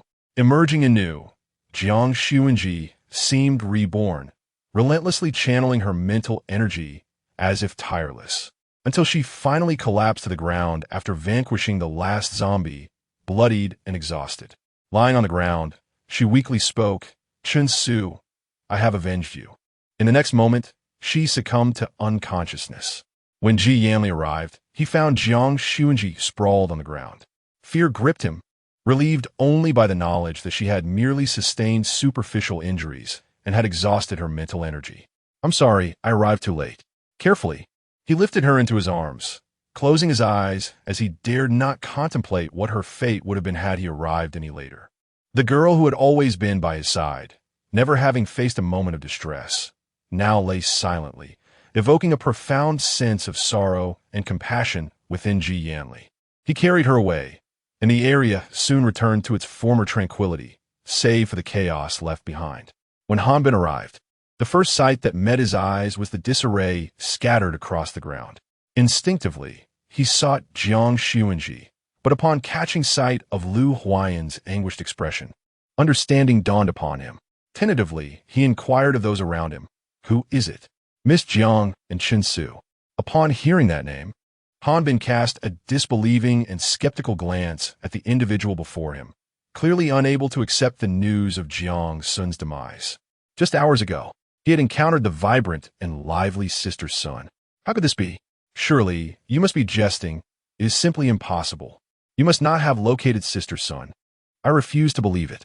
His crimson eyes brimmed with sorrow, desperately attempting to reject the notion of Jiang Xun's death. In a frenzy, he began to search the surroundings for any sign of Jiang Xun, but apart from Xunzhi's lifeless body, there was no trace of her.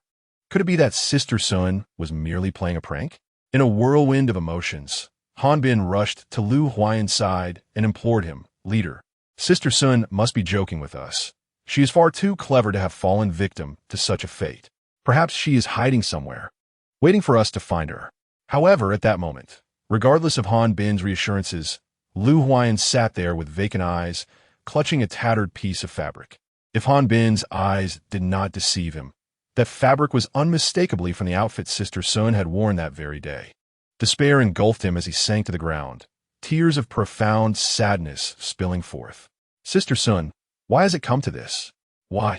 As time passed, Lu Huayan remained in a state of complete apathy, having accepted the news of Jiang Xun's departure.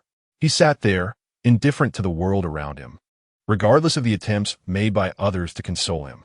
Lu Huayan was the cornerstone of their team, and witnessing him in such disarray left everyone at a loss as to how to proceed. The members of the group implored Hanbin to speak with Lu Huayan.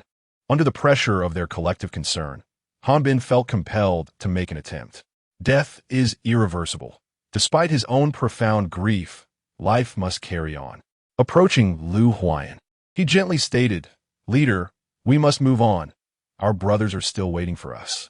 Perhaps it was the harsh truth that Hanbin uttered, a truth Lu Huayan was unwilling to accept, that ignited his fury.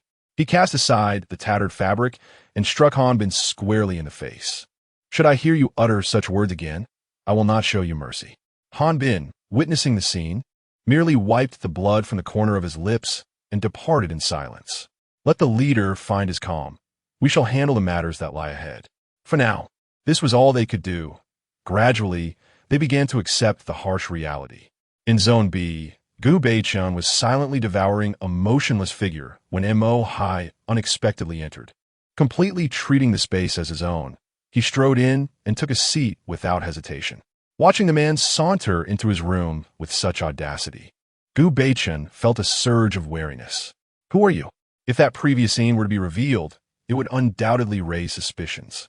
"Gu Beichun, it was Wang who sent me here, instructing you to launch an assault on Area A and take advantage of the opportunity to seize it. This is your chance. You surely understand what must be done, do you not, Wang?" Gu Beichun suddenly enlightened. "I apologize for my earlier oversight in not recognizing you.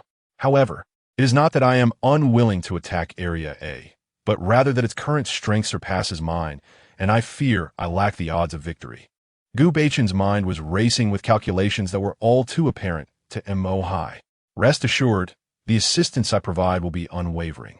Upon hearing Mo Hai's words, Gu Beichun was finally able to lower his guard. "You may rest easy. As long as we join forces, Area A will undoubtedly fall into our grasp. The question remains whether Wang intends for me to oversee this camp of extraordinary abilities. It serves as both a test and a response. Of course, it all hinges upon your performance." Mo Hai, wishing to avoid any further unnecessary dialogue, had other matters to attend to as mandated by Wang.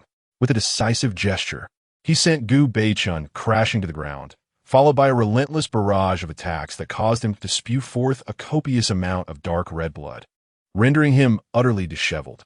Confused, Gu Beichun looked to Mo Hai, seemingly inquiring why he had been subjected to such treatment. Having accomplished his task, Mo Hai had little desire to continue their entanglement.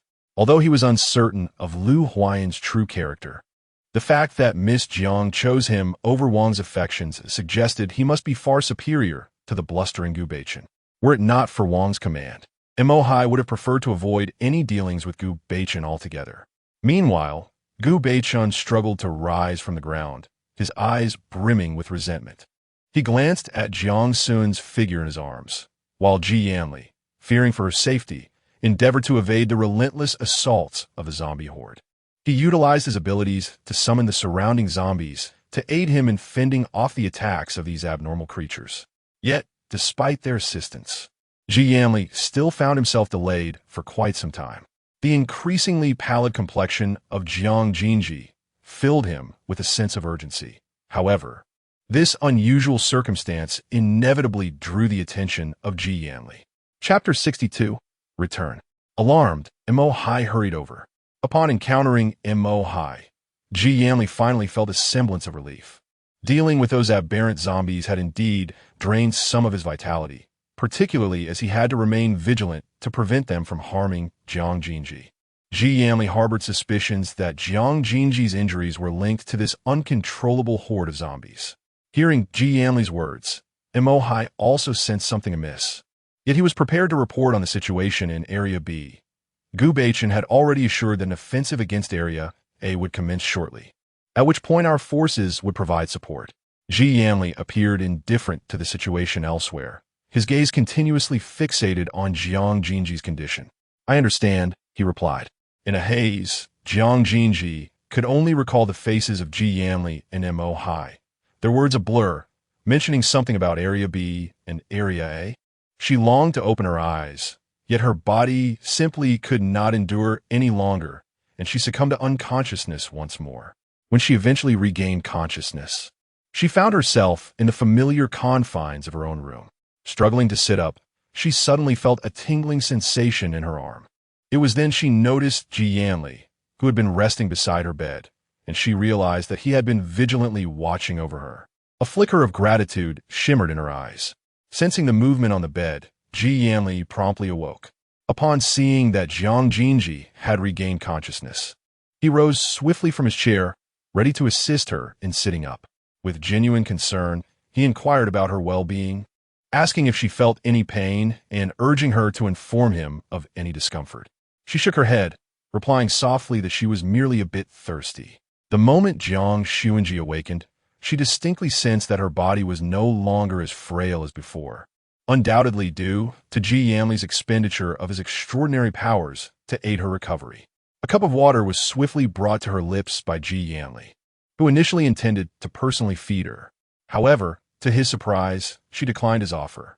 There's no need, Yanli Ge. I can manage it myself. Please don't treat me like a child. Ji Yanli felt a twinge of disappointment at her refusal, yet upon hearing her words, he refrained from pressing the matter further. After all, time was on their side. She would gradually adjust. While sipping her water, a sudden thought struck Jiang Xunzhi. She recalled the agreement she had made with Ji Xiangbei earlier, and she wondered if it was too late to fulfill it. In her fluster, she accidentally spilled some water onto the quilt. Yanli Ge, could you help me find someone? If you find him, please bring him to the camp. I need him. Witnessing Jiang Xunzhi, despite her injuries, still concerned for others, stirred a mix of emotions within Ji Yanli. Yet he concealed his feelings, knowing that revealing them would only upset her. Who is this person? He inquired. His name is Ji Xiangbei. It's a long story, but he possesses clues about my father. So it was because of her uncle's situation that she held such concern for him. It seemed Ji Yanli had little impact on her thoughts. Resolutely, he agreed. You focus on your recovery here. I will find him for you. Do not worry. However, Jiang Xunzhi began to fret over the possibility of being too late. What if Ji Xiangbei thought she was deceiving him and decided to leave? She could only hope that the young man would trust her. It must be said that Jiang Xunzhi had indeed anticipated some of Ji Xiangbei's thoughts. With the assistance of Cui Xiao, Ji Xiangbei successfully departed from Area A and awaited Jiang Xunzhi at the prearranged location. Previously, she had been uncertain about how long it would take her to arrive and had instructed him to wait for a maximum of 3 days. Yet, those 3 days swiftly passed, and Jiang Xunzhi had still not appeared. At that moment, Ji Xiangbei's demeanor was no longer as composed as before. He could not help but speculate whether Jiang Xunzhi was playing a trick on him. Nevertheless, he remained at the designated spot, convinced that she would not deceive him. For if he were to assist in locating her father, his help would be indispensable. Jiang Xunzhi's words seemed tantalizing to him, yet he discerned her ulterior motives long ago. Her actions were merely a means to provide herself with an escape route. Bored, he occupied himself by counting the stones on the ground, occasionally peering out the window to see if anyone was approaching. He found himself muttering to himself, "Jiang Xunzhi, you deceiver, how many days have passed? And why have you still not come?" He squatted down, lost in thought, until a faint sound broke the silence. The footsteps gradually drew closer, and Ji Xiangbei instinctively believed it was Jiang Xunzhi arriving, but the heavy tread reminded him otherwise. The newcomer was not Jiang Xunzhi. Cautiously, he concealed himself behind the door, gripping a dagger, prepared for any eventuality. The figure that entered was a high-level zombie, its face marred yet resembling those like him high. Following Wang's directions, he had successfully located this place, but he had not encountered any humans here. Perhaps they had been consumed by the nearby zombies. He tentatively searched the vicinity, but found no traces of humanity. Just as he intended to depart, he sensed a human presence nearby. The moment his foot crossed the threshold, a figure lunged at him with a dagger. Ji Xiangbei. The realization struck him. How did this being know his name? No, it was not human. It was unmistakably a zombie. Hesitating for a moment, the creature seized the opportunity and began to speak rapidly. "Miss Jiang said you would be here. I was sent by her. She is injured and cannot come." Ji Xiangbei's thoughts immediately fixated on Jiang Xunzhi's injury. How could she be hurt? Take me to her at once. His skepticism was swiftly overshadowed by concern for Jiang Xunzhi, leaving no room for contemplation regarding why she would send a zombie to find him. Upon entering the zombie lair, Ji Xiangbei suddenly realized he had walked into a den of wolves, surrounded by the undead. However, he felt no fear, understanding why Jiang Xunzhi had deemed this place the safest for him. Yet, the question lingered. How did she maintain such a close rapport with these creatures? After the zombie escorted him to the main hall, it departed, leaving Ji Xiangbei alone in the vastness of the room. He was unsure how long he waited there until a man finally entered, dressed in a pristine white shirt and black trousers, immaculate in appearance. He approached with an air of nobility and composure. Upon noticing Ji Xiangbei, his dark eyes, tinged with black, casually scanned the room, his gaze seemingly tranquil yet profoundly deep, evoking a sense of unease. "You are Ji Xiangbei." The man's aura was extraordinary, leaving Ji Xiangbei momentarily unsure whether he was human or something else entirely. Undaunted by the man's scrutinizing gaze, Ji Xiangbei boldly inquired about Jiang Xunzhi's whereabouts. "Where is Jiang Xunzhi? I wish to see her." Upon hearing her name, a glimmer of intrigue flickered in Ji Yanli's eyes. "Ji is currently recuperating. You cannot meet her at this time. However, since you're a guest of Ji, I shall ensure you are treated well." He then instructed the nearby zombies to escort Ji Xiangbei away. Ji Xiangbei was not oblivious to the animosity emanating from the man. Who could he be? And why did he refer to Jiang Xunzhi as Ji? Could he possibly be that individual? The emphasis he placed on his current status as a guest suggested he harbored feelings for Jiang Xunzhi. Ah, this woman truly is formidable. Chapter 63. Conversation confined to her room throughout the day. Jiang Xunzhi found herself unable to venture outside, as Brother Yanli had forbidden it. Yet, she harbored a heavy secret within. She felt a deep sense of guilt for causing Chun Su's demise. She even wondered if Lu Huayan would blame her for Chun Su's death upon discovering his corpse. Had Chun Su not stayed behind to protect her that fateful day, perhaps he would still be alive. Jiang Xunzhi was acutely aware that he could not directly inquire about the matters concerning Ji Yanli, as it was evident that Ji would prefer to keep such matters to himself. A wave of irritation washed over him, accompanied by a strong desire to converse with someone. Upon entering, Ji Yanli noticed Jiang Xunzhi sitting in a daze by the window and set the fruit he was holding aside. "What troubles you? Are you feeling a bit bored?" Jiang Sun's stillness was palpable. She had sensed a shift the moment Ji Yanli stepped through the door. By the way, have you found Xiangbei? The mere mention of another man's name from Jiang Xun's lips stirred an inexplicable discomfort within him. Concealing his fleeting expression, he replied, "He has arrived, though he appears quite fatigued. I suggested he rest a while before meeting you."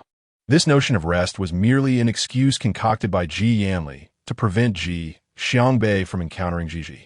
Although he had a desire to see Xiangbei, he could not bring himself to be inconsiderate given his exhaustion.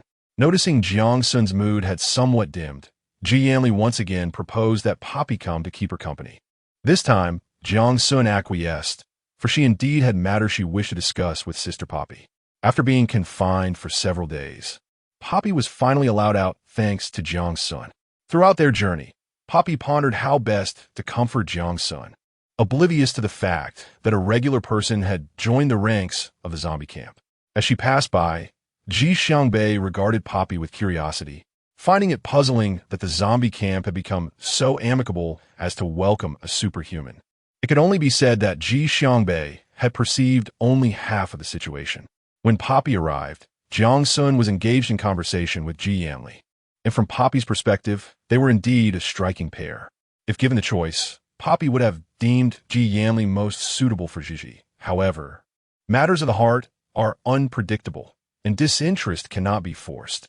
After all, a forcibly plucked fruit is seldom sweet. Catching sight of Poppy's arrival, Jiang Xun joyfully approached her. "Sister Poppy, what brings you here? I thought Ji Yanli had dispatched you on a mission." In the presence of the king, Poppy dared not elaborate, merely smiling as she casually initiated a conversation. Recognizing the need for their dialogue, Ji Yanli advised Jiang Xun to rest, subsequently vacating the space for the two of them. With Ji Yanli's absence, Jiang Xun felt an immediate sense of ease enveloping the air. She lamented, "Sister Poppy, you cannot fathom the strictness of Ji Yanli this time. He forbids me from this and that. It's utterly stifling. Thank goodness you come to chat with me." Observing Jiang Xun's carefree demeanor, Poppy hesitated, contemplating whether to divulge the matter weighing on her mind. Jiang Xunzhi is exceptionally perceptive and immediately notices that Sister Poppy harbors some concerns. He has long recognized that Mo Hai has affections for Sister Poppy, yet it seems she has always been plagued by reservations, never fully reciprocating Mo Hai's feelings. If there were a matter concerning your friend that you were uncertain would yield positive or negative consequences for them, would you still choose to disclose it to them? Jiang Xunzhi did not immediately provide an answer, as the question seemed to pose a dilemma for her. After a moment of hesitation, she finally voiced her thoughts. "In truth, I believe that regardless of whether the outcome is favorable or unfavorable, it is imperative that she is made aware of the situation. If she is deprived of the right to be informed, it signifies that she has never fought for this matter. When the time comes for her to lament her lost opportunity, I am certain she will feel a profound sense of regret. Indeed, those embroiled in a situation often lack clarity, while observers maintain perspective. If Jiang Xunzhi were to learn that this matter concerns her, would she truly act as she professes?" Gradually forming a resolve, "Xunzhi, there is something I must convey to you, and you must listen attentively. Wang intends to utilize Area B to assault Area A within the coming days."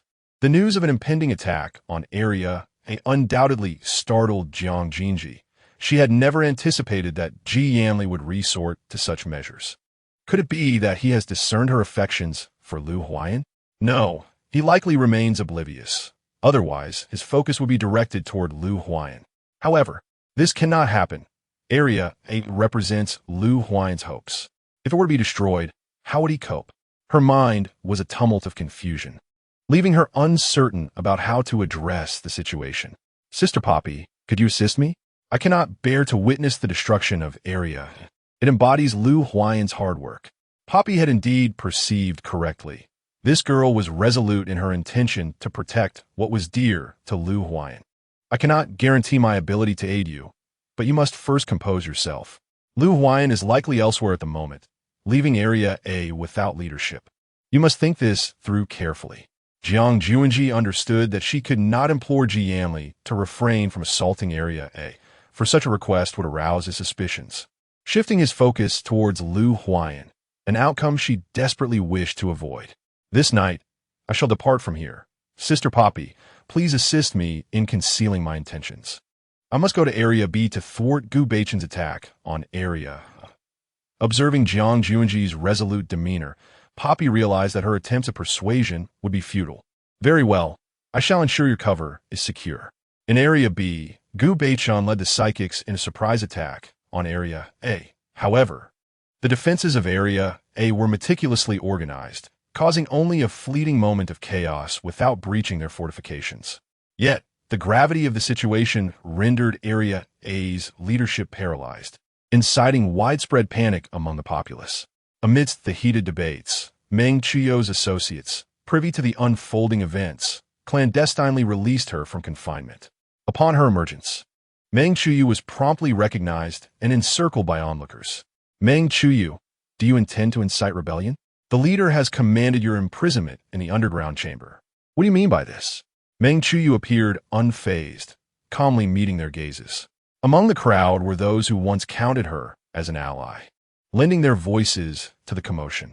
Given the prevailing uncertainty, the emergence of a stabilizing figure like Meng Qiu prompted hesitation among the throng.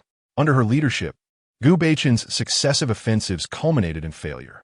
From a distance, Gu Beichen's piercing gaze fixated on the flag of Area A flying atop the walls. I shall see you covered in dust before long. No sooner had he uttered these words than a psychic hastily approached him. Leader, a woman wishes to see you. She claims her surname is Jiang. Surname Jiang? Gu Beichen's eyes brightened. Could it be that woman? Yet, what purpose could bring her here? Chapter 64. Regrouping with this question lingering in his mind, Gu Beichen personally ventured forth to ascertain the situation. After a long journey, Jiang Xunzhi finally arrived, and upon seeing the unbreached gate of the city walls, she exhaled in relief. Jiang Xunzhi? What brings you here?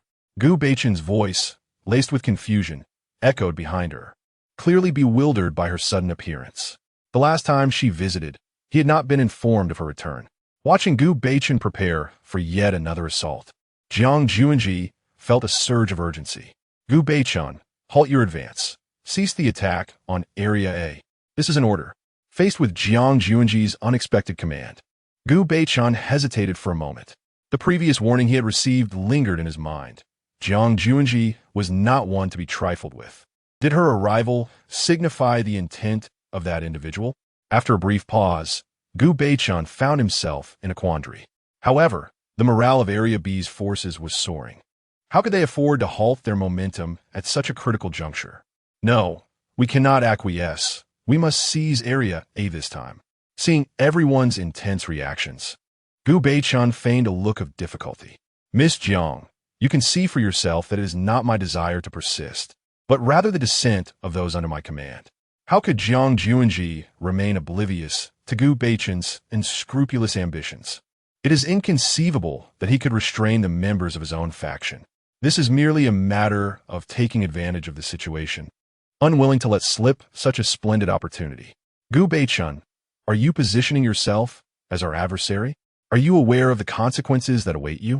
He attempted to utilize Ji Yanli's influence to suppress Gu Beichen, seeking to compel him to relent. Indeed, upon hearing Jiang Xunzhi's remarks, Gu Beichen halted his actions, signaling his companions to pause. With a derisive laugh, he remarked, Miss Jiang, I presume that individual is unaware of your affections for Lu Huayan. Do you believe you would hesitate to ally with me in eliminating Lu Huayan if you were aware? It appears that from the very beginning, Gu Beichen had discerned that all of this was merely a figment of Jiang Xunzhi's imagination. Bring forth the next course of action, he commanded. In the present moment, Jiang Xunzhi's injuries remain unhealed, preventing her from confronting Gu Beichen directly. She can only watch helplessly as he continues to issue commands. Her heart races with anxiety, knowing that it will not be long before Ji Yanli discovers her absence. How will Sister Ingzu explain her departure? For now, she can only hope that Sister Ingzu can buy her some time. At the zombie camp, darkness has enveloped the surroundings. Yet Ji Yanli has not seen the door to Ji's room open, leading him to question the situation. Upon pushing the door open, he finds the room eerily silent. Ingzu, upon seeing Wang's personal visit, struggles to suppress her inner tension and apprehension. Wang. Miss Jiang mentioned that she felt a bit fatigued and has gone to rest. However, Ji Yanli perceives the fleeting panic in Ingzu and senses something amiss. Is that so? It is unwise to sleep on an empty stomach. We should rouse her to eat before she rests.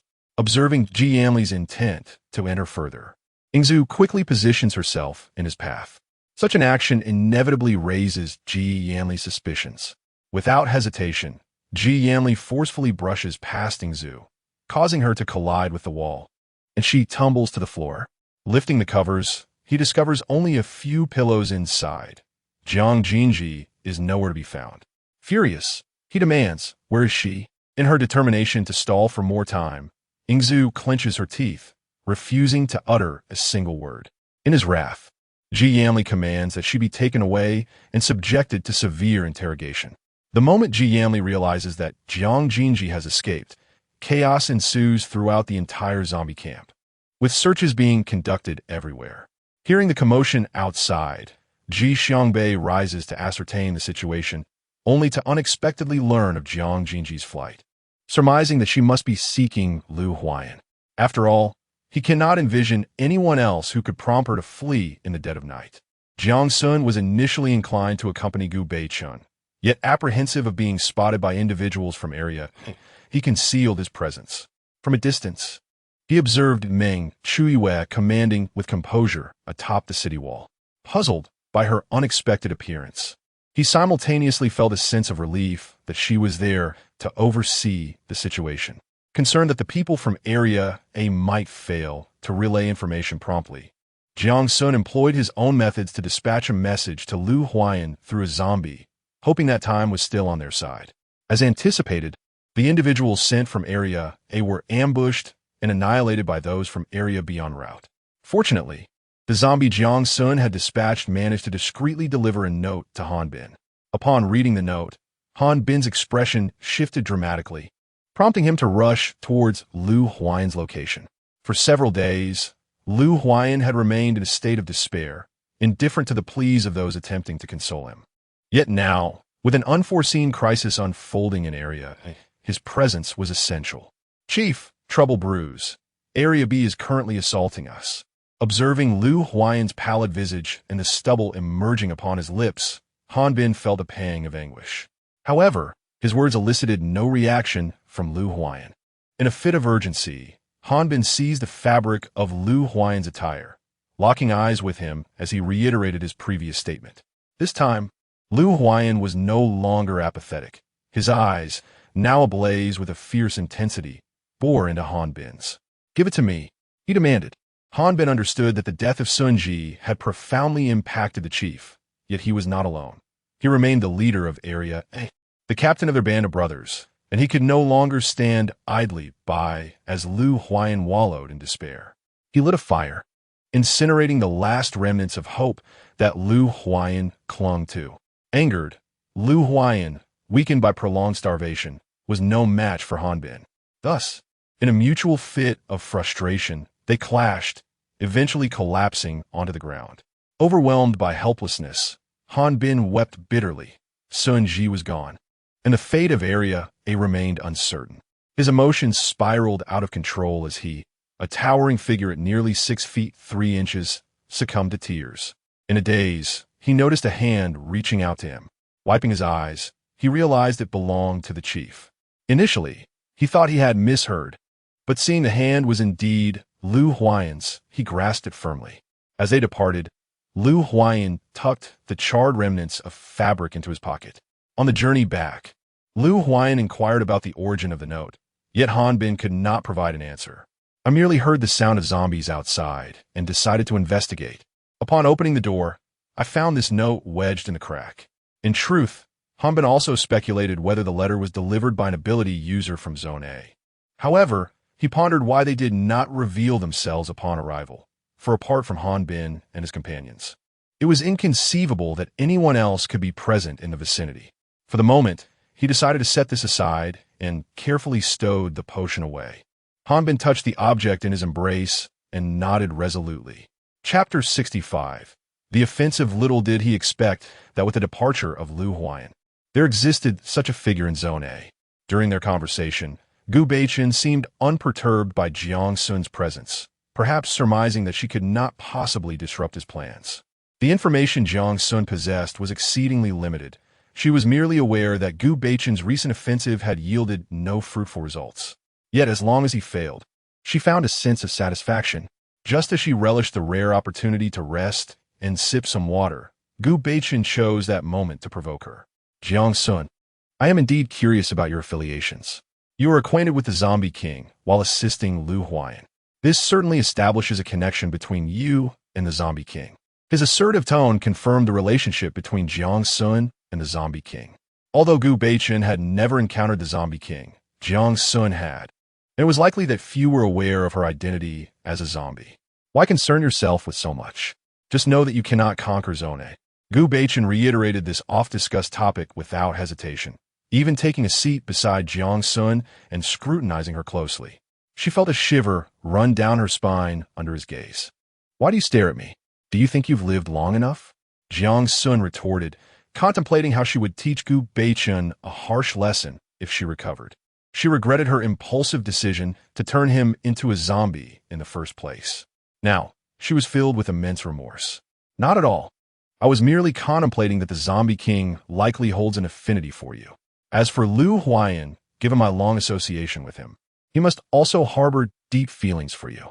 However, I have yet to discern whom you truly favor. One thing is certain. You prefer that the people of Zone A remain unaware of your connection to the zombie world.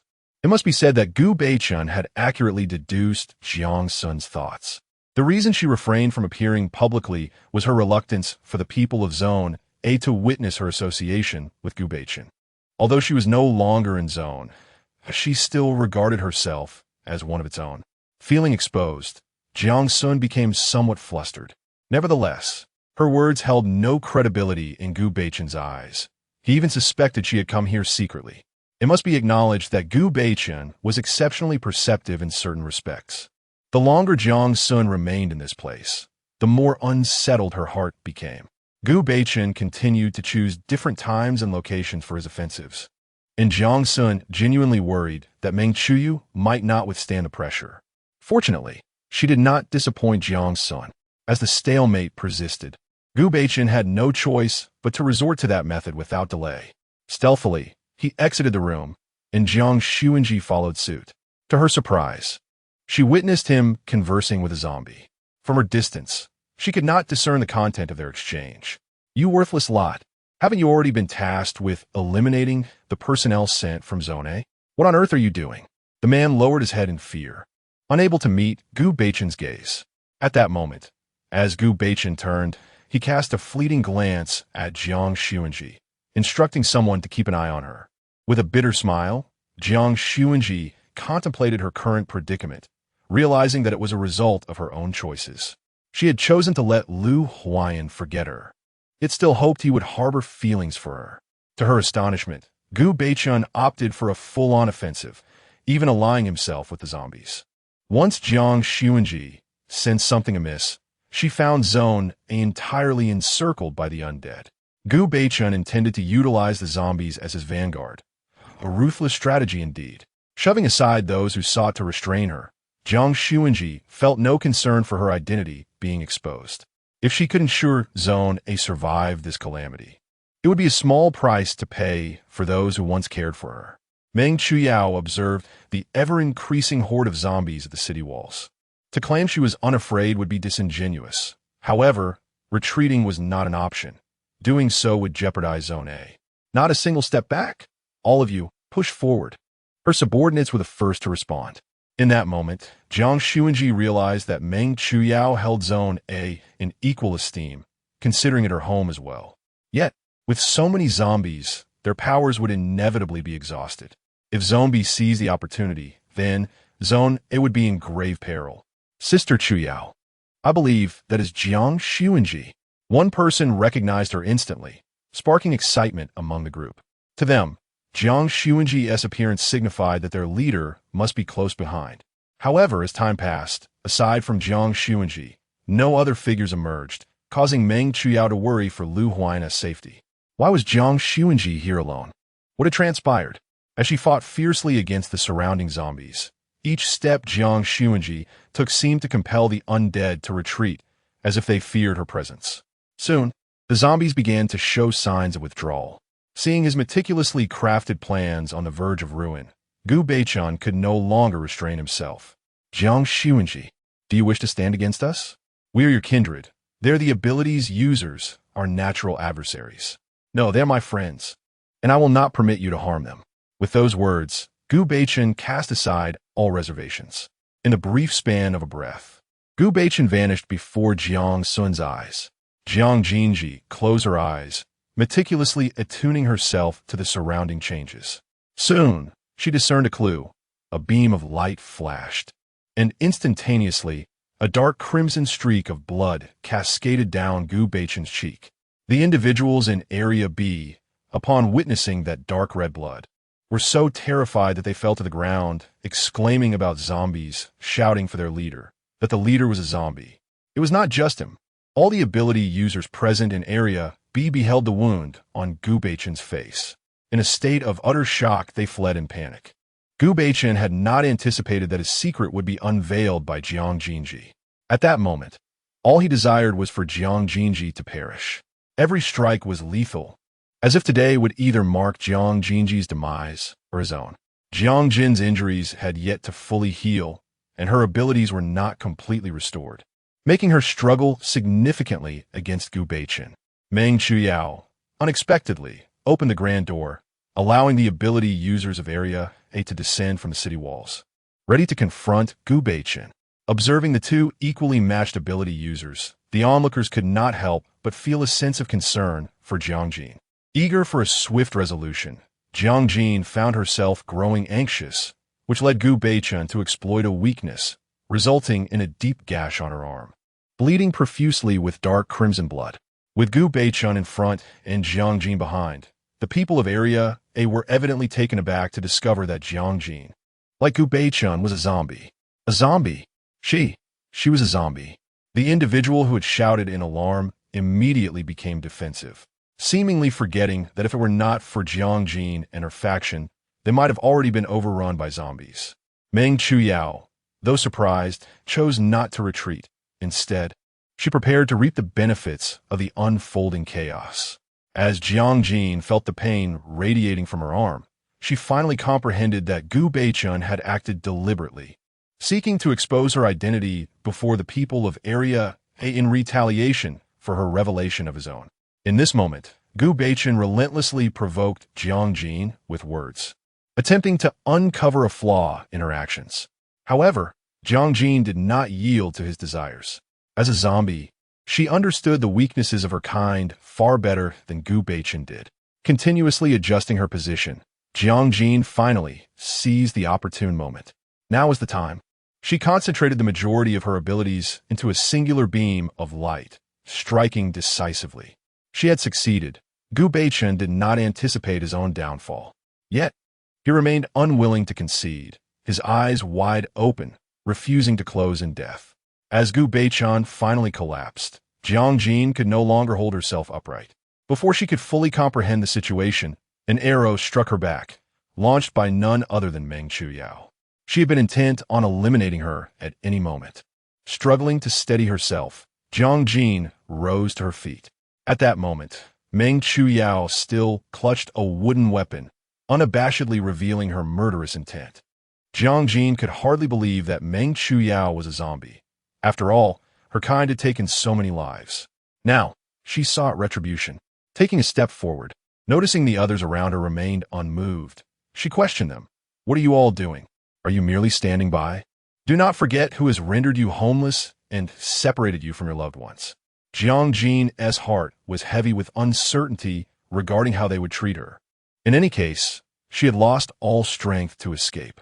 She had once sincerely cared for them, and at this moment, she found herself wishing they would show her some mercy. It seemed that Meng Chuyu's words had provoked them, stirring memories of their deceased loved ones, and they unleashed their wrath upon Jiang Jin. Time and again, they assaulted her with their abilities, and she could no longer stand. She resembled a lifeless doll, continuously spitting forth blood. However, this was not the outcome Meng Chuyu wished to witness. She repeatedly employed her powers to heal Jiang Xunzhi's body, striving to prevent her from succumbing to unconsciousness too soon. The brutal scene became unbearable for some onlookers. Sister Chuyu, regardless of the circumstances, Jiang Xunzhi has never harmed us. In fact, she saved us during the recent zombie attack. One person attempted to speak on Jiang Xunzhi's behalf, only to receive a sharp slap from Meng Chuyu. Slap! She exclaimed. Innocence exists, but what of the deceased? Jiang Xunzhi felt a throbbing ache in her head, and her entire body was in agony. Father, father. The voice of Jiang Xunzhi was exceedingly faint, persistently calling out for her father, perhaps feeling that she had tormented him long enough. Meng Chuyu could no longer muster the patience and resolved to eliminate Jiang Xunzhi entirely. As the wooden gun was raised, Ji Yanli arrived just in time. Upon witnessing Jiang Xunzhi bloodied and sprawled on the ground, his eyes reddened, unable to contain his fury. The atmosphere around them instantly thickened, and Meng Chuyu's hand froze mid-air. Who was it? Who was orchestrating this malevolence? Fear gripped Meng Chuyu, her trembling voice betraying her dread. Had it not been for Lu Huayan's timely intervention, Jiang Xunzhi might have already met her demise at the hands of that man. When Ji Yanli approached, he dared not touch the fallen Jiang Xunzhi. How could she have transformed into this state in just a few days? He could even sense no breath emanating from her. His fists clenched tightly, veins bulging. If he did not eliminate every person present today, his heart's resentment would remain unquenched. Following the man's gaze, Lu Huayan finally noticed the person lying on the ground, Jiang Xunzhi. Amidst his surprise, anxiety quickly overshadowed him. He could not ponder why Jiang Xunzhi was there. For all he could see were her wounds, her mouth even oozing black-red blood. Before Lu Huayan could extend his arms to lift Jiang Xunzhi, Meng Chuyu had already hidden behind him, recounting the unfolding events. Huayan, Jiang Xunzhi, is actually a zombie. She colluded with Gu Beichen and brought a horde of zombies to seize our district during your absence. Those who were aware of this, upon witnessing Meng Chuyu's warning gaze, dared not utter another word. Their silence, to Lu Huayan, signified acceptance, particularly in light of the undeniable truth he had witnessed. Jiang Xunzhi was indeed a zombie and had been concealing her identity right beside him, while he had believed her to be dead. How absurd it was that he had developed feelings for a zombie. Ji Yanli tirelessly employed his abilities to heal Jiang Xunzhi, granting her a fleeting moment of consciousness. However, upon opening her eyes, she was met with the loathsome gaze of Lu Huayan, who had discovered her true identity. Tears of injustice streamed down her face. He still abhorred her. She longed to speak, yet all that escaped her lips was a mouthful of blood. Frightened, Ji Yanli gently cradled Jiang Xunzhi's forehead, his own fear palpable. Seeing Jiang Xunzhi so gravely injured, Lu Huayan felt a pang of heartache. Instinctively, he wished to rush to her side, but was tightly restrained by Meng Chuyu's grip on his arm. Huayan, what do you intend to do? Jiang Xunzhi is a zombie. Have you forgotten how your sister perished? Undoubtedly. Meng Chuyu's words halted Lu Huayan in his tracks, and he could only watch helplessly as the man carried Jiang Xunzhi away. Initially, Meng Chuyu intended to intervene, yet Lu Huayan would not permit her to do so. Reflecting on the fact that she had impeded Lu Huayan from spending time with Jiang Sun, Meng Chuyu decided to relinquish this opportunity, realizing that further provoking Lu Huayan was unwise. Yet, unbeknownst to her, Lu Huayan's heart remained steadfastly with Jiang Sun. In the zombie camp, Emohai anxiously observed Miss Jiang lying on the bed, hesitating to speak. Recognizing the gravity of the situation, he chose to remain quietly vigilant. The healing abilities were not the primary strength of Ji Yanli, rendering him incapable of fully remedying Jiang Sun's extensive injuries. As he witnessed his powers dwindling, Ji Yanli felt an overwhelming sense of urgency. My lord, the primary ability of the poppy is healing. Perhaps I should bring the poppy here. If it can save Jiang Sun, I shall overlook any past transgressions. He resolved to summon her at the earliest opportunity. Considering the poppy's established reputation in the presence of the Lord, those below refrained from inflicting severe harm, merely administering some lessons instead. Seeing that the poppy had not sustained significant injuries, and Mo Hai breathed a sigh of relief. Poppy, come with me to Miss Jiang's room. Her condition is dire. On their way, Mo Hai succinctly recounted the events to the Poppy. The Poppy paused, realizing that Jiang Sun had misjudged the situation. Did that man truly watch as Jiang Sun endured such torment? With her thoughts still lingering on Jiang Sun, the Poppy dismissed any other considerations. The reality was even graver than she had anticipated. Although Jiang Sun was a zombie, her other organs remained intact despite the absence of a heartbeat. However, she bore multiple fractures and a severe injury on her back, making treatment exceedingly difficult. Noticing the Poppy's furrowed brow, Ji Yanli inquired from the side, "How is it?" "My lord, I will do my utmost." "What does doing your utmost mean?" Ji Yanli could scarcely believe his ears, his emotions surging with intensity, only to be rendered unconscious by Mo Hai's sudden intervention from behind. The Poppy gazed at Mo Hai's actions with apprehension. "Have you lost your mind? What are you doing? We all understand how much the Lord cares for Miss Jiang. If we delay any further, who will save her?" The Poppy recognized the urgency of the situation and resolved to address her current responsibilities, intending to seek forgiveness from the Lord later. Chapter 67. A blessing or a curse awaiting outside the door. Mo Hai lost track of time until the Poppy emerged, perspiring profusely. What was the outcome? If anything were to happen to Miss Jiang, the Poppy would likely bear the brunt of the consequences, which is why Mo Hai felt such concern. There is no immediate danger, but we must continue to monitor her. Upon hearing the Poppy's words, Mo Hai finally felt a measure of relief. Thank goodness, thank goodness. I shall go check on the Lord. In truth, he intended to shoulder all the blame himself, hoping to prevent Ji Yanli from directing his ire towards the Poppy. Poppy cast a glance at Mo Hai, wisely refraining from uttering a word, for she understood that the truth could not be concealed any longer. Indeed, as Poppy had anticipated, upon awakening, Ji Yanli's first inquiry was regarding Jiang Sun's condition. Upon learning that she was not in immediate danger, he did not dwell on Mo Hai's reckless actions. What transpired between Lu Huayan and her? His keen intellect hinted at an unsettling realization. Miss Jiang had developed feelings for Lu Huayan. The weight of this revelation caused Mo Hai to instinctively steady herself. In the next moment, a tremendous shockwave surged through the vicinity, shattering the glass around them. No wonder she had fought so desperately, even disregarding her own injuries, to rush to Area A.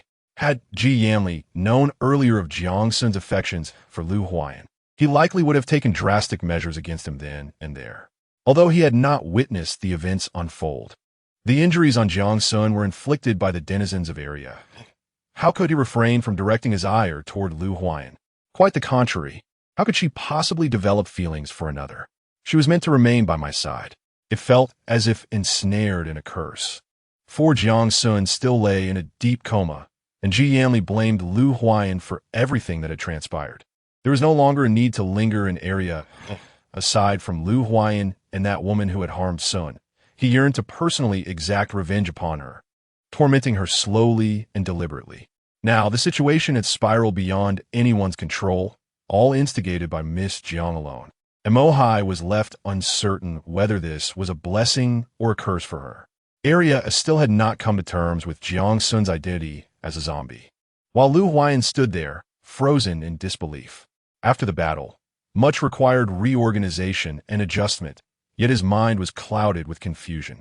Han Bin hurriedly sought out Lu Huayan, his first words being, "Chief, I heard that Sun is alive. Is it true? Where is she now? I knew my son was blessed and would surely be all right."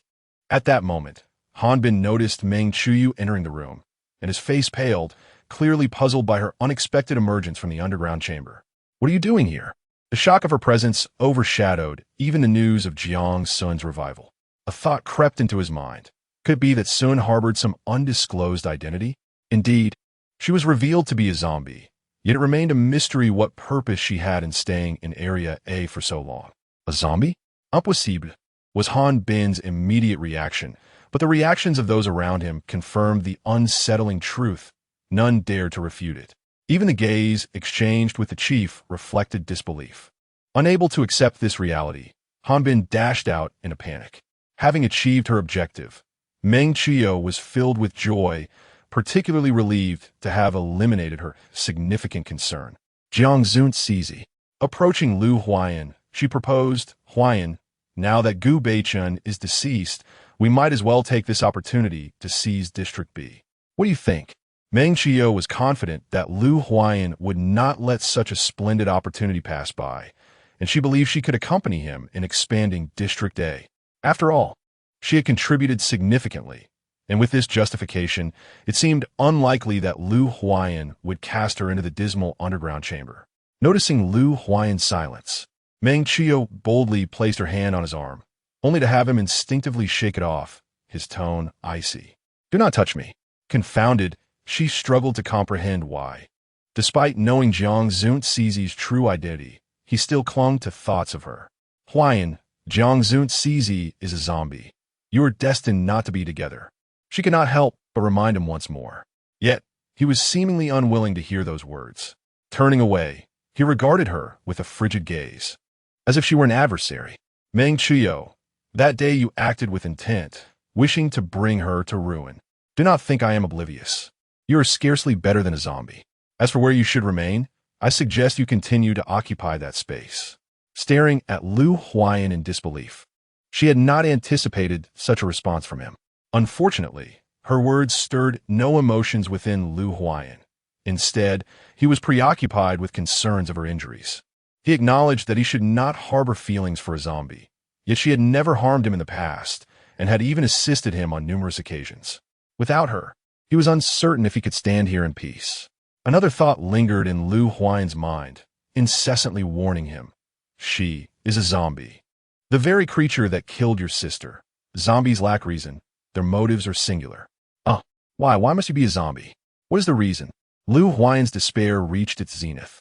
Meng Qiu was imprisoned once more, and many began to express their dissatisfaction, believing she deserved release. In a brief span, numerous ability users gathered outside Lu Huayan's chamber, seemingly advocating for Meng Qiu. However, he could not believe that their support was genuine without her indirect encouragement. Outside, voices clamored. "Leader, Sister Qiu has helped our District A through a grave crisis. We should be just in our rewards and punishments. Your actions risk disheartening everyone. Leader, I implore you, release Sister Qiu." The shouts continued in a relentless tide, as if they would remain there until Lu Huayan acquiesced to their demands. Unperturbed by the circumstances outside the door, Lu Huayan held a vial of reagent in his hand, noting with keen interest that it bore an uncanny resemblance to the one he had previously discovered. This particular reagent had been acquired from the Research Institute, reputedly crafted by Meng Qiu herself. "Leader, it is I, Han Bin." The urgency in Han Bin's voice suggested the importance of his message, prompting Lu Huayan to open the door for him. As the door swung open, the group outside craned their necks to catch a glimpse of Lu Huayan, their demeanor resolute. They had anticipated Lu Huayan's capitulation, yet he merely ushered Han Bin inside, shutting the door with unyielding finality. "What is it?" he inquired, adopting a serious expression as Han Bin presented a document directly to him. Prior to this meeting, Han Bin had perused its contents, which included a letter from Jiang Xun. However, he surmised that it was intended for the leader, thus he refrained from opening it. Upon unfurling the document, Lu Huayan's gaze sharpened, his expression freezing momentarily. "Who gave you this?" he probed. "It was Shaoan. However, she mentioned it was from Sun's sister. She provided it." His astonishment was fleeting, swiftly replaced by a composed demeanor. "I must meet Meng Qiu in person." Allowing Lu Huayan a moment to absorb the information, Han Bin speculated that he was eager to read the letter. Chapter 68. The truth: why leave such a letter behind if one has departed? What sentiments could she possibly harbor towards him? Opening the letter, Lu Huayan read, "Lu Huayan, by the time you read this, you should be aware of my true identity. I owe you an apology for keeping it from you for so long. Initially, I regarded you merely as a stranger in my quest to find my father, never anticipating the intricate connections that would develop between us. There may come a day when I, a zombie, cannot believe I have endured among abilities for such an extended period. Here, I have experienced the warmth of friendship, akin to that of family. I wonder if you will be angry upon learning of my identity, angry that I concealed it from you. Nonetheless, I wish to express that my feelings for everyone, including you, are sincere. If you truly despise me, then let that hatred endure. Lastly, I wish to confess that I genuinely like you, and for a fleeting moment, I yearn to shed my identity as a zombie and stand by your side. Be wary of Meng Chuyu. She harbors many secrets. As Lu Huayan concluded the letter, he held it in his hand, reluctant to let it go. Deceiver, do you think this will earn my forgiveness? I assure you, I shall never forgive you. Unfortunately, his words echoed into silence, unheard by anyone. In the dim, underground chamber, Meng Chuyu sat silently, cradling her knees.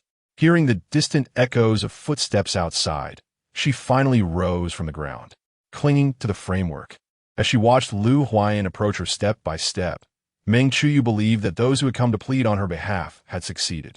Huayan, have you come to release me? Meng Chuyu, have you ever seen this? Lu Huayan revealed a vial of the drug in his hand. As anticipated, Meng Chuyu's expression shifted upon seeing the vial. Despite her fervent attempts to mask her reaction, Lu Huayan discerned her unease. And no, I have not seen this. The more she spoke, the more confident she became, as if she had convinced herself that this was not hers. But why do the people from the Research Institute claim that you developed this? Are you still lying at this point? Lu Huayan laid the evidence before her, and she could no longer conceal the truth. I told them that I developed it, but in fact, it was given to me by someone else. I do not know how it was created. Disclose every detail of your connection with them. If you perform well, I might consider releasing you. Upon hearing this, Meng Chuyu's eyes brightened. She desperately wished to escape this dark, oppressive place, fearing that remaining here would eventually drive her mad.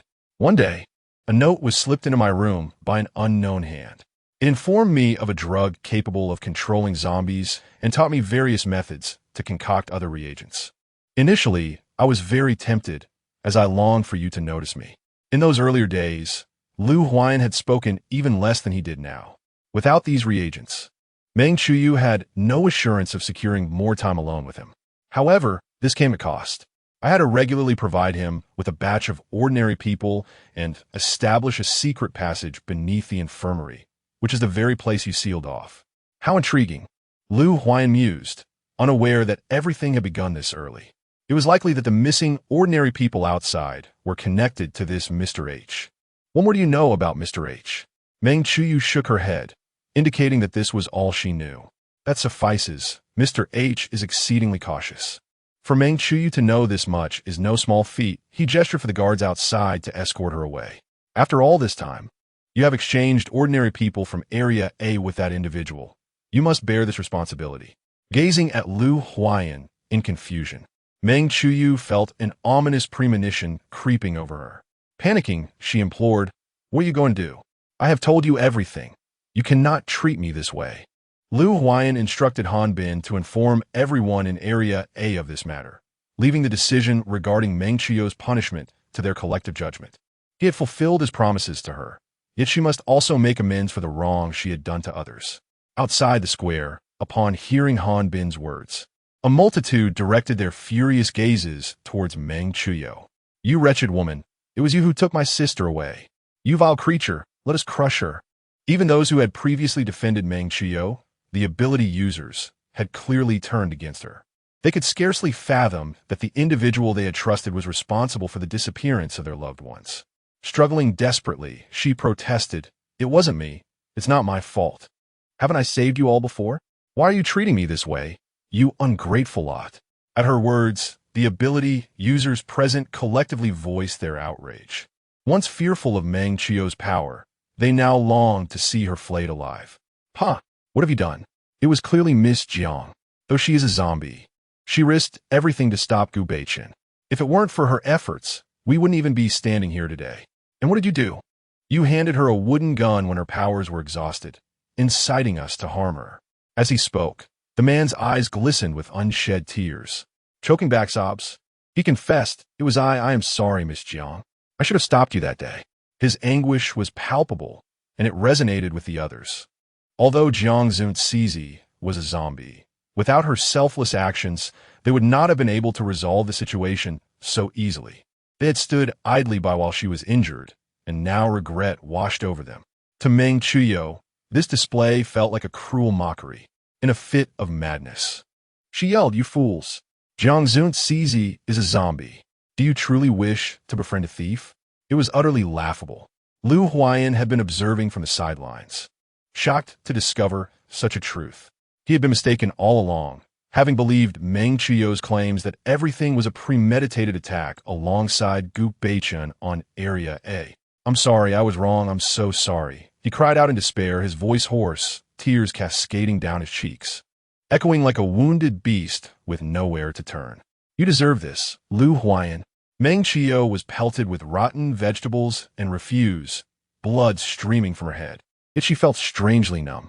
The onlookers stood by, their expressions cold and indifferent, and for a fleeting moment, she grasped the chilling sensation Jiang Xunzhi must have felt that day, an unexpected wave of heartache.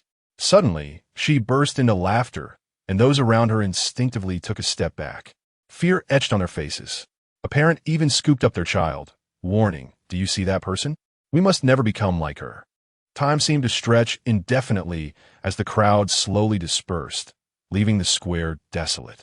Gazing at the silvery hue of the moon in the sky, Meng Qiu yearned to reach out and touch it. However, to her dismay, the moonlight before her was suddenly obscured by another presence.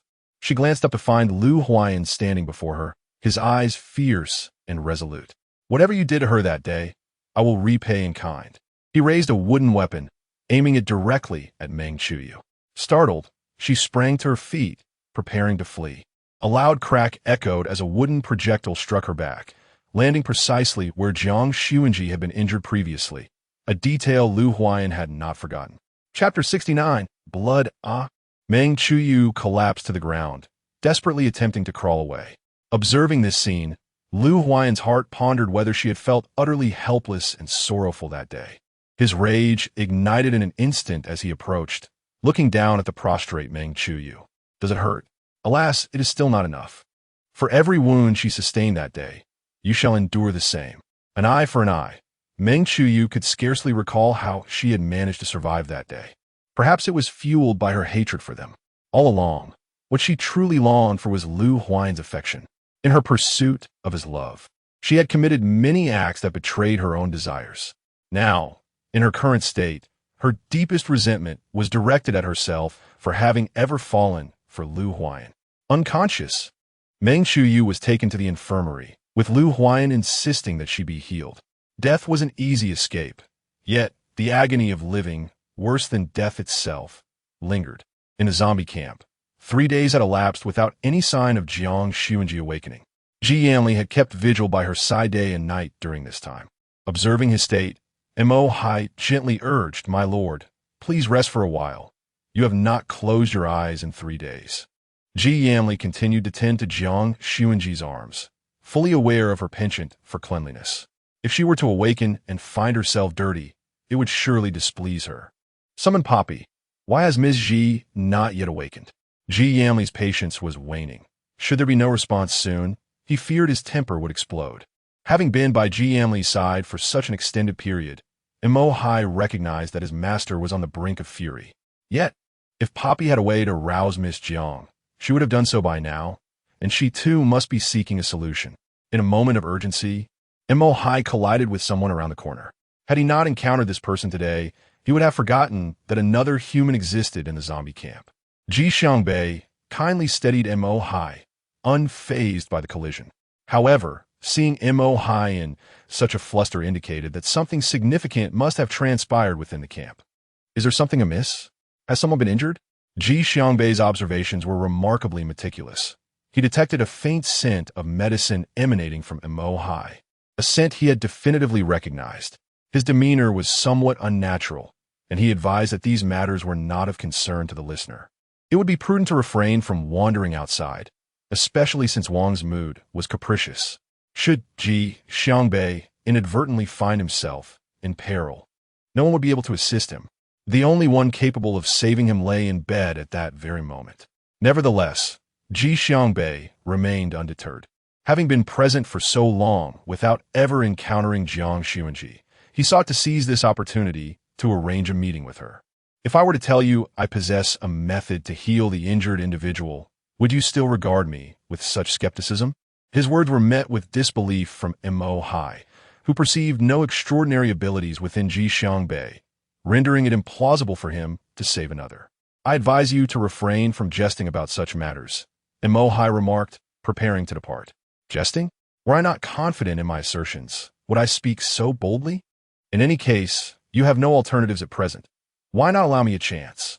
Clearly, Ji Xiangbei's words interrupted Mo Hai's thoughts. He reasoned that given their lack of options, it was worth permitting Ji Xiangbei a try.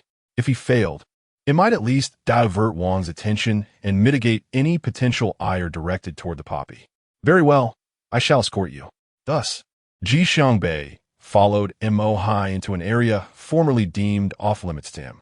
Through a crack in the door, Ji Xiangbei glimpsed a man seated beside a bed, his eyes filled with concern for the figure lying there. To Ji Xiangbei's astonishment, the person on the bed was indeed Jiang Xunzhi. His hurried steps inadvertently brushed against the bed's edge, creating a noise that alerted Ji Yanli to the presence of someone who was not the poppy. Guardedly, he scrutinized the stranger before him, whose face seemed vaguely familiar, yet eluded his memory. Mo Hai, is this the person you have brought to me? Mo Hai instinctively fell to his knees, his voice trembling as he spoke. Wang, he claims to have a method to treat Miss Zhang's injuries, which is why I dared to bring him here for a trial. Previously, Ji Yanli would not have placed his hopes in such an unknown figure. However, with the poppy in dire straits, any chance to save her was worth considering. Ji Yanli stepped back, granting space. Do you have a dagger? Although uncertain of Ji Xiangbei's intentions for requesting a dagger, Ji Yanli nonetheless instructed Mo Hai to procure one. Ji Xiangbei's subsequent actions were wholly unexpected, deviating from any conventional methods of healing. The scent of blood ignited within Ji Yanli a suppressed yearning, leaving him unable to contain his emotions.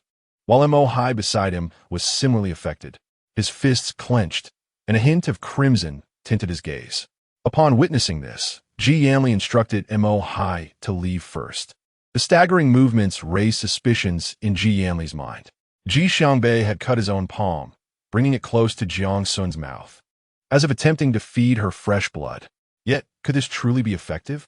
Since becoming a zombie, Jiang Xun had not consumed a single drop of blood, which deeply concerned Ji Yanli. Although he was inclined to halt Ji Xiangbei's actions, he nonetheless wished to see the outcome. Ji Xiangbei furrowed his brow, the blood from his palm continuously flowing into Jiang Xun's mouth. It appeared as though she had begun to adapt to this new taste, and soon she began to swallow. Witnessing this motion brought immense joy to Ji Yanli, who rushed forward, pushing Ji Xiangbei aside. Sun, how are you? The individual before him exhibited only slight movements and remained unresponsive. Do not worry. Her reactions indicate that awakening is merely a matter of time, Ji Xiangbei remarked dismissively, seemingly unperturbed by revealing his secrets to Ji Yanli, as if he truly cared for Jiang Xun. Ji Yanli understood that there were many things he wished to convey to Ji Xiangbei. To avoid disturbing Jiang Xun's rest, Ji Xiangbei deliberately exited the room. As anticipated, shortly after he stepped out, Ji Yanli followed closely behind. You are merely an ordinary person. Why does your blood possess such effects?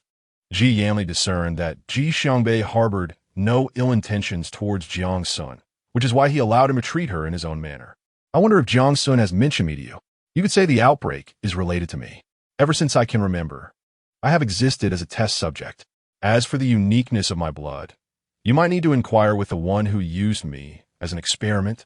Xiangbei clarified, providing reassurance to Yanli. To his surprise, he learned that Jiang Xun was also a zombie. Reflecting on the previous peculiarities, it seemed everything had a pattern. By the way, it is highly likely that Jiang Xun's father is in that laboratory. You should investigate.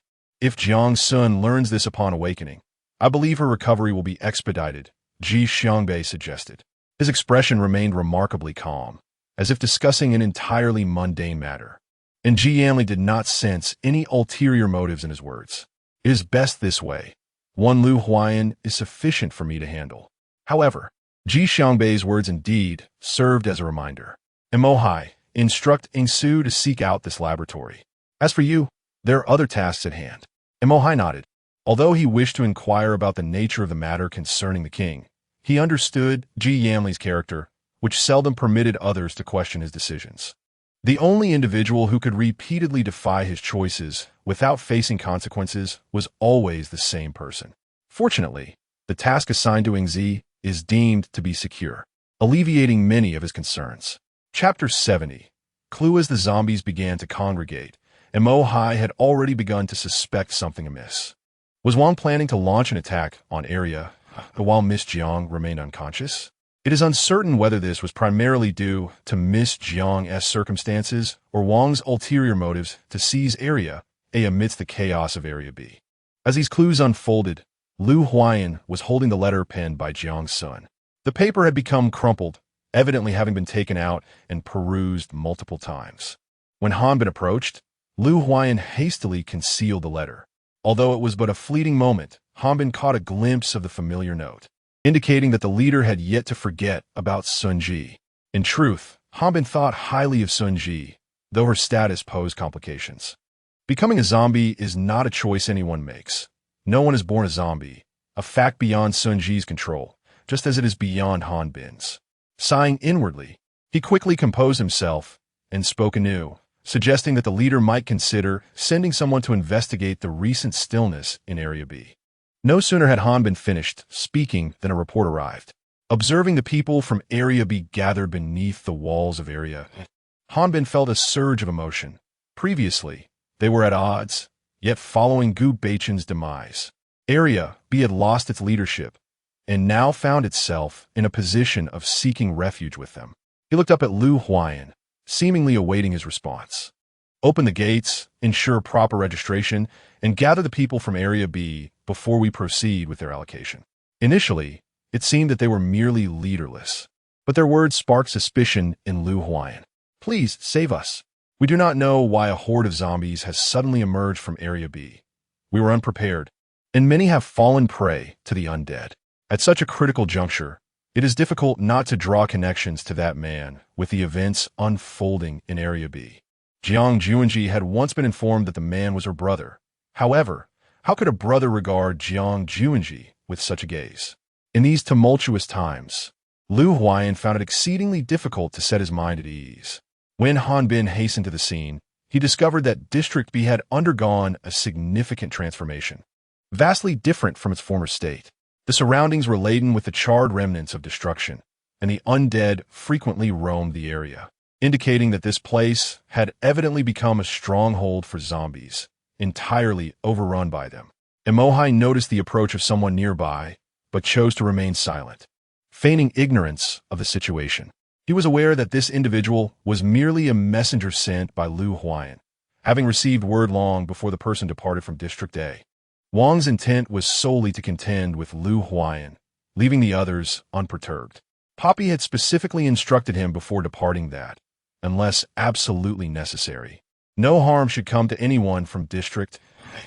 Hanbin, still crouched on the ground, remained oblivious to the fact that a single utterance from another had allowed him to narrowly escape a deadly ambush.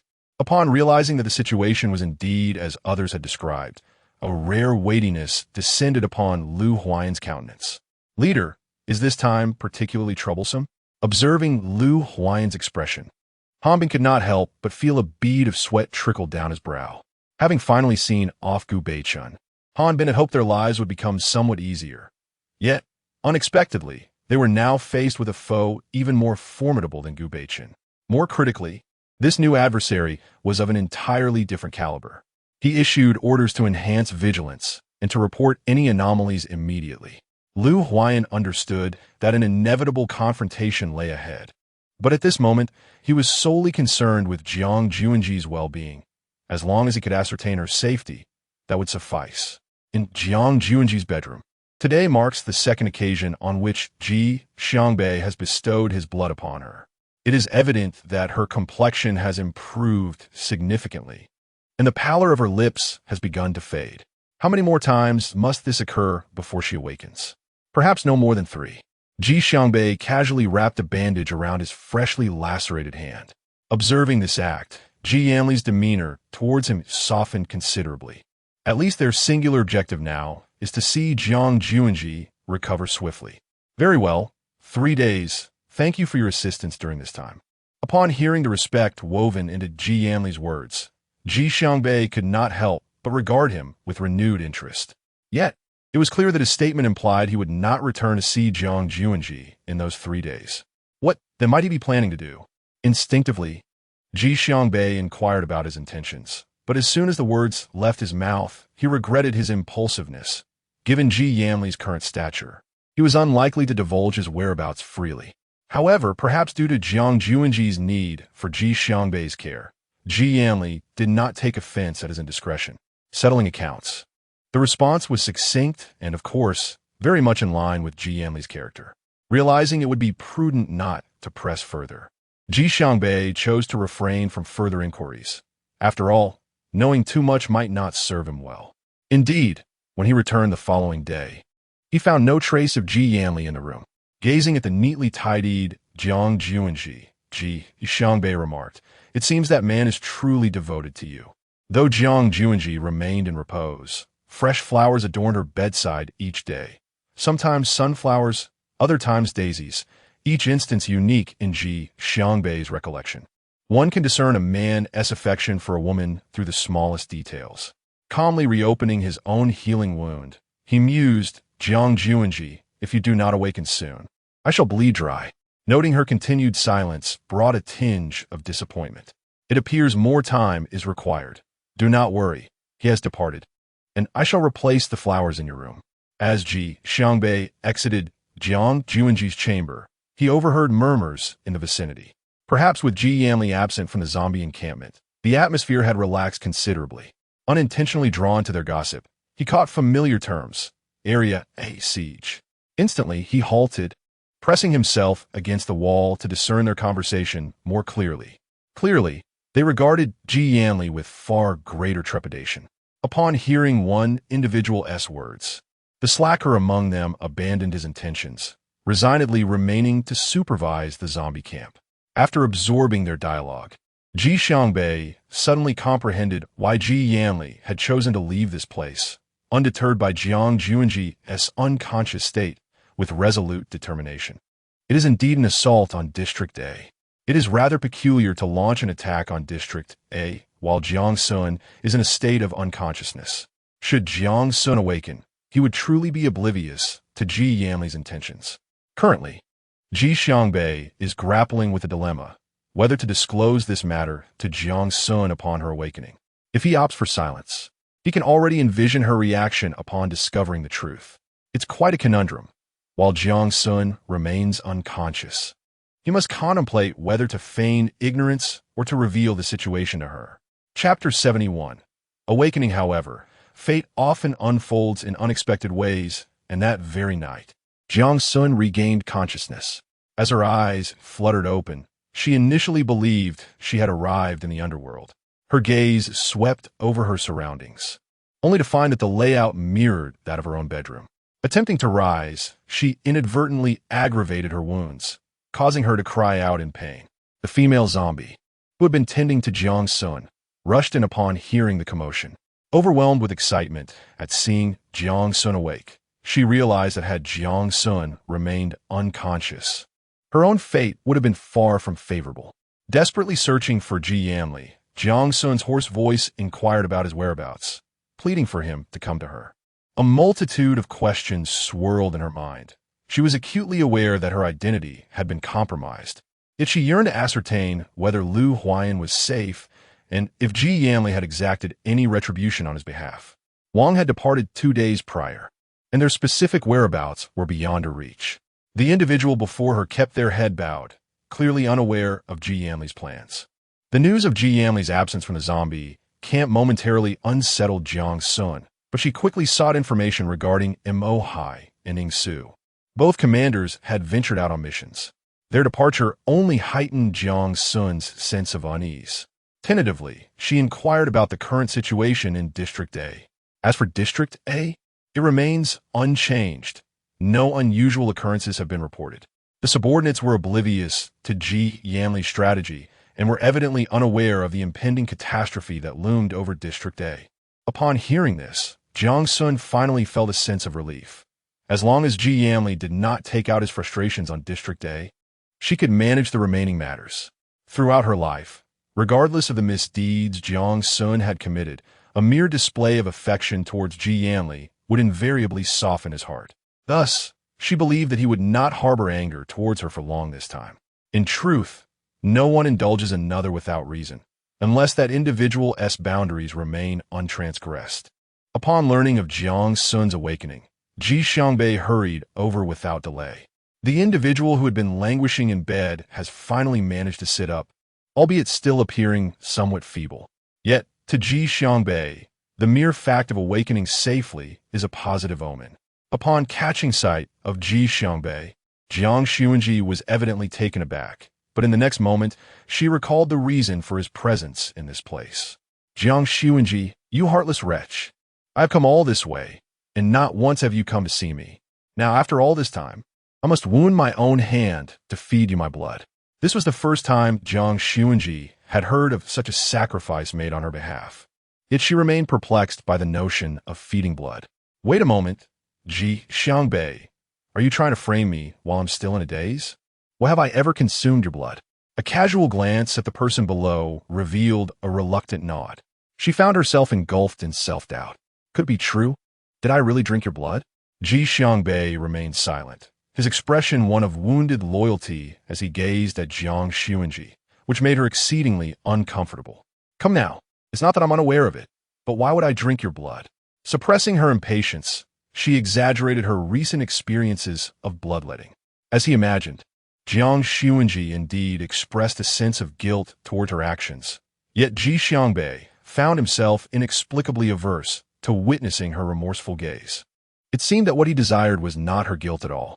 Uncertain of what words she had spoken that might have crossed a line, Jiang Xunzhi observed how Ji Xiangbei, who had been in good spirits and even jesting with her moments ago, suddenly adopted a more composed demeanor, as if shrouded in discontent.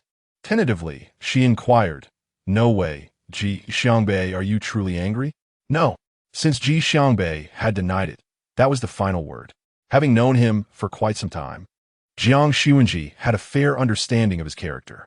Ji Xiangbei, however, had not anticipated her recovery would be so swift, nor had he decided whether to inform her of the recent events. After a moment of contemplation, he abruptly asked Jiang Xunzhi, "Do you know that Ji Yanli has left the zombie camp?" The shift in topic was so sudden that Jiang Xunzhi barely registered it. "I know. What's wrong?" An instinct warned her that Ji Yanli's departure was somehow connected to her. Pausing her actions, her expression grew exceedingly earnest. Ji Yanli has taken a considerable number of zombies to assault Area A, and he is aware of your feelings for Lu Huayan. Her mind went blank as a cacophony of sounds echoed in her ears. No wonder they were all absent. Even Ji Yanli had not remained by her side. Such a situation would have been unthinkable in the past. No, I cannot allow Ji Yanli to go to Area A. Rather than claiming a reluctance to witness Ji Yanli's assault on Area A, it would be more accurate to say that Jiang Xunzhi is unwilling to see Ji Yanli put Lu Huayan in a difficult position. She has always cared deeply for that individual. Understanding this sentiment, Ji Xiangbei cannot help but feel a pang of sorrow. Given your current condition, lacking the strength even to rise from your bed, what can you possibly do? Ji Xiangbei is not attempting to dampen Jiang Xunzhi's spirits. The situation is simply too intricate. What must I do to prevent this war? I cannot bear to see either of them harmed. One is the person Jiang Xunzhi cherishes, and the other is someone she regards as a brother. Please, calm yourself. You have just awakened, and your condition is still unstable. Allow me to devise a plan for you. Observing Jiang Xunzhi's struggle, with blood seeping through the bandages, Ji Xiangbei feels a profound sense of worry and fear, surprised that he would even utter such words. Having made a promise to Jiang Xunzhi, Ji Xiangbei must find a solution for her. The catalyst of this war is Jiang Xunzhi, and only she can truly comprehend its implications. On the other side, Ji Yanli remains unaware of Jiang Xunzhi's awakening. He is currently situated within the former camp of Area B, taking a moment to regroup. Mo Hai stands by, reporting to Ji Yanli regarding the strategy for his offensive on Area A. We could initially spread our forces thin, then identify a point of weakness to concentrate our attack, which should swiftly create a breach. However, Jiang, seated above, appears indifferent to Mo Hai's proposal. To him, Area A is already within his grasp. Its capture merely a matter of time, requiring little effort on his part. What news do we have from Gigi's side? Mo Hai is taken aback. He naturally understands who Gigi refers to. According to reports from the camp, Miss Jiang has yet to awaken. Nevertheless, since that individual has indicated she will awaken within 3 days, we can reasonably expect that to be accurate. Keep a close watch on her. We are not at the camp, and every action must be taken with caution. Given the stakes concerning Jiang Xunzhi's safety, Jiang must exercise utmost vigilance, even towards those who appear entirely innocent. Increasing numbers of zombies are beginning to gather in the vicinity of Area A. Although they exhibit no aggressive intent, the residents of Area A have begun to feel an overwhelming sense of anxiety. It is not only the inhabitants of Area A who are concerned. Even Han Bin has started to express unease. With so many zombies amassed, should they charge en masse, it would not merely be a question of capability. It would effectively be a strategy of sheer numbers. Moreover, considering the multitude of ordinary individuals in Area A lacking any supernatural abilities, the disparity in strength is so vast. Can they truly withstand it? Despite Han Bin's palpable anxiety, he has yet to witness a flicker of fear on Lu Huan's face. Chief, are you not worried? Standing atop the city wall, surveying the throngs of zombies in the distance, Lu Huan does not turn around. Worrying is futile. It cannot resolve the issues at hand. Chapter 72. The beginning things soon commenced. The weather that day was overcast, as if the heavens themselves were veiled. A throng of zombies deliberately approached the vicinity of Area A. Although the traps outside Area A had eliminated numerous zombies, their numbers remained unremarkable and did not significantly impact the assault. What should the leader do? Their cornerstone was Lu Huan. Without him, their endurance would have been untenable. Had everyone been relocated? Following Lu Huan's instructions, the people had been moved to a secure location, which could serve as a temporary refuge should they find themselves in dire straits. Very well. Upon hearing Han Bin's words, Lu Huan cast aside his reservations. He had long prepared himself for the inevitability of death, though he refrained from sharing this thought with Han Bin. To him, Han Bin was still young. He should not gamble his life here, for the danger was directed at him. Should he perish, Han Bin and the others ought not to be ensnared, indicating there remained a glimmer of hope for their survival. The relentless onslaught of zombies continued, and the outer walls began to sustain damage. As if sensing a vulnerability, a new wave of zombies surged towards the breach. Han Bin, undeterred, charged forth to obstruct the gap. Not far away, Jiang occupied a central position, witnessing firsthand the manner in which the breach was formed. He issued a command, forbidding entry into Area A without his express permission. Upon hearing Jiang's proclamation, Mo Hai felt a sudden bewilderment toward the king's intentions. It was he who had initiated the attack, and now he forbade the zombies from entering Area A. Nevertheless, he refrained from voicing his doubts. The zombies stationed outside the walls of Area A lingered restlessly. Truth be told, when Han Bin saw the zombies nearly breach the wall, he was almost resigned to his fate. Lu Huan, too, beheld this peculiar scene. He approached the wall and opened the gate. Han Bin intended to intervene, but ultimately held back. I know you are here for me. Now I have arrived, Lu Huan declared from beyond the threshold, leaving everyone bewildered as to whom the leader was addressing. In the next moment, the horde of zombies abruptly parted, clearing a path in the center. This was how Jiang made his entrance, formally revealing to all in Area A his identity as the Zombie King. You possess a remarkable self-awareness, knowing that I sought you. This is fortuitous, as it spares us unnecessary complications, is it not? Jiang fixed his gaze upon Lu Huan, seemingly attempting to deduce the reasons behind Gigi's affection for him. After a prolonged scrutiny, he concluded, you are rather unimpressive, merely a waste. A person like you does not deserve Gigi's affection. Upon hearing Jiang mention Jiang Xunzhi, Lu Huan was immediately engulfed in a state of panic. his tone urgent as he sought to inquire about Jiang Xunzhi's current circumstances. How? How is she now? Is she well? Yet, Jiang found it rather ludicrous. Had it not been for him, things would not have unraveled in such a manner. How could he still have the audacity to feign concern for her well-being? With a scoff, he thought, what business is it of yours? Since you chose to remain a bystander back then, you ought not to wear a fade of care now. It is truly hypocritical. However, Lu Huayan was undeterred by Jiang scorn. All he yearned for was information about Jiang Xunzhi. I implore you, tell me how she is doing now. I understand her injuries are intertwined with my own actions. I will submit to your judgment without retaliation, but I simply wish for you to inform me if she is all right. The more Lu Huayan expressed his concern for Jiang Xunzhi, the more Jiang felt a pang of jealousy, envying the affection Lu Huayan had once received from her and resenting why someone like him could earn her favor. Very well. If you desire to know, you must first appease me. The means of my satisfaction rests entirely with me, Jiang declared. Han Bin, standing nearby, overheard their exchange and was taken aback to learn that Jiang Xunzhi was acquainted with the Zombie King. It made sense, after all. She was a zombie herself. So her association with the Zombie King was not entirely surprising. It seemed that the Zombie King was targeting the leader due to his connection with Jiang Xunzhi. This predicament was not solely the leader's fault. It was all because of Meng Qiu, whose misunderstandings had led to Jiang Xunzhi suffering such grave injuries. Contemplating this, Han Bin made a unilateral decision to bring Meng Qiu forward, hoping that the Zombie King would be appeased upon seeing her, thereby sparing the leader and the residents of Area A. Without employing any supernatural abilities, Jiang's face contorted with intense rage as he struck Lu Huayan squarely in the face. Following that, he forcefully drove his knee into Lu Huayan's abdomen, seemingly lost to reason, exerting tremendous force. Lu Huayan had no inclination to resist. He was thrown to the ground with a resounding thud. You dare to fight back? Do you think I would divulge anything to you in this state? Absolutely not. To Jiang, Lu Huayan's lack of response felt like a provocation, as if he had struck a nerve.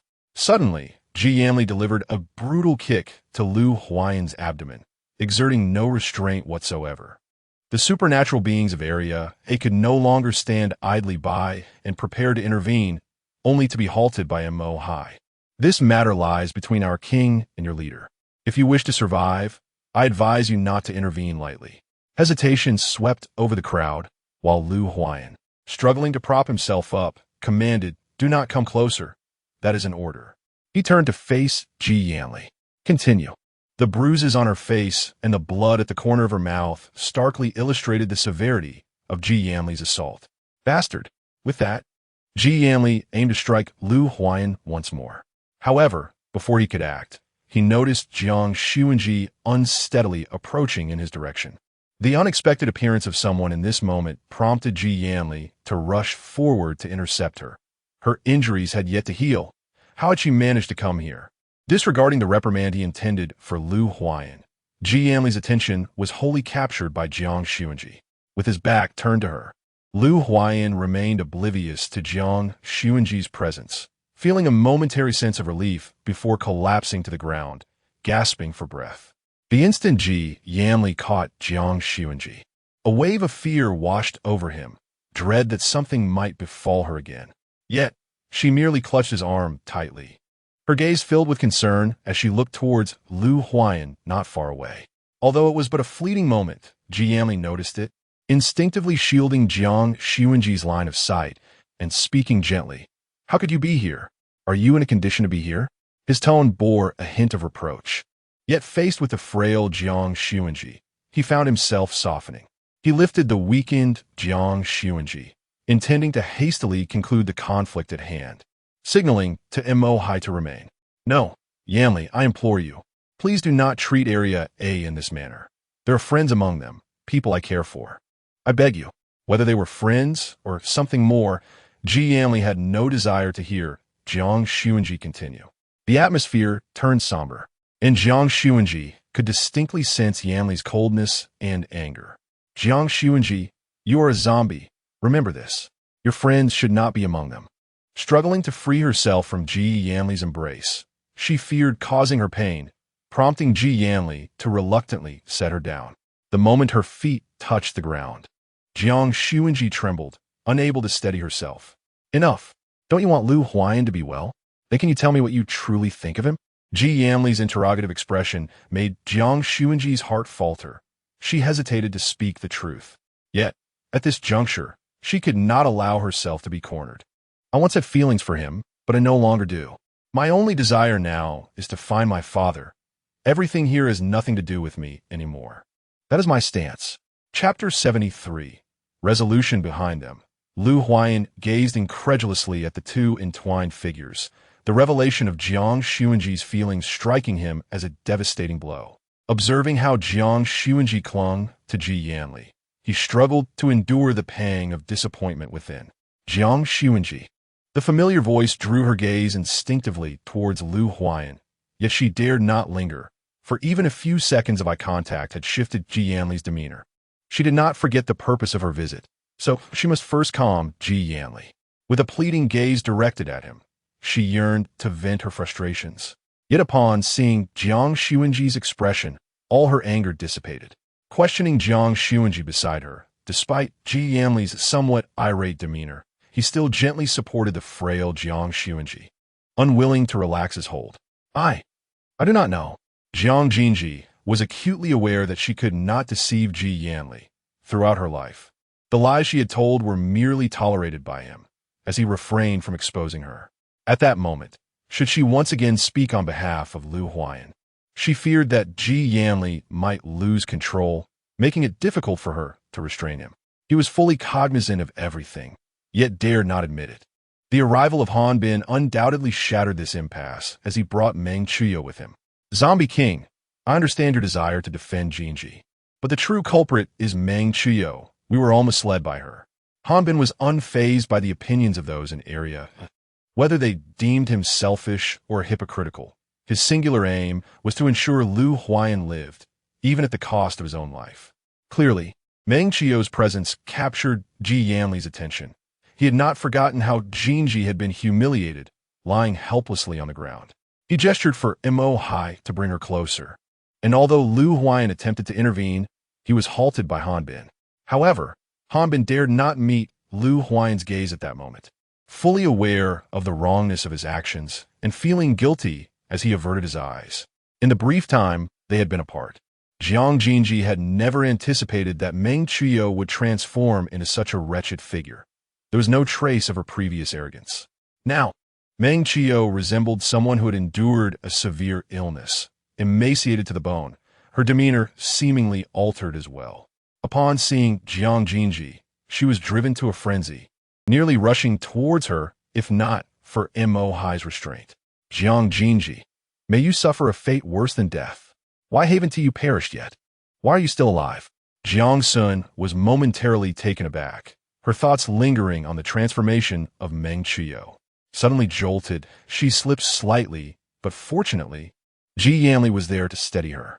Lu Huayan observed from the side, a momentary flicker of concern crossing his face as his outstretched hand hesitated in midair. Montak Hai, take her down first. Although she had intended to articulate her thoughts, the stern expression on Ji Yanli's face rendered Jiang Sun unable to voice her feelings. Thus, both parties remained in a stalemate. Jiang Xunzhi had been anxiously awaiting Ji Yanli's decision, her gaze intermittently shifting between him and Lu Huayan. Yanli, if you continue to delay, Jiang Xunzhi's injuries may very well worsen. After observing in silence, Ji Xiangbei could no longer restrain himself from speaking. Despite Jiang Xunzhi's numerous attempts to appease him, Ji Yanli either regarded him with indifference or remained silent. Now, however, Ji Yanli finally exhibited some semblance of emotion. How is her condition now? Ji Xiangbei shook his head, feigning a troubled expression. His words served as both a reminder and a prompt. His voice was neither too loud nor too soft, just audible enough for Lu Huayan to hear. Upon overhearing their conversation, Lu Huayan felt a wave of concern. Was Jiang Xunzhi truly so gravely injured? Why was she not resting properly? Was it for her own sake? Realizing her lack of standing in this situation, Lu Huayan diligently suppressed her emotions, managing not to intrude upon them at that moment. This unexpected response caught Ji Xiangbei off guard. Had his prolonged association with Jiang Xunzhi transformed Ji Yanli into someone so unpredictable? Waving his hand dismissively, he displayed an expression of helplessness, exclaiming that he could not possibly intervene, especially if Ji Yanli himself could not manage Jiang Xunzhi. Ji Yanli found himself in a dilemma, torn between Jiang Xunzhi and the desire to express his discomfort. Seeing this gesture, Jiang Xunzhi breathed a sigh of relief. In truth, everything had been meticulously planned. Before arriving, she had anticipated that once Ji Yanli made a decision, he would not easily change it. Thus, she had pondered for quite some time over what factors could prompt such a change. At last, just before her arrival, she conceived a method that could be likened to treating a dead horse as if it were alive. By employing her own self-inflicted suffering to soften Ji Yanli's heart, she aimed to achieve her objective. After conveying all this, Ji Yanli finally turned his attention to Jiang Xunzhi. From the moment Ji Yanli began to speak, Jiang Xunzhi knew she had succeeded. Leave now, but should you continue in this manner, once I locate my uncle, I shall certainly inform him of your utter disregard for your own health. Noting that Ji Yanli was not angered, Jiang Xunzhi finally revealed a long-awaited smile. Yet, when Lu Huayan observed Jiang Xunzhi preparing to depart, he felt an overwhelming urge to personally inquire about her well-being. Sensing the leader's inner turmoil, Hanbin took the initiative to voice his thoughts. Xunzhi, could you please wait a moment? I have something I wish to discuss with you. Although it was Hanbin who spoke, Jiang Xunzhi understood that it was Lu Huayan who truly had something to say. As she paused in her tracks, Ji Yanli turned with an unfriendly expression. Are you from area still dissatisfied with your lesson and seeking to continue? He had intended to spare them out of consideration for Xunzhi, yet they appear to be pushing their luck. No, that is not the case. I sincerely wish to converse with Xunzhi. As Ji Yanli intended to articulate further thoughts, he felt a weight upon his arm, a subtle signal from Ji urging him to refrain from continuing. Nevertheless, having already made a concession, this matter seemed trivial in comparison. Gratefully casting a glance at Ji Yanli, she slowly approached Hanbin. You may speak. Though her focus was on Hanbin, she could not help but feel the intensity of Lu Huayan's gaze upon her. Xunzhi, how have you been? I failed to apologize for the last incident, and I wish to express my remorse anew, not just on my behalf, but for everyone in Area A. It's all in the past, Jiang Xunzhi reassured, not truly holding onto the grievance. As for my injuries, fret not. I'm surrounded by numerous healers, so these wounds are minor inconveniences. Hanbin had expressed all he intended, eager to grant space for Lu Huayan. Yet Lu Huayan stood there, seemingly lost in thought, uttering not a word. Had it not been for his unwavering gaze fixed on Xunzhi, Hanbin might have assumed the leader was distracted. Words lingered on the tip of his tongue, yet he found himself unable to voice them. Jiang Xunzhi remained patient, quietly awaiting Lu Huayan's response. I understand the situation now. You have endured undue hardship, and all of this is my fault. Had I trusted you more from the beginning, you would not have suffered such grave injuries. These sentiments were anticipated by Jiang Xunzhi, yet she did not yearn for Lu Huayan's remorseful words. Chapter 74. Turbulent daily life. I have already stated that it is all behind us. After all, I was the one who deceived you first. Your actions towards me were justified. Lu Huayan recognized that Jiang Xunzhi referred to her identity as a zombie. Yet for reasons unbeknownst to him, he felt an overwhelming sense of indebtedness towards her. In the past, unaware of Jiang Xunzhi's true nature, he had harbored numerous concerns.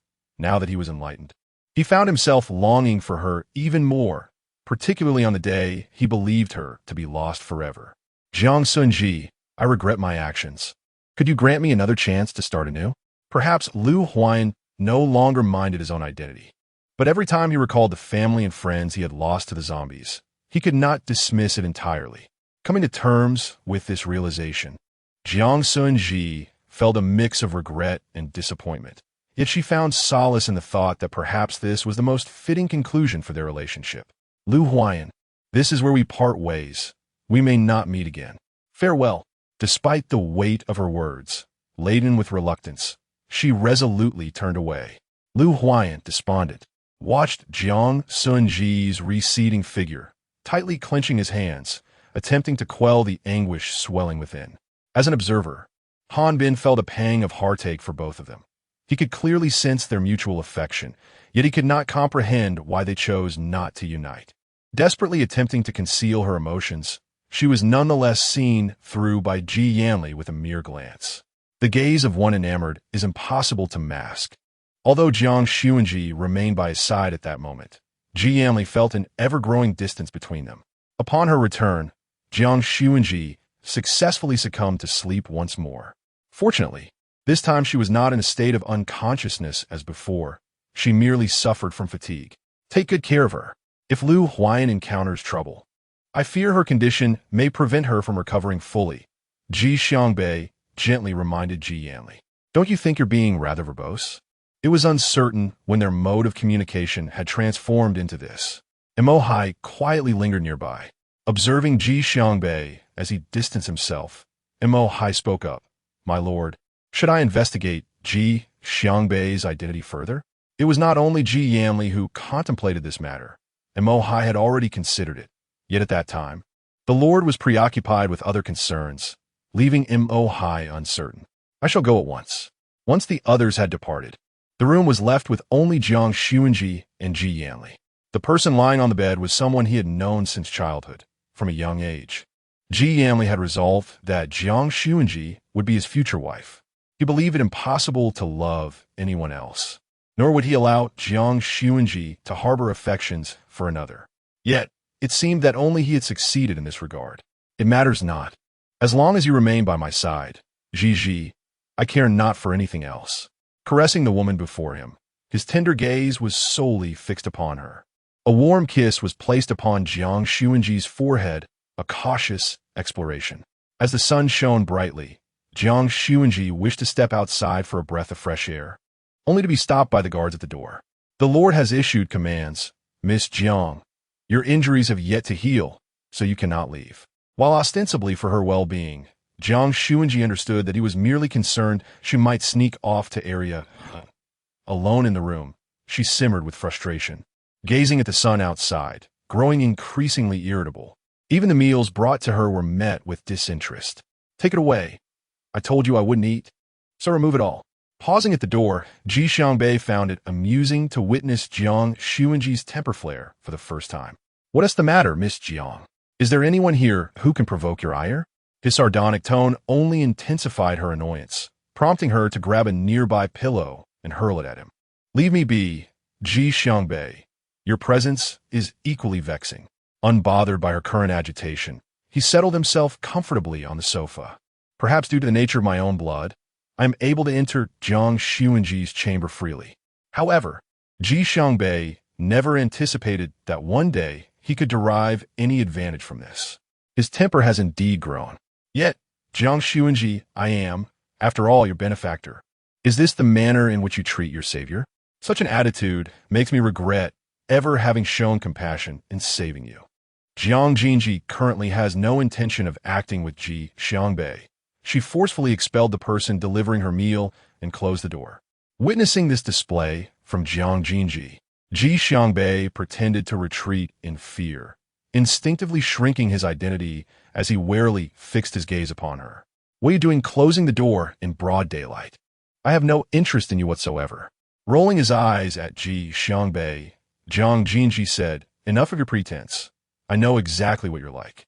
Xiangbei, I am genuinely bored. Could you perhaps convey a message to Brother Yanli, just to let him know that I wish to bask in the sun? Adopting an air of helplessness, she casually picked up a piece of fruit to eat. Not a chance. Do you really believe I could have a word with Ji Yanli? Please, the only company he keeps is that of zombies. Do you want me to walk into a den of wolves, delivering food to your doorstep? That's not an option either. At any rate, Brother Yanli is deliberately avoiding me. How infuriating. Is it truly so difficult for me to go outside? Not all. But your Yanli is well aware of your affection for Lu Huayan, and he knows you sustained such serious injuries for him. Without a care for Jiang Xunzhi's feelings, Ji Xiangbei doused her with cold water. Jiang Xunzhi, wanting to retort, found herself at a loss for words, gazing at Ji Xiangbei in exasperation. Ji Xiangbei, Whom do you think you're allied with? You are the zombie camp I introduced you to? I am your benefactor. Thus, having saved you, we are even. You, get out. As if anticipating Jiang Xunzhi's words, Ji Xiangbei, upon leaving, made sure to take all the fruit from her bedroom, justifying it with, "Since you don't wish to eat, I'll reluctantly take care of it for you." Even after departing, Ji Xiangbei could still hear the sounds of Jiang Xunzhi's furious outcry from her bedroom.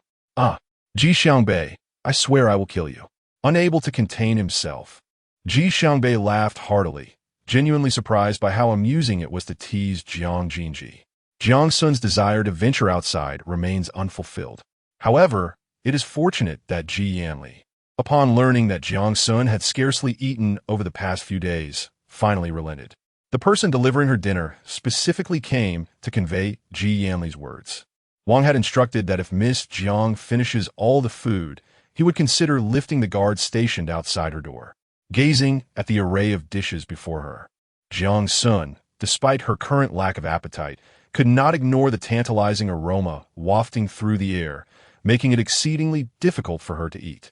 Tentatively, she inquired if she could leave some food behind, citing her small appetite and the likelihood of being unable to consume such a quantity. Anticipating her response, the messenger continued to relay Ji Yanli's message. Wang had also stipulated that if Miss Jiang did not finish her meal, any discussion of her departure would be moot. Chapter 75. Bargaining. If Jiang Xun had failed to recognize Ji Yanli's intentionality, she would have wasted her time in their prolonged acquaintance. Yet, there was no alternative. This was the sole method to secure her exit.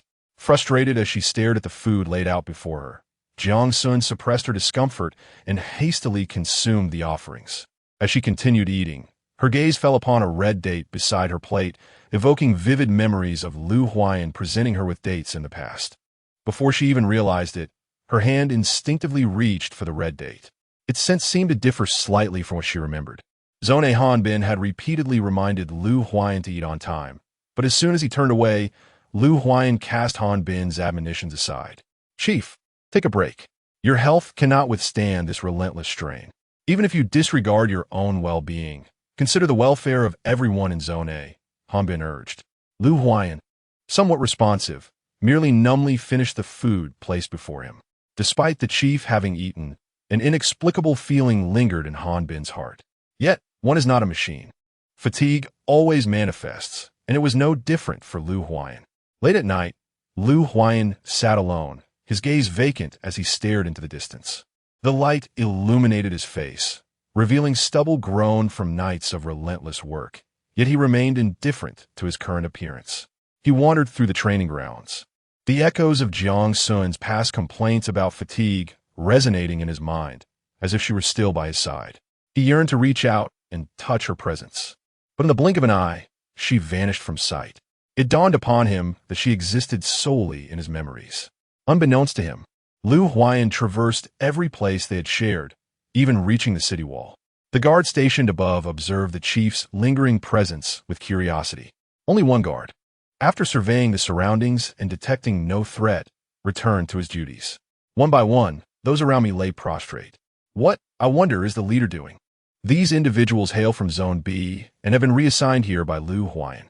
It seems they're searching for something, but what could the leader have misplaced? Upon hearing this, the guard glanced up at Lu Huayan below, emitting a faint sigh. Though the sound was soft, it felt particularly jarring against the silent walls. "Captain, do you know something we don't? Please, share it with us. Although we come from Zone B, we have certainly heard much about the leader during our time there." Seeing the enthusiasm of his companions, the guard decided to indulge their curiosity. He is not searching for an object. He is clearly searching for a person. The group, sensing the hint of gossip, yearned to extract more information from the guard. However, he remained reticent. After being hounded by the youth for a while, he relented. "It is someone your leader holds dear.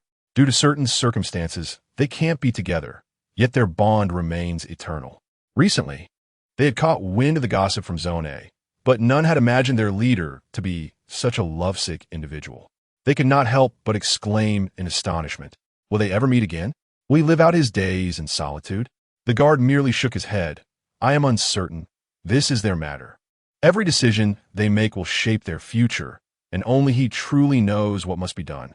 The guard's cryptic words left the young men bewildered. Perhaps the noise from above was too distracting, for Lu Huayan glanced up momentarily. The boys quickly lowered their heads, remaining utterly still, fearful of being noticed. Unbeknownst to them, Lu Huayan had been aware of their chatter from the very beginning. Exchanging a knowing look with the guard, they nodded at one another before Lu Huayan departed. The last place remaining was Jiang Xun's bedroom. Pausing outside the door, ever since Jiang Xun left, this room had become Xiao An's. Initially, there had been plans to have Xiao An reside with children of his own age, but he steadfastly refused, concerned that pushing him might cause harm. They eventually allowed him to remain here. Now, the room was solely occupied by Xiao An, devoid of any trace of Jiang Xun. After lingering for a while, Lu Huayan turned to leave, attempting to negotiate. How about I eat half today? Overindulgence may hinder my recovery. Jiang Xunzhi's words evidently made an impact, causing the food bearer to hesitate, uncertain whether to heed her advice. Noticing her indecision, Jiang Xunzhi continued, "Once you fill your stomach, you'll feel more upright, won't you? Are you not feeling quite uncomfortable?" The food bearer shook her head, confessing, "I seem to have forgotten what it feels like to be full." She instinctively tapped her forehead, realizing how she had overlooked the fact that zombies are oblivious to the sensation of satiety. The sight of their food is more comforting than anything else. She herself was an anomaly. It would be unreasonable to regard all zombies as such. With a sigh, she acknowledged that since this approach was ineffective, she would need to devise another plan. After all, if I'm unwell, you're likely to be affected too, are you not? She contemplated using this method to coerce the individual before her into turning a blind eye. Yet, it was clear that the person was impervious to both soft and hard tactics, prompting her to directly inquire with Ji Yanli. In her quest to avoid the tormenting food, Jiang Xunzhi employed various strategies, even enlisting Ji Xiangbei to assist her in eating. Once this was discovered, Ji Yanli promptly forbade Ji Xiangbei from entering Jiang Xunzhi's bedroom.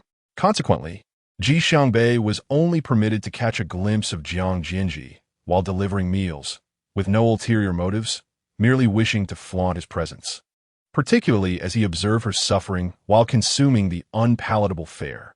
Shifting focus back to Ji Yanli, upon seeing the food bearer approach, he immediately ceased his tasks. "What is it this time? What reason do you bear?" The individual appeared conflicted, sensing that this time there was no excuse or pretext. Miss Jiang has claimed that she has overeaten in these past few days, stating that it is detrimental to her recovery, and has requested a reduction in portions. Upon hearing this, Ji Yanli smiled indulgently, amused by her resourcefulness in conjuring such a rationale. "Very well, reduce the portions, but ensure she consumes every last bite." With Ji Yanli's permission, the bearer felt emboldened to comply with Jiang Xunzhi's request. Finally, Jiang Xunzhi, slumped on her bed, awaited the arrival of her meal. With a resigned tone, she remarked, "I know he did not agree. Just give it to me. I accept my fate." "Miss Jiang, Wang has indeed consented. This is your meal for today." After respectfully presenting the reduced portion, Jiang Xunzhi felt as though she might leap from her bed in joy. "Wonderful. At last, I can barely endure today. In 2 days, I shall be free." With this thought, a smile unwittingly graced her lips. Chapter 76. A small world, as Ji Yanli had predicted. After a week of unappetizing meals, she was finally granted permission to step beyond her bedroom door. As soon as she stepped through the door, Jiang Xunzhi hurriedly made her way to her secret garden. This enchanting space was adorned with blossoms that Jiang Xunzhi herself had lovingly cultivated. Despite the capriciousness of the weather outside, Ji Yanli had expended considerable effort to create this little sanctuary for Jiang Xunzhi, catering to her whims. Although it had been a long time since she last visited, the place remained unchanged, just as she had left it. "Are you still upset with me?" Noticing that the girl feigned ignorance of his words, Ji Yanli felt no anger. Instead, he picked up a pair of scissors to tend to the bouquet. "I have already sent Poppy to investigate the location of that laboratory, so you need not worry." Upon hearing Ji Yanli's words, Jiang Xunzhi began to fidget, feeling somewhat awkward. "Thank you." After much contemplation, she could not fathom why she had uttered such a statement. It was evident from Ji Yanli's expression that he was not particularly pleased. So distant? After all, I have nurtured this place so well over the years. Please forgive me. Ji Yanli understood that if he did not provide her an opportunity to ease the tension, it might be a long time before she spoke to him again. Yanli, in Lu Huayan's heart, I am not the most important. Although I have feelings for him, my family matters more to me. Thus, it seems destined that we will never be together. You need not worry about me sneaking off to Area A again. Today, Jiang Xunzhi's words were a candid revelation to Ji Yanli. He grasped that she wished for him to refrain from causing trouble for Lu Huayan. But what she did not know was that for her sake, he was always willing to alter his course of action. Rest assured, as long as you are well, I shall no longer seek out Lu Huayan. At last, clarity had been achieved, allowing Jiang Xunzhi to resolve a burden that had weighed on her heart. Though there remained another matter. Yanli, please release Meng Chuyao. Despite the many harmful things she has done to me, I cannot explain why I now perceive her more as a figure of lost potential, even feeling a sense of pity for her. Ji Yanli's concern had never been for those individuals, but rather for Jiang Xunzhi's sentiments. As long as her happiness was assured, he was indifferent to how they were treated. With numerous matters awaiting his attention in the zombie camp, Ji Yanli cast a few glances at Jiang Xunzhi before preparing to depart. Just as he was about to leave, Jiang Xunzhi spoke once more.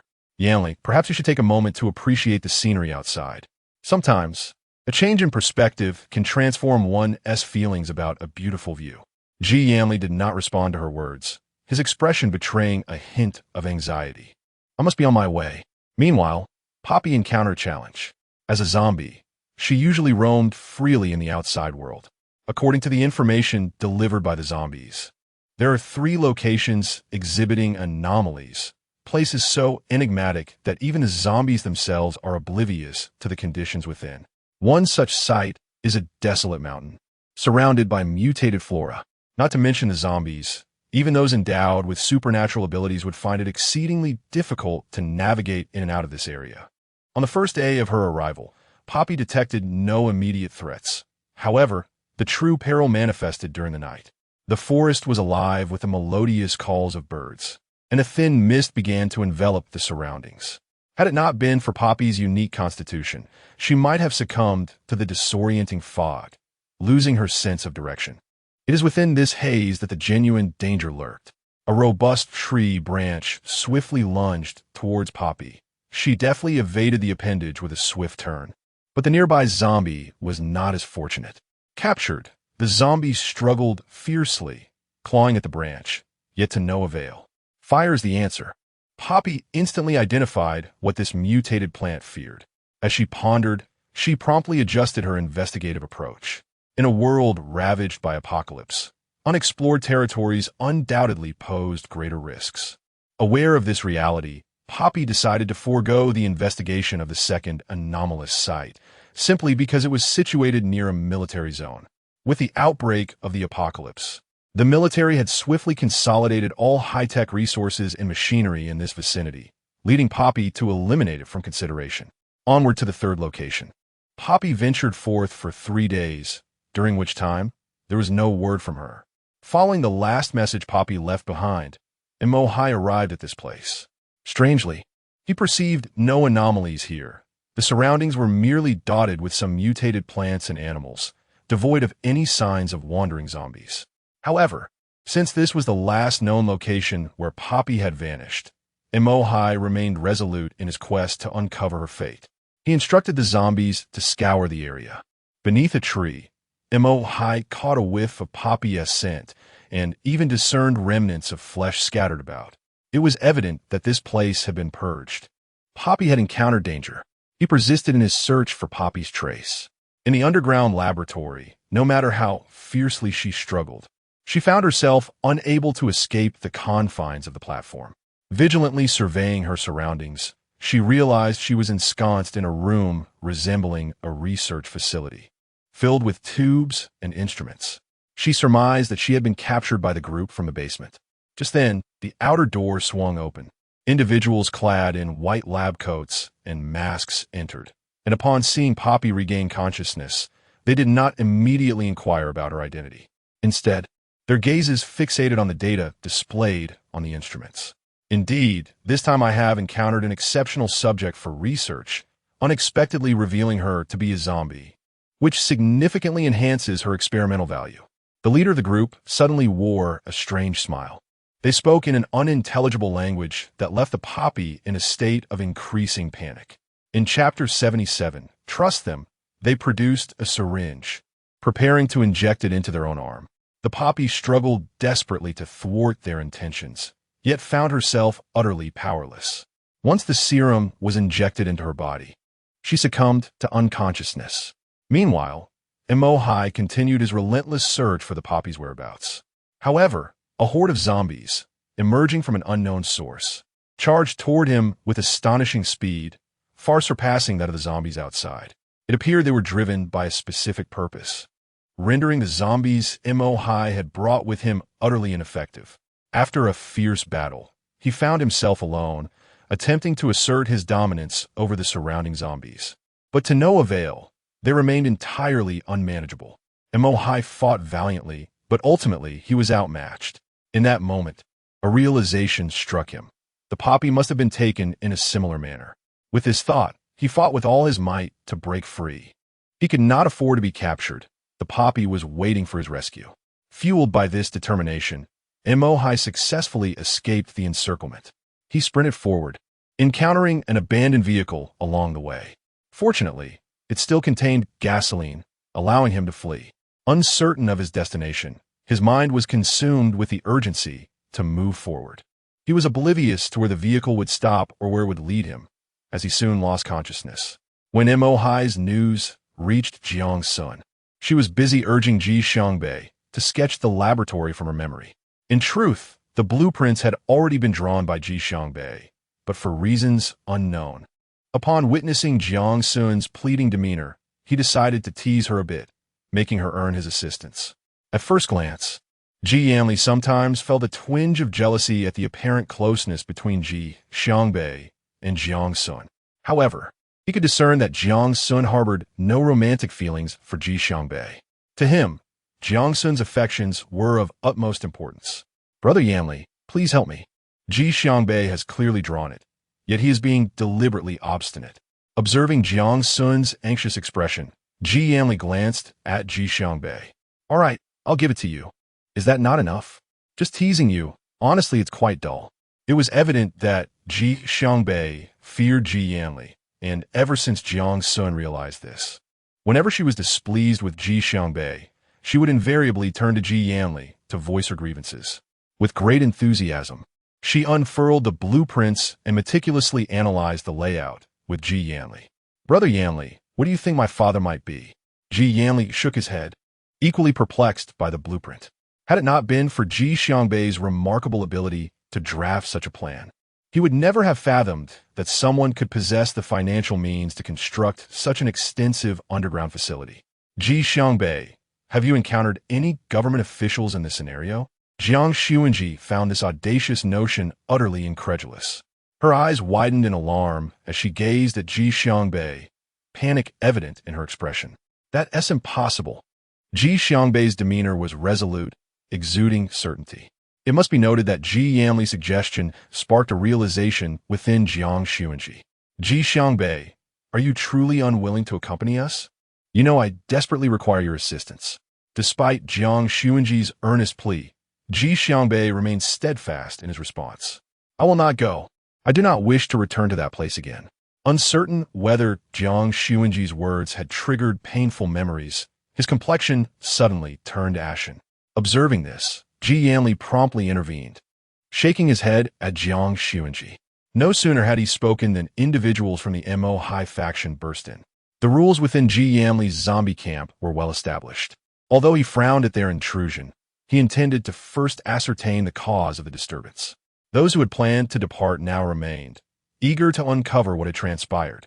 "Master, it's bad news. Captain Mo has encountered a horde of unidentified zombies that seem to have lost control and are attacking us." Jiang Jin's expression tightened once more. The emergence of uncontrollable zombies inevitably drew his attention back to the enigmatic Mr. H. Who could he possibly be? And what of Sister Poppy? Have any of you seen Sister Poppy? It appeared that a battle had already transpired in this place before our arrival. and we remain oblivious to the whereabouts of Captain Poppy. The zombies we brought along have all perished, leading Jiang Xunzhi to contemplate the grim possibilities that lie ahead. Jiang Xunzhi gently pressed her lips together, yet tears betrayed her, cascading down her cheeks. Beneath her profound eyes lay a tapestry of tear stains. How could this be? Where on earth had they gone? I must seek them out. Overwhelmed with emotion, Jiang Xunzhi yearned to rush outside in search of them, but was promptly restrained by Ji Yanli. Where do you intend to go? He inquired. I must find Sister Poppy. If it weren't for her efforts to uncover the secrets of that underground chamber, she would not have vanished. I must find her. Jiang Xunzhi yearned to break free from Ji Yanli's grasp, yet was sternly halted by him. Calm yourself. Do you truly believe that by going there, you can rescue them all? You are oblivious to the current circumstances. Going would be tantamount to courting death. This was the first occasion Ji Yanli addressed Jiang Xunzhi with such a vehement tone. Jiang Xunzhi remained momentarily stunned, yet she absorbed the situation, refraining from any further struggles to seek out the poppy, instead calmly awaiting Ji Yanli's actions. She instructed the nearby zombies to observe with caution and report any anomalies immediately, while also seeking information regarding the poppy and Mo Hai, as she held faith in them. Following the incident, Ji Xiangbei's expression grew noticeably heavy. He surely recognized his presence here, prompting his hand to reach out, evoking a sense of dread. In his hurried departure, Ji Xiangbei remained oblivious to the gaze Ji Yanli directed towards him, filled with suspicion and scrutiny. Shifting his gaze to Jiang Xunzhi beside him, he regretted speaking to her in such a tone moments prior. I apologize for raising my voice earlier. However, it is imperative to understand that impulsiveness resolves nothing. As long as you are safe, I can address the problems we currently face without reservation. Chapter 78. A twist of fate when Mo Hai awoke. He was astonished to find himself lying on a bed. Cautiously rising, he glanced at the individual who had their back turned to him, feeling an inexplicable sense of familiarity. It was only when Lu Huayan turned to face him that Mo Hai realized, Are you the one who saved me? His tone wavered slightly. No, it was Han Bin who discovered you in the vehicle during his patrol.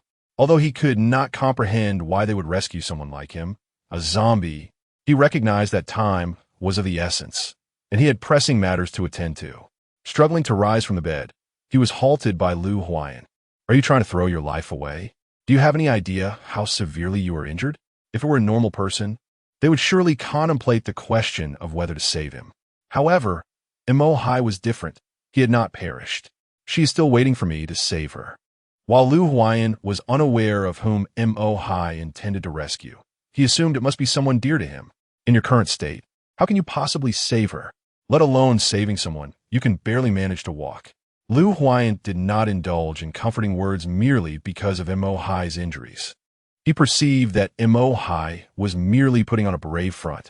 First, recover from your injuries. I will send someone to inform them of your situation here. Both understood to whom they were referring. A succession of grim news followed. In recent days, even Jiang Xunzhi had scarcely seen Ji Yanli. He was perpetually preoccupied, evading all contact. Even if Jiang Xunzhi wished to inquire about something, witnessing Ji Yanli's busy figure only deepened her frown. Jiang Xunzhi shook her head, saying no need. Why don't you check if brother Yin Li requires assistance? She had always yearned to contribute in ways within her capacity. Yet she realized that she had been well protected by Ji Yanli all along. In her childhood, she enjoyed the tender care of her father, and as she matured, she was nurtured by brother Yanli. This was the first time she witnessed brother Yanli grappling with such a challenging predicament, and an unsettling feeling crept in, causing her to doubt whether she had become a burden to him. Even the choice to become a zombie was made by brother Yanli to shield her from harm. No one aspires to become a zombie from the outset. Had brother Yanli not taken that path, he might have shone as brilliantly as Lu Huayan. In the hall, Ji Yanli thundered, "Keep searching." Upon hearing his furious voice, Jiang Xunzhi furrowed her brow. She stepped inside, signaling those below to leave. Brother Yanli, please take a break. You haven't slept in days. Seeing Ji Yanli instinctively tried to compose himself. Ji, if there is no news soon, I intend to go personally. You stay here. I will have Ji Xiangbei keep you company. It was evident that Ji Yanli had firmly resolved this decision, but how could Jiang Xunzhi allow him to go alone? Moreover, if it weren't for her quest to find her father, Sister Poppy and brother Mo Hai would not still be without any news. In truth, she should be the one to go. She shook her head vehemently opposing Ji Yanli's decision. No, if you go, I must accompany you. Are you planning to leave me like my father did? Mentioning her father, Jiang Xunzhi's eyes glistened with unshed tears, her gaze heavy with sorrow. Ji Yanli could not bear to see her in tears, especially in such a moment. Don't cry. I haven't left yet. Although you've grown, crying too much will only make a girl less beautiful. Outside the door, someone hesitated, contemplating whether to enter, as there was an urgent matter that required reporting. After a brief moment of indecision, the individual knocked on the door. In an instant, Jiang Xunzhi was captivated by the sound. Promptly withdrawing from Ji Yanli's embrace and discreetly wiping away the tears from the corners of her eyes, her expression appeared somewhat unnatural as she anxiously surveyed her surroundings. What was happening? Ji Yanli, interrupted, wore a less than amiable demeanor, his gaze fixed intently on the approaching zombie. The people from Area A have arrived, claiming it pertains to Captain Mo Hai. Without a moment's hesitation to address the previous awkwardness, Jiang Xunzhi instructed the individual to bring forth the members from Area A. Perhaps taken aback by the identity of the visitor from Area A, who turned out to be Lu Huayan, a flicker of surprise crossed Jiang Xunzhi's eyes. Their gazes met, and Lu Huayan did not overlook the trace of tears lingering at the corners of her eyes. Had she been crying? What could have caused such sorrow? With no time to inquire, Lu Huayan found his view obstructed by Ji Yanli's imposing figure. What could possibly warrant the presence of the leader from Area A? What did it mean to be related to Mo Hai? What did you know? Ji Yanli's piercing gaze bore down on Lu Huayan, having clearly discerned the direction of Lu Huayan's attention. Thus, he deliberately positioned himself to block Lu Huayan's line of sight, signaling Jiang Xunzhi to vacate the area. He had no desire for the current Jiang Xunzhi to remain in the same room as Lu Huayan. Jiang Jun hesitated for a moment, but ultimately resolved to depart from the scene. However, his foot remained poised to step away. Halted by Lu Huayan's words, Mo Hai is in Area A. Upon hearing this, Jiang Jun felt a surge of excitement. He positioned himself directly in front of Lu Huayan, inquiring fervently, "Is my brother Mo Hai really with you? Is he well? Is he alone?" Concern etched across his face. He added, "What about Sister Yang?" A sense of guilt enveloped him. Observing Jiang Jun's distressed demeanor, Lu Huayan instinctively yearned to offer comfort, but before he could act, Ji Yanli interjected, having recognized Jiang Jun's troubled state first. Mo Hai being safe is indeed good news. We will take our time. We will surely locate that laboratory, and you will soon be reunited with your father, Ji Yanli reassured him. From Ji Yanli's words, Lu Huayan surmised a connection between the laboratory and Jiang Jun's father, and a thought began to form in his mind as he considered its feasibility. Are you searching for that laboratory? Chapter 79. Hidden Affections. This matter is none of your concern. We in Area A will remember the favor of saving Mo Hai. What do you wish for? Ji Yanli candidly expressed his desire to sever ties with Lu Huayan, also to prevent any further interaction between Jiang Jun and Lu Huayan. We in Area A seek nothing. Our sole request is to collaborate with you in locating that laboratory. Noticing Ji Yanli's scrutinizing gaze upon him, Lu Huayan felt compelled to clarify. We cannot afford the variable of an uncontrollable zombie outbreak. I am aware that you have encountered similar situations before. Although Mo Hai had not elaborated much, Lu Huayan gleaned some insights from his brief remarks. His desire to assist Jiang Jun in finding her father was evident, as it had been her long-standing wish. Clearly, Lu Huayan's words were enticing. His representation of Area A was undoubtedly positive. A collaboration with Area A would grant them a measure of influence with the government, which could lead to a more lenient stance on their endeavors, thereby accelerating Ji Yanli's search for the laboratory. It was not only Ji Yanli who felt tempted. Even Jiang Jun found herself stirred by the proposition. However, her gaze remained fixed on Ji Yanli. If he did not agree, she could not press the matter, as zombies and abilities were traditionally incompatible. The notion of collaboration, which would have been unthinkable in the past, now occupied their thoughts. A decision would require careful consideration, and Lu Huan recognized that Ji Yanli was not welcoming of his presence. Thus, he intended to take his leave after informing Ji Yanli of Mo Hai's situation in Area A. Perhaps in that moment, Ji Yanli was lost in contemplation regarding their potential collaboration, for he failed to notice Jiang Jun stealthily slipping away. As Lu Huan was on the verge of stepping out of the zombie camp, he was approached by Jiang Xunzhi. Lu Huan, please wait. Upon hearing her voice, Lu Huan broke into a faint smile. Did you choose to collaborate with Ji Yanli for my sake? I am aware of your sister's tragic fate at the hands of the zombies, so there is no need for you to force yourself in this manner. In Jiang Xunzhi's eyes, all that Lu Huan had done seemed merely an attempt to accommodate her, yet she did not desire such concessions. Noticing Lu Huan's silence, she assumed she had accurately discerned his thoughts. Jiang Xunzhi's resolute demeanor seemed to have firmly established her conviction regarding Lu Huan's intentions. She remained as impetuous as ever, unwilling to allow others to finish their statements. You misunderstand.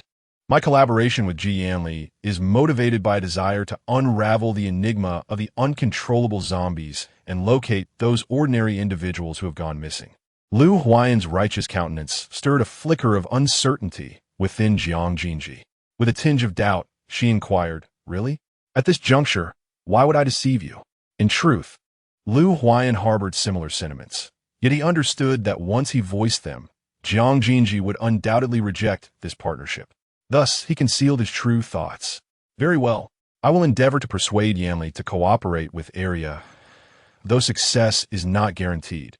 Nonetheless, I shall exert my utmost effort. All right. Seizing this rare opportunity to gaze upon Jiang Xunzhi, Lu Huan refrained from being overly assertive, fearing that his demeanor might trouble or burden her. The atmosphere between them grew palpably awkward, and Jiang Xunzhi felt an unsettling discomfort. Prior to their encounter, she had numerous inquiries for Lu Huan, yet upon standing before him, her words faltered. Lu Huan, too, shared a similar sentiment. Observing her current vitality filled him with concern for her health. He longed to inquire about her recovery, but his attempts felt futile, and he was uncertain whether she still required his care. After a silent moment of contemplation, Lu Huan finally spoke. All right. The first to turn away was Jiang Xunzhi. She wished to shield her expression from Lu Huan. If she hesitated any longer, the affection she had painstakingly concealed would inevitably surface. Jiang Xunzhi had not truly departed. She remained steadfastly gazing at Lu Huan until his silhouette vanished from her sight. In secret, she had even instructed the zombies to discreetly follow him, ensuring that none of the others would interfere along his path.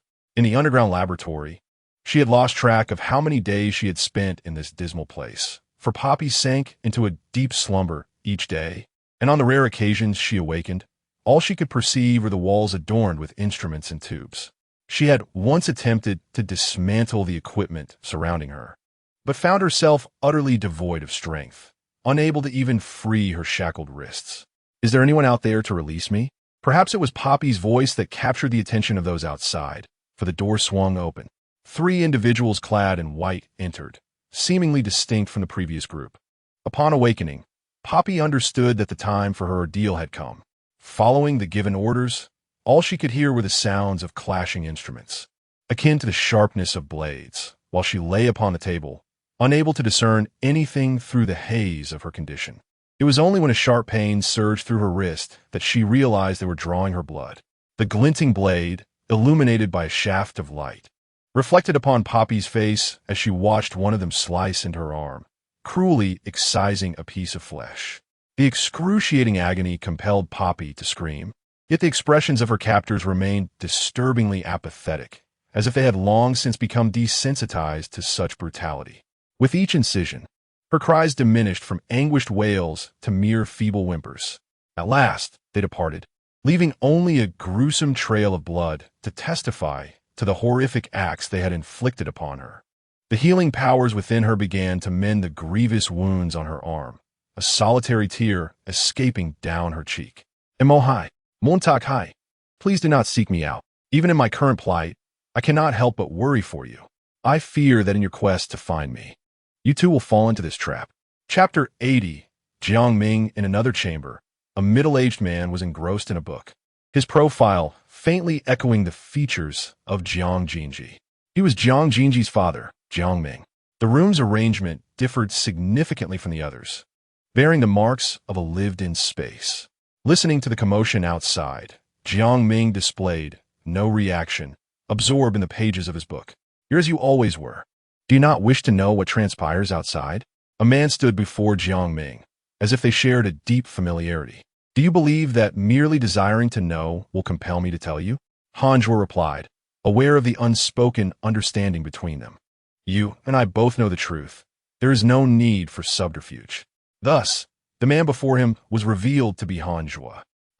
If only you had agreed to collaborate with me on this experiment from the very beginning, you would not find yourself perpetually confined here. Do you not yearn for your daughter?" Jiang Ming, who initially wore an expression of indifference, suddenly revealed a crack in his demeanor. How could he remain unmoved when the mention of his daughter arose? Yet deep within, Jiang Ming understood that it was precisely due to his inability to locate his daughter that he was being persistently probed for information. In matters concerning his daughter, no news was indeed good news. Each time Han Zhuo witnessed Jiang Ming's demeanor, he felt an overwhelming urge to rip the mask from Jiang Ming's face, yearning to glimpse the fear and terror that must surely lie beneath. Such a sight would undoubtedly be exquisite. Once again returning empty-handed, Han Zhuo remained resolute in his belief that, even without Jiang Ming's assistance, he could successfully conduct a monumental experiment in the annals of human history through his own capabilities. Meanwhile, Ji Yanli continued to ponder. Jiang Xunzhi had not hastened him from the outset. She was acutely aware that Yanli's considerations extended far beyond her personal desires. He bore the weighty title of king of the zombies, and could not act solely for her sake. Thus, for Jiang Xunzhi, patience was her only option. During this period of waiting, Jiang Xunzhi did not neglect her own shortcomings and remained in contact with her physical conditioning. She consistently kept the use of the wooden gun at the forefront of her mind. The zombies' vulnerability lay within their brains. A decisive strike could render them incapacitated.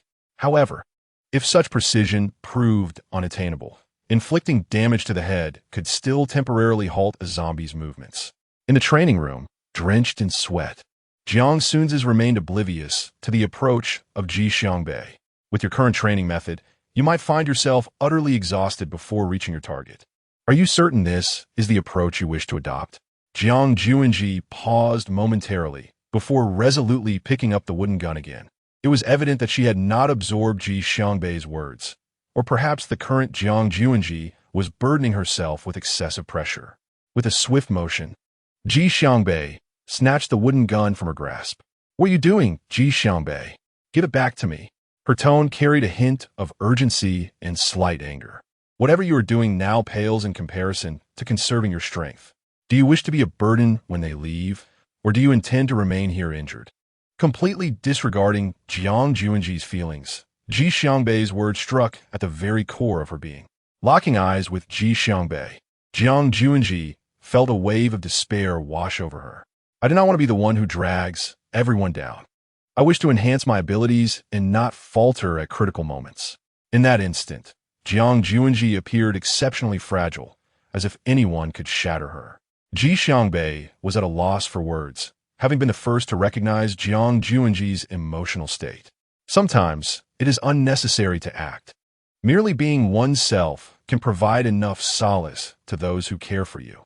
For reasons unknown, Ji Xiangbei suddenly recounted the arduous years he spent in the underground laboratory. "There were several moments when I thought I would not survive. Even those around me believed the same. Yet I persevered. At that time, I pondered whether fate wished for me to live longer, though I resented it for the trials I faced."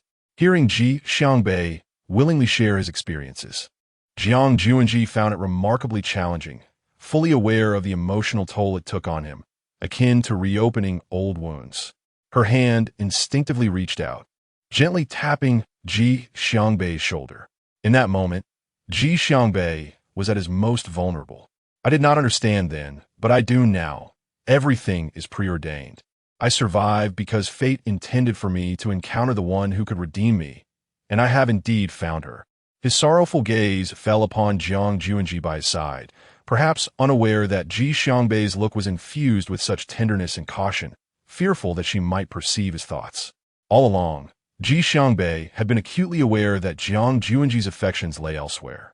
Upon realizing his true feelings, he understood that any possibility between them had vanished, as she regarded him only as a friend.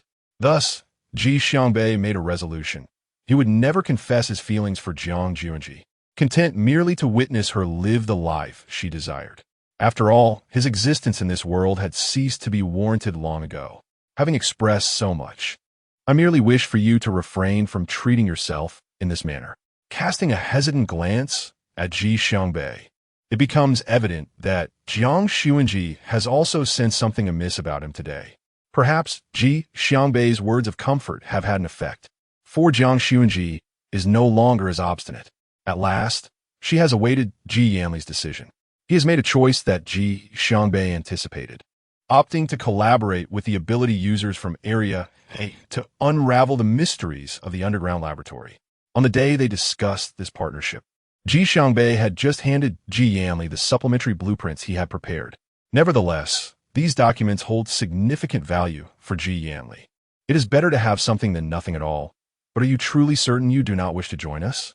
Ji Yanli cannot shake the feeling that Ji Xiangbei harbors some ulterior motive. He does not strike him as the sort who could find peace remaining here. I shall not go. The future looks promising, as I have already stated. Just as Ji Yanli surmised, Ji Xiangbei has long since made a decision in his heart.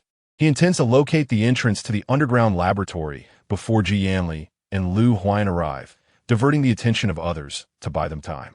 He anticipates the inevitable outcome, being confined once more in that airless room, surrounded by instruments and tubes, yet this is a fate he willingly accepts. Securing this time for himself, encountering so many people, is sufficient for Ji Xiangbei. Once you depart, I plan to leave this place. You know me. I am most selfish.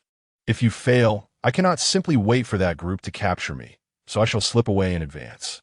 He speaks these words in jest. Although Ji Xiangbei's expression appears somewhat relaxed, Ji Yanli discerns a hint of something deeper. You could very well choose to stay here. We will not fail.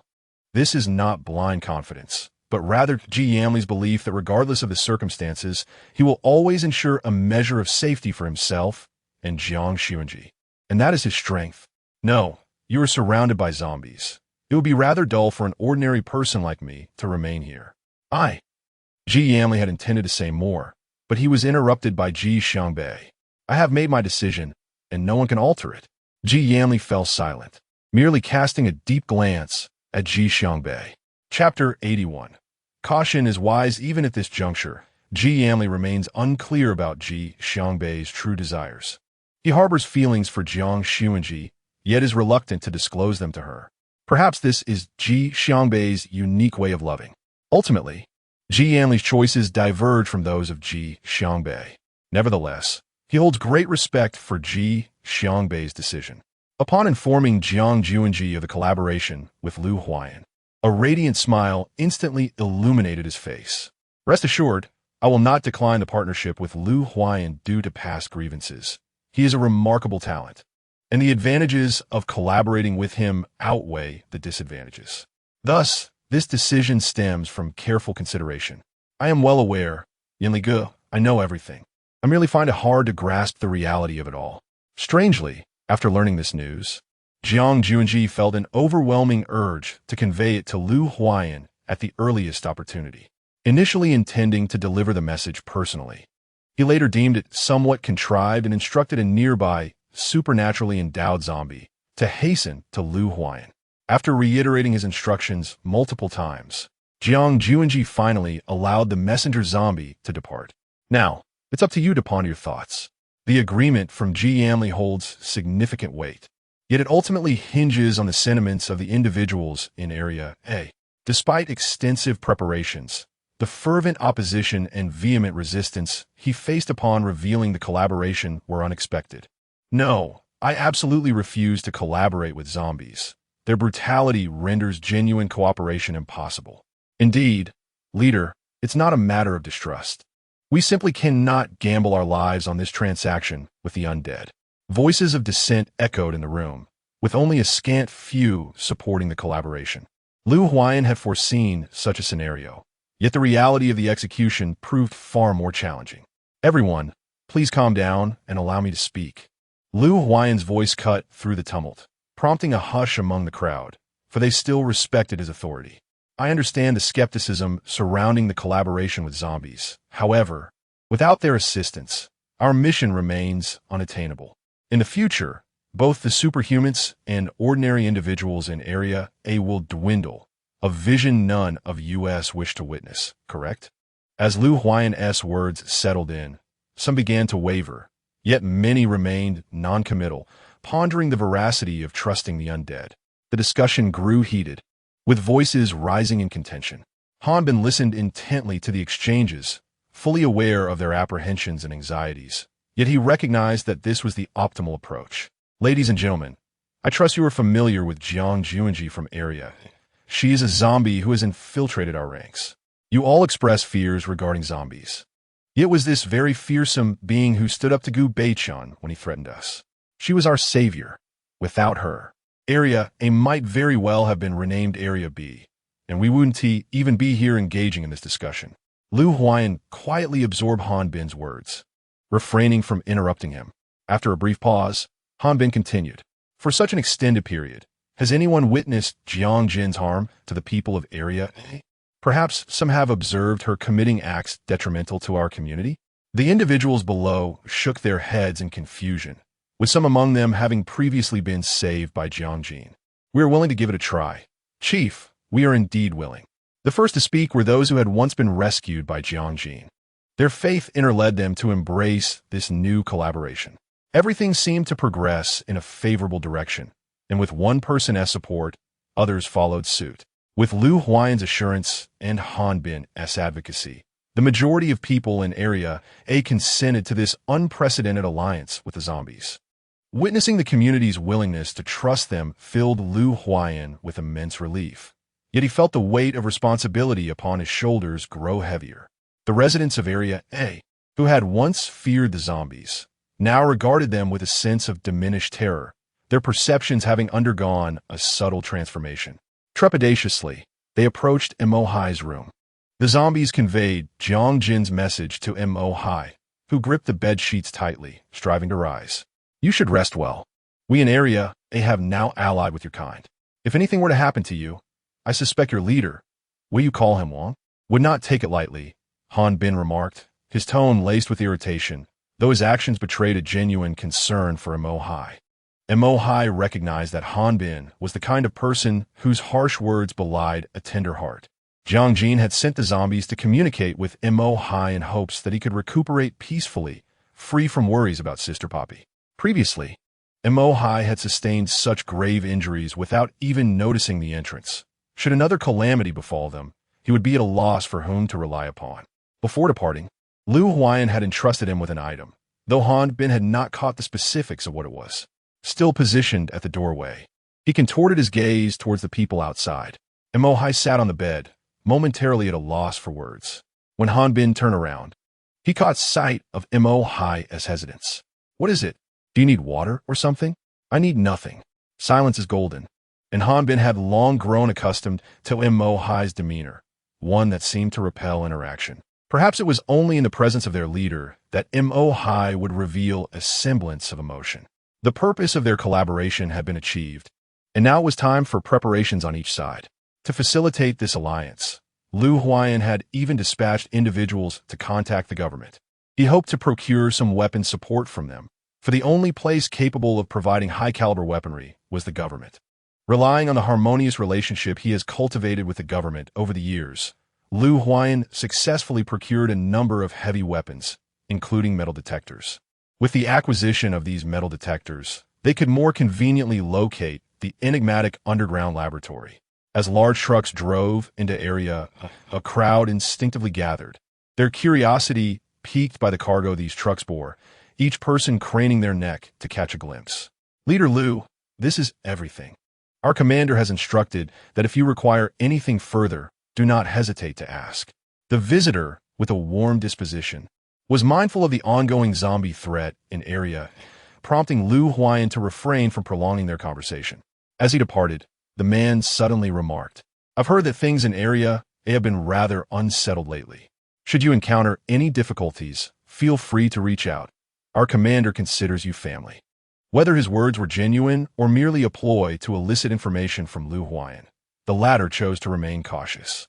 "Please extend my gratitude to him and assure him that all is well on my end," Lu Huayan replied, prompting the man to leave with a sense of relief. After his departure, Hanbin approached. "Leader, do you think he might have discovered something?" "Unlikely. If he had truly uncovered anything, the trucks would have been filled with people rather than weapons," Lu Huayan replied.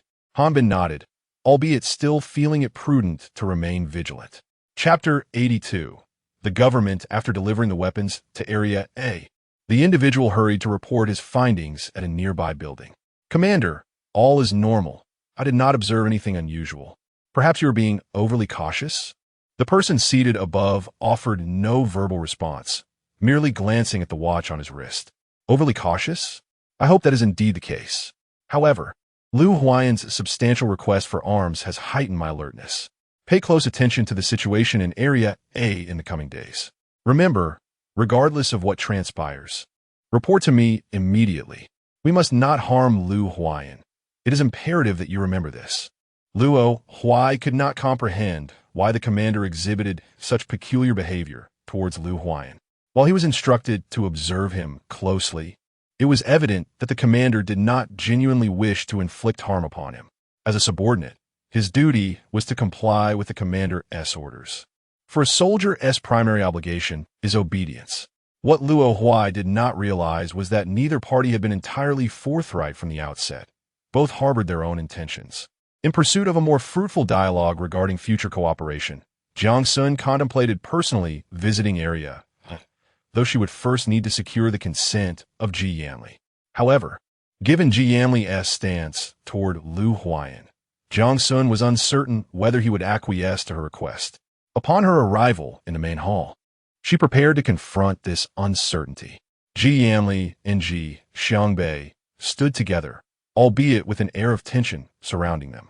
Upon noticing Jiang Xunzhi's approach, they ceased their conversation. "What is the matter?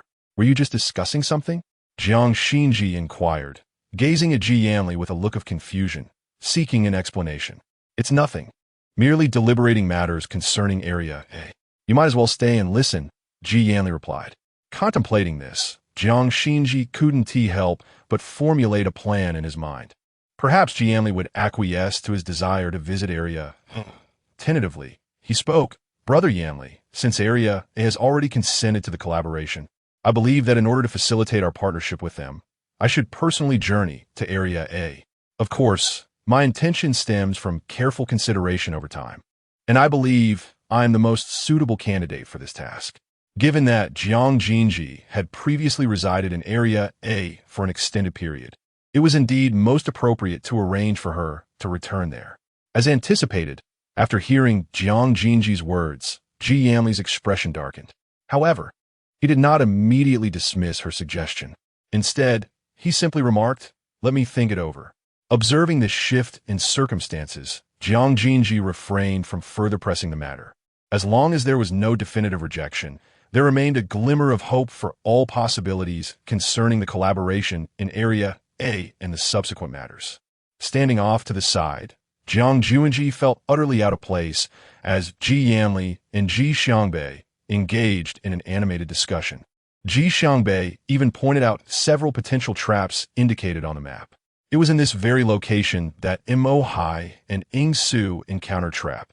According to the map, this area comprised a low-lying thicket teeming with unknown creatures, remaining largely unexplored. Are you suggesting that they deliberately chose this area to conceal their traces? Yan quickly grasped the Xiangbei's hypothesis. Undoubtedly, Ji Xiangbei's insight significantly narrowed their search area. The two then exchanged their own perspectives, and within a brief span, they managed to devise a relatively comprehensive plan. However, Jiang Xunzhi felt somewhat perplexed regarding Ji Xiangbei's role in this dynamic. Why had he not been present during the task allocation? Driven by his curiosity, Jiang Xunzhi candidly posed the question. "Why do you say that, Ji Xiangbei? Are you not joining us?" What are you thinking? I made it clear long ago that this matter is between you two and has nothing to do with me. So I will not be involved. Offering you suggestions is already the extent of my goodwill. Ji Xiangbei responded with an air of nonchalance, feigning indifference. For reasons unknown, Jiang Xunzhi felt a pang of distress. I thought. Jiang Xunzhi refrained from speaking further, for she understood that this was a choice made by Ji Xiangbei himself. She saw no reason to compel someone to undertake actions they were reluctant to embrace, especially when such actions carried a degree of peril. With this realization, Jiang Xunzhi promptly adjusted her mindset. It's perhaps for the best that you remain here. Should we require assistance, you would be able to summon aid without delay. Although Jiang Xunzhi outwardly appeared indifferent, displaying a nonchalant demeanor, Ji Xiangbei could still perceive the subtle hint of disappointment that lingered within her. With a heart full of unspoken thoughts, Jiang Xunzhi took her leave.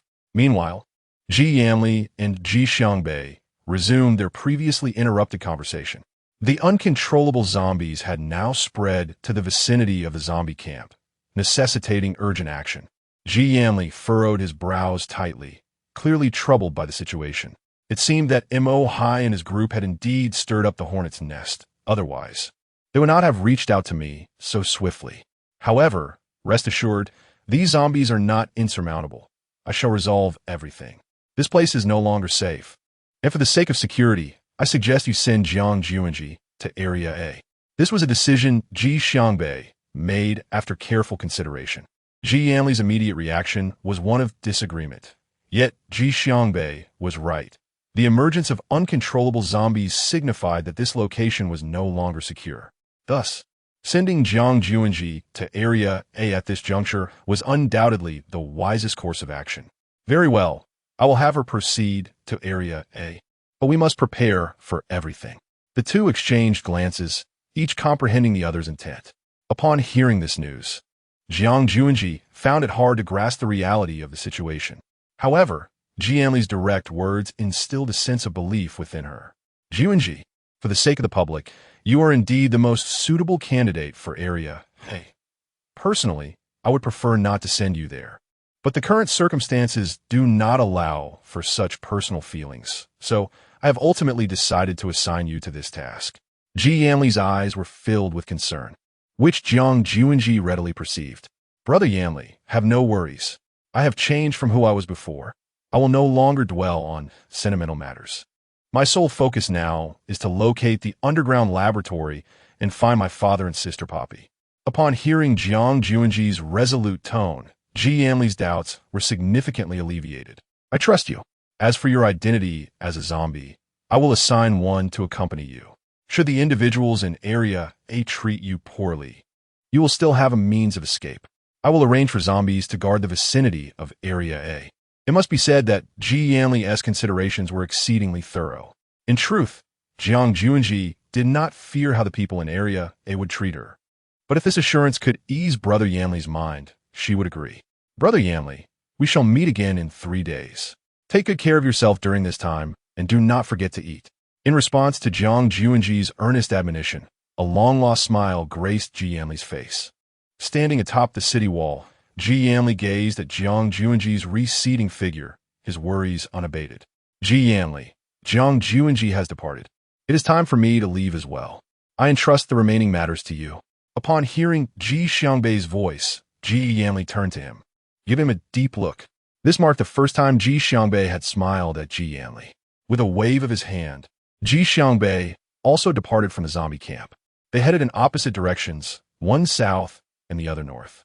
Along the way, Jiang Xunzhi sensed that someone was following her. She merely regarded the figure trailing her as a zombie dispatched by Ji Yanli, harboring no suspicions whatsoever.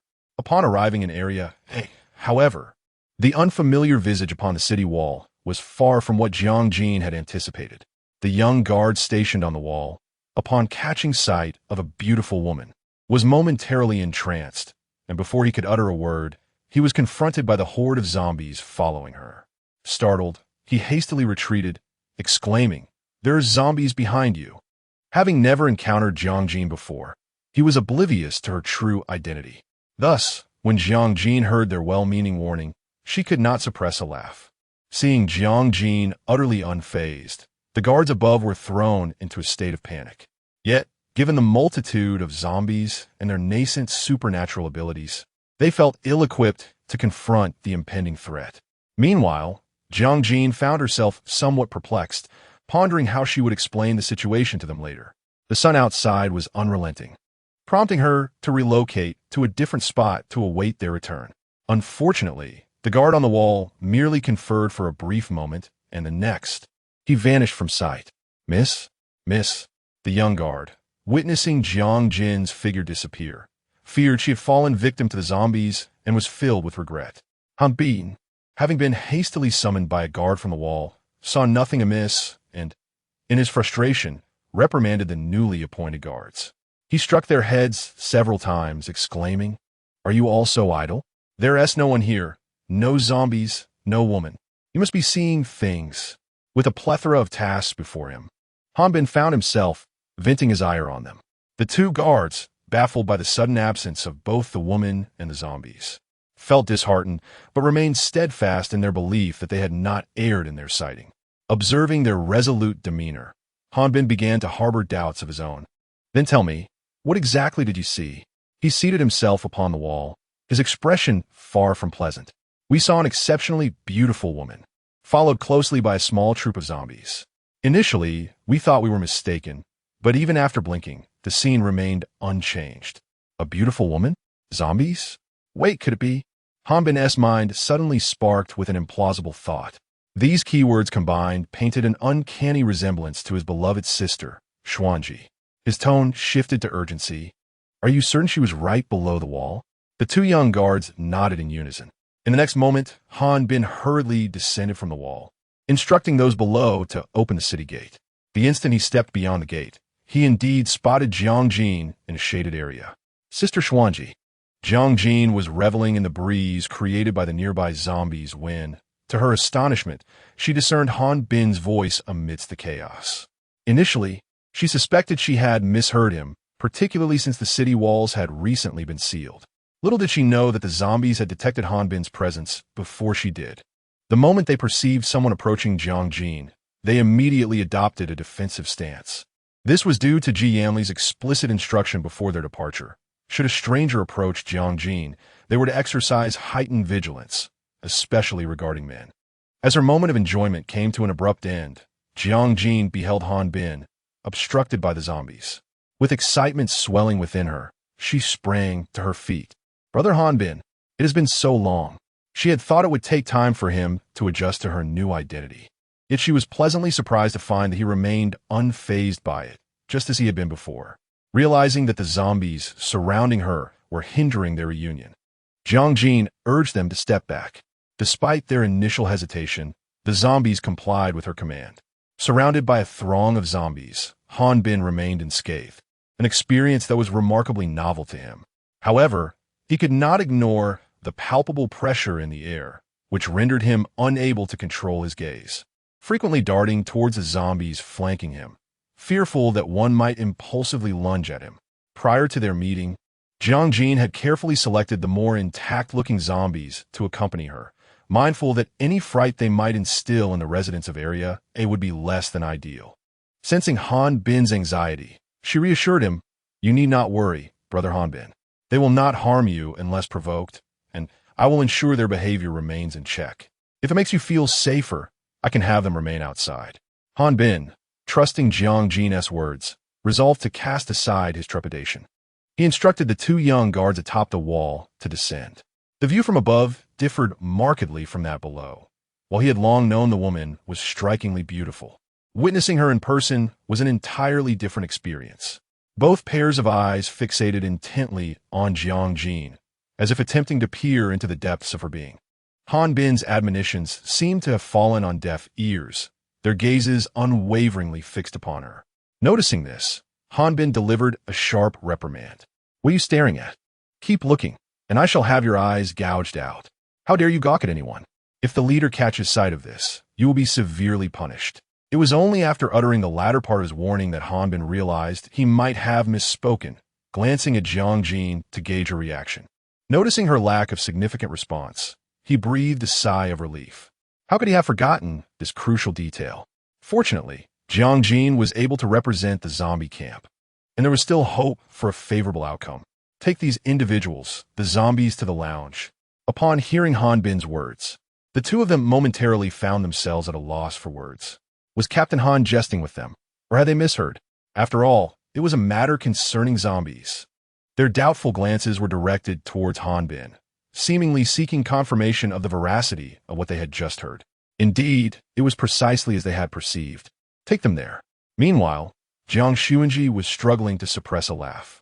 In the brief span of time since they last met, he had not anticipated that Han Bin had already assumed the role of the elder brother among them.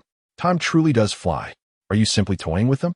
Now that I have finally been promoted, I ought to wield a bit of authority.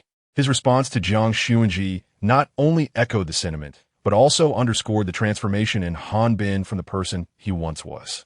Very well, but I am quite eager to witness you maintain this demeanor in front of Lu Huayan as well. Jiang Sun's initiative to mention the leader's name was something he had not anticipated. He had assumed there still existed a degree of estrangement between them. Yet her generosity surprised him. Suddenly recalling something, Han Bin realized he needed to inquire about Jiang Sun's arrival. By the way, how did you manage to come here? Did your zombie king permit your visit? Even Han Bin had noticed Ji Yanli's possessiveness towards Jiang Sun. However, Jiang Sun felt it inappropriate to delve further into their matters. Instead, she began to tease Han Bin. It's about time you thought to ask me. We've already agreed to collaborate with Area A, and I came here for that purpose. What is Lu Huayan currently occupied with? Would it be convenient for me to meet him now? With this revelation, Han Bin began to understand the situation. It's a good thing that you, Sister Sun, have taken the initiative to meet the leader. Even if the leader is currently busy, he will surely say he has no pressing matters. He displayed a hint of impatience. Our leader has plenty of time. I'll take you to see him right away. At that moment, Lu Huayan, who was engrossed in work, sneezed several times in quick succession, prompting concerned glances from those around him. Lu Huayan was puzzled, as he typically did not behave in such a manner. Perhaps he was truly coming down with a cold. He waved his hand dismissively. I'm fine. Continue with your tasks. Seeing his insistence, they had no choice but to comply. As soon as he finished speaking, Han Bin rushed in, his demeanor unchanged. Everyone had evidently grown accustomed to Han Bin's reckless nature. Recognizing Han Bin, Lu Huayan calmly inquired about the commotion. In the past, Lu Huayan would have ordered Han Bin to leave immediately, but now he seemed accustomed to Han Bin's frantic state, as if something significant had occurred. Speak, what is it? Leader, Sister Sun has arrived. The pen in Lu Huayan's hand fell abruptly onto the table, his expression shifting to one of confusion, quite unlike his earlier composure. Where is she? Upon hearing Jiang Sun's name, Lu Huayan could no longer remain seated and immediately urged Han Bin to lead him to her. During their journey, Han Bin chattered incessantly, but Lu Huayan absorbed none of it. His mind was solely focused on the desire to see Jiang Sun. Yet, when he finally stood before her, he found himself at a loss for words. Lu Huayan, we have agreed to collaborate. I came to discuss the details with you. Ji Yanli is unavailable. Jiang Sun's words finally brought clarity to Lu Huayan, revealing that her visit was indeed for this very purpose. As the conversation shifted to matters of public affairs, Lu Huayan adopted an unusually serious demeanor. There are no significant issues on our end. I've already sought assistance from the government, which has preemptively dispatched a shipment of heavy weaponry to Area A. With these reinforcements, our chances of success have greatly increased. It must be said that Lu Huayan's considerations are always prioritized above his own. However, one point remains shrouded in doubt. Can the government truly place its trust in Lu Huayan? Do you genuinely believe that such a vast underground laboratory could operate without the government being aware of it? It is evident to Jiang Xunzhi what is apparent to Lu Huayan. The government's initial agreement to lend this batch of weapons to Area A had already raised Lu Huayan's suspicions. Your doubts are not unfounded. However, we currently lack substantial evidence. One thing is certain. This underground laboratory harbors something the government desires. Thus, we may consider ourselves aligned with the government for the time being. After listening to Lu Huayan's analysis, Jiang Xunzhi felt somewhat reassured. If the government truly harbors ulterior motives, they would indeed find themselves besieged on all fronts. By the way, I brought some zombies with me this time. If it is inconvenient for you, I can instruct them to wait outside Area A. These zombies accompanied Jiang Xunzhi, and Lu Huayan could easily surmise that this was the idea of Ji Yanli, intended to protect Jiang Xunzhi. Given this context, there was no need to send them away. It's all right. I will have Hanbin make the necessary arrangements. That area typically does not see any personnel from Area A. With Lu Huayan's assurance, Jiang Xunzhi felt no further apprehension.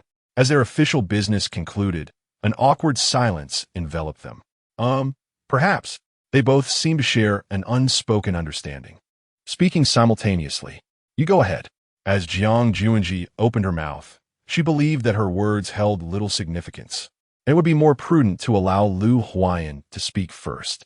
For reasons unknown, he felt an overwhelming sense of nervousness in her presence, his hands unconsciously fidgeting behind his back. She had intended to suggest that it would be better for him to remain in the previous room, which was still vacant except for Shaoan, who resided there. Lu Huayan gazed at the person before him, fearful that she might reject his proposal. In truth, he had merely wished to inquire about Shaoan's well-being. Since she still occupied that space, he would accompany her there. However, Jiang Xunzhi began to feel a twinge of concern, pondering whether her new identity beside Shaoan would be a source of discomfort for her. Jiang Xunzhi had always harbored a sense of guilt toward Shaoan. She had initially volunteered to care for her, but after everything that had transpired, she had failed to uphold her original promise. Thank you. Miss Jiang, I apologize. We were wrong to treat you as we did. Please forgive us. We were in the wrong.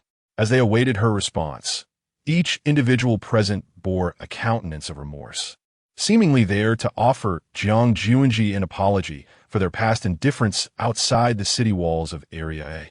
To be honest, Jiang Xunzhi had long since forgotten those events. Although she had once felt unworthy of life, she later came to realize that she had nothing to feel guilty about. Nevertheless, upon hearing their heartfelt apologies, her eyes welled with tears and a lump formed in her throat.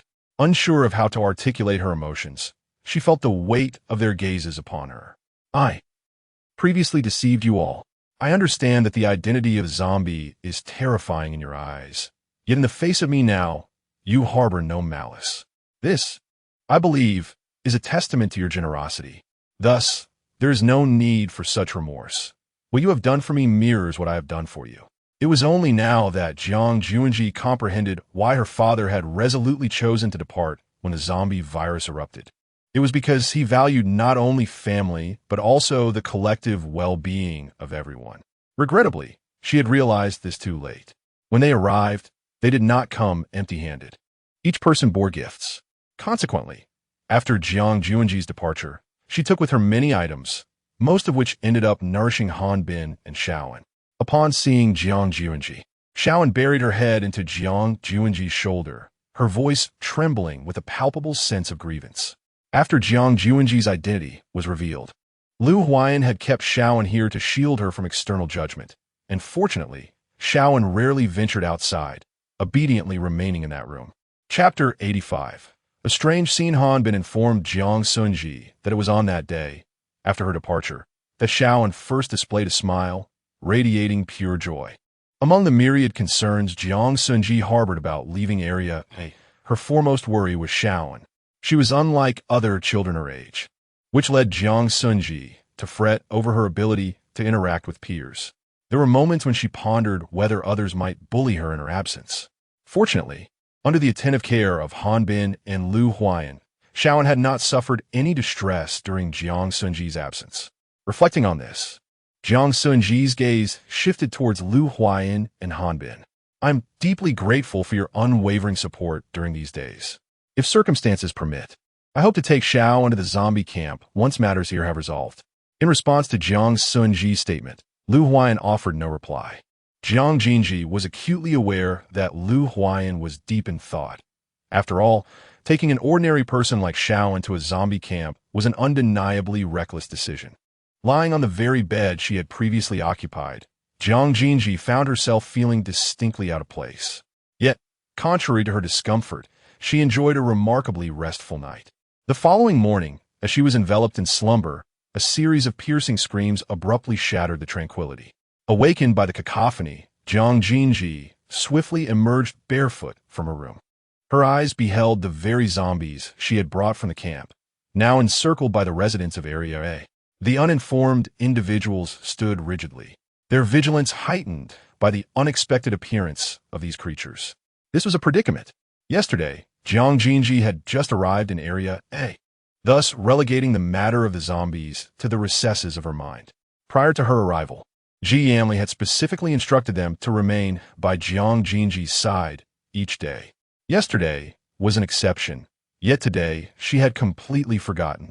As she pushed her way in, Jiang Xunzhi signaled for the zombies to remain calm. Everyone, do not be alarmed. They will not harm you. They are here for my protection and will not initiate any violence. Although the crowd placed their trust in Jiang Xunzhi, this did not imply that they could easily extend that trust to other zombies, particularly those that were flawed. The commotion inevitably attracted the attention of Lu Huayan and his companions. When the news reached him, he was engaged in discussions about collaborating with the zombies.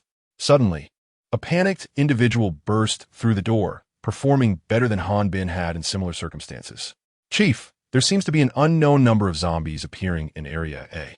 Lu Huayan immediately recalled the group of zombies Jiang Xunzhi had brought and surmised they must be the cause. However, for the sake of Area A's safety, he felt compelled to investigate personally. You all continue. I will go take a look. As he had suspected, upon arrival, he found Jiang Xunzhi had already regained control of the situation. Everyone, please leave. I will handle this. Though apprehensive, the crowd complied with the leader's directive and vacated the area. Jiang Xunzhi felt a twinge of guilt for the trouble she had caused Lu Huayan due to the zombies. I apologize. I never anticipated today as events would unfold like this. Naturally, Lu Huayan bore no resentment toward Jiang Xunzhi. How about this? Let them carry out the same tasks they performed in the zombie camp for the next few days, as we are set to depart shortly. Indeed, Lu Huayan's suggestion was quite astute. Very well, proceed according to your plan. The following day proved to be markedly different, as the residents observed a peculiar phenomenon. The guards atop the city walls had transformed into zombies, as had those patrolling the square. This alarming sight deterred many residents of Area A from venturing outside. Nevertheless, a few audacious individuals curiously examined the zombies. Perhaps sensing their non-aggressive nature, some grew bolder, even waving their hands in front of them. While Jiang Xunzhi was aware that the zombies would not initiate harm, she still harbored concerns about potential mishaps. Thus, she made a special trip to ascertain the situation, only to be met with an astonishing sight upon her arrival. Jiang Xunzhi was pondering a question. If these zombies were of a higher caliber, capable of speech, they might very well critique the behavior of these individuals. Yet, amidst the chaos, he could discern a trace of helplessness and struggle in their eyes. The curiosity of the children was piqued even more upon hearing that zombies had appeared in Area. One by one, they stealthily approached, drawn by intrigue. Despite their parents having instilled in them the terrifying nature of zombies since childhood, at this moment, their curiosity overshadowed their fear. Huddled together, they craned their necks to catch a glimpse, while one child, eager to squeeze in, found himself unable to do so and, in his efforts, tumbled to the ground. Surrounded by no one, the little boy finally grasped the essence of fear, anxiously scanning his surroundings. Unfortunately, there were no adults nearby, and the other children, seeing him sitting alone on the ground, dared not approach. The patrolling zombie, witnessing this scene, moved its stiff fingers, paused for a moment, and slowly made its way toward the boy. Frozen in place as the zombie drew closer, the child could hardly muster a movement. "Mommy, I want my mommy," he whimpered, desperately calling out for his family, but the distance rendered his cries unheard. A few older children, emboldened by a sense of duty, ventured from the group in search of an adult. As the zombie approached, it suddenly crouched down, extending its hand to lift the little boy. What followed was an unexpected warmth coursing down the boy's legs. He had been so frightened that he wet his pants. Meanwhile, the adults hastily arriving on the scene were struck with dread at the sight of their child being held by a zombie, their hearts hanging in the balance. fearful that any rash movement might lead to calamity. However, the reality unfolded differently than they had imagined. The zombie merely placed the boy in a safe spot and, astonishingly, retrieved a piece of candy from his pocket.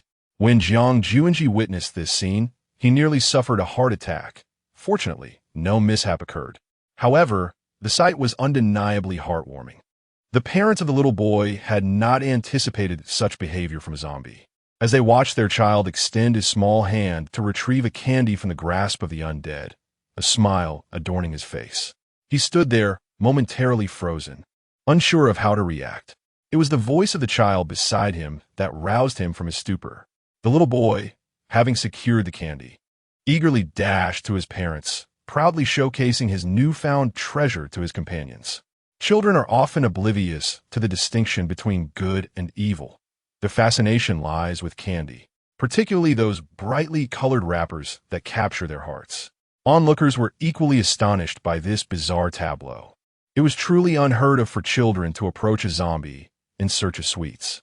Nevertheless, witnessing the harmonious interaction between the zombie and the children brought a sense of comfort to Jiang Xunzhi. It seemed that, from that moment on, these particular zombies had become the most beloved figures in Area A. Even Han Bin would occasionally pass by and observe the children frolicking with the zombies. Although the zombies moved sluggishly and remained silent, it did nothing to dampen the children's curiosity. Chapter 86. The reason since Jiang Xunzhi brought news of the collaboration to Area A, Lu Huayan arranged for some weapons to be transported to the zombie camp. They now awaited a signal from Jiang before preparing to embark. But was it really that simple? Along the way, Han Bin quickly noticed the unusual activity at the zombie camp. A large throng of zombies had gathered, seemingly surrounding the individuals within. In the past, Han Bin would have harbored no doubts, but times had changed, and he could not afford to be careless. He gestured for those nearby to take cover, and as he observed the zombies begin a targeted assault, he suddenly recalled the serum. "Captain, what should we do now? Let's wait a moment." Witnessing the brutal battle unfold, Han Bin and his team waited from dawn until dusk, finally seeing a resolution to the seething situation before them. "Check your gear. We are preparing to enter." Having just dealt with the uncontrollable zombies outside the city walls, Jiang had gone a day and night without sleep. As silhouettes emerged slowly from the darkness of the night, he felt a surge of wariness. With his gaze fixed intently on the figures, his hand hovered in mid-air, ready to issue commands at the slightest disturbance. When Han Bin's figure gradually became discernible from the shadows, Jiang felt a sense of realization. For Han Bin, stepping out of the zombie camp for the first time was an immensely peculiar experience. However, the thought of the uncontrollable zombies during the day filled him with unease. "Well, during the day, we were actually observing you, but due to the weapons I carried, I was unable to provide immediate assistance." Han Bin, in this private interaction with Jiang, found himself at a loss for how to address the infamous zombie king. Fortunately, Jiang seemed indifferent to such formalities and instead focused on the weapons Han Bin had brought, personally guiding Jiang to inspect the batch of weapons. Han Bin emphasized that this was a gesture of goodwill from Area A, serving as a form of assurance. As Jiang gazed at the array of weapons, he momentarily lost his train of thought. "Please convey my gratitude to Lu Huayan. And how is Ji faring? How the people from Area A treated her?" Han Bin understood Jiang's concerns, but could only reassure him that such worries were unfounded, for his sister was being well cared for in Area A. "Rest assured, she is well, and no one will harm her. Moreover, with our leader present, what about you? Do you truly not require assistance?" He could not forget the harrowing scene he had witnessed. It was indeed a tempest of blood and chaos. "I can manage. I assure you it will not delay our agreed-upon time." In truth, Han Bin wished to convey that Area did not embody the spirit of kicking someone when they were down, yet he felt some trepidation, considering Jiang's status as the zombie king. The experience of being escorted by zombies was a first for Han Bin, and as he glanced back at the horde trailing behind him, a cold sweat broke out. The sensation was genuinely terrifying. Upon witnessing Han Bin's evident anxiety, Jiang Xun promptly offered the water before him directly to Han Bin. Observing Han Bin's hesitant gesture as he accepted the drink, Lu Huayan cast a sidelong glance in his direction. It was this mere glance that left Han Bin uncertain as to whether he should partake of the water, which now felt somewhat superfluous in his grasp. What is the matter? Were you not thirsty? Why do you hesitate to drink? Rest assured, I have not tampered with this glass. Jiang Xunzhi could only attribute Han Bin's sudden recollection of her identity as a zombie to a flicker of unease in his heart, reflected in his fleeting melancholic gaze. Noticing the despondency in Jiang Xunzhi's eyes, Lu Huayan discreetly nudged Han Bin with his foot. Han Bin jolted upright, as if propelled by a spring, hastily waving his hands. I'm not disdainful of you, Xunzhi. It's merely that I fear drinking, as some individuals might not permit me to partake. Though unspoken, Jiang Xunzhi discerned the underlying implication of his words. Instantly, a blush crept across her cheeks, and the earlier pang of disappointment vanished without a trace. With questions about how Jiang Xunzhi found herself there momentarily set aside, Han Bin felt compelled to report something of greater significance. Lu Huayan's words came forth with swiftness that surpassed even Han Bin's urgency. No need.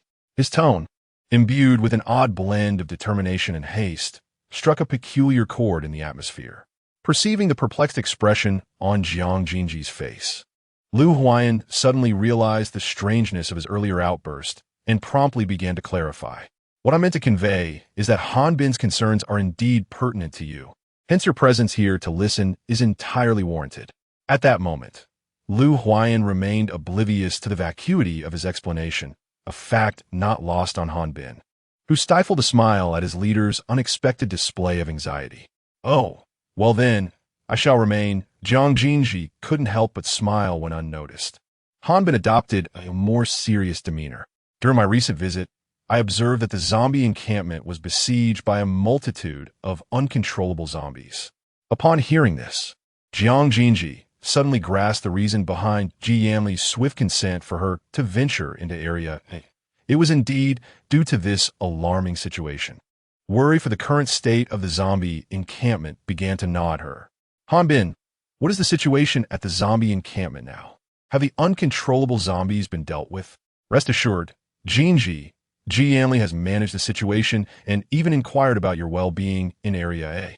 Yet, Jiang Xunzhi found no joy in this assurance. The encampment faced peril, and she had chosen to distance herself at such a critical juncture. Regret washed over her. Though she understood the rationale behind her actions, when confronted with the reality of her choice, she felt powerless to remain indifferent. For now, she could only hope that the uncontrollable zombies would refrain from launching further assaults on the encampment, a thought that offered her some measure of solace. The melancholic expression of Jiang Jun lingered in Lu Huayan's heart. He yearned to comfort her in his own way, yet he found himself both hesitant and unable to do so. That evening, Shaoan also sensed Jiang Jun's unease. She remained faithfully by his side, offering solace through her mere presence. After a while, noticing that Shaoan had fallen asleep on his lap, Jiang Jun felt a warmth in his gaze. Thank you, Shaoan. This mission was fraught with uncertainties, and Jiang Jun was reluctant to let Shaoan accompany him. Thus he implored Lu Huayan to allow her to stay behind. Lu Huayan acquiesced, but in the days that followed, so many events transpired that Jiang Jun found himself unable to bid a proper farewell to Shaoan. Leaning by the edge of the bed, he gazed at her serene, sleeping face. As Jiang Xunzhi departed, the room was left with only a voice recorder that he had given to Shaoan, containing his guilt and blessings for her. Chapter 87. Support. Perhaps everyone was aware of the extraordinary nature of this task, to the extent that even Lu Huayan could not offer assurances. Initially, when assembling the team, Lu Huayan had not anticipated that so many individuals would choose to join their ranks. Observing the size and number of the team today brought a hint of moisture to Lu Huayan's eyes, seemingly moved by the commitment of those around him. On the eve of their departure, Lu Huayan intended to reiterate his sentiments. Everyone, this mission carries great peril, so if any of you wish to withdraw at this moment, it is not too late. I will not hold it against anyone, for we all have our own reasons. In the half hour before their departure, he repeated this statement countless times, yet each time yielded the same outcome. Not a single person present chose to retreat. Rather, their resolve appeared to strengthen. Chief, we fear not death, We merely wish for our demise to bear value and dignity. With his eyes glistening, it was difficult for Jiang Xunzhi to remain unmoved in such a setting. I, Lu Huayan, wish to express my heartfelt gratitude to you all today for your unwavering support. Thank you. With a humble demeanor, Lu Huayan bowed deeply to everyone. On the day they left Area A, Jiang Xunzhi could still recall the weather, an unusually bright day, as if heralding something significant. Watching the crowd atop the city walls gather to bid them farewell, he reflected on how, since Ji Xiangbei had decided to use him as bait, he had prepared for this moment. Yet, he had not anticipated it would come so swiftly. As he set foot on that land, he was immediately surrounded by zombies, but none dared to approach him. Gazing up at the distant sky, Ji Xiangbei pondered whether they had already set off. It has been a long time. We have indeed found you at last, haven't we? Hanjua's eyes, glinting with desire, fell upon Ji Xiangbei, whose hands were bound. Ji Xiangbei no longer regarded him with the same trepidation as before. Instead, he found himself indifferent to everything. You have changed considerably after being away for so long. Unconsciously sizing up the person before him, he seemed to seek understanding for this transformation. However, for him, the experiment was paramount, and everything else bore no significance. Lying on the platform, Ji Xiangbei contemplated whether Lu Huayan and Ji Yanli would notice the marks he had left behind. You must discover them, otherwise all my efforts will have been in vain. The risk he took was primarily for Jiang Xunzhi. She cared so deeply for her father, and the thought of never finding him would surely leave her desolate. Once upon a time, he cared deeply for her feelings. With a bittersweet smile, Jiang Xunzhi pondered whether they would ever meet again. In the interstice of silence, although such sounds were commonplace in this vicinity, upon hearing it, Ji Xiangbei couldn't help but think of a certain individual. The sound was somewhat familiar to him, perhaps the very poppy that Jiang Xunzhi had mentioned. At this thought, Ji Xiangbei's gaze darkened. Even if he were to recognize her, what of it? He was barely able to ensure his own safety, let alone possess the capability to rescue her. Now, he could only hope that Lu Huayan and the others would arrive swiftly, for perhaps that female zombie could still be saved.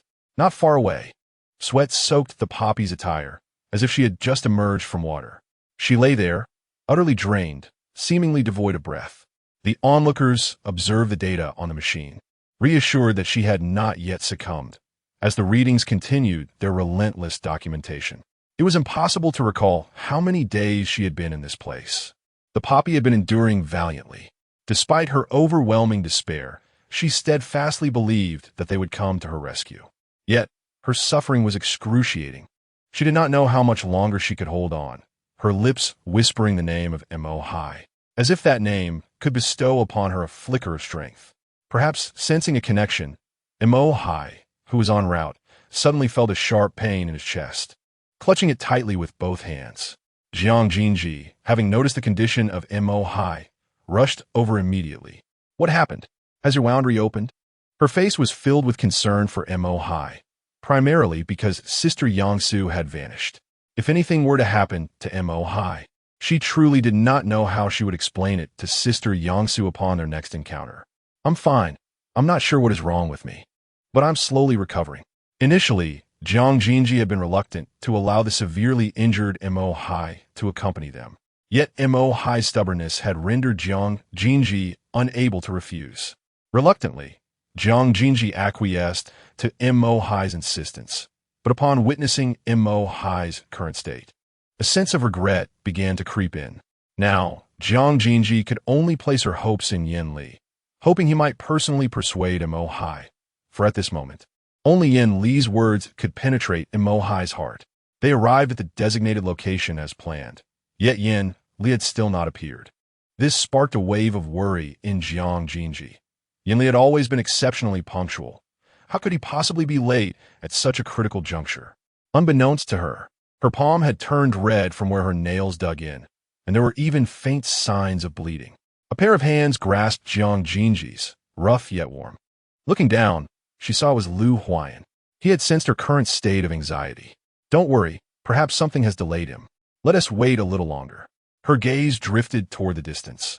She could only hope that his delay was due to some unforeseen circumstance rather than something more troubling. They waited from dawn until dusk, and then from dusk until dawn again.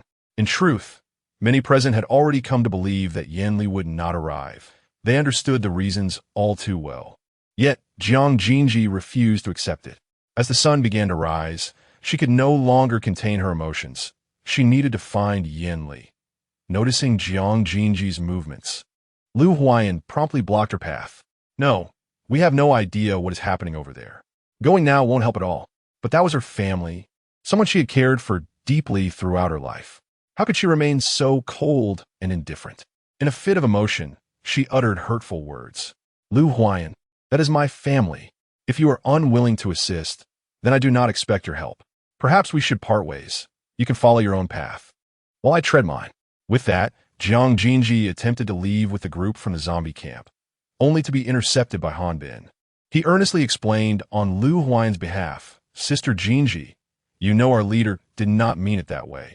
He is merely worried that you might encounter some misfortune. But there has been no news from Yanli. I must ascertain his condition to find peace of mind. Han Bin, can you understand my feelings at this moment? The father has now vanished without a trace, and if Ji Yanli were to disappear once more, Jiang Xunzhi truly would not know what to do. Chapter 88. Investigation.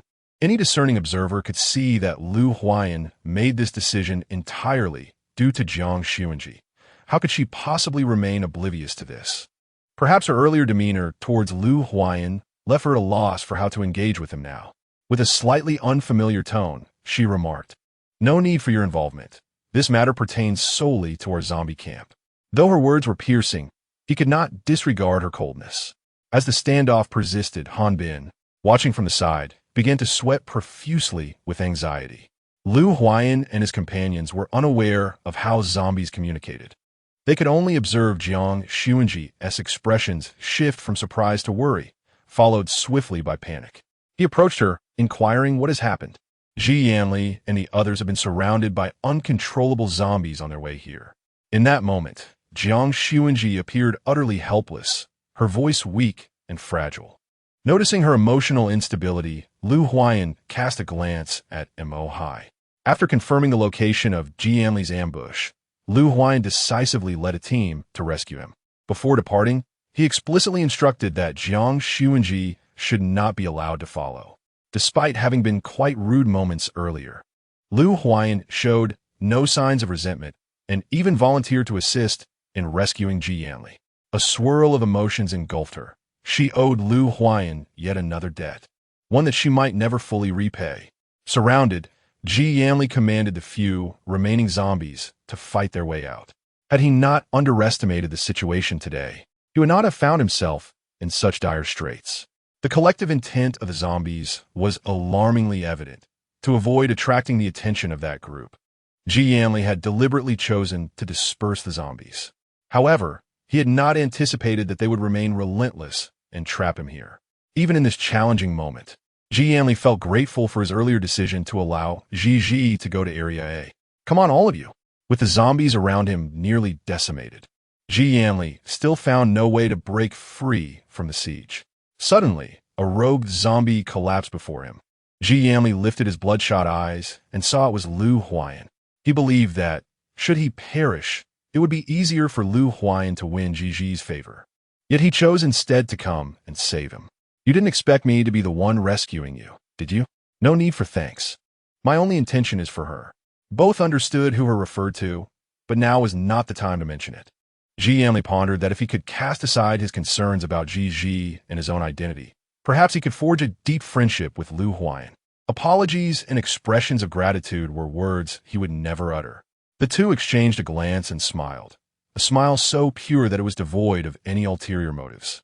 Their cooperation was remarkably harmonious, often assisting each other at critical moments, leading onlookers to believe they were longtime partners. You take care of that area, I'll manage this one, Lu Huayan instructed, surveying their surroundings.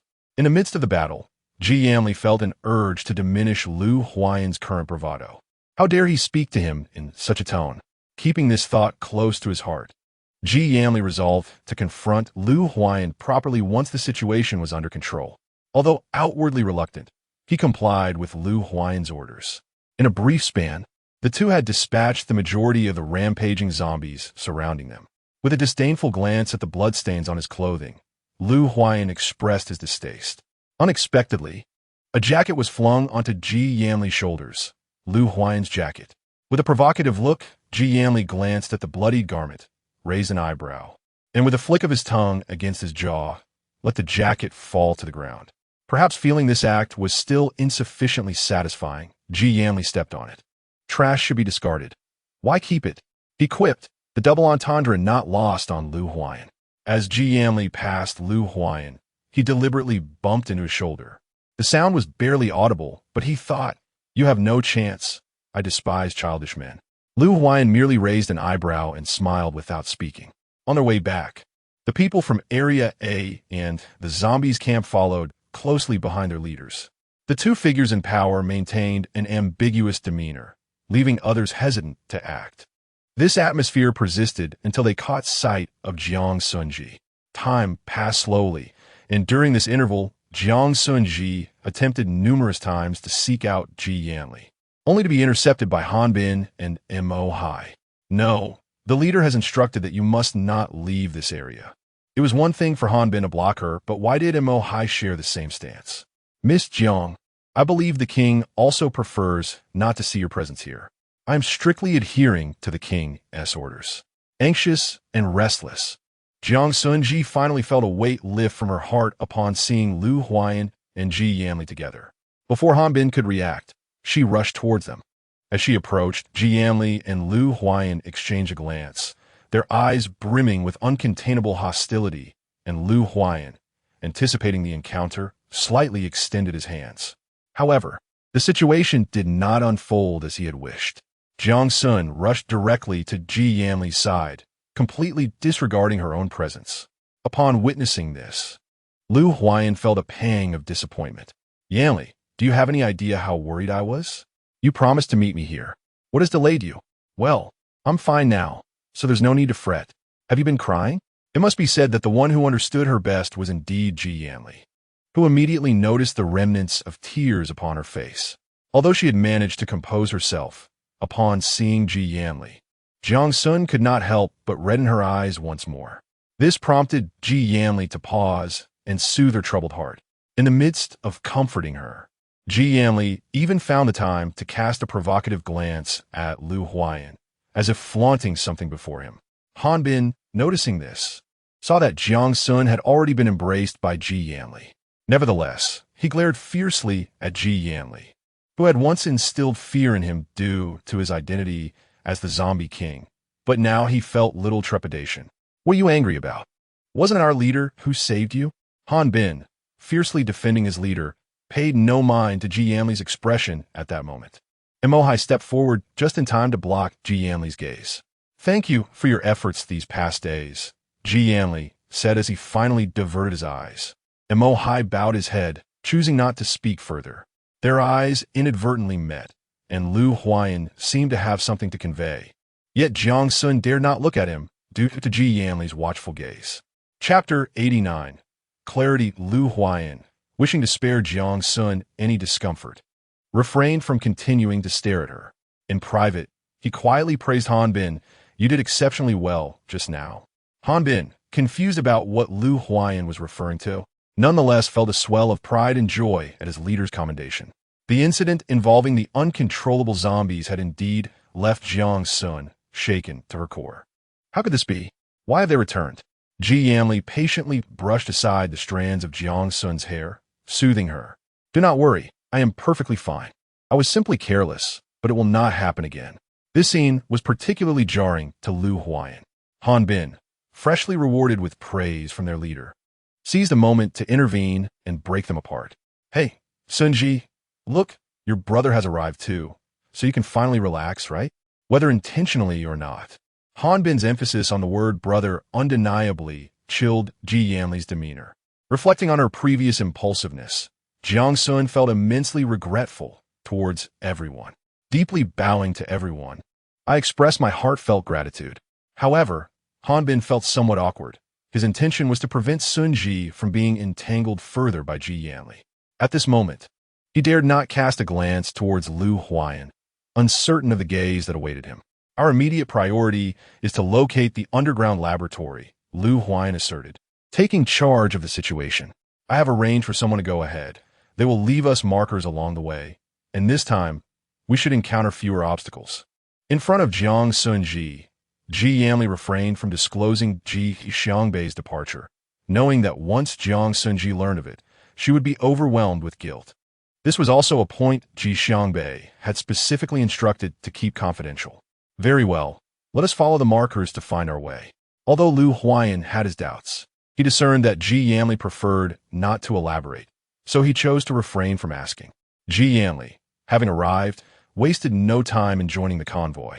Inside the vehicle, Han Bin sat in the passenger seat, with a soldier at the wheel, though he could not suppress a cold sweat, not for himself but for Sun Ji. Caught between Ji Yanli and Lu Huayan, Jiang Xunzhi felt quite helpless, sitting upright, yet yearning to relax. Yet whenever she leaned slightly to one side, the other would cast a disapproving glance her way.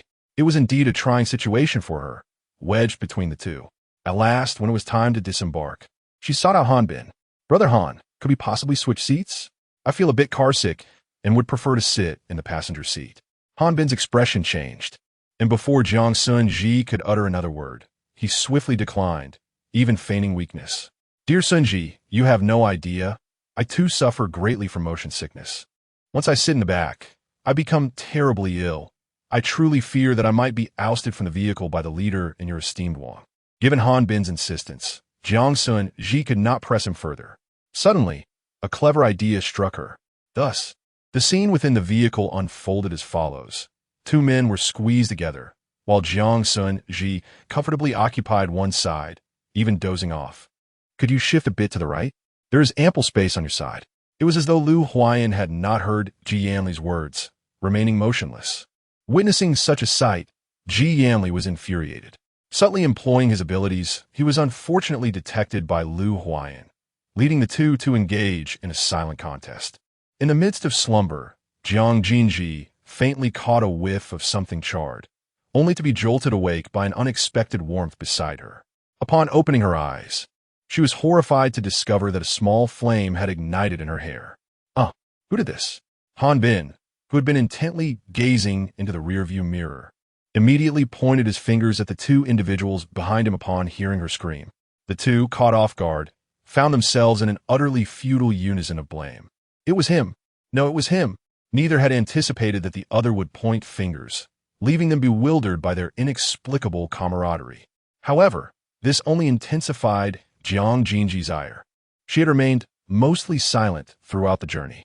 At long last, when they reached a break, Ji Yanli and Lu Huayan intended to seize the opportunity to clarify matters, only to find that Jiang Xunzhi completely disregarded their presence, as if they were invisible.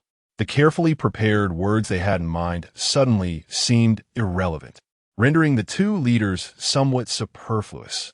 Noticing a bump against his arm, Ji Yanli glanced over in irritation. You've grown up together. How did you comfort her when she was angry?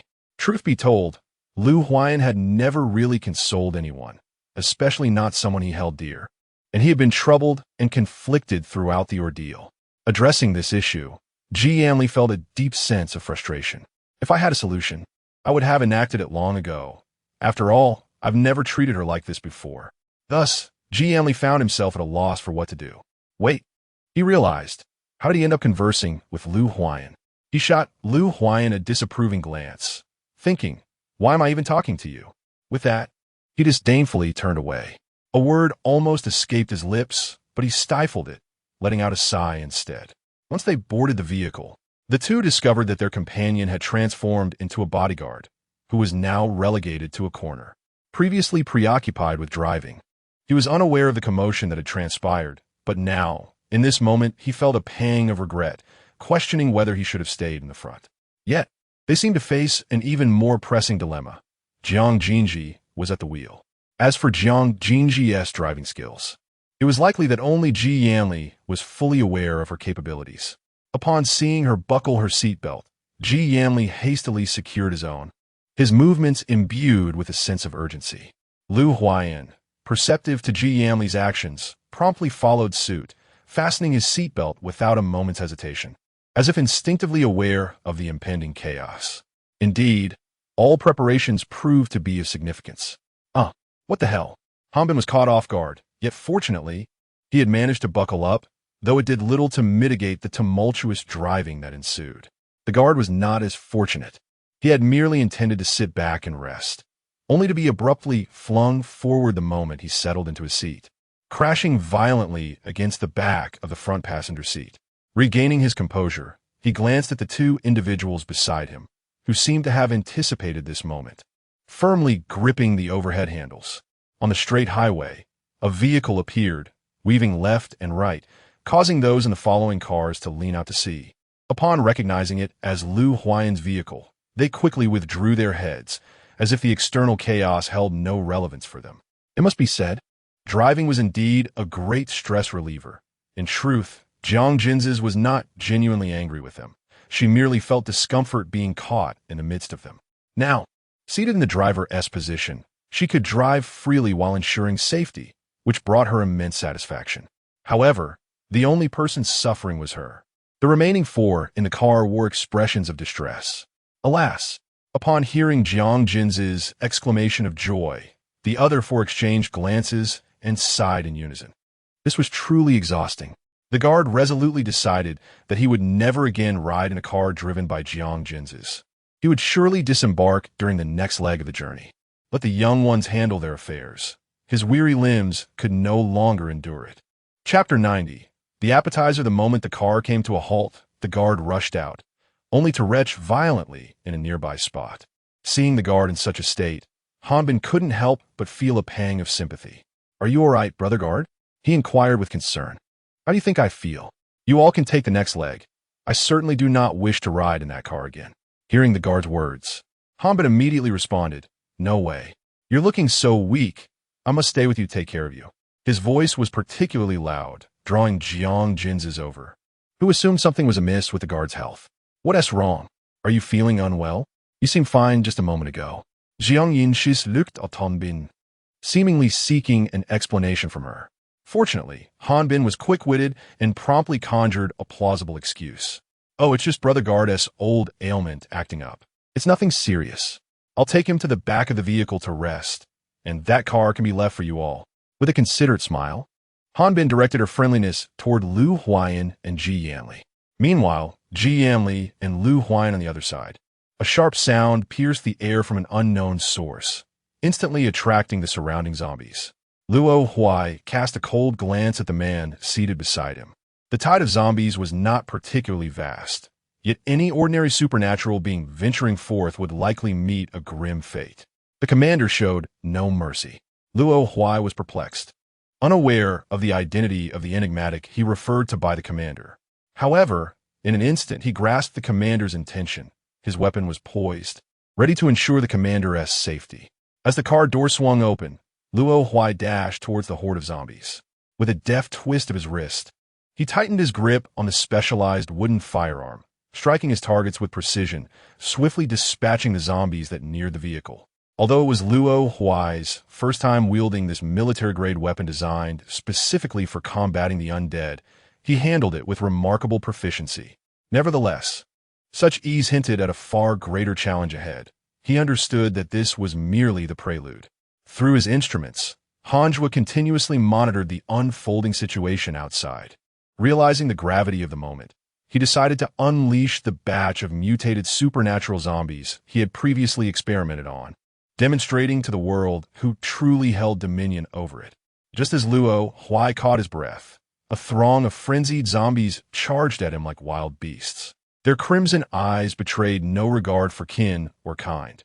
Anything that obstructed their line of sight was ruthlessly torn apart as they surged forward, trampling over the bodies of lesser zombies in their relentless pursuit. Witnessing this, Luo Huai couldn't help but marvel at the ruthlessness displayed by those below. Instantly, he shed his previous nonchalance, adopting a more serious demeanor. A dark orb of energy coalesced in the palm of Luo Huai's hand as he relentlessly infused it into the bodies of the zombies. Regrettably, he had not anticipated that this particular batch was distinctly unique, each possessing their own supernatural abilities. Confronting such a multitude of empowered zombies alone was an insurmountable challenge. And witnessing his comrades being torn apart by the undead filled him with dread.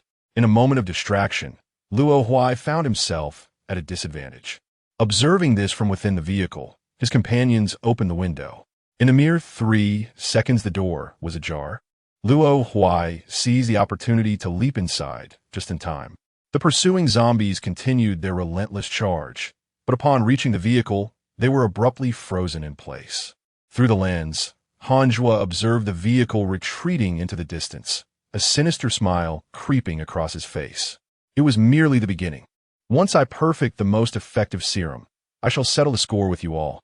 Luo Huai and his companions drove to a secluded area and entered through a hidden access point.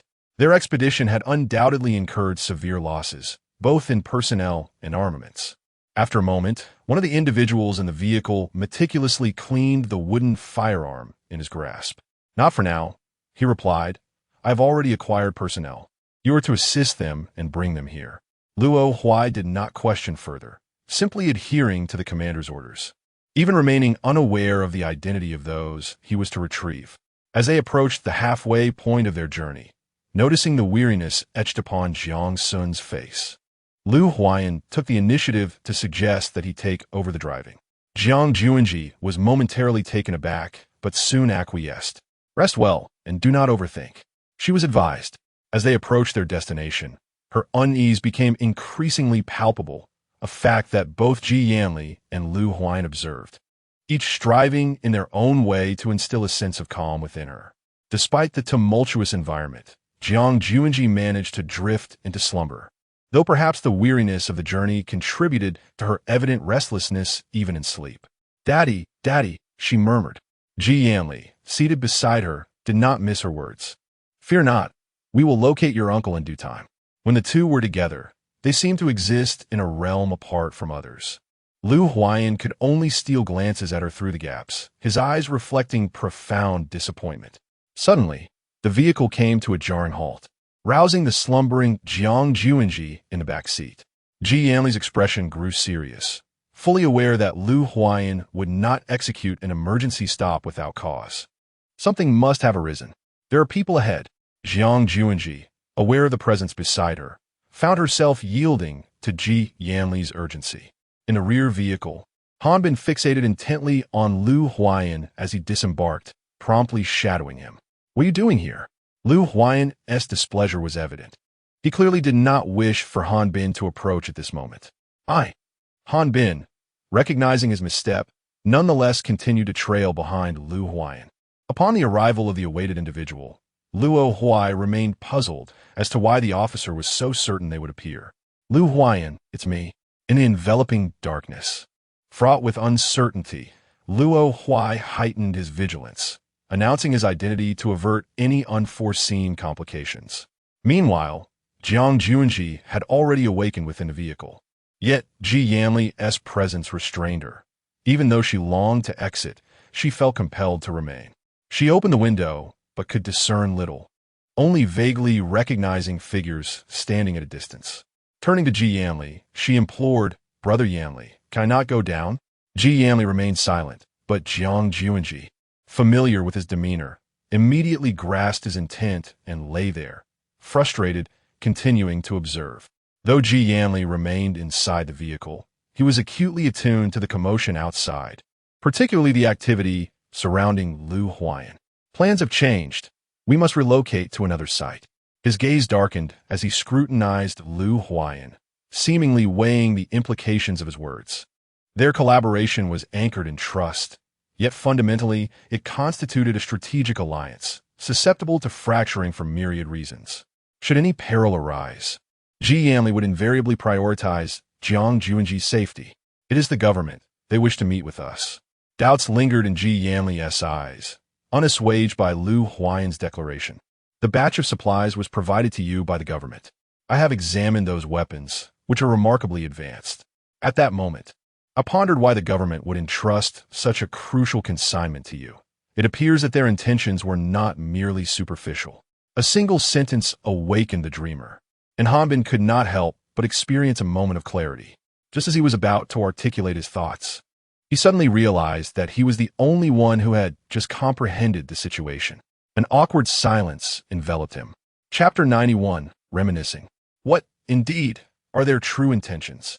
Jiang Xunzhi, bearing the identity of a zombie, found it exceedingly difficult to quell her suspicions regarding the government's intentions, her gaze rife with unease. They had already uncovered your true identities. Had they genuinely intended to act against you, they would not be waiting for us ahead this day. Through their recent discourse, Lu Huayan realized that the cache of weapons was meticulously orchestrated by them from the outset. They had likely set their sights on them long ago. In a short while, I shall accompany Ji Yanli, while you remain here and await our return.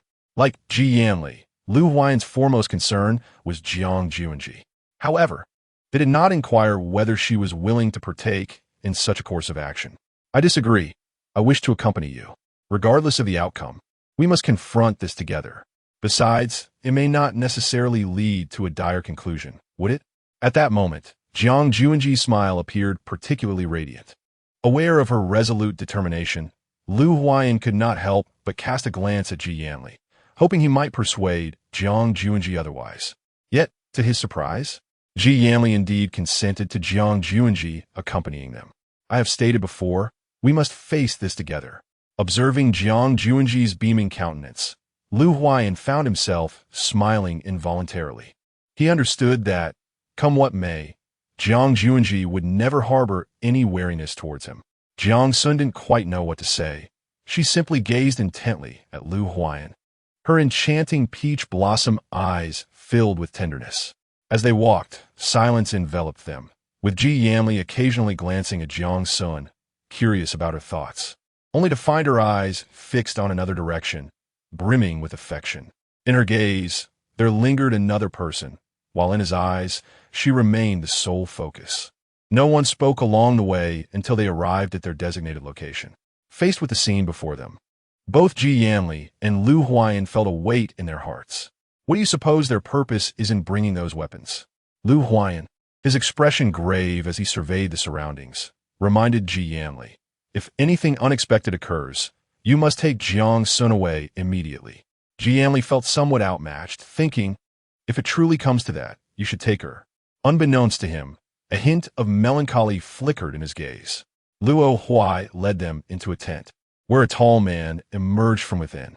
Upon seeing him, Jiang Sun's eyes brimmed with tears. Su, her voice trembled, tinged with uncertainty. Before arriving, she never imagined she would encounter a familiar face in this apocalyptic world.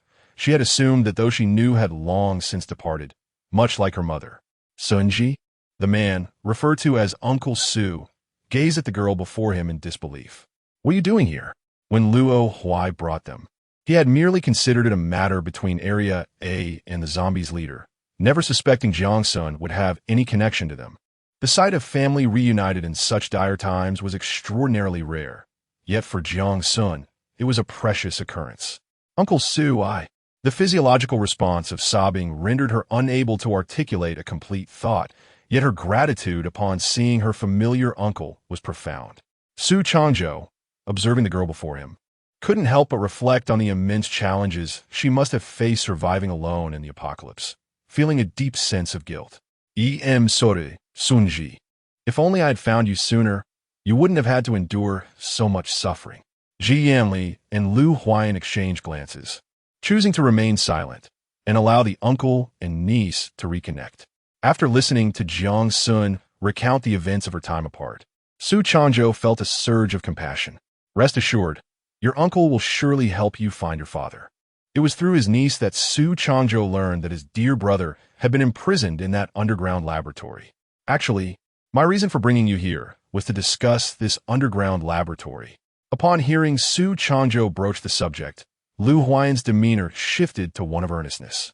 I wonder how much you know about this underground laboratory and its connection to the government. It must be said that Lu Huayan's two inquiries have touched upon a critical point.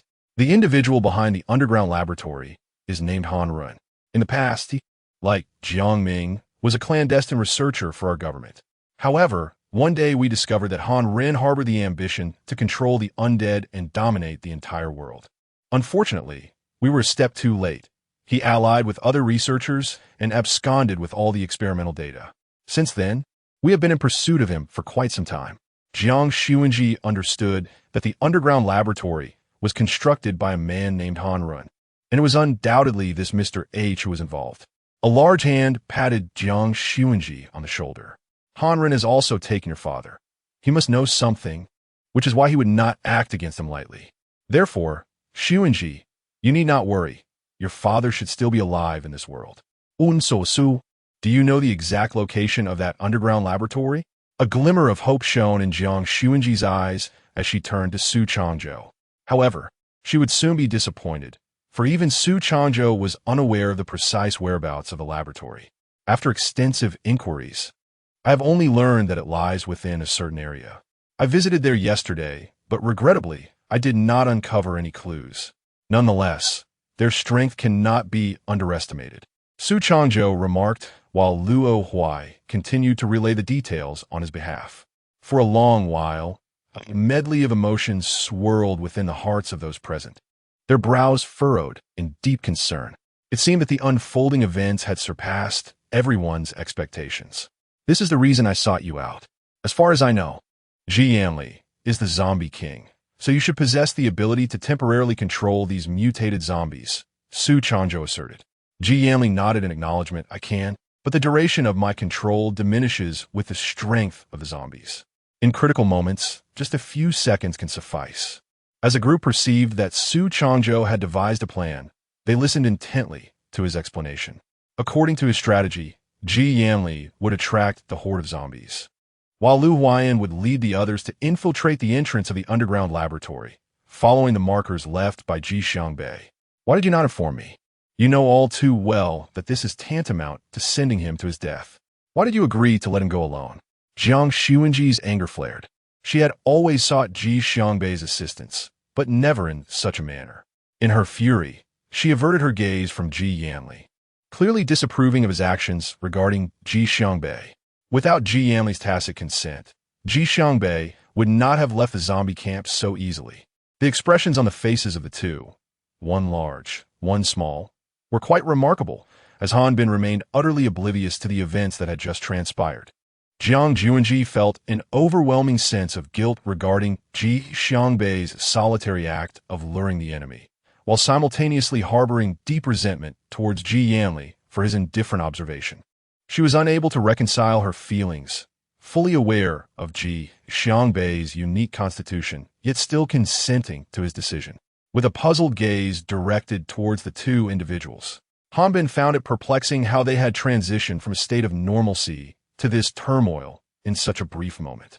Observing Xunzhi's demeanor, it seemed she was still quite irate. He nudged Lu Huayan, inquiring, Chief, could it be that you have offended Xunzhi? Not all. Lu Huayan sighed in relief. However, since it was not him, might this not present an opportune moment? Why did the chief not approach Xunzhi?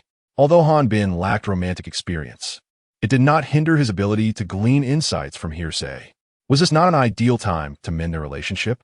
Chapter 92, Amends Chief. Perhaps you should go and comfort Xunzhi a little? He tentatively probed Lu Huayan's stance. Observing Jiang Xunzhi, who was sulking alone, Lu Huayan hesitated for a moment before gradually making his way to her side. Witnessing the chief's willingness to heed advice, Han Bin felt a wave of satisfaction. Are you upset? His deep voice reached Jiang Xunzhi's ears, causing her to instinctively shudder. She quickly looked up, meeting the man's smiling eyes, which held a trace of barely perceptible tenderness. Who is upset? As she spoke, one of Jiang Xunzhi's hands unconsciously clenched into a fist, her heart filled with frustration. She could never help but feel anxious in the presence of this man. It's good if you're not upset. Without awaiting Jiang Xunzhi's consent, Lu Huayan settled down on the ground beside her. In truth, one could not entirely blame Ji Yanli for the situation. Ji Xiangbei was inherently a person of strong opinions, and if he were opposed, no one could coerce him. Even Lu Huayan recognized this fact, let alone Jiang Xunzhi. I know, yet I feel so awkward and conflicted. I realize I shouldn't blame him, but I was too angry at the time and spoke without thinking. Reflecting on this, Jiang Xunzhi furrowed her brow uncomfortably. Moreover, I never anticipated that it would drive him away. Thus, one could not place all the blame on Ji Xiangbei. Lu Huayan defended Ji Yanli. But how can I apologize now? Jiang Jin felt an overwhelming sense of regret for the hasty words she had just spoken to Ji Yanli. She wished she had not acted so impulsively. This is easily remedied. After all, you still have me, Lu Huayan said with a cheerful smile, gazing at the person before him. What? In a moment of bewilderment, Jiang Xunzhi found herself grappling with the realization that Lu Huayan was assisting her. Her mind raced, questioning when their relationship had become so amicable. Had they perhaps shared clandestine moments unbeknownst to her? Are we not friends? Lu Huayan's gaze dimmed momentarily, revealing his sensitivity towards their connection. Do not fret. I shall speak on your behalf, he patiently elucidated to Jiang Xunzhi. Yet, sensing her lingering hesitations, Lu Huayan promptly resolved to act. He rose and strode purposefully toward Ji Yanli. As Jiang Xunzhi silently observed Lu Huayan's retreating figure, her thoughts spiraled into emptiness. Noticing a familiar silhouette approaching, Ji Yanli unleashed a surge of his powers, stirring up a cloud of dust before Lu Huayan. Am I so unwelcome? Lu Huayan quipped without offense, finding humor in the situation. To Ji Yanli, Lu Huayan appeared to harbor ulterior motives, having seen him emerge from Jiang Xunzhi's side. He now approached Ji Yanli, undoubtedly with unworthy intentions. Are you here to witness a spectacle? Regrettably, you shall miss it. Rest assured, I shall reconcile with Xunzhi before tomorrow. With a scoff, Lu Huayan reflected that had he not just discerned Jiang Xunzhi's true sentiments, he might have been swayed by Ji Yanli's words.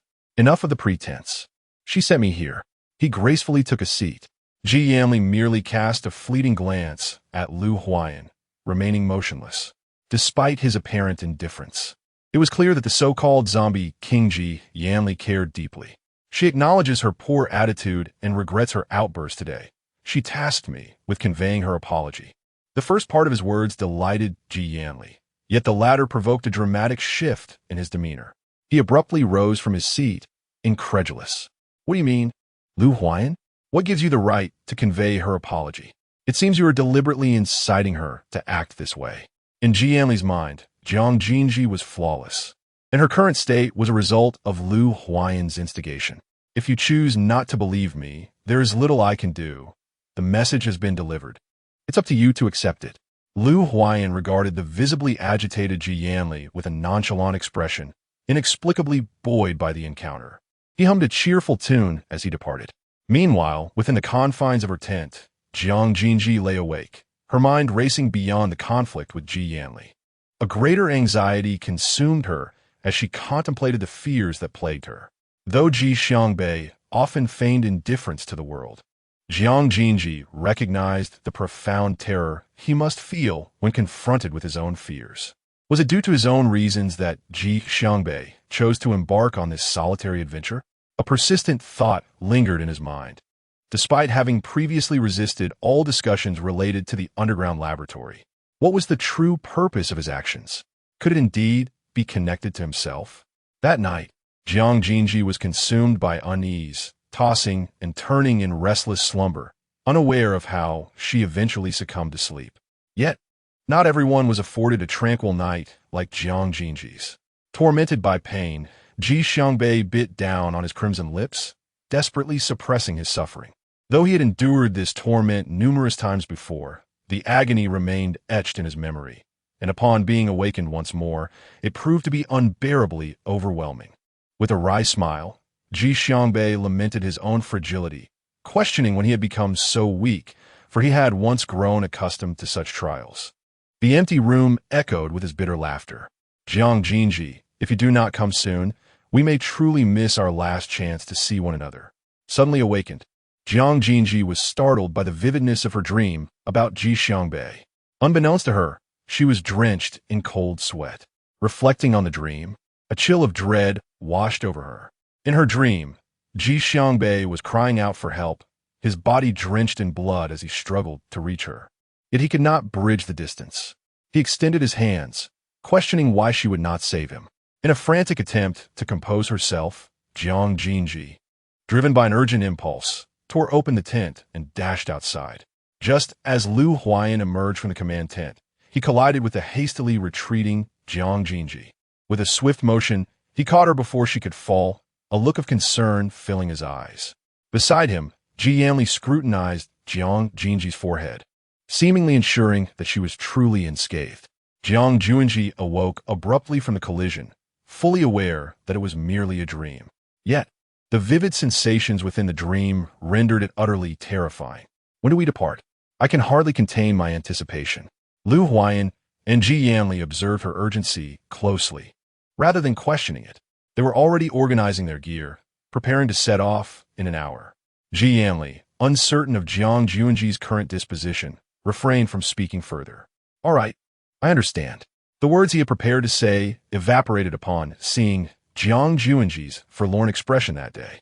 He had intended to ease the tension that had arisen from last night's quarrel, but he decided against it. As he watched Jiang Xunzhi turn to leave, he assumed he would have no opportunity to converse with her. Unexpectedly, she dashed towards him, tears in her voice. Brother Yanli, I'm so sorry. I shouldn't have argued with you in that tone last night. I lost control of my temper. Will you forgive me? Her soft, plaintive voice made it impossible for Ji Yanli to remain angry. He gently lifted his hand to stroke her hair. How could I blame you? As long as you are well, I bear no anger at all. Chapter 93. Hard words, soft hard zombies, akin to a pack led by a zombie king, would see their combat effectiveness greatly diminished without their leader. Their strength was contingent upon the abilities of the zombie king. Thus, Ji Yanli played a crucial role in this dynamic. He knew well that venturing forth was fraught with peril, yet his thoughts lingered on Jiang Xunzhi. How could he bear to witness her sorrow? Xunzhi, would you stay here? Despite anticipating her response, Ji Yanli pressed on with his inquiry. Brother Yanli, you are all going. How could I possibly remain here at ease? Regardless of the outcome, as long as we are together, I fear nothing. Lu Huayan shared Ji Yanli's sentiments. Upon hearing Jiang Xunzhi's words, they realized she had quietly matured in ways unknown to them. All right, then we shall go together. Ji Yanli gazed at her with relief, wishing to etch this day into his memory forever. The scorching heat scorched the earth, and even within the vehicle, they felt its intensity. The weather in the apocalypse was unpredictable, leaving one unable to foresee the next change. Xunzhi, you must stay with us when the time comes. Su Changzhou cast a protective gaze towards Jiang Xunzhi, deeply concerned for her safety. Upon discovering that Jiang Xunzhi had unexpectedly transformed into a zombie, he exhibited no concern regarding her identity. Instead, he reproached himself for not having found her in time, which led to her unfortunate fate. Su, I am indeed quite remarkable. Although Jiang Xunzhi's self-praise was intended to reassure Uncle Su, she felt an overwhelming sense of embarrassment. Indeed, our Xunzhi is the most exceptional. Once we locate Lao Jiang, I shall extol your virtues to him. Su Changzhou's eyes sparkled with hope, sharing Jiang Xunzhi's unwavering belief that Jiang Ming had not departed from this world. In the underground laboratory, several days later, Jiang Ming's room was reopened. He realized the unusual nature of this occurrence. In the past, Hanjua would not have visited his chamber so frequently, indicating that something significant was transpiring outside. Hanjua entered, but this time, he wore a troubled expression. He had failed once again, each attempt falling just short, yet the elusive reason for his failures remained beyond his grasp. Once dismissive of Jiang Ming's insights, time had softened his once unyielding confidence. Yet Jiang Ming remained reticent to divulge any information. I do not know, but I am certain of one thing, regardless of how many times you inquire. My answer remains unchanged. It was evident that Hanjua's frustration had been ignited by Jiang Ming in a fit of rage. He commanded his subordinates to restrain Jiang Ming while wielding an iron rod. He struck Jiang Ming with force, yet Jiang Ming remained unyielding. You will never know.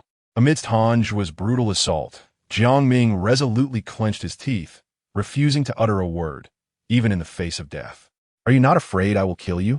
Hanjua's patience evaporated, and he slammed the iron rod against Jiang Ming's head. Blood streamed down Jiang Ming's forehead, yet his gaze remained fixed on the window, unwilling to meet Hanjua's eyes. The iron rod was discarded on the floor as Hanjua, infuriated by Jiang Ming's indifference, stormed out. Meanwhile, Jiang Ming lay on the ground, tearing off a section of the bedsheet to press against his wounded head. He had been waiting for the day he could escape, and thus he must strive to survive. Blood trickled from his forehead, and Jiang Ming felt darkness enveloping him. The world around him fell silent. He longed to utter something. A faint whisper echoed in the room. Gigi, Gigi. He fought to hold on until he could once again open his eyes. But his vision continued to fade. Shortly after Jiang Ming succumbed to unconsciousness, two individuals clad in white attire arrived, redressing the wound on his head. Although the injury was inflicted by Han Zhuo, he could not easily succumb to death. As the convoy arrived at their destination, Su Changzhou instructed everyone to disembark. Ahead lay their goal, yet the magnitude of the task compelled them to relinquish it.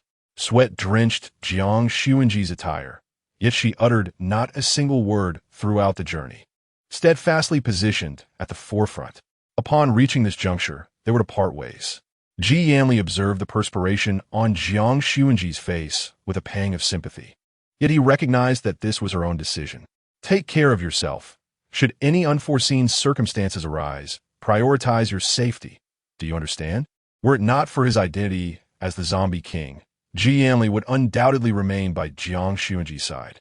The familiar admonishments resumed, but this time Jiang Xunzhi found no annoyance in them. Instead, she even jested with Ji Yanli amidst the gravity of the moment. "All right, I've heard you, Brother Yanli. You truly are quite verbose." After uttering this, Jiang Xunzhi swiftly concealed herself behind Lu Huayan, peeking out to glance at Ji Yanli. The once worried Ji Yanli was now buoyed by the cheerful atmosphere Jiang Xunzhi had intentionally crafted. "You little rascal." He cast her a resigned glance, a smile of exasperation breaking through. Protectively positioning Jiang Xunzhi behind him, he reassured her, "Rest assured, I shall keep her safe. However, you must exercise caution, for those mutated zombies are not easily dealt with." Was that a provocation? How did he detect a tone of concern in Lu Huayan's words? Jiang Xunzhi, hiding behind Lu Huayan, revealed a silly grin. The harmony between the two was indeed delightful. "You'd better mean that. Otherwise, I shall not let you off easily." Ji Yanli's words shattered the buoyant atmosphere. Although his tone was threatening, Jiang Xunzhi did not believe he was sincere. Truly, both were stubborn yet tender-hearted individuals. And Jiang Xunzhi couldn't help but sigh at that realization. Su Changzhou represented the government, and he earnestly hoped that this time his wishes would be fulfilled. Standing at a distance, watching Jiang Xunzhi's figure recede, Ji Yanli steeled himself. He no longer suppressed his zombie powers, allowing them to radiate outward. Roar! The surrounding zombies sensed the presence of their king and surged towards Ji Yanli, making him undeniably the most conspicuous figure. Come forth. The more zombies that approached him, the lesser the threat would be for Jiang Xunzhi, ensuring her safety. Meanwhile, Han Zhuo, analyzing Ji Xiangbei's blood in the underground laboratory, suddenly felt the ground above tremble slightly. "Go and take the mutated zombies to investigate." Upon receiving Han Zhuo's command, the individual hurriedly departed, leaving Han Zhuo alone to continue his research. Just moments ago, Han Zhuo successfully extracted a substance and, upon blending it with Ji Xiangbei's blood, achieved some remarkable results. Now, Han Zhuo is filled with an insatiable eagerness to delve deeper into his research. Should this experiment prove successful, he would no longer be confined to this limited realm. As this thought crossed his mind, a sinister and enigmatic smile crept across Han Zhuo's face. "Jiang Ming, you see, even without you, I can unravel this mystery." Ha ha ha. At this moment, Han Zhuo teetered on the brink of madness. Meanwhile, taking advantage of Ji Yanli's diversion of firepower, Su Changzhou and his companions, including Lu Huayan, were diligently searching for the traces left behind by Ji Xiangbei. Jiang Xunzhi was the first to make the discovery. At the moment she recognized the mark, a wave of relief washed over her. She felt fortunate to have come in person. Otherwise, it is likely that no one would have been able to identify the sign left by Ji Xiangbei. "Over here." Her excited voice drew the attention of Lu Huayan and the others, who gazed skeptically at a broken branch on the tree, seemingly unable to understand why this was the mark left by Ji Xiangbei. Chapter 94. Exploration, the adjacent branches bore clear signs of having been snapped, while this particular one remained intact. Ji Xiangbei had once jokingly mentioned this to Jiang Xunzhi, saying, "If one day we get lost, just look at the branches, and you will know where I have gone." At that time, Jiang Xunzhi thought Ji Xiangbei was being overly dramatic. How could they possibly get lost? Yet now, in this moment of necessity, she comprehended that everything indeed followed a traceable path. Lu Huayan, noticing Jiang Xunzi's momentary distraction, extended his hands, observing his open palms before her. Jiang Xunzi placed her hands upon them. With a firm grip, he pulled her up. "Do not worry, they will not easily harm Ji Xiangbei. Indeed, given Ji Xiangbei's unique bloodline, they would not truly seek to bring about his demise. Let us continue our search below. We are close." Following the signs left by Ji Xiangbei, they finally uncovered the true entrance to the underground laboratory. It was rather inconspicuous. Had Jiang Xunzi and her companions truly come this way, they would not have considered this spot. Luo Huai felt a flicker of doubt. Could this towering tree genuinely be the entrance? After circling the tree several times, suddenly, a vine ensnared Luo Huai's leg, lifting him into the air. "Be careful." Lu Huayan swiftly shielded Jiang Xunzi behind him and then used his abilities to incinerate the vine wrapped around Luo Huai. As he fell to the ground, Luo Huai cast a grateful glance at Lu Huayan before swiftly positioning himself beside Su Changzhou, ready to protect him. "Sir, it must be this tree's doing." Staring intently at the tree, Jiang Xunzi suddenly had an idea. "Lu Huayan, could you use your powers to burn away the vines on this tree?" It was evident that Lu Huayan instantly grasped Jiang Xunzi's intent. She suspected that the true entrance was obscured by the tree's vines. Upon realizing this, Su Changzhou ordered everyone to step back momentarily. Flames engulfed the tree, and its vines were instantly consumed. Although it was a mutated plant, its power was inferior to Lu Huayan's. Fire conquers wood, leaving it no refuge. Indeed, as Jiang Xunzi had surmised, after the flames subsided, the entrance was revealed. "Look, there it is." Han Bin excitedly pointed towards a certain location. As everyone followed his gaze, their expressions grew increasingly tense. Everything was proceeding according to plan. They must not act recklessly. Su Changzhou, being a soldier, spoke with an authority that commanded respect. In an unnoticed corner, a figure stealthily infiltrated the entrance alongside Jiang Xun and the others. As they ventured deeper into the dark passageway, it gradually widened, evidently having been meticulously renovated. "Ji, can you sense anything?"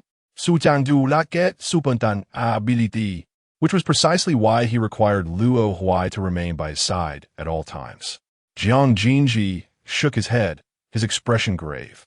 "It cannot be. It feels as though there is something restraining my abilities, for I cannot sense anything." Upon hearing Jiang Xunzi's words, Lu Huayan lifted his gaze towards the corner of the room, only to discover a spot emanating a faint red glow. When an ability was unleashed, that crimson light vanished. Jiang Xunzi looked up at Lu Huayan with a puzzled expression. "Let us try again." Encouraged by Lu Huayan's words, Jiang Xunzi attempted once more. But this time the experience differed from before. I sensed it. Although the range was limited, Jiang Xunzi still detected the presence of zombies nearby. At that moment, someone inadvertently stepped on something, causing it to drop from the wall. "Zombies!" The instant the person spoke, Lu Huayan swiftly covered their mouth. Upon witnessing the wall teeming with zombies, Jiang Xunzi felt a wave of trepidation wash over him. Cautiously, he placed his palm against the barrier, only to be met with a transparent sheet of glass that separated them. There was glass here, yet it was prudent not to disturb them.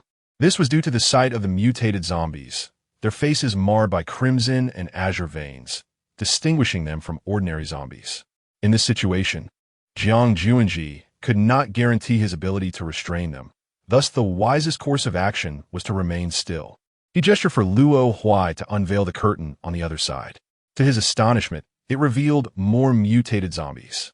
The newcomers widened their eyes, standing frozen in place. Under Su Changzhou's direction, they cautiously advanced forward. Jiang Xunzi and Lu Huayan lingered at the rear, during which Lu Huayan steadfastly held Jiang Xunzi's hand. This gesture made Jiang Xunzhi feel quite uncomfortable, pondering why he maintained such a hold on her. Seizing a moment when there were fewer people around, she finally mustered the courage to voice her question. "For your safety," he replied. The simplicity of those 4 words left Jiang Xunzhi momentarily dazed. In different circumstances, the same action conveyed his unwavering concern for her well-being. Silently trailing behind Lu Huayan, Jiang Xunzhi found herself gazing at him intently. As they traversed the corridor, Luo Huai spotted a glimmer of light ahead and signaled for everyone to halt. "Commander, what should we do now?" For Luo Huai, the paramount concern was safeguarding Su Changzhou, with all other matters falling under Su Changzhou's command. "Create some noise to draw the people inside." Han Bin, hearing this, immediately volunteered, "Let me handle it." Upon hearing Han Bin's words, Lu Huayan cast a deep glance in his direction, silently granting his consent for the action. In the luminous area, a man clad in a white lab coat faintly heard a sound of impact. Assuming it was merely a disturbance from above, he continued with his tasks. Yet, the sound echoed again in his ears a moment later. He nudged the person beside him. "Hey, did you hear something?" The individual paused his work, tilting his head to listen, but detected nothing amiss. There's no noise at all. "You must be mistaken," he scoffed, resuming his duties. "Is that so? Perhaps I truly misheard." However, as soon as he uttered those words, the sound resurfaced, and this time he was certain he had not been wrong. "I'm not lying. I genuinely heard it." His companion, dismissing his claim, retorted, "Stop fooling around. The urgency from above is pressing. If you delay any further, those zombies outside will be your fate." With that, the individual took his reagent and departed. The remaining man, still unconvinced he had misheard, boldly approached and opened the door. In the darkness, visibility was non-existent, and with a trembling voice, he inquired, "Who is there? Who is playing tricks?" No sooner had he spoken than Han Bin struck him, rendering him unconscious. Shortly thereafter, Han Bin donned the man's attire and stepped inside. Jiang Xunzhi and the others crouched on the ground, attentively listening for any signs from within, awaiting Han Bin's signal. Minutes later, the door was cautiously reopened. They stepped inside with great care, and Jiang Xunzhi surveyed her surroundings, her gaze falling upon unfamiliar objects. What place could this possibly be? The area was filled with an array of potions, each displaying a myriad of colors. This was likely the very site of their experiments. Su Changzhou examined the surroundings, and at last he had pinpointed the true location of Han Zhuo's underground laboratory. "Uncle Su, since we must part ways for now, you should go find Han Zhuo." With the confirmation that this was indeed the genuine underground laboratory, Jiang Xunzhi could hardly contain her eagerness. Su Changzhou, fully understanding Jiang Xunzhi's current sentiments, responded, "Be careful on your journey. If you encounter any trouble, promptly signal me. The pocket watch on your wrist can always connect us." Jiang Jin nodded, continuing forward with Lu Huayan. The zombies outside serve as a safeguard for this underground laboratory. Although the reason for their slumber remained a mystery, they would undoubtedly pose a threat should any unforeseen events arise. Realizing this, Jiang Jin quickened his pace. Chapter 95. Discovery in stark contrast to the situation below. Ji Yanli and Mo Hai found themselves embroiled in a life-and-death struggle. The individual tasked with assessing the conditions had only brought a small squad of mutated zombies. Yet to Ji Yanli, they were merely an appetizer. There was no need for Ji Yanli to intervene. Mo Hai single-handedly dealt with the mutated zombies alongside their squad. Upon witnessing this, the man immediately concealed his presence, vanishing from Ji Yanli's sight. It was an invisibility ability. Mo Hai instinctively shielded Ji Yanli, remaining vigilant of their surroundings. However, Ji Yanli restrained his arm, asserting that it was unnecessary. This individual would not approach at such a critical moment. "Prepare yourself. They will soon counterattack," he advised. As Ji Yanli anticipated, the man reported the situation to Han Zhuo after descending. At that moment, Han Zhuo was at a pivotal juncture, having issued strict orders forbidding any disturbances. Yet, some chose to disobey. Gazing at the pool of blood on the ground, Han Zhuo calmly picked up a nearby towel to wipe his hands. However, thoughts of his unfinished experiment ignited a spark of irritation within him. Why had the zombie king chosen this moment to appear? Hanjua sensed something amiss. He opened the door and instructed those outside. He had far more pressing matters at hand and would not permit anything or anyone to disrupt the monumental experiment he was on the verge of completing. The individual receiving the order promptly activated a mechanism. The zombies at the entrance were awakened and, under the guidance of the command, surged toward the entryway.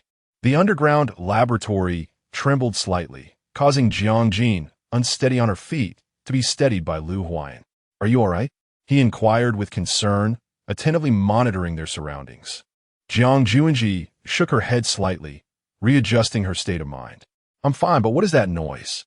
Closing her eyes, she attempted to sense her surroundings once more, only to discover that the zombies at the entrance had vanished. In astonishment, she spoke to Lu Huayan. "The zombies are gone." A flicker of unease crossed Lu Huayan's eyes, but he swiftly masked it. "Do not worry. They may not be targeting Ji Yanli. Moreover, Ji Yanli is the zombie king. He won't be so easily captured. For now, they could only hope that things were indeed this simple. All right, we must act quickly." In truth, Lu Huayan had not fully disclosed the reality. He had a foreboding feeling that the zombies were indeed coming for Ji Yanli. But before she could finish her thought, a piercing scream echoed from a distance, laden with agony. Startled by the sound, Jiang Xunzhi's expression turned tense as she glanced toward the source. Lu Huayan led her toward the sound. Through the glass of the door, he could see two individuals surrounding a platform, engaged in some activity. One of them held a vial. As Lu Huayan halted, Jiang Xunzhi instinctively directed her gaze there. She was unprepared for the revelation that her unconscious action had led her to the figure of Sister Poppy. Is Sister Poppy? In her surprise, Jiang Xunzhi witnessed one person injecting the serum into Sister Poppy. In the next moment, Sister Poppy began to convulse, her entire form appearing as though drenched in blood. The liquid coursed down her arm into her body. Sister Poppy seemed utterly incapable of resistance, her abilities restrained. The sight filled Jiang Xunzhi with discomfort, her rage boiling within her. Unsure of how to react, she could only scream instinctively, "Lu Huayan, I will kill them." As the door swung open, Jiang Xunzhi was the first to charge in, swiftly slicing through the necks of the two individuals with a blade of light. In the next instant, their heads fell to the ground. Even as blood splattered across her, Jiang Xunzhi remained unfazed, cautiously kneeling beside Poppy. The person who had always cared for her the most now lay lifeless on the cold floor. Sister Poppy's eyes were tightly shut, her healing powers attempting to mend her injuries, yet it was but a drop in the bucket for her current state. Witnessing this scene, Jiang Xunzhi instinctively stepped back, her body trembling slightly. How could it come to this? "I will kill them." A furious blaze ignited within her heart, her eyes turning red as the essence of the zombies began to reveal itself. Noticing Jiang Xunzhi's transformation, Lu Huayan promptly embraced her. "Jiang Xunzhi, calm down, calm down. The Poppy is still waiting for you to rescue her." Lu Huayan was gripped by fear, his voice trembling slightly. Upon catching the familiar scent emanating from Lu Huayan, Jiang Xunzhi's breath gradually steadied, and the crimson hue in her eyes began to fade. Outside the door, Hanbin pressed against the doorframe, motionless as he observed Jiang Xunzhi within the room, and he immediately breathed a sigh of relief. He had never before witnessed such a sight of her. However, if Jiang Xunzhi truly resembled a zombie, she would undoubtedly be the most exquisite among them. What is Hanbin doing? Come lend a hand. All right, I'm coming. Initially, Hanbin was oblivious to the gravity of the situation, but as he drew closer, he noticed her body was marred with wounds, as if she had endured relentless torment. Casting a glance at Jiang Xunzhi, whose spirits were evidently low, he surmised that this woman must be the one Mo Hai was desperately seeking, regardless of her injuries. He lifted the woman and handed her over to the person behind him, not failing to notice the myriad of needle marks adorning her arms. A sight both harrowing and cruel, inflicted by those heartless fiends. As he exited the room, Hanbin viciously trampled upon the two assailants, exclaiming, "Curse you! May you suffer a lifetime of misfortune." He had never been accustomed to such profanities, and thus found himself unable to utter particularly venomous words in their presence. Despite Jiang Xunzhi's deep concerns for the Poppy's safety, Sending her away was undoubtedly the most secure option available to her. Watching Hanbin approach, Jiang Xunzhi inquired, "How is it? Has she been sent out?" Hanbin nodded. "I saw her leave. Currently, there are no zombies outside, so their movements were relatively swift. It seems the zombies have vanished, and there is an eerie silence beyond." Even Hanbin found the situation peculiar. As they conversed, a group of individuals unexpectedly approached. Hanbin was the first to notice them. In a moment of panic, he concealed the two within a cabinet, dressed in the attire of the place. He hoped to evade their scrutiny momentarily. However, being a novice in such situations, his trembling hands betrayed him. A vial slipped from his grasp, instantly drawing the attention of those outside, who converged towards the sound. Seeing that Hanbin remained turned away, silent, they exchanged puzzled glances. "Hey, we're talking to you. Why are you silent? Which department are you from?" Hanbin was exceedingly anxious, while the two concealed within the cabinet remained on high alert, ready to harness their abilities at the first sign of danger. Cold sweat trickled down Hanbin's brow, yet he had to devise a way to manage the few individuals behind him. If his identity were to be unveiled now, it would undoubtedly jeopardize their carefully laid plans. He stiffly turned around, only to find that the moment they laid eyes on him, those individuals immediately averted their gazes, their expressions fraught with anxiety. "We apologize. We were unaware you were here. We shall take our leave," they stammered, hastily retreating as though in dread of the man before them. This unexpected reaction left Hanbin somewhat bewildered, momentarily at a loss. The explanations he had previously concocted now seemed utterly irrelevant. Chapter 96. The mistaken kiss. Sensing that the time was ripe, Jiang Xunzhi finally emerged from the cupboard alongside Lu Huayan. Jiang Xun had just witnessed the entire process from within the cabinet, and upon emerging, she could not help but scrutinize Hanbin incessantly. The continuous gaze directed at him made Hanbin feel quite uneasy, prompting his eyes to seek assistance from Lu Huayan at his side. "Chief, this girl, Sun is..."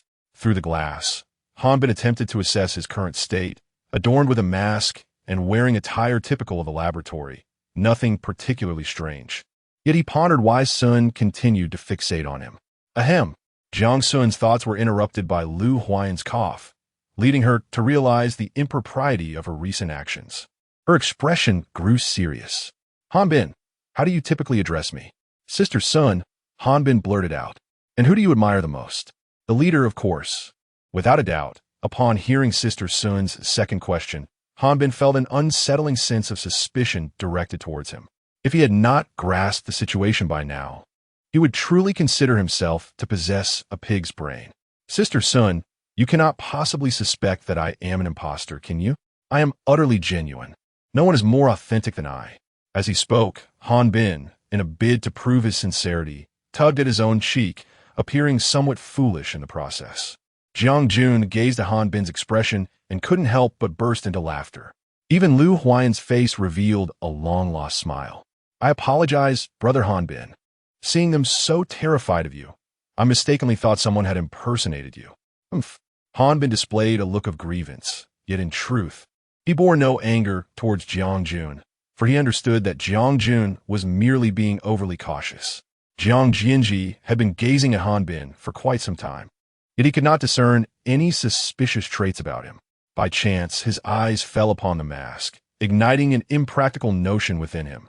He reached out to adjust Hanbin's mask, beckoning Lu Huayan, who was beside him, to take a look as well. Could it be that Hanbin resembles someone from around here, particularly with that mask on? Lu Huayan concurred with Jiang Xunzhi's sentiment, although his thoughts wandered further afield. Despite merely brushing against him, Lu Huayan's eyes widened in astonishment as he stared at Jiang Xunzhi. In that moment of shared gaze, Jiang Xunzhi suddenly sensed something amiss. He sprang to his feet, only to collide with Lu Huayan's chin, resulting in a sharp pain. "Are you all right? I didn't mean to do that. How are you feeling?" he inquired tentatively. At that moment, Lu Huayan's chin bore a noticeable redness, a testament to the force of Jiang Xunzhi's impact, although it was indeed somewhat painful. In the aftermath of the incident involving Jiang Xunzhi's accidental kiss, Lu Huayan's mind was clouded, leaving only a lingering memory of that fleeting, gentle touch. Hanbin stood frozen, bewildered by the rapid turn of events. having scarcely grasped what had transpired before it concluded. If he had not imagined it, Jiang Xunzhi had indeed kissed the leader on the chin. Wow, he silently marveled, feeling a rush of excitement, though regrettably, he had no one to share this exhilaration with. The atmosphere seemed to linger in that moment. Jiang Xunzhi, feeling a bit flustered from the kiss, was at a loss on how to face Lu Huayan, and thus blurted out, "I'll step outside for a moment." Observing Jiang Xunzhi's evident attempt to escape, Lu Huayan smiled dreamily. His peripheral vision caught Han Bin, who was smiling back at him. In exasperation, he kicked Han Bin lightly, saying, "What are you doing? Hurry up and follow her." "All right, I suppose I am at your beck and call," Han Bin replied, feigning reluctance, yet he trailed after her nonetheless. Lu Huayan slowly raised his hand, touching the spot on his chin that Jiang Xunzhi had kissed before he too followed suit. Once outside the room, Jiang Xunzhi noticed someone had followed her. Initially, she assumed it was Lu Huayan and unconsciously quickened her pace. However, Han Bin's voice called out urgently, "Xunzhi, Xunzhi." Upon realizing it was Han Bin, she slowed her steps. Han Bin, with hands on his hips, looked rather fatigued. "I must say, Xunzhi, why are you walking so fast? I'm not the leader. What's the rush?" The forthright Han Bin remained oblivious to the crimson hue adorning Jiang Xunzhi's ears at that moment. Had Lu Huayan been present, he would have undoubtedly noticed. "You." Lu Huayan, who had followed closely behind, regarded Han Bin, who was crouched on the ground, with a perplexed expression and bluntly inquired, "Did you upset her?" Dazed, Han Bin vigorously shook his head, his stance resolute. "I did not. It has nothing to do with me." Observing Jiang Xunzhi's retreating figure, Lu Huayan, filled with concern, hastened to follow her, seemingly indifferent to Han Bin still on the ground. "Honestly, is this acceptable? It is evidently a matter between the two of you, yet you insist on dragging me into it." With no option left, the exasperated Han Bin rose from the ground and trotted after them. After a considerable distance, Jiang Xunzhi and her companions stumbled upon numerous identical rooms, each seemingly a research subject. Thus far, they had uncovered several laboratories akin to poppy fields. However, they had yet to locate Ji Xiangbei's whereabouts. As time elapsed, Jiang Xunzhi's inner turmoil intensified. "Do not fret. We have undoubtedly infiltrated their inner sanctum. Discovering Ji Xiangbei is merely a matter of time." Lu Huayan, attuned to Jiang Xunzhi's anxiousness and aware of her continuous use of her abilities, an endeavor that drained her energy, harbored concerns for her well-being. "Wait, it appears there is some commotion ahead." Han Bin, positioned at the forefront, pressed his ear against the door, straining to discern the sounds beyond. "How many individuals are there?" Lu Huayan's demeanor shifted to one of gravity, mirroring Han Bin's posture against the door. 3 individuals. The number seemed manageable for Lu Huayan and his companions, as most of the individuals present likely lacked abilities, having been captured for research purposes. Chapter 97. A lament as the sounds grew increasingly nearer. Jiang Xunzhi severed the power supply the moment they stepped inside. What happened? Why did the power suddenly cut out? The trio appeared bewildered, their voices tinged with rising panic. "Go check what's happening." One individual was pushed forward to inspect the power switch, but before he could reach it, Lu Huayan swiftly subdued him. "Shall we go together to investigate?" Thus, 2 individuals ventured forth, yet, as they entered, they were met with the blinding light conjured by Jiang Xunzhi, which pierced their skin. Just as they attempted to rise, Lu Huayan and Han Bin swiftly pulled them aside. It was only when the lights flickered back on that they realized a group of unidentified individuals had infiltrated the laboratory. Though they tried to struggle and scream, for reasons unbeknownst to them, no words escaped their lips. "Desist from resisting, and tell me where Ji Xiangbei is, as well as the identity of those behind you." In the hands of Jiang Xunzhi, a radiant blade materialized, pressing firmly against the throat of an individual who trembled with palpable fear. As the man seemed poised to utter a word, Jiang Xunzhi lifted his silencing spell. "Speak, you have but one opportunity. After all, there are 2 remaining. Should you remain silent, your value to me diminishes to nothing. A person devoid of utility holds no reason for preservation." The man, grasping the gravity of his predicament, hesitated for a brief moment before he began to speak. I do not know who you refer to as Ji Xiangbei. Our laboratory operates solely with code names. As he spoke, he cautiously shifted his neck away from the luminous blade. When Han Bin discovered this, he delivered a severe reprimand. To Han Bin's surprise, the man cast a terrified glance at him, his legs buckling as he pleaded, "I apologize. It was unintentional. Please spare me." If the earlier misidentification of Han Bin by the man was an accident, Jiang Xunzhi harbored doubts about the current situation. Based on the information provided by Jiang Xunzhi, the man rapidly scoured his mind for details regarding Ji Xiangbei.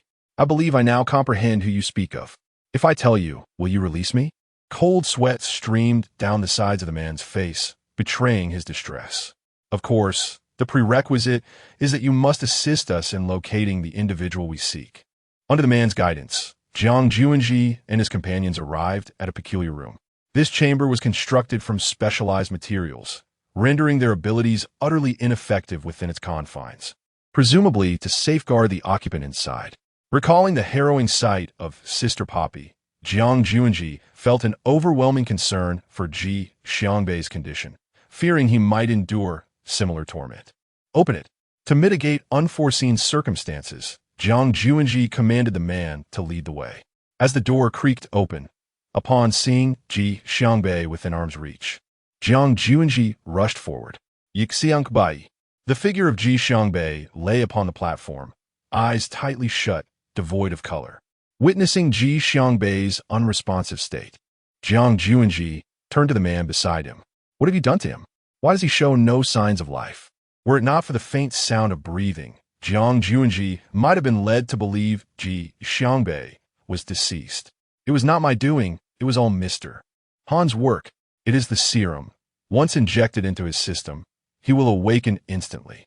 A flicker of confusion crossed Jiang Xunzhi's eyes. She was uncertain whether to trust the individual before her. However, it was Lu Huayan who first grasped the vial, preparing to administer the concoction to Ji Xiangbei. Regardless of the outcome, this was the sole recourse available. With others present, should any unforeseen event occur, he too would be ensnared. Han Bin promptly received Lu Huayan's directive, resolutely guarding the entrance against the person in question. Under such circumstances, Jiang Xunzhi had no choice but to resort to desperate measures. As the potion was administered, Ji Xiangbei suddenly convulsed, prompting Jiang Xunzhi to step forward, her eyes filled with concern. "Yixiangbai." Han Bin then forcefully kicked the man beside him, demanding, "Are you certain about this? If you are mistaken, you will not escape either." This was a matter of life and death, and the man, trembling on the ground, fervently insisted that the potion posed no risks whatsoever. A cough unexpectedly attracted their attention. The man, once pallid, now stirred, and though still somewhat weakened. A flicker of a long-lost smile graced his face upon seeing Jiang Xunzhi. "Jiang Xunzhi, you have arrived rather late. Had you delayed further, you might have had to meet me below." Even in this moment, Ji Xiangbei jested with Jiang Xunzhi. However, witnessing his revival, she finally released the heavy burden that had weighed upon her heart. "Ji Xiangbei, what are you joking about at a time like this? You deserve this." The awakened Ji Xiangbei's gaze remained fixed on Jiang Xunzhi, oblivious to Lu Huayan and Han Bin at his side. "Oh, you are here too? My apologies for not noticing earlier." Upon hearing Ji Xiangbei's words, Han Bin felt an overwhelming desire to confront him and deliver a stern reprimand. It was evident to him that Ji Xiangbei was deliberately speaking in such a manner, intentionally making light of the situation in front of the leader and Jiang Xunzhi. In Han Bin's eyes, Jiang Xunzhi and their leader were a match made in heaven, and Ji Xiangbei ought to refrain from interfering. Lu Huayan cast a sidelong glance at Ji Xiangbei, seemingly unfazed by his earlier remarks. "Enough. If you have awakened, rise quickly. Do not waste our time." News had just arrived from Su Changzhou's side, indicating that they had located the central control room and would likely soon find Han Zhuo. As the two engaged in their verbal sparring, Jiang Xunzhi discreetly stepped aside. Once their quarrel subsided, she intended to assist Ji Xiangbei to his feet. However, before she could extend her hand, Lu Huayan had already pushed Han Bin towards him. "Han Bin, go help him up and take good care of the disabled man." Ji Xiangbei, who was preparing to rise, clenched his jaw upon hearing Lu Huayan's mocking tone. Truth be told, had he not been recuperating here for several days, he would have gladly confronted Lu Huayan in a physical altercation. A figure blocked Ji Xiangbei's hostile gaze. Honestly, you're just asking for trouble, aren't you? Look at yourself now. Do you really think you can contend with our leader? Han Bin's words irritated Ji Xiangbei, yet he found himself reliant on this clumsy giant for support. Upon hearing Ji Xiangbei's sigh, Han Bin mistakenly believed he had surrendered, swelling with pride. Meanwhile, the guide they had encountered earlier lay unconscious, having been knocked out by Lu Huayan, and would not awaken for several hours, a fact of great importance to Jiang Xunzhi. I'm uncertain, but I suspect that individual is extraordinary. I detected no trace of needles or similar devices on him. Jiang Xunzhi was overwhelmed by a growing sense of anxiety and urgency. They paused momentarily, and she concentrated, attempting to use her abilities to sense the situation ahead. When she opened her eyes, she discovered Lu Huayan gazing intently at her. Lu Huayan, I sense numerous ordinary individuals ahead. Following Jiang Xunzhi's gaze, Lu Huayan's expression shifted to one of tension and seriousness. Chapter 98. Prepared above the underground laboratory, a horde of zombies wreaked havoc on the surrounding food supplies, including mutated zombies capable of easily biting through steel reinforcements. Their hunger surpassed that of humans.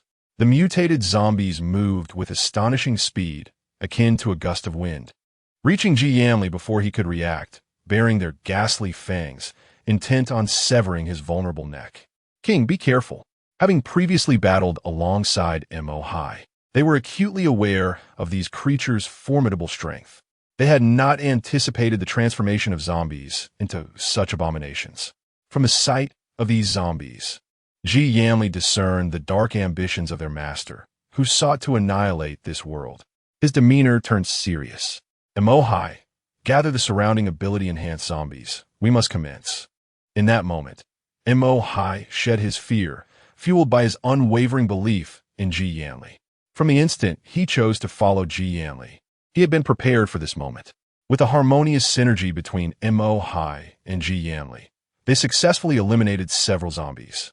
However, numerous mutated zombies continued to gnaw at the surrounding ability-infused undead.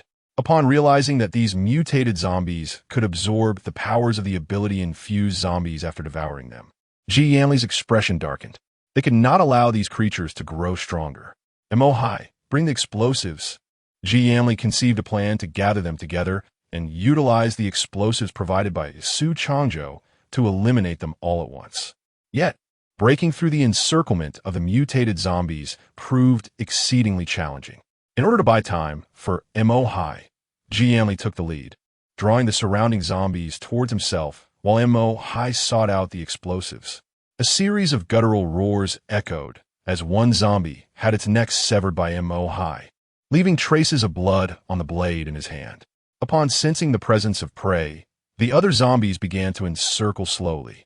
Yanli, already injured and engaged in strenuous movement, found himself growing weary. Dark crimson blood trickled from his arm, as the ability-infused zombies around him were completely consumed by the mutated ones. At this moment, Ji Yanli only hoped to buy more time for those below, so that his companions could remain safer. Bang! The wall trembled once more, and Jiang Xunzhi was tightly embraced by Lu Huayan. Looking up, worry filled Jiang Xunzhi's eyes. The sound was that of an explosion, undoubtedly from Yanli. Lu Huayan, could it be? As Jiang Sun's words remained unspoken, they were abruptly dismissed by Lu Huayan. No, have you forgotten who Ji Yanli is? He is the zombie king, impervious to such trifles. Despite Lu Huayan's assertion, Jiang Sun was still engulfed by her concern for Ji Yanli, fearing that he might indeed be in peril. The ordinary individuals in question were likely those captured for experimentation. Lu Huayan commanded his subordinates to release them, as they had more pressing matters to attend to. At that moment, Ji Yanli stood in a somewhat disheveled state, surrounded by debris, the scene around him resembling utter chaos. A severe wound marred his abdomen. Your Majesty, Mo Hai rushed over, anxiously assessing Ji Yanli's condition. Thank goodness. I was truly worried that something had happened to you. After Han Bin escorted the ordinary individuals outside, he beheld the scene. Ji Yanli, gravely injured, leaning against Mo Hai, struggling to maintain his composure. Upon seeing Mo Hai, Jianli's first inquiry was about Jiang Xun. How is she? Have you found her father? Even in his dire state, his foremost concern remained Jiang Xun. Truth be told, witnessing Jianli in such a predicament stirred a sense of regret within Han Bin. Regret that Jiang Xun could not have two individuals to rely upon, leaving him torn between Jianli and their leader. When news of the poppy's discovery reached Mo Hai, his excitement was palpable. Had Jianli not been injured, he would have personally gone to the poppy's location.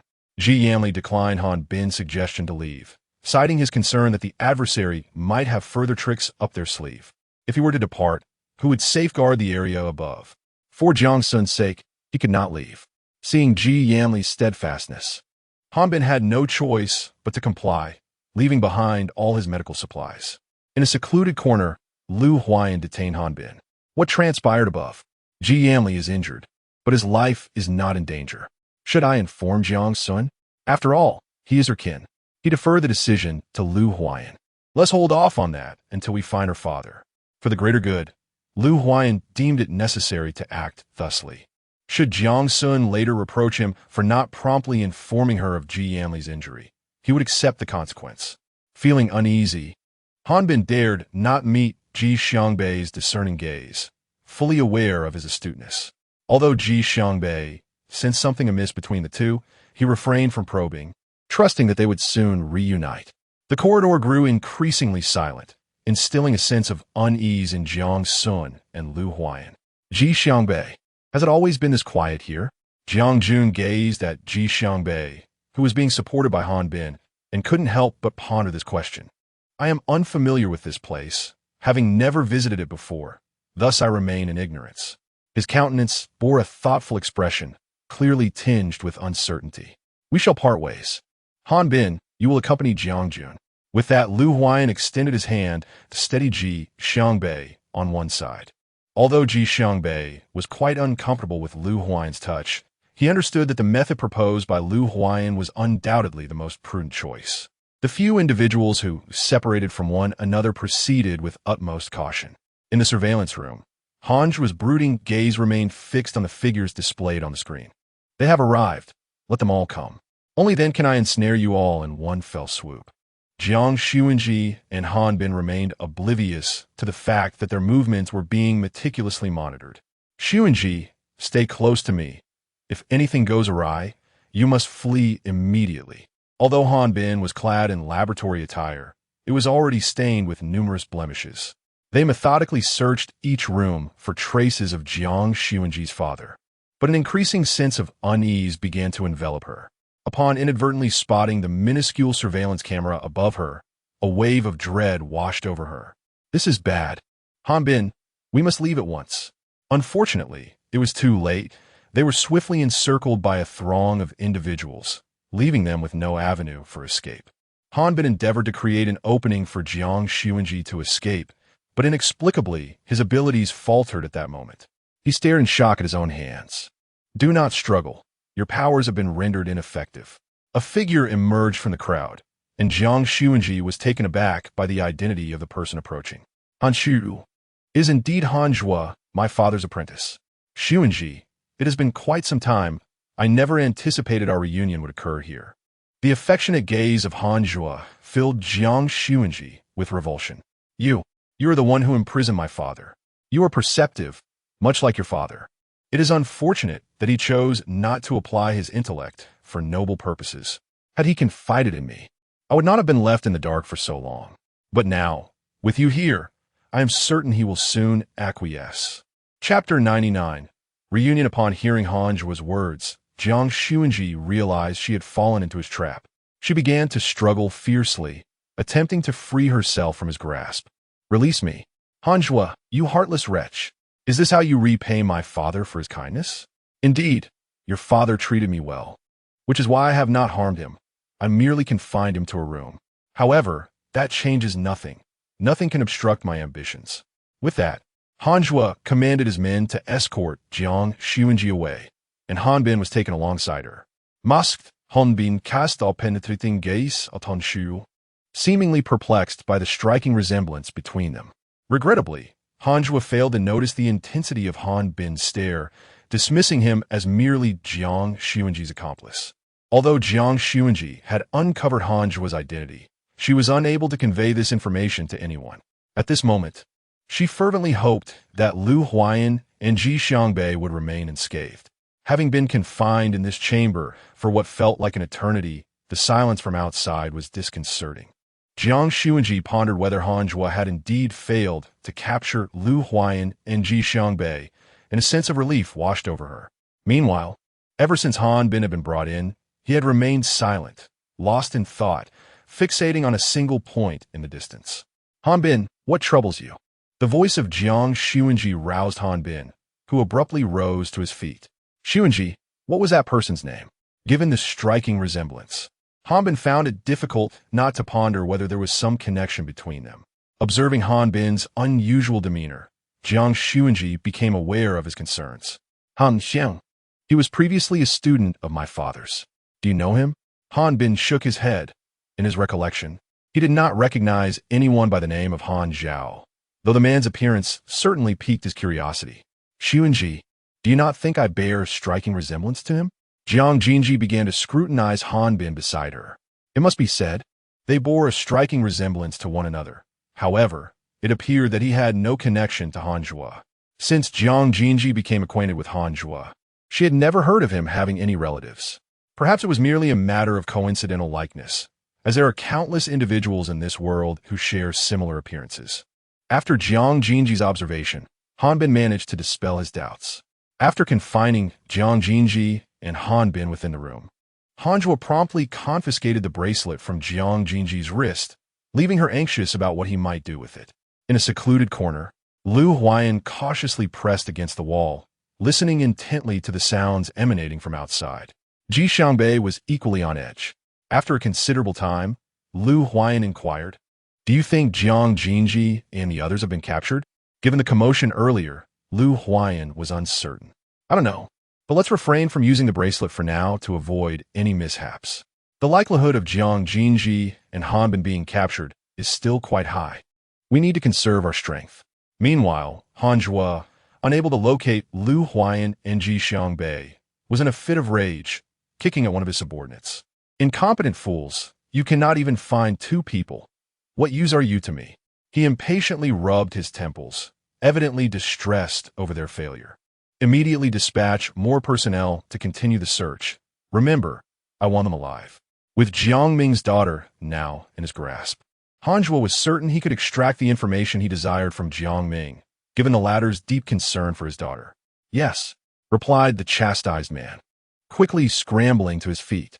Meanwhile, Jiang Ming, confined within the room, could only faintly hear the tumult outside. Although he did not comprehend why such events were unfolding, they seemed irrelevant to him.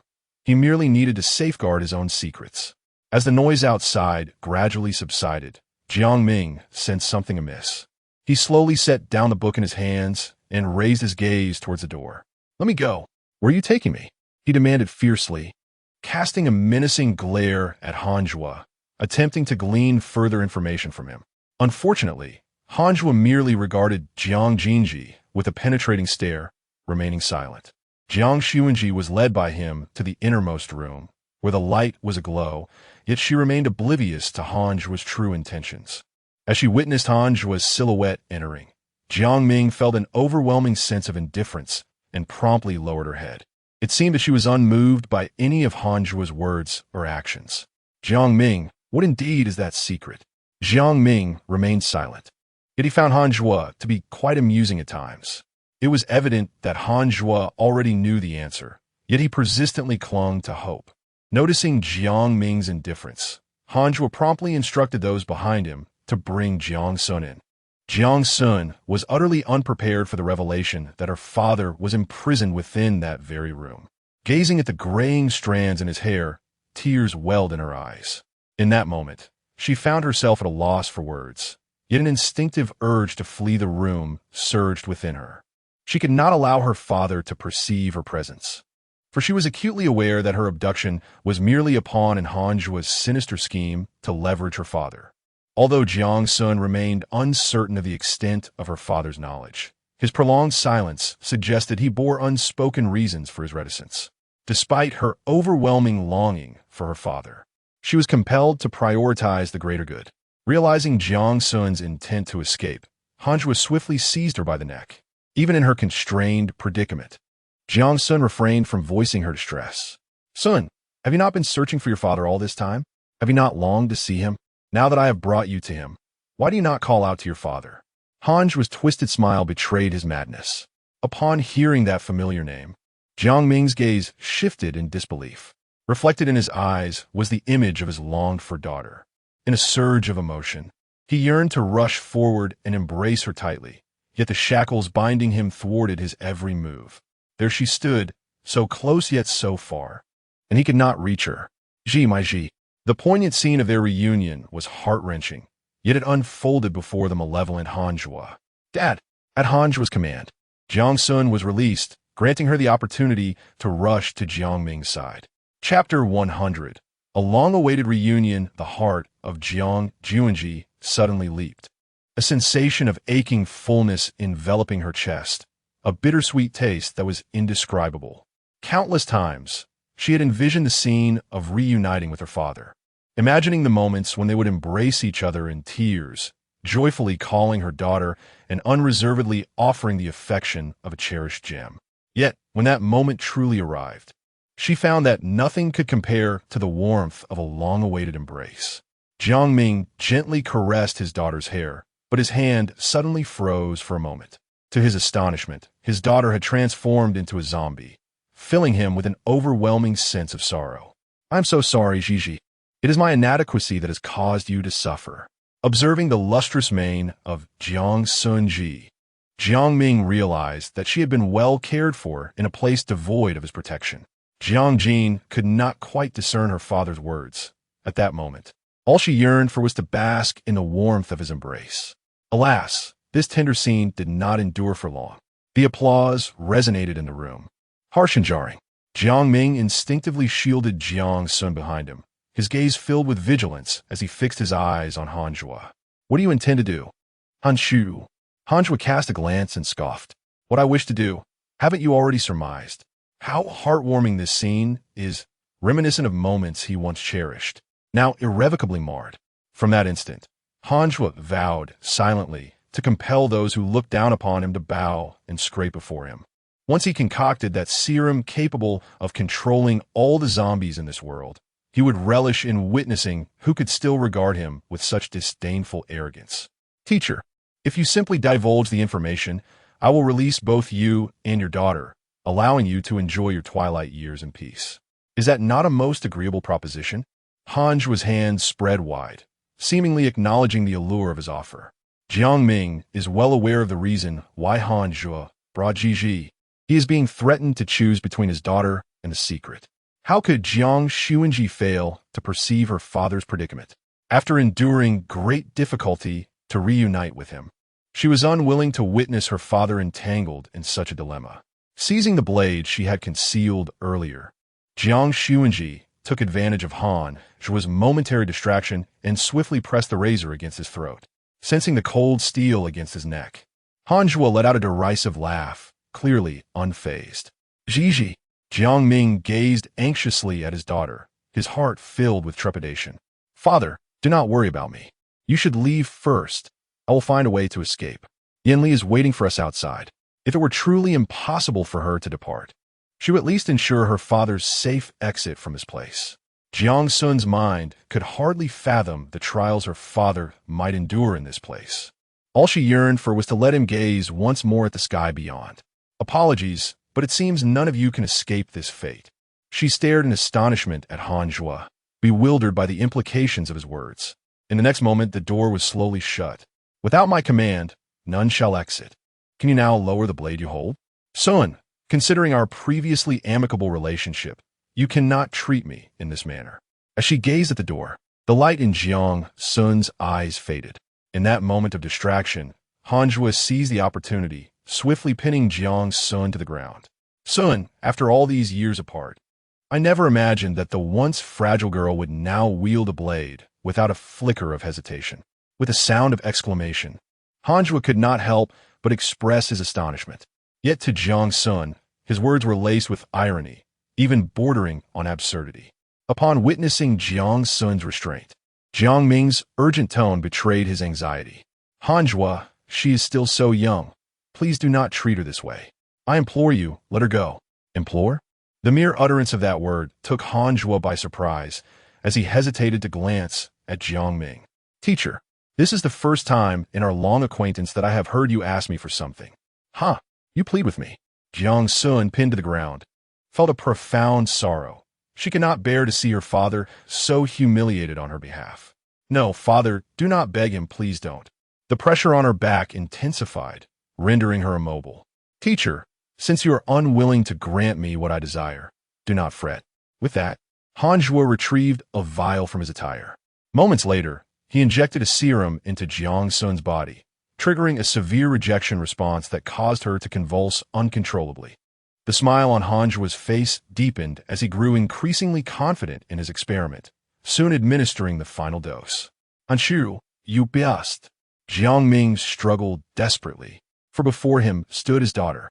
Yet, he could only watch as she endured immense suffering, powerless to intervene. His wrists were chafed and bleeding from the shackles. Yet he never entertained the thought of surrender. In an instant, Hanjua perceived that the figure before him was not Jiang Ming, the cultured and refined professor he had known, but rather an ordinary father consumed with love for his daughter. For reasons unknown, Hanjua momentarily lost himself, his eyes betraying a longing. He pondered whether, had he a father like his teacher, he might have become a different person altogether. Teacher, if you wish for your daughter's health and safety, you must demonstrate some sincerity. What does your current demeanor signify? Jiang Ming found himself ensnared in a web of struggle and conflict. However, witnessing his daughter endure such torment was a burden he could not bear. He acquiesced. Very well. I shall divulge the details to you. The pain rendered Jiang Xunzhi speechless, leaving her to watch helplessly as her father chose to compromise with Hanjua on her behalf. No, please. In a moment her eyes closed, Jiang Xunzhi fervently prayed that her father would not acquiesce to Hanjua's demands. Lu Huayan concealed himself in the shadows, observing the two individuals stationed nearby, aware that someone of significance was confined within. Ji Xiangbei, can you manage? If not, then wait here for me. It must be noted that Lu Huayan's words provoked Ji Xiangbei intensely. A man should not admit to incapacity, should he not? Thus, Ji Xiangbei resolutely struck his own chest twice, albeit with excessive force, resulting in a fit of violent coughing. Despite the embarrassment, he sheepishly lifted his gaze. Rest assured, I am unscathed. After scrutinizing Ji Xiangbei's expression intently, Lu Huayan finally found solace in his words. Uncertain of the identity of the captive within, Lu Huayan remained on high alert. The room appeared to house only a single occupant, prompting him to instruct Ji Xiangbei to remain vigilant while he proceeded to disable the surveillance camera. Earlier, they had discovered the device monitoring their every move, leading Lu Huayan to preemptively dismantle each camera as they advanced.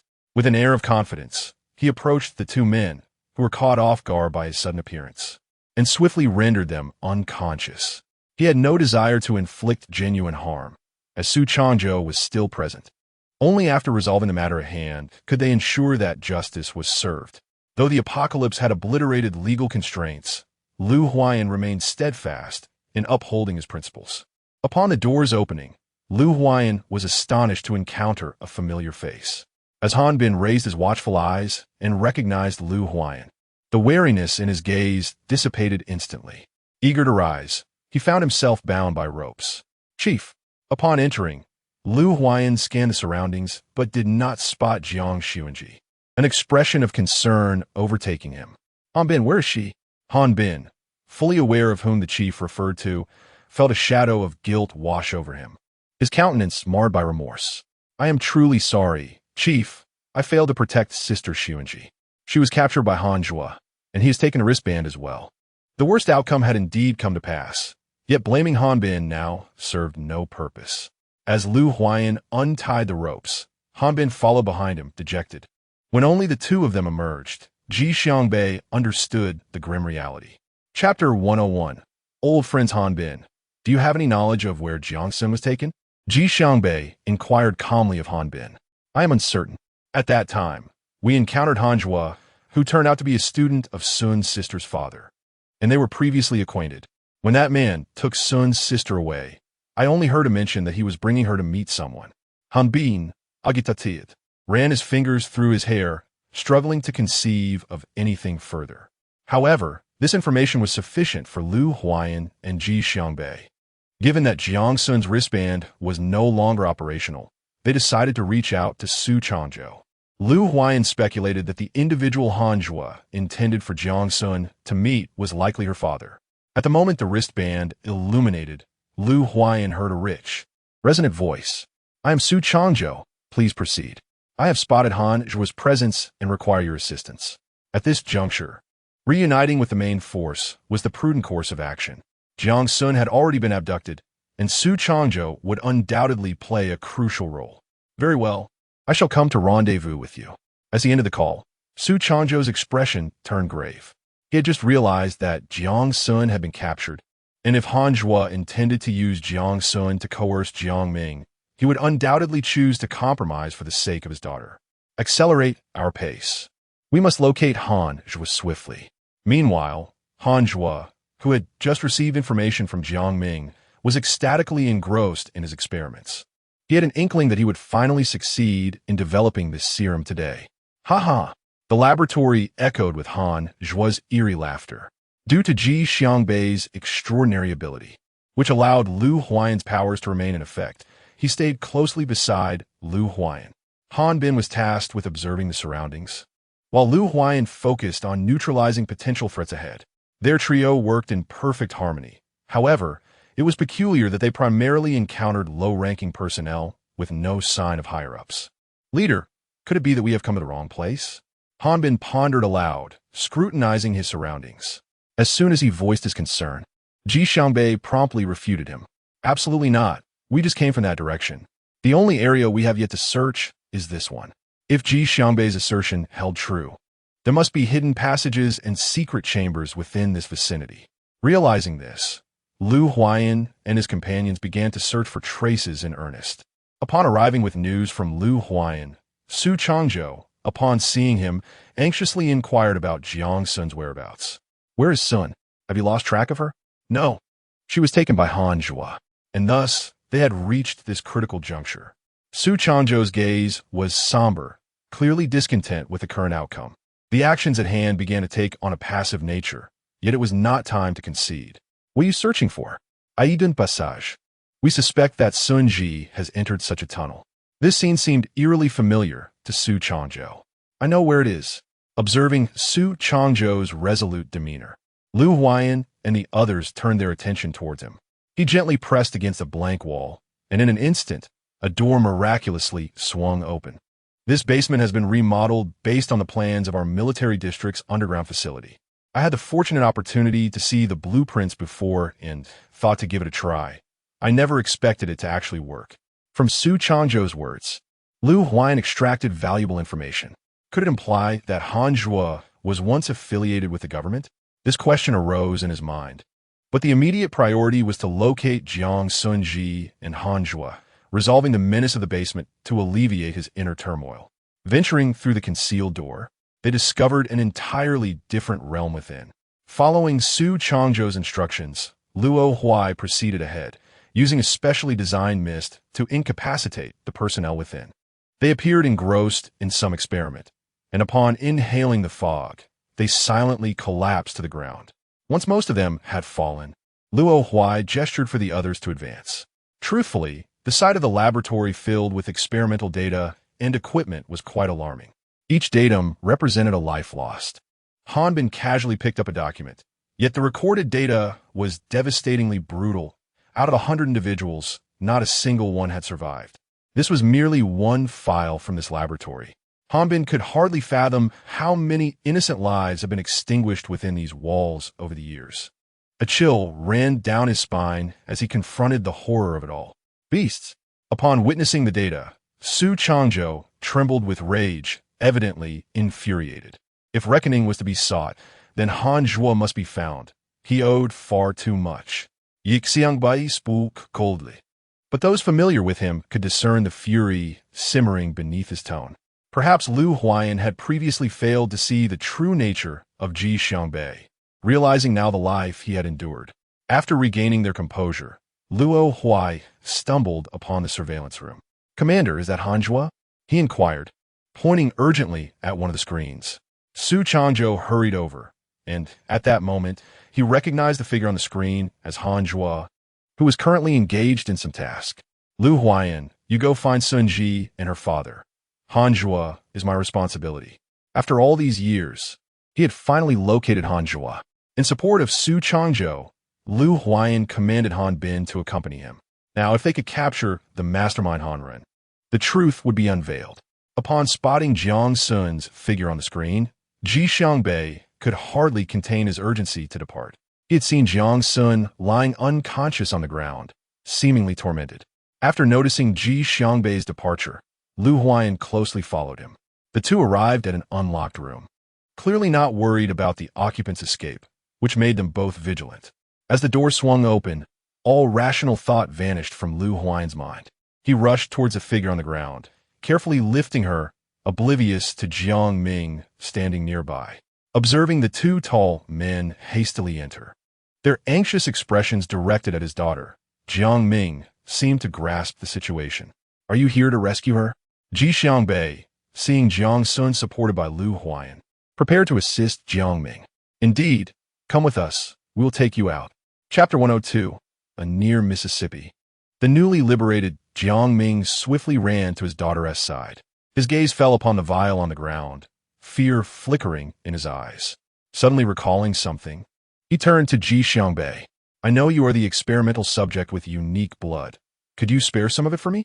Jiang Ming had previously let Ji Xiangbei go because of his special blood, unwilling to witness Ji endure further torment at Han Jue's hands. Without hesitation, Ji Xiangbei, upon hearing Jiang Ming's request, swiftly cut his arm and personally fed some of his blood to Jiang Sun. Although Lu Huayan was unaware of the peculiar properties of Ji Xiangbei's blood, he trusted that Ji would not harm Jiang Sun. The group quietly observed Jiang Sun's response. After ingesting Ji Xiangbei's blood, her fingers began to twitch. She's responding. Lu Huayan breathed a sigh of relief, filled with regret. Had he followed Jiang Sun earlier, perhaps she would not have ended up in this state. Familiar faces swam before her eyes. As Jiang Sun opened her eyes, she initially believed she was dreaming, especially upon hearing her father affectionately call her by her childhood name. Jiang Ming anxiously inquired about Jiang Sun's current condition, his eyes filled with worry. "Father? Father?" It was only upon repeating his name that Jiang Sun truly realized she had indeed encountered her father. She embraced Jiang Ming tightly, seemingly craving the warmth that had been absent for so long. The sight of their reunion was undeniably poignant, yet Ji Xiangbei, who had lost blood, appeared somewhat frail. "Are you all right?" he asked. Ji Xiangbei waved his hand dismissively. "I'm fine. It's just a bit of blood, nothing I cannot handle." Jiang Ming, already aware of Jiang Sun's current identity, refrained from questioning why she had transformed into a zombie, for to him, her well-being mattered far more than anything else. Lost in her father's embrace, Jiang Sun suddenly thought of Hanjua. "Father, is it true that Hanjua has kept you here all this time? Did you reveal the secret you've been guarding from me to him?" Observing Jiang Ming's evasive gaze, Jiang Sun understood the truth. Struggling to rise, she insisted, "No, father. We must stop him." How could Jiang Ming be unaware of the gravity of the situation? Yet, upon seeing his daughter before him, how could he bear to witness her suffering any further? Aware that this was an exceedingly perilous matter, how could Jiang Ming permit his daughter to continue accompanying him? He was acquainted with Ji Xiangbei, the blood donor. However, he found himself somewhat intrigued by Lu Huayan, particularly regarding his standing in his daughter's heart. As a father, Jiang Ming's greatest anticipation, yet also his most difficult farewell, was the day he would witness his daughter wed. Yet, this day would also signify that his daughter would no longer rely on him. He could discern that this individual had always held his daughter in his gaze. At this critical juncture, Jiang Ming could only entrust his daughter to him. "Hello, uncle. I am Lu Huayan, the current leader of Area A, and I have feelings for your daughter." In the presence of Jiang Xun's father, Lu Huayan chose to speak the truth. Upon hearing Lu Huayan's declaration, Jiang Xun was momentarily taken aback, surprised by his candor. Lu Huayan's forthrightness indeed pleased Jiang Ming. "Are you aware of Ji's identity?" Jiang Ming inquired. Lu Huayan nodded in acknowledgement. "Very well. Could I ask you for a favor? Would you be able to assist me in taking Ji to safety?" As Jiang Ming's words fell silent, he was met with fierce resistance from Jiang Xunzhi.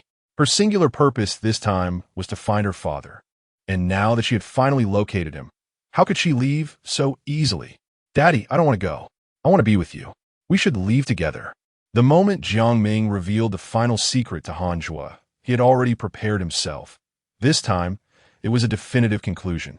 He placed a comforting hand on his daughter's shoulder, gently wiping away the tears from her face. "Ji, don't be upset. Listen to your father. You and Lu Huayan should go first. I will follow shortly." Yet, no matter how he implored Jiang Xunzhi, she stubbornly shook her head, refusing to acquiesce. "Daddy, I—" Before she could finish her sentence, Jiang Xunzhi collapsed into Jiang Ming's embrace.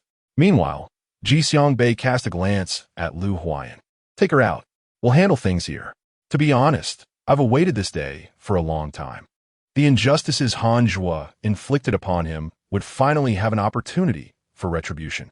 Although this outcome was one everyone wished to avoid, Lu Huayan had no choice but to carry this burden. "Uncle, rest assured, I will protect Ji with my life." This marked Lu Huayan's first time addressing Jiang Xunzhi by her name, signifying his commitment to her. Good. Jiang Ming, seemingly reluctant to part with the daughter he had just reunited with, gazed at her with reddened eyes. "Let's go, hurry." As they departed, Lu Huayan cast a deep glance at Ji Xiangbei.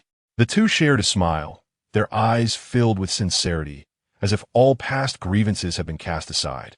Now, they felt like brothers. Outside, chaos reigned, with cries ringing out everywhere. Being mindful of Jiang Xunzhi's presence, Lu Huayan proceeded with utmost caution. The moment they stepped out of the underground laboratory, he remained vigilant. And Mo Hai, who had been guarding the entrance, immediately followed upon seeing Lu Huayan emerge. "What happened to Miss Jiang? Why are only the two of you here? Where are the others?" And Mo Hai's brow furrowed, fearing the worst. Recognizing that this was not a safe place, he led Lu Huayan into a secure location upon noticing Jiang Xunzhi in his arms. At that moment, Ji Yanli lay on the ground, his wounds already bandaged. Upon seeing Jiang Xunzhi behind Lu Huayan, he disregarded his own injuries and struggled to rise, his tone laced with urgency and fear. "What happened to Ji? She's fine, just unconscious." Tears were still evident in Jiang Xun's eyes as she was set down, and Ji Yanli was perplexed by the events unfolding below. However, upon witnessing Jiang Xun's condition, his anxiety intensified. Why had she been rendered unconscious? Despite his mounting worry, Ji Yanli was acutely aware that Lu Huayan would never engage in any actions detrimental to her. Upon hearing the news that Uncle Jiang had been located, joy flooded Ji Yanli's heart, yet he was overshadowed by the uncertainty of the situation below. He had a vague understanding of Han Zhuo, but he never anticipated that he would be the mastermind behind it all. After placing Jiang Xun down, Lu Huayan swiftly turned to leave. Observing his actions, Ji Yanli inquired, "Where are you going, Lu Huayan?" With that single sentence, Lu Huayan hurried away, anxious not to waste any time. Ji Yanli remained rooted in place, watching Lu Huayan's figure until it vanished from view. He clenched his fists weakly and struck the ground in frustration. Why had things escalated to this point? If something were to happen to Uncle Jiang, how could he ever explain the situation to her? And Mo Hai, standing silently to the side, wore an unusually grave expression, silently grateful that he had already found the poppy. Chapter 103. Madness. The underground laboratory. Su Changzhou and his team arrived at Han Zhuo's location. Strangely, the area had suddenly fallen eerily silent, devoid of any human presence. "Everyone, be cautious. This vicinity feels off." No sooner had the words left his lips than a zombie clad in a white lab coat emerged from an unknown corner. One soldier, caught off guard, suffered a gruesome bite, losing a chunk of flesh. Witnessing this, Luo Huai reacted swiftly, seizing his military knife and severing the soldier's arm to prevent the zombie virus from infiltrating his system. Though the soldier lost an arm, he at least preserved his life. This scenario was evidently not new to them, as none displayed any signs of surprise. However, Han Bin was visibly shaken by the sight. Retching repeatedly, Luo Huai offered him a bottle of water. "Drink some. It's your first time witnessing this, isn't it?" Han Bin accepted the water and gulped it down. After a moment of composure, he spoke. "Though this isn't my first encounter with zombies, your reactions have truly instilled a sense of dread in me." Their ability to respond so adeptly indicated that they were well accustomed to such horrors. Yet, the price they paid for this familiarity was steep, a fact Han Bin was acutely aware of, which explained his intense reaction. Determined not to hinder his companions, Han Bin took but a sip of water before resolutely following behind. When the first zombie in a laboratory outfit appeared, they initially assumed it to be a mere anomaly. However, as they delved deeper, they discovered that the medical staff had all succumbed to the same fate.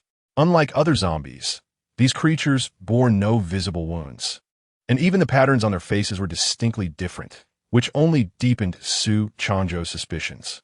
"Commander, Han Zhuo is in that room." Upon hearing this, everyone involuntarily perked up. The individual they had been searching for was now just a short distance away. All participants in this mission were aware that the so-called zombie virus was concocted by this very person, rendering those who had transformed into zombies mere victims of circumstance. Luo Huai was the first to cautiously push open the heavy door, followed by two others. The moment Su Changzhou stepped inside, he was met with a room full of laboratory personnel who had all succumbed to the zombie transformation, while a solitary figure stood unscathed among them. "Han Zhuo, I waited for you a while. You were surprisingly quick," Han Zhuo remarked, turning around to his old acquaintance. Though, given their history, it was more appropriate to call Su Changzhou his adversary, as he had been the one to banish him in the past. "Su Changzhou, it has been quite some time. Do you still remember me?" He grinned at Su Changzhou, though his smile was chilling and grotesque. "How could I forget? Even in ashes, I would recognize you." Upon seeing the horde of zombies, Luo Huai silently positioned himself protectively behind Su Changzhou. A fleeting glance at Luo Huai elicited no concern from Han Zhuo, as if he dismissed any threat posed by him. The show cannot commence in haste without all the players present. It was only when Jiang Ming's voice echoed from behind that Su Changzhou grasped the true identities of Han Zhuo's associates. "I have arrived." A figure emerged from the crowd, bearing a resemblance to Jiang's son. "Long time no see, Changzhou." "Jiang Ming," Su Changzhou exclaimed, his heart racing at the sight of his old friend. Though he had suspected Jiang Ming was in this underground laboratory, the passage of time had left him uncertain of his friend's survival. Now that everyone had gathered, it was time for the spectacle to unfold. The others were puzzled by Han Zhuo's cryptic comment, their vigilance directed towards the surrounding zombies. At Han Zhuo's command, the zombies immediately surged forward, charging towards Su Changzhou and the others, with no supernatural abilities at their disposal. Su Changzhou and Jiang Ming could do little but rely on their companions for protection. The zombies within the room seemed to surpass even the mutated ones. They possessed a semblance of consciousness and an understanding of collective action. In such a confined space, the sheer scale of the zombie assault made their resistance arduous. Cup 2 to Han Zhuo. Su Changzhou realized that apprehending Han Zhuo was of utmost importance. Jiang Ming's presence here was not merely coincidental. He was also tasked with developing an antidote. The zombie virus was a byproduct of their previous experimental failures, and their aim had always been to save lives, not to inflict harm. Upon the unexpected emergence of the zombie virus, Jiang Ming endeavored to halt its spread with utmost determination. Yet, unexpectedly, Han Zhuo exploited a gap in his defenses. Since it was Jiang Ming's research that birthed this catastrophe, it fell upon him to bring it to a definitive conclusion. "Ji Xiangbei, cover me." Prior to this moment, Jiang Ming had confided his intentions to Ji Xiangbei, whose immunity undoubtedly served as Jiang Ming's greatest asset. Very well. Su Changzhou, though unaware of Jiang Ming's plan, displayed a commendable quickness of thought. Luo Huai, safeguard them. With their combined efforts, Jiang Ming successfully infiltrated the innermost laboratory, sealing the door behind him. Ji Xiangbei remained vigilant outside, clearly embodying the role of a guardian. Upon witnessing Jiang Ming's determined dash towards the laboratory, Han Zhuo instantly grasped his mentor's intentions. Although he had developed a serum capable of controlling the zombies, his strength paled in comparison to Jiang Ming's, and he could not permit Jiang Ming to thwart his meticulously laid plans. He commanded the zombies to charge forward, but their path was obstructed by Ji Xiangbei's steadfast defense.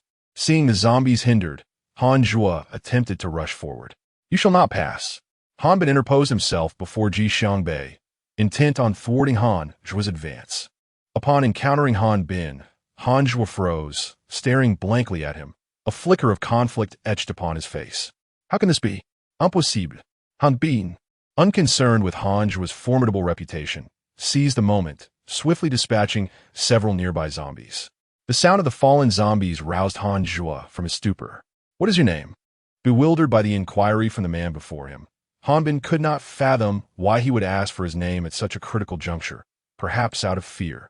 This thought ignited a sense of self-importance within Han Bin, leading him to believe he was indeed rather formidable. "I am your grandfather. Enough chatter. Come quickly." Confronted by this individual, Han Bin's temper flared at the mere thought of the man's past transgressions. His arrogant tone incited Han Zhuo's ire, and he ceased to be courteous, signaling the zombies behind him to advance upon Han Bin. The relentless onslaught of zombies began to overwhelm Han Bin, and in a moment of carelessness, a zombie tore at his clothing. Goodness, that terrified me. It nearly grazed my delicate skin. Behind him, Ji Xiangbei wore an expression of exasperation. Had it not been for his concern for Jiang Ming within, he would have certainly left to avoid listening to Han Bin's incessant prattle. "Han Bin, focus. Beware of your right." After numerous admonitions from Ji Xiangbei, Han Bin barely managed to evade the zombies' relentless attacks. Yet, fortune did not favor him consistently. Exhausted, he found himself pressed against the wall. Behind him stood Ji Xiangbei, while in front loomed the menacing presence of zombies, locked in a tense standoff. "Can we hold on?" Ji Xiangbei's voice broke the silence, revealing his resolve as he gripped the knife firmly in his palm. Should the zombies breach Han Bin's defense, he was prepared to inflict harm upon himself, using his own blood to stave off their assault. "Come on, you can do this," Han Bin gasped, refusing to admit any weakness despite the dire circumstances. Suddenly, a zombie seized the opportunity and sank its teeth into Han Bin's calf. "Oh, that hurts!" he cried out in agony. In retaliation, he kicked the creature with his other leg, managing to free himself, but not without consequence. The zombie had successfully bitten him, tearing at the fabric of his pants in the process. "Ji Xiangbei, I might not last much longer." Han Bin began to voice his last words when a foul odor overwhelmed him, clogging his mouth and nose. Before he could react, Ji Xiangbei instructed him, "Drink this. It will keep you safe for now." Ji Xiangbei possessed a profound understanding of his own blood, knowing it was of little use to ordinary individuals, yet could mitigate the spread of the zombie virus within an ability user. Upon hearing Ji Xiangbei's words, Han Bin quickly grasped the gravity of the situation. The pain from the recent bite lingered in his memory, igniting a desire for vengeance. Meanwhile, Han Zhu's gaze remained fixated on Han Bin, filled with suspicion and confusion. The conspicuous birthmark on Han Bin's leg mirrored that of his deceased brother, leaving him bewildered. How could this be? Just as he prepared to confront the zombies, they abruptly halted.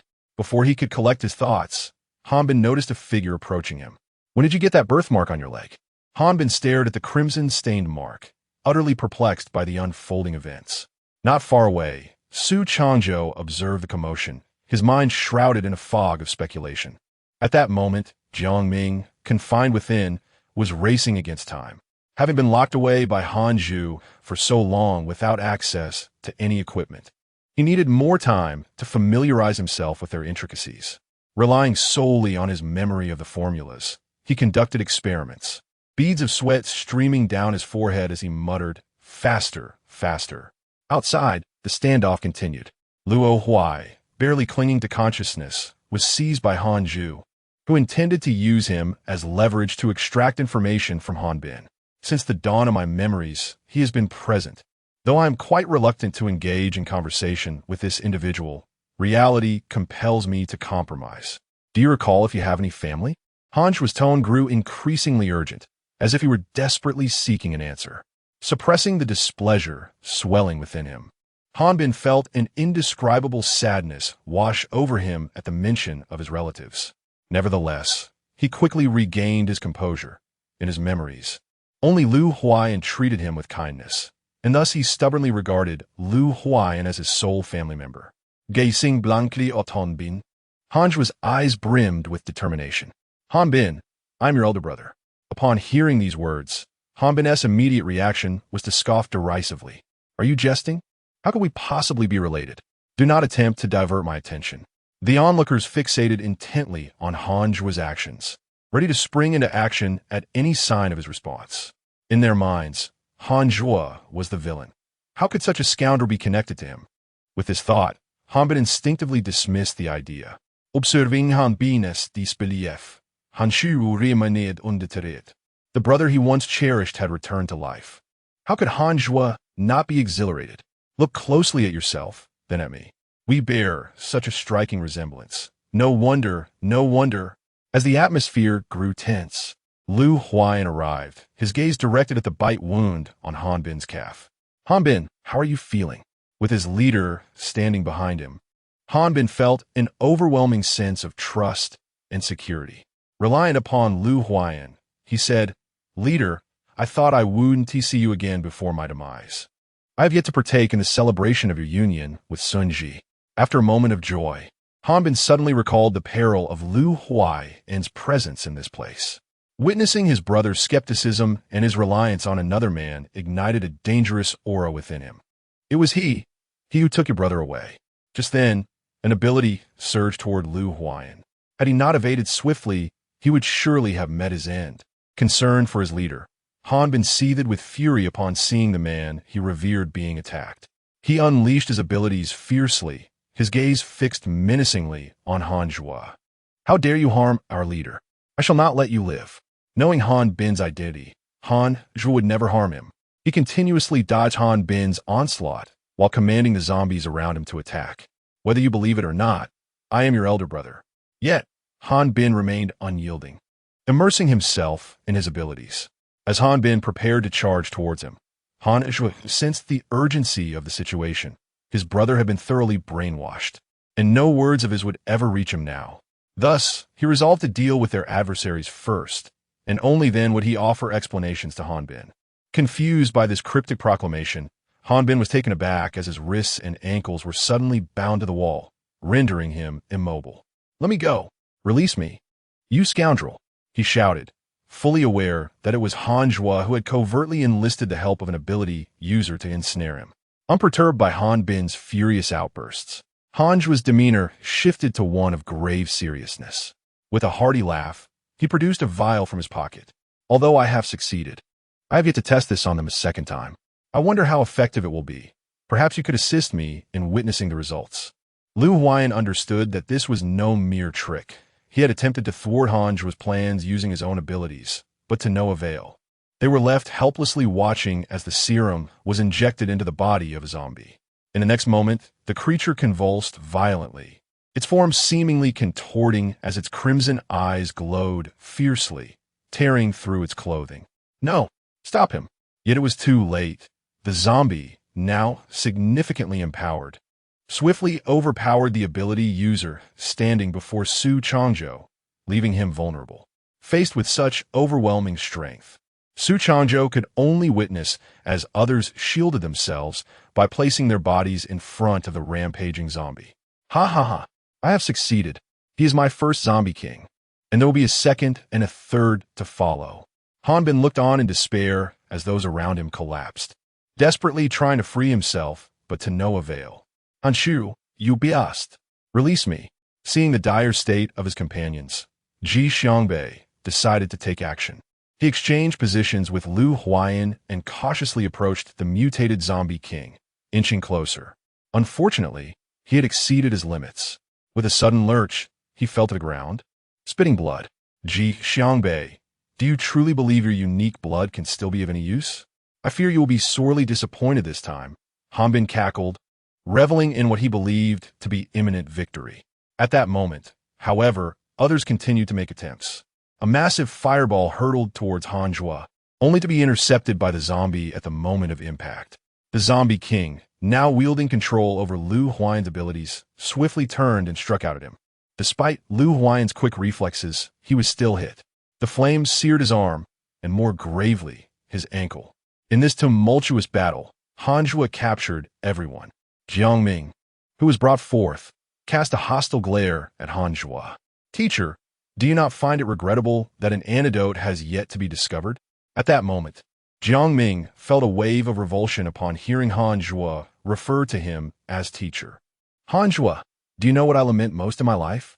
It is indeed the moment I allowed my heart to soften and accepted you as my student." Given Han Zhuo's qualifications, he should never have been able to become Jiang Ming's pupil. His credentials paled in comparison to others, yet it was Han Zhuo's sincere demeanor that moved Jiang Ming, prompting him to disregard the objections of others and take Han Zhuo under his wing. He devoted his entire life's learning to imparting knowledge and experience to his student, only to find that he had nurtured a viper in his bosom. "I have raised a tiger that now threatens my very existence." With his head buried deeply in his chest, Jiang Ming felt an overwhelming sense of regret, realizing that the student he had painstakingly guided had become the harbinger of destruction in this world. Upon hearing such words from his former teacher, Han Zhuo let out a cold laugh. "Ah, teacher, I do indeed appreciate your willingness to accept me as your student against the tide of opposition. But is this not merely a fleeting act of compassion from those perched high above? You. Jiang Ming was left utterly speechless by Han Zhuo's words. If he had harbored a glimmer of hope for Han Zhuo in the past, that hope had now been extinguished, leaving his heart as cold as ash. Chapter 105. He is you, and you are he. While the matters below had been resolved, those above remained unresolved. Surely, there were still individuals up there.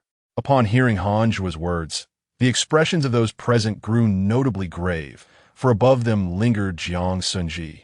At that very moment, Jiang Xunzhi found herself ensnared in a nightmarish reverie. In her dreams, she could only watch helplessly as the people she cherished perished one after another before her eyes. And yet, she was powerless to intervene against such a harrowing fate. Beside her, Ji Yanli remained vigilantly at Jiang Xunzhi's side, observing her as she murmured incessantly. He wished to rouse her from her slumber. Yet, lost in her nightmare, Jiang Xunzhi merely furrowed her brow in distress. Witnessing her plight, Ji Yanli felt a surge of urgency. Ji, his voice trembled with concern, fearing that something dire might befall her. Fortunately, she eventually awakened. "Yanli, I have found my father. I must go to him. Ji, I understand your feelings at this moment. But you have ascended now. You should not descend again." Jiang Xunzhi vehemently disagreed with Ji Yanli's words. She disregarded any counsel he offered, resolutely determined to descend and reunite with her father. In the struggle, Jiang Xunzhi inadvertently brushed against Ji Yanli's injuries. Though Ji Yanli had no intention of revealing his wounds, this slight contact caught Jiang Xunzhi's attention. "Yanli, what is wrong? Are you injured?" Jiang Xunzhi observed Ji Yanli in silence, his anxious gaze surveying him meticulously. Yet, once clad in his attire, Ji Yanli appeared as he always did. Jiang Xunzhi's eyes inevitably drifted toward the silent Emohai. "Emohai, could you enlighten me as to what transpired? Is Yanli injured? Please tell me." Wang had been wounded during his confrontation with the mutated zombies. No wonder Jiang Xunzhi had sensed a pallor on Ji Yanli's face from the very start. Even a gentle push from her would send him staggering back, as if the slightest effort could unbalance him. Upon realizing Ji Yanli was injured, Jiang Xunzhi's demeanor softened considerably. To her, Yanli had risked himself to buy them time, and now, with his injury, the absence of a capable ally by his side rendered his situation perilous. She could not, in her moment of selfishness, abandon him to his fate. As Jiang Xunzhi settled down, Ji Yanli understood that she would no longer insist on leaving. He took a seat beside her. "Ji, Lu Huan has also descended. You need not worry." However, no words could assuage Jiang Xunzhi's unease. Her heart could not find peace as long as her father remained below. Due to Ji Yanli's injury, he had instructed Mo Hai to conceal the weapons provided by the government nearby, ensuring they had a means of protection in case of unforeseen circumstances. Little did they anticipate that such a misfortune would strike so swiftly. "It's Luo Huai. I see Luo Huai," Mo Hai exclaimed, his eyes gleaming with joy. Before he could fully comprehend the situation, those around him had already surged forward half a meter. Ji Yanli attempted to grasp Jiang Xunzhi's arm, but was unsuccessful. "Stay back," Lu Huayan called out, his tone filled with reluctance and fear as he observed Jiang Xunzhi rushing toward him. Confused by Lu Huayan's words, Jiang Xunzhi halted her advance. At that moment, the people below were being brought up one by one, and amongst them, Jiang Xunzhi spotted her father and Hanjua. "Dad!" Jiang Jin excitedly called out to Jiang Ming, yearning to rush over immediately. "Ji, do not come here. This is a trap." As Jiang Ming finished speaking, he was met with a brutal blow from Hanjua, who struck fiercely at Jiang Ming's leg, forcing him to half kneel on the ground, appearing quite disheveled. Witnessing her father being treated in such a manner filled Jiang Xunzhi with indignation, yet she felt utterly powerless. With so many individuals captured by Hanjua, she could not act recklessly. "See, am I not bringing you two back together?" Hanjua, still oblivious to his own faults, reveled in the imminent victory he believed was his. "You scoundrel, what has my father done to deserve such treatment? He has always treated you sincerely." At that moment, Jiang Xunzhi deeply regretted how her father and she had once interacted with Hanjua. However, such sentiments held no weight with Hanjua, whose heart was devoid of any personal feelings at that moment. "Ji, do not waste your breath on him. You and Yanli should leave quickly." It was then that Jiang Ming realized that standing beside his daughter was Ji Yanli, who had been caring for her throughout the apocalypse. Yet escaping was not so simple. "I heard you are also a zombie king. Why not compete with my zombie king here and see who is truly more formidable?" From Hanjua's tone, Jiang Xunzhi could detect a hint of arrogance. Had she not previously been overly concerned, the situation had changed now that Ji Yanli was injured. How could he possibly contend with this mutated zombie king? Instinctively, she opened her mouth to refuse this ill-intentioned duel, only to be stopped by Ji Yanli, who shook his head in response. "Very well. I'm also curious to witness just how inept your concocted zombie king truly is." Ji Yanli's tone bore a touch of arrogance, yet it also stemmed from the confidence of his status as a zombie king. In the face of Jiang Xunzhi's anxious gaze, Ji Yanli instead offered her reassurance. "Do not worry. Do you not believe in my strength?" As he spoke, Ji Yanli reached up to smooth Jiang Xunzhi's disheveled hair. "Now, please do not cry. It might hinder my performance." Even at this critical moment, Ji Yanli's foremost concern remained her emotional state. The mutated zombie before them appeared significantly larger than Ji Yanli, its physique resembling that of a formidable wrestler, robust and imposing. Jiang Xunzhi stood at a short distance, tightly clenching her fists and murmuring to herself. A small plan had begun to form in her mind. With Ji Yanli injured, it would be arduous for him to combat a mutated zombie. Thus, she had to contemplate further. Seizing the moment, while everyone's attention was directed ahead, Jiang Xunzhi signaled Mo Hai to take action. In an unnoticed corner, a faint presence stealthily infiltrated the ranks of Hanjua and his companions. Had it not been for this presence gravitating closer to Lu Huayan, he might have failed to perceive it. "I am sent by Miss Jiang," the newcomer introduced himself, unwittingly easing Lu Huayan's vigilance. However, due to his capabilities, he could only transport 2 individuals at a time. Once those 2 departed, he feared he would have no second chance. Aware of this, Lu Huayan relinquished his opportunity to Jiang Ming, only to be met with refusal. "Miss Jiang intends to take you and Ji Xiangbei away. You could assist Wang." Upon hearing these words, Lu Huayan paused momentarily. Though he recognized this as the most crucial solution thus far, he could not help but contemplate the difficulty Jiang Xunzhi faced in making this decision. She had chosen to forfeit the chance to rescue her father for their sake. Time was of the essence. It was imperative to act swiftly, so Lu Huayan had no choice but to acquiesce. With his assistance, by the time Hanjua realized that individuals had been removed, it was already too late. The subsequent plan was underway, and Jiang Xunzhi's gaze was fixed intently on Jiang Li's situation. When his clothing was torn asunder, she finally recognized the severity of his injuries. Had she known of Jiang Li's condition sooner, she would have never permitted him to engage in combat. Chapter 106. Xiao Yanli, be careful. Watching as the mutated zombie prepared to launch a surprise attack on Yanli, Jiang Xunzhi instinctively held her breath. Fortunately, Yanli managed to evade the assault just in time, yet he appeared far from well. Ji Xiangbei once more sliced his palm, offering his blood to Lu Huai. Consume my blood. If you are infected by the mutated zombie, you will not instantly transform into a creature like him. Go and share my blood with Yanli. Lu Huai cast a glance at Ji Xiangbei, but said nothing, instead rushing toward Yanli's direction. The moment Lu Huai entered the fray, Hanjua clearly realized he had been outmaneuvered. Noticing the obvious absence of two individuals behind him, he was filled with rage. Eliminate them. Leave none alive. The battle continued, and Lu Huai's intervention undeniably shifted the tide in Yanli's favor. Can you still hold on? After transferring Ji Xiangbei's blood to Yanli, his condition improved significantly. Despite suffering severe wounds to his abdomen, he showed no hesitation in his strikes. What do you say? The two individuals stood back to back, acutely aware of the movements of the mutated zombie, which momentarily seemed unable to breach their defenses.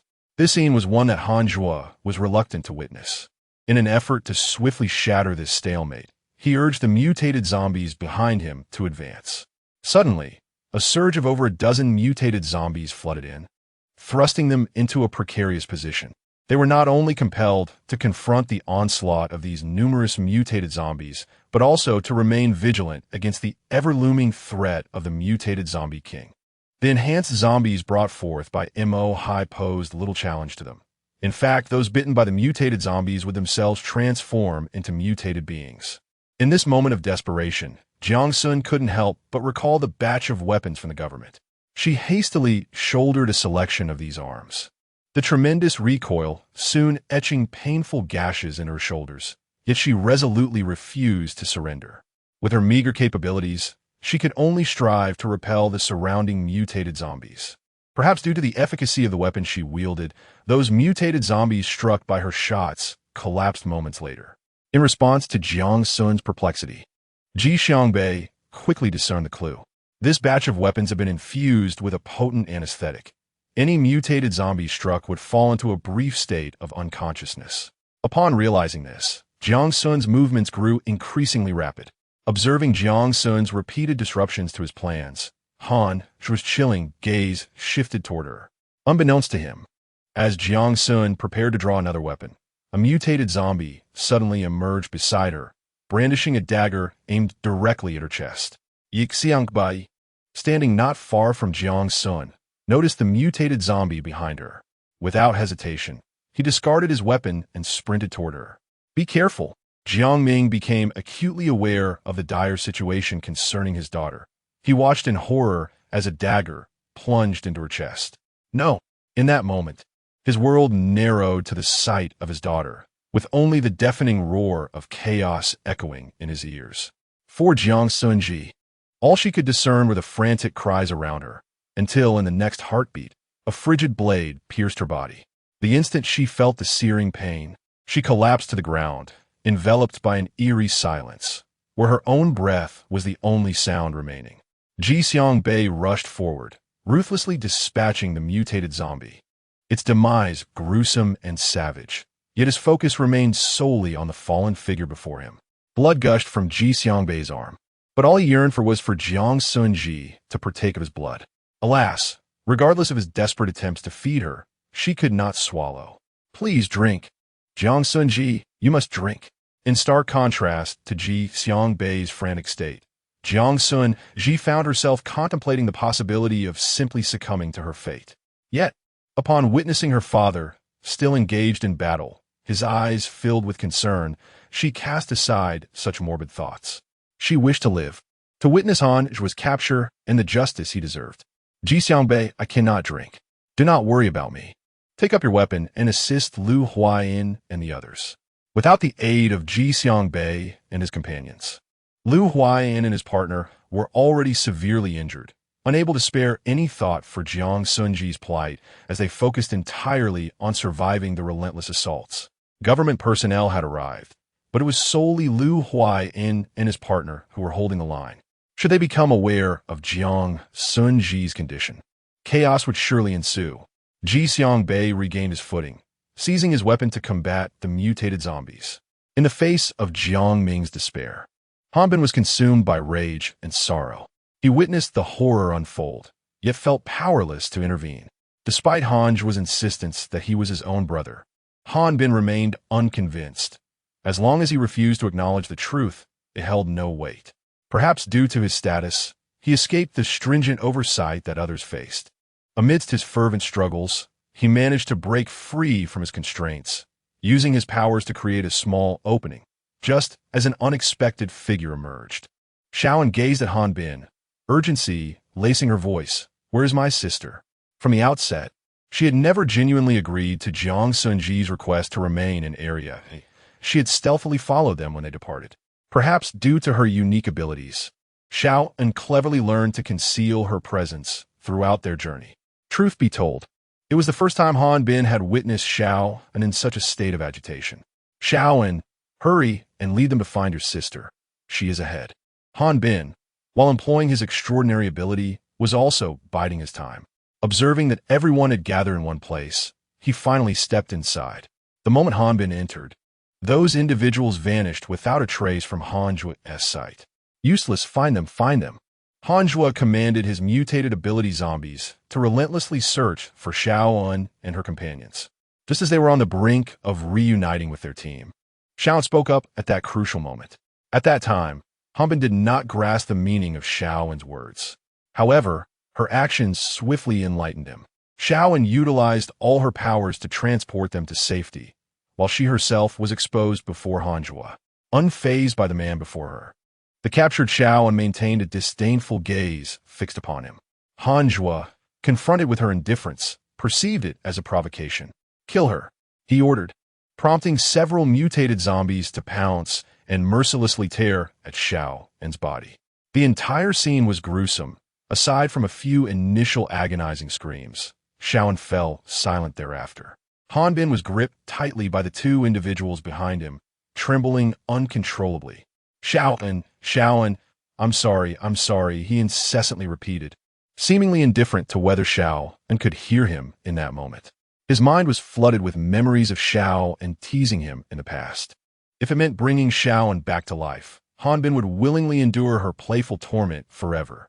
Yet, all that remained in that spot, apart from some scattered debris, were the remnants of Xiaoan, with nothing else to signify her existence. His vacant gaze lingered on the blood-stained ground. The suddenness of the scene left everyone in shock. They owed their salvation to a young girl yet to reach adulthood. Even Su Changzhou, known for his stern demeanor, felt tears welling up in his eyes, igniting their hatred for the mastermind behind this tragedy. Chapter 107. Hanjua's plans were abruptly interrupted by Xiaoan's unexpected actions. Faced with such an unfavorable situation, Hanbin was compelled to accelerate his own plans. He retrieved the same reagent and applied it, in a similar manner, to a mutated zombie. A mutated zombie king was born. Compared to the previous one, this mutated zombie had not been subjected to torment, endowing it with greater power. Not good. Hanjua has catalyzed a mutated zombie king. This news was indeed a dire blow to them. With so many of their own injured and departing, they could not bear to witness further losses. Su Changzhou commanded his men to seize their weapons and charge forth. Jiang Ming observed Jiang Xunzhi's condition intently, raising his hand to cover her mouth and nose. Noticing her lack of response, he trembled involuntarily. "Are you all right?" Yixiangbai promptly steadied Jiang Ming, gazing at him with a glimmer of hope, imploring him to save Jiang Xun. Alas, Jiang Ming shook his head, his eyes reflecting a flicker of despair. "I am sorry. I cannot save you." At that moment, an overwhelming sorrow filled Jiang Ming's gaze. He was faced with the tragic prospect of a parent mourning their child. However, Ji Xiangbei remained unconvinced, demanding to know if there were any alternatives. but all he received in return was Jiang Ming's vacant expression. You are deceiving me. This cannot be happening. It is impossible. Jiang Sun nearly perished before, yet my blood saved her. Why is it of no use this time? Why? I refuse to believe it. Stubbornly, Ji Xiangbei continued to attempt to administer his blood to Jiang Sun, while Jiang Ming appeared to be lost in thought. Xiangbei, give me some of your blood. Perhaps we still have a chance. Jiang Ming approached Han Bin and unexpectedly retrieved a vial from his person. The moment he entered Han Zhao's laboratory, Jiang Ming had already devised a plan, determined to conceal the potion at all costs. Thus, when he was escorted out, he discreetly hid the vial on Han Bin, believing that as Han Zhao's biological brother, Han Bin would not be subjected to a thorough search. Fortunately, his gamble paid off. Faced with Ji Xiangbei's puzzled gaze, Jiang Ming had no time to explain. He swiftly procured Ji Xiangbei's blood and mixed it with the potion. At the moment the concoction was administered to Jiang Sun, Jiang Ming remained uncertain of the reaction it would provoke. But this was the only audacious course of action available to him now. Perhaps spurred by Xiao An's demise, Han Bin rushed into the most perilous situation. Upon encountering Han Bin, Lu Huayan and Han Bin exhibited a remarkable synergy in their coordination. To avoid disrupting Lu Huayan's current emotional state, Han Bin refrained from mentioning Jiang Sun and Xiao An, bearing the grief alone. As he noticed the two mutated zombie kings deliberately avoiding him, Han Bin suddenly comprehended the situation. He shouted, "Leader, you are hiding beside me." Han Bin deciphered Han Zhao's intentions, yet regrettably, he could not accept them. Han Xing, having detected the flaw, gazed at Han Bin with anxiety and anger, perplexed as to why his brother would oppose him. "Why, Han Bin, we are family." With disappointment, he looked at Han Bin, seemingly unable to grasp his brother's actions. "Bah, how revolting. You and I are not family." Han Bin's lack of appreciation incensed Han Zhao.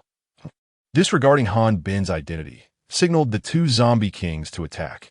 The previously injured Ji Yanli, under such a fierce assault, was once again wounded, a muffled groan escaping him as he collapsed to the ground. The mutated zombie king behind him continued its relentless onslaught, blood streaming down Ji Yanli's cheeks and back. It seemed that Han Bin was acutely aware of how to inflict harm upon Han Zhao. During another assault on Ji Yanli, Han Bin shielded him from the attack, resulting in a long gash on his own arm. Desperate cries echoed in Han Bin's ears as Han Zhao, in a rare display of fear, rushed over, his eyes betraying concern. "Han Bin, are you all right? How are you?" Unfortunately, he failed to notice Han Bin's despondent expression. In the next moment, Han Bin plunged a dagger into Han Zhao's chest with the same fervor. Blood stained Han Zhao's white shirt as he stared at Han Bin in shock, clearly unprepared for such betrayal. Attempting to speak, he was instead met with disappointment, collapsing to the ground. The mutated zombie king, no longer under Han Zhao's control, began to rampage.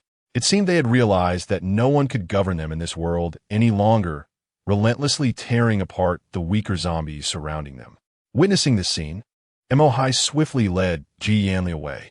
Meanwhile, Han Bin remained fixated on the man lying on the ground, his own biological brother, whom he had slain with his own hands. His eyes were filled with turmoil and unease, though he acknowledged his lack of affection for Han Zhuo. The sight of his brother lying silently on the ground stirred an indescribable conflict and sorrow within him. Just as the mutated zombie king's battle threatened Han Bin, Lu Huayan promptly pulled him away. Standing at a distance, they watched as the zombies continued to gnaw at Han Zhuo's body, their expressions laden with emotion. It was then that a pair of hands covered Han Bin's eyes. "It's over. He has departed. Regardless of his identity, he is no longer connected to you." A tear slipped down Han Bin's face, marking the first and last time he wept for Han Zhuo. The leader was right. From this moment on, Han Zhuo would no longer exist in his world. Heavy weaponry was deployed. Han Zhuo was gone, yet the mutated zombies were undoubtedly a significant threat. Luo Huai, accompanied by a team, planted explosives around these zombies, while the nearby sonar continuously drew the mutated zombies towards the explosives location. Their gazes were keenly fixed on the movements ahead, and when a deafening explosion erupted, their hearts released a collective sigh of relief. The government's specially calibrated explosives burned fiercely for 3 hours, turning the mutated zombies in the vicinity to ashes. Seeing this, Su Changzhou couldn't help but exhale in relief. After so many years, he was finally poised to end it all. Without the control of the mutated zombie king and Han Zhu's existence, even the scattered mutated zombies were eradicated by Luo Huai and the remaining government superhumans. I'm sorry, leader. I failed to stop Shaoan, or she might not have lost her life so young. Han Bin took all the blame upon himself, but to Lu Huayan, there was no right or wrong. It was ultimately Shaoan's own choice. Han Bin remained silent, quietly following behind the leader. The underground laboratory was rendered entirely unnecessary, and after inspection, the government obliterated the site. Ordinary people were given the chance to regain their freedom and were taken to refugee camps for a thorough examination, expressing their gratitude to all. Chapter 108. Slumber. Meanwhile, Jiang Xunzhi was lying on a cold hospital bed, surrounded by machines that ticked rhythmically.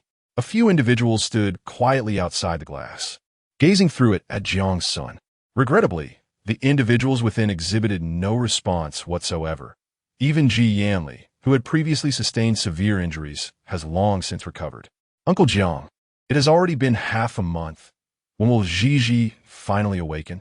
Every day, Jiang Xunzhi's room is graced by visitors, yet each time they depart, disappointment lingers in the air. Ji Yanli, owing to his injuries, remains here far longer than the others. In response to Ji Yanli's inquiries, Jiang Ming wears a frown, perplexed by the continued slumber of his daughter. It is evident that the medication has been effective. Otherwise, her wounds could not have healed so swiftly. Following that fateful day, upon learning of Jiang Xunzhi's injuries, Ji Yanli and Lu Huayan were consumed by a desire for retribution against Han Zhu. Alas, the event has transpired, and there are no opportunities for a redo. As the time for the daily visitation arrives, aside from Jiang Ming, only one other individual is permitted to briefly enter the ward to see Jiang Xunzhi. This privilege invariably incites a dispute. Let me go today. I have so much to say to her, Lu Huayan expressed earnestly, his sincere gaze moving Jiang Ming. As a father, Jiang Ming once believed he could not bear to part with her, thus entrusting Jiang Xunzhi's welfare to Lu Huayan. However, he now realizes that, beyond Lu Huayan, even Ji Yanli and Ji Xiangbei, whom he has known since childhood, have developed affections for his daughter. Jiang Ming felt a mix of joy for his own lineage and concern for his daughter, uncertain of how she would navigate her choices. Uncle Jiang, I'll go. I was by Ji's side when she was ill before, and I wish to stay with her now. In contrast to the others, Ji Xiangbei stood silently, refraining from asserting his own desires. He was remarkably rational, fully aware that he held no place in Jiang Xunzhi's heart. Rather than intruding, he preferred to allow someone dear to Jiang Xunzhi to enter, perhaps hastening her awakening. Yin Li, you should refrain from entering today. Come with me to the laboratory. I need to extract some blood from you. Given Jiang Ming's insistence, Ji Yanli could hardly refuse. Helplessly watching as Lu Huayan entered the ward to be alone with Ji. The atmosphere was profoundly quiet, permeated with the scent of disinfectant. Habitually, he settled into the same chair, a spot often occupied by their small group. The weather outside was splendid. After a prolonged rain, the sun shone brightly today. Once you awaken, you can savor the fresh air. Perhaps feeling his words were futile, Lu Huayan instinctively grasped Jiang Xunzhi's hand. I know you've been exhausted, but you've slumbered for so long. Shouldn't you awaken now? With each word, he glanced up at Jiang Xunzhi, only to find her expressionless, lying there like a beautiful yet lifeless doll. Undeterred, he continued recounting the events of his day. Whenever he couldn't visit, he would leave a bouquet of flowers at her bedside, hoping they might somehow reach her, even though she could not see them. Dipping a cotton swab, Lu Huayan gently applied it to Jiang Xunzhi's chapped lips. Once more, he glanced at the clock on the wall, his tone tinged with reluctance. Time's up. I shall return another day, hoping to see a vibrant you. As he rose, he still harbored the hope that Jiang Xunzhi would open her eyes to him. But until he closed the ward door, she remained unresponsive. Sometimes, moments are missed.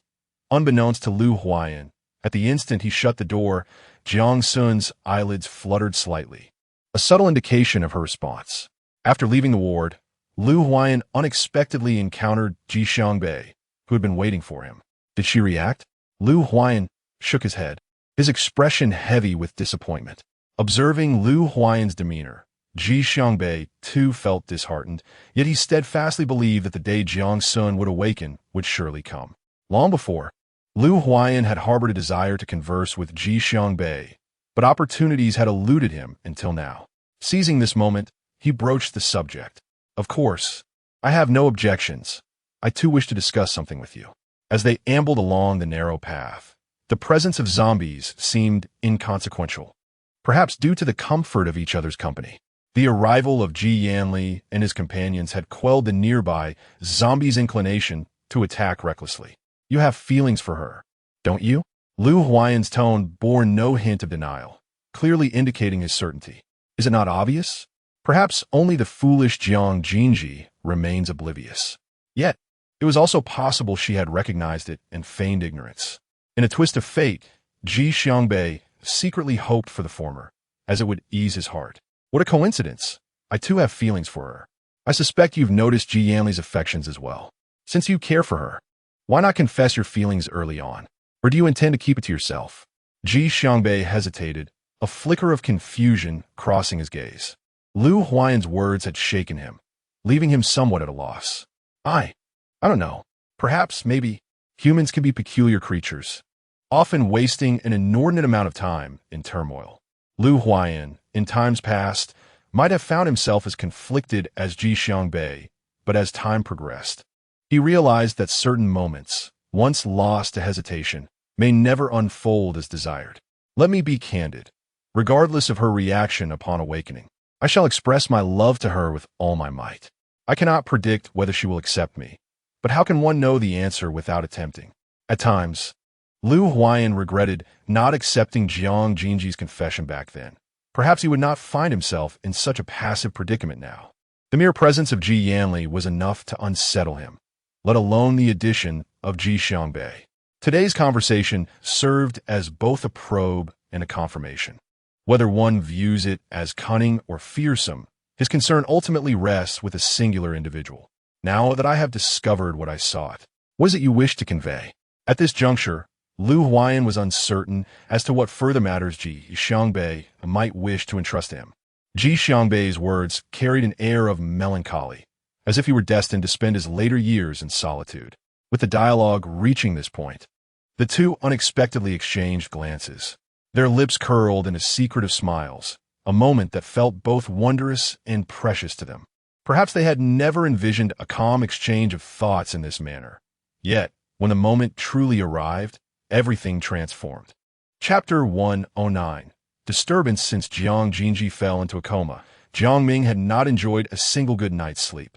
Every day, my thoughts revolve around how to awaken my daughter, yet each attempt yields no results. Observing the dark circles under Jiang Ming's eyes, despite the profound concern in Ji Yanli's heart, he nevertheless took the initiative to offer words of comfort to Jiang Ming. Uncle Jiang, do not be overly anxious. Ji will surely awaken. You mustn't place all the blame upon yourself. Upon hearing Ji Yanli's words, Jiang Ming merely let out a deep sigh. Yanli, during my absence, I am truly grateful for your care of Ji. I am at a loss for how to express my gratitude. Ji Yanli was not one to take advantage of others' misfortunes, and considering that Jiang Xunzhi remained in a state of coma, bringing up such matters at this moment would undoubtedly place Jiang Ming in a difficult position. Uncle, you speak too modestly. Were it not for Ji, I fear I would not have endured this long. Jiang Ming naturally comprehended the implications behind Ji Yanli's words. At that moment, he refrained from mentioning the matters between himself and Ji, which brought him considerable solace. He affectionately patted Ji Yanli on the shoulder. Rest assured, my dear Yanli, your uncle will undoubtedly develop an antidote for the zombie virus. Restoration to the identity of an ordinary human was a notion Ji Yanli had long ceased to dare to dream of since his transformation into a zombie. He had once indulged in countless fantasies about what he would do if ever granted the chance to revert to a normal life. Ji Yanli had intended to inquire about Jiang Sun's current physical condition, but unexpectedly, Mo Hai burst in hastily, his expression rife with urgency. Observing his demeanor, Ji Yanli promptly exited to meet him. He understood Mo Hai's character well, He would not have intruded so recklessly unless the situation were dire. Jiang Ming also sensed that something was amiss. It's bad. Someone from the military has been bitten by a zombie, and they are adamant that it was our doing. However, under your instructions, they would never dare to treat military personnel lightly. Moreover, military personnel are not to be trifled with. How could they be so easily bitten by a zombie? Mo Hai was evidently aware of the gravity of the situation, yet he spoke with caution, mindful of their current location within the military laboratory. Upon hearing Mo Hai's words, Jiang Li's expression grew grave. I understand. Go fetch Luo Huai. If this truly is our fault, I will not easily forgive the zombie responsible. But if it is unrelated to us, we cannot tolerate such humiliation. Having been a zombie for such an extended period, Jiang Li was acutely aware of his own self-restraint. Jiang Ming, standing nearby, was filled with concern for Jiang Li. In response to Jiang Ming's worry, Jiang Li appeared unfazed and instead offered comfort to him. Uncle Jiang, there is no need to fret over me. If you have the time, it would be better to focus your efforts on researching the zombie virus antidote. Ultimately, the root of the issue lies with the virus itself. Jiang Ming was not ignorant of this truth, and seeing Jiang Li in such a state, he resolved to concentrate all his thoughts on the research of the zombie virus. Luo Huai was the one personally handling this matter and was currently investigating its origins. When Jiang Li arrived, he found that many military personnel had already gathered around. In this setting, both Mo Hai and Jiang Li felt somewhat out of place. Confronted with the baseless accusations from the military, Jiang Li cast a glance, and they immediately recoiled in fear. After all, the combat prowess of the Zombie King was not to be trifled with. I wish to know the origins of this incident. Having come this far, Jiang Li had no intention of allowing the matter to be dismissed lightly. He would not leave until Jiang Xunzhi awoke. If he wished to remain here, it was imperative to investigate this matter thoroughly and transparently. Before Jiang Li's arrival, Luo Huai had already conducted a thorough investigation. The root of the issue stemmed from certain military personnel who were intolerant of the zombies wandering near them, seeking to deliberately provoke a conflict between the military and the undead, with the intention of driving the zombies out of their territory. Observing the scene, Han Bin felt a twinge of reflection. Previously, he harbored a profound disdain for zombies, perceiving them merely as harbingers of doom. Yet now, he found humanity to be far more terrifying. Zombies only lash out at humans, while humans often stab one in the back without forewarning, leaving one oblivious to when that blade might strike. In light of this outcome, Luo Huai, representing the military, was evidently filled with remorse, assuring that the errant soldier would face serious repercussions. However, would Jiang Li truly let this matter rest so easily? The onlookers cautiously scrutinized the subtle expressions of the Zombie King, ready to act at the slightest sign of his discontent. Noticing their movements, Jiang Li's gaze shifted, becoming icy. Very well, proceed with the military's regulations and show me the consequences of your serious handling, he commanded. Luo Huai appeared taken aback by this statement. Yet he also breathed a sigh of relief, not expecting Jiang Li to adopt such an approach. He had anticipated a more prolonged contention with him. Even Mo Hai, who was well acquainted with Jiang Li, was surprised by his demeanor. That evening, the troublesome soldier was forcibly disarmed and confined for 3 months. Yet, Jiang Li was far from satisfied with this form of punishment. His earlier words were merely a stratagem to lower their guard, allowing them to operate with greater freedom. When Mo Hai was summoned, he was momentarily bewildered.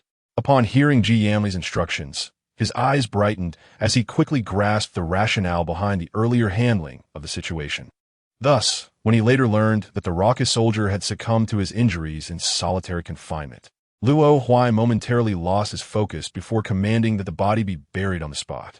Following this incident, the personnel within the military district gradually recognized that Jiang Li and his companions were not to be trifled with, choosing to steer clear of them in private encounters.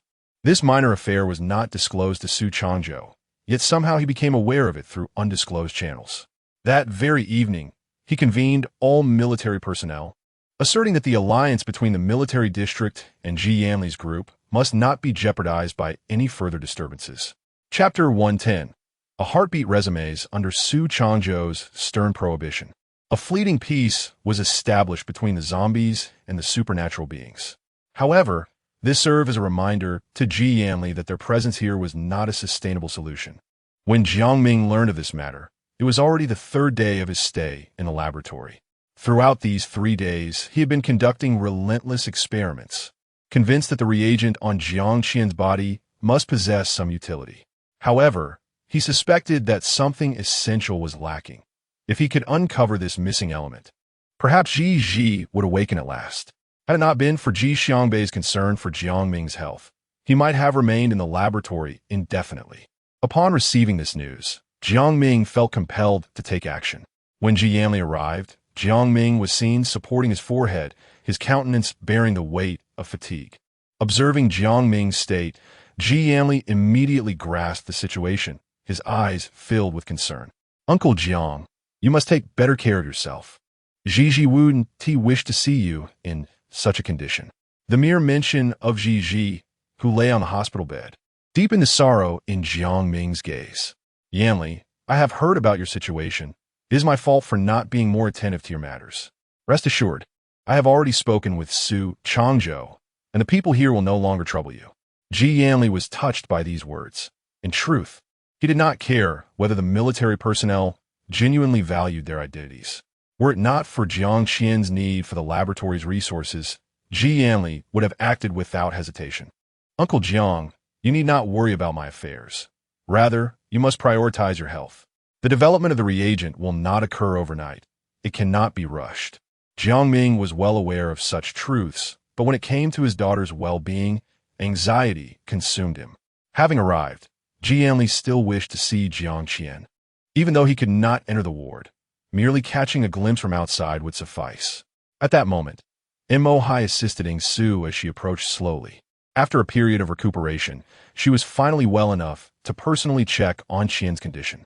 Upon seeing Ji Yanli standing not far away, Ing Su and Mo Hai paused for a moment before proceeding closer. Wang. Ji Yanli remained silent, his gaze fixed on Jiang Qian, who lay within the ward, filled with a sense of longing and nostalgia. After a moment, he lowered his eyes to the two beside him. "Is your injury improving?" "Almost," came the reply. Perhaps considering Ji Yanli's rather somber mood, Ing Su, after visiting Jiang Qian, was led away by Mo Hai. As they departed, Ing Su remained preoccupied with Jiang Qian's condition. "Mo Hai, when do you think Qian will awaken?" "Soon, I hope. Let us not forget that Jiang Qian's father is the illustrious Jiang Ming. Indeed, with such a father, Jiang Qian is bound to awaken." Meanwhile, Jiang Ming, burdened with hope, was increasingly enveloped in self-reproach. This feeling intensified every time he visited his daughter. Jiang Xunzhi bears a striking resemblance to his late wife. Each time Jiang Ming gazes upon Jiang Xunzhi lying in the hospital bed, he is haunted by dreams of his wife reproaching him for failing to protect their daughter. Yet, upon awakening from these dreams, her visage fades from his sight. He has endeavored through numerous methods, yet the results remain dishearteningly meager. I am sorry. Ji, he laments, it is the fault of your father. He is powerless and unable to find a solution. A man in his 40s at this moment weeps inconsolably while cradling his daughter. Ji Yanli stands quietly outside the door, observing the two within, his eyes filled with a profound bitterness. After a considerable time, Jiang Ming tenderly adjusted the covers for Jiang Xunzhi before rising to his feet. The following afternoon, he returned with a vial of serum, the result of an entire night's labor. As he prepared to inject the serum into Jiang Xunzhi's arm, the sight of the needle's prick caused a furrow to form on Lu Huan's brow. Knowing that the comatose Jiang Xunzhi would not feel pain, yet apprehensive nonetheless, Han Bin, standing nearby, could not help but reflect that such a task would be impossible for any of them. It was only Jiang Xunzhi's father who could manage it, albeit with great difficulty.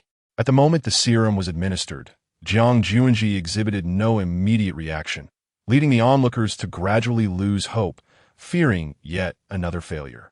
However, in the next instant, Jiang Xunzhi's fingers twitched slightly.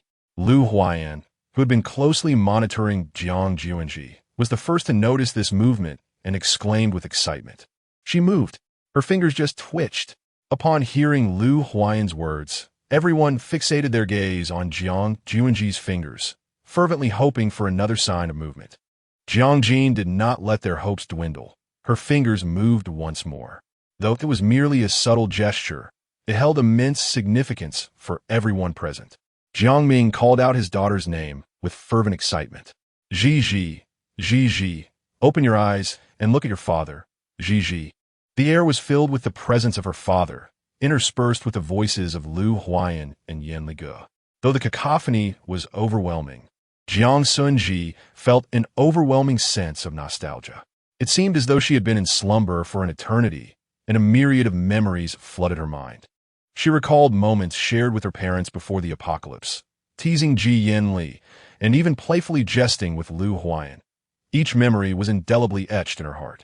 While Jiang Xunzhi recognized the profound significance of these cherished recollections, she yearned to see her beloved and valued ones in the flesh.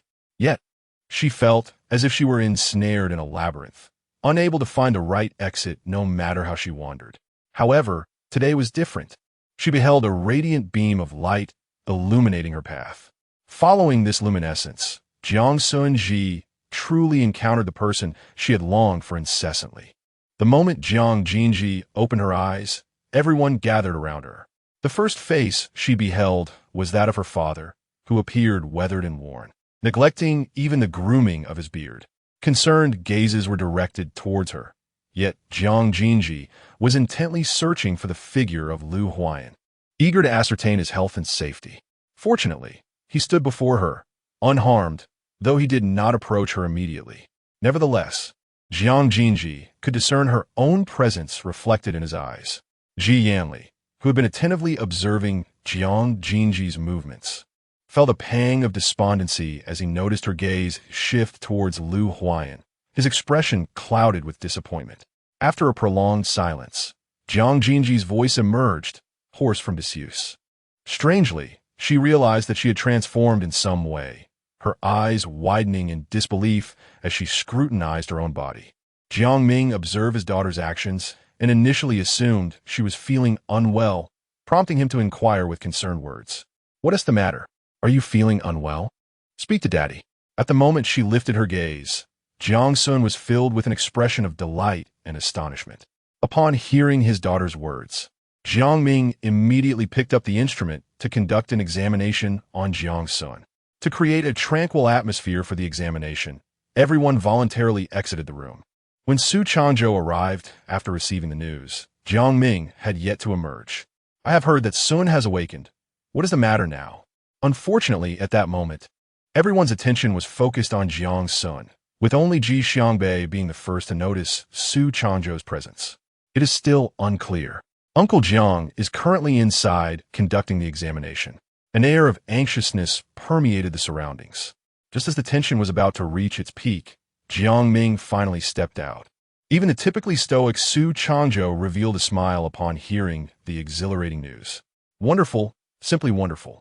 After resolving the issue with Han Zhuo, the matter of the serum had become the last significant burden on Su Changzhou's mind. Little did he expect that this weight would finally be lifted today. Chapter 111. Joy after the news of the development of the zombie virus spread, Jiang Ming had been tirelessly engaged in the laboratory. By the time he delivered the serum to the military, it was already the third day since Jiang Sun had awakened. During these 3 days, Jiang Sun had come to learn far too much. The news of Xiaoan's departure was undoubtedly a heavy blow to her. In Jiang Sun's heart, Xiaoan was still but a child, yet she had borne far too much. Upon hearing of her departure, Jiang Sun's first reaction was disbelief, thinking they were jesting. However, the sorrowful expressions on their faces forced her to accept the painful truth that Xiaoan had indeed left. Why her? Why must it be her? When she was still so young, Jiang Jun's emotions were exceedingly agitated, and she appeared profoundly melancholic. The wounds, painstakingly concealed by all, were abruptly exposed. Yet, one must accept the irrevocable truth that the deceased cannot be resurrected. The antidote for the zombie virus was finally developed, and the military dispatched water-type abilities users to disseminate the remedy far and wide. It was through such measures that the world could truly regain its equilibrium. District A was not dismantled, but transformed into a burgeoning city, now officially renamed City A, destined to become the largest city in the future. The individuals present averted their gazes, perhaps never fathoming that the little girl they once saved would emerge as their savior. The sunlight that day was splendid, accompanied by a gentle breeze. As Jiang Xunzhi stood upon the city wall, she wished for time to momentarily halt, allowing her to fully savor the moment. The sunlight graced her face, leaving Lu Huayan momentarily spellbound. He had not intended to intrude upon her reverie, yet she still sensed his presence. "You have arrived," she stated, her tone reminiscent of conversing with an old friend. "What are your plans now? Will you continue to remain with Ji Yanli?" With his hand behind his back firmly grasped, Lu Huayan could not quell his rising tension. "And what about you? Where would you prefer me to be?" Her bright gaze locked onto Lu Huayan, as if seeking to peer into his very soul. "I naturally hope you will stay in District A, especially since Shaoan is still here," he replied, his words tinged with awkwardness. Upon hearing Lu Huayan's clumsy admission, Jiang Xunzi's eyes sparkled with a subtle smile. "Oh," she elongated the sound, as if testing the waters with Lu Huayan. Her voice undeniably stirred a tempest within his heart. "If I were to say that I wish to remain in District A with you, how would you perceive my choice?" She lifted her chin slightly, her gaze radiant. In that instant, Lu Huayan's mind went blank, his thoughts consumed solely by Jiang Xunzi's slightly parted lips. "What?" he exclaimed in astonishment, unable to believe that Jiang Xunzi would express such sentiments toward him. "I said I want to stay in District A with you." Jiang Xunzi repeated the words he had just heard, then, under Lu Huayan's gaze, placed his hands gently within the palms of his own. "Shall I stay and keep you company? Would that be agreeable?" Jiang Xunzi gazed at Lu Huayan with anticipation, her heart brimming with joy. In contrast to Jiang Xunzi's demeanor, Lu Huayan concealed the upward curve of his lips with his hand, his eyes glistening with tears, overwhelmed with emotion. It felt as though a fissure had opened in his heart, leaving him uncertain of how to respond in this moment. Slowly, he buried his head in the crook of Jiang Xunzi's neck, inhaling her unique scent. Lu Huayan, in a surge of excitement, lifted Jiang Xunzi and gently set her down on the ground. Perhaps the atmosphere had reached a climactic point, and everything fell naturally into place. Unable to restrain himself, Lu Huayan tenderly cupped the girl's cheek, leaning down to kiss her soft, rosy lips, which tasted as sweet and light as cotton candy. The kiss began delicately, yet gradually deepened, stirring a tumult of emotions within. Meanwhile, Xiao Bai and Han Bin, who were crouched by the wall, found themselves clandestinely observing the scene before them, likely astonished by the sight they had stumbled upon. Han Bin, wearing an indulgent smile reminiscent of a doting aunt, watched them with unabashed delight. Xiao Bai shot Han Bin a disapproving glance, urging him to lower his voice lest they attract the couple's attention. A long, tender kiss enveloped Jiang Xunzi, making her feel as though she were dissolving into the moment. Fortunately, Lu Huayan caught her just in time, preventing her from collapsing to the ground. Watching Jiang Xunzi's flustered state, Lu Huayan couldn't help but tease her, remarking on her apparent weakness and questioning how she would manage in the future. Jiang Xunzi, clutching her swollen lips, widened her eyes at Lu Huayan, clearly disagreeing with his playful banter, her gaze laced with a hint of reproach. "Lu Huayan, I regret staying here. I believe it would be better for me to find another place," she declared. Hearing her words, Lu Huayan's expression darkened, and he tightened his grip around her waist. "You've already marked yourself as mine. Where else could you possibly go?" In that moment, Jiang Xunzi regretted revealing her feelings to Lu Huayan so soon. She should have waited a little longer. As they strolled through Area A, which had transformed into City A, the once empty square was now bustling with families and children playing, with pigeons fluttering about. Although Jiang Xunzi was reluctant to broach a certain topic, the urgency from Jiang Ming's side was becoming increasingly pressing. "Lu Huayan, do you have time recently?" she inquired. Momentarily taken aback, Lu Huayan turned to face Jiang Xunzi, still holding her hand. "I have time. Why do you ask?" Although Area A no longer required Lu Huayan's oversight, he continued to manage related affairs at the behest of others. Even those from Area A would greet him with respect upon seeing him. Such a busy individual would hardly find time easily. Yet Lu Huayan discerned that Jiang Xunzhi had something important to discuss. Upon learning of my relationship with you, my father expressed a desire to meet you and discuss our affairs. When this matter was brought up, Jiang Xunzhi appeared somewhat embarrassed. To my surprise, Lu Huayan readily acquiesced. No problem. I have long wished to pay a visit to your esteemed father, especially since I have taken away his precious daughter. In response to Lu Huayan's playful banter, Jiang Xunzhi feigned annoyance, accompanied by a sense of concern for Lu Huayan. When you visit, my father might very well give you a hard time, but please, do not let his temperament upset you. Lu Huayan merely smiled indulgently, seemingly unfazed by Jiang Xunzhi's words. Observing Lu Huayan's nonchalance, Jiang Xunzhi felt a genuine spark of irritation. Initially intending to tease her, Lu Huayan soon realized that he had crossed a line when he saw her actual displeasure. He then began to appease his little lady. I apologize. I was mistaken. It's not that I am indifferent.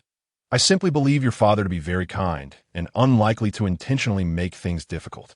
Yet, it appeared that Lu Huayan's explanation bore little effect, as Jiang Xunzhi deliberately sought to provoke him further. Since Jiang Ming developed the antidote for the zombie virus, he has remained in the military laboratory, occasionally sharing a drink with Su Changzhou. Meanwhile, Ji Yanli has established his own company, which continues to grow. Everyone is aware of Ji Yanli's feelings for Jiang Sun, particularly Lu Huayan. Thus, upon hearing Ji Yanli's name, Lu Huayan cannot claim to be entirely unperturbed. A flicker of anger stirs within him. After all, had it not been for his own intervention, Jiang Sun might very well be with Ji Yanli now. Even now, after he and Jiang Sun are together, Ji Yanli still finds ways to appear around them. Chapter 112. Meeting the parents. Noticing Lu Huayan's somber tone, Jiang Sun feels a twinge of regret. But rest assured, Brother Yanli only wishes to meet my father. He is unaware of our past, she explains, attempting to portray this as an unforeseen circumstance. Yet, Lu Huayan's displeasure remains unabated. He silently grips Jiang Sun's wrist, not uttering a word throughout their journey. As the door closes, Lu Huayan envelopes her in his arms, the gentle pressure conveying his resolve and strength. His lips descend slowly, tenderly kissing her, the warmth and dampness of his breath causing her to shiver slightly. Their lips and teeth exchange subtle sensations, intertwining their flavors, warmth, and breaths. This kiss carries a profound promise, as if they are expressing their emotions to one another. Their heartbeats and breaths merge into a silent language, communicating their feelings. After a long moment, Lu Huayan gradually pulls away, his lingering gaze fixed upon her, filled with tenderness. Jiang Xunzhi, realizing the situation, buried her flushed face in Lu Huayan's shoulder and murmured, "You rogue." Upon hearing this, Lu Huayan merely lowered his head and embraced her tightly. "If you utter such words again, I shall show you what a true rogue is." Having lived for so long, Jiang Xunzhi had acquired some understanding of the world. It did not take her long to grasp the true meaning behind Lu Huayan's words, and this time, even the tips of her ears blushed. Meanwhile, thousands of miles away, Ji Yanli was busily trying to secure a few days off. Although Ji Yanli was no longer the zombie king, Mo Hai chose to remain by his side. After Ji Yanli established his company, Mo Hai and Poppy became his invaluable aides. "You intend to finish this and rush to meet Xunzhi, don't you?" Poppy was well aware that Ji Yanli's unusual behavior was linked to one person, Jiang Xunzhi. Despite Jiang Xunzhi's choice to be with Lu Huayan, the habits formed over many years were not so easily altered. Ji Yanli paused his movements, pondering. Indeed, I've heard that her relationship with Lu Huayan is becoming more serious. As her elder brother, how can I not be present for such a significant event? Poppy seemed somewhat apprehensive but hesitated, considering Ji Yanli's presence. Ji Yanli noticed her concern and understood what troubled her. Attempting to sound casual, he said, "Do not worry. Since she has chosen Lu Huayan, I shall refrain from interfering. As long as she is happy, I will find peace in my heart." Perhaps feeling that these sentiments were only meant to be shared with Poppy and Mo Hai, Ji Yanli couldn't help but elaborate. "Had it been the old me, I would never have chosen to let go. Yet, when I watched her lying silently in the hospital bed, all my thoughts vanished, leaving only one desire, that she remains safe and sound. I would trade everything I possess for that. Ji Yanli's feelings were deeply moving, but Poppy understood that love was not merely about being touched. There was more to it. Perhaps you should consider others. You cannot live like this forever. If she is not the one, I would rather remain alone than settle for someone else. Having spent so much time together, Poppy and Mo Hai regarded Ji Yanli as family. Upon hearing his thoughts, Poppy could not help but express her feelings. Mo Hai gently patted Poppy's shoulder, offering comfort. Do not worry. Everything will unfold as it should. We cannot intervene. When Ji Yanli arrived, he spotted Jiang Xunzhi waving at him from distance. This scene felt familiar, yet the person standing beside her was not himself. Yanli, go over here. Jiang Xunzhi, fearing that Ji Yanli might not notice their presence, called out with particular exuberance. Meanwhile, those around her remained vigilantly by her side, anxious that she might collide with something. Upon witnessing this scene, Ji Yanli's gaze grew dim and forlorn, yet he swiftly recalibrated his demeanor, allowing a smile to grace his features. Ji, I'm here, right here. When she successfully caught Ji Yanli's attention, Jiang Xunzhi's eyes sparkled with uncontainable joy, for it had been an eternity since she last laid eyes on him.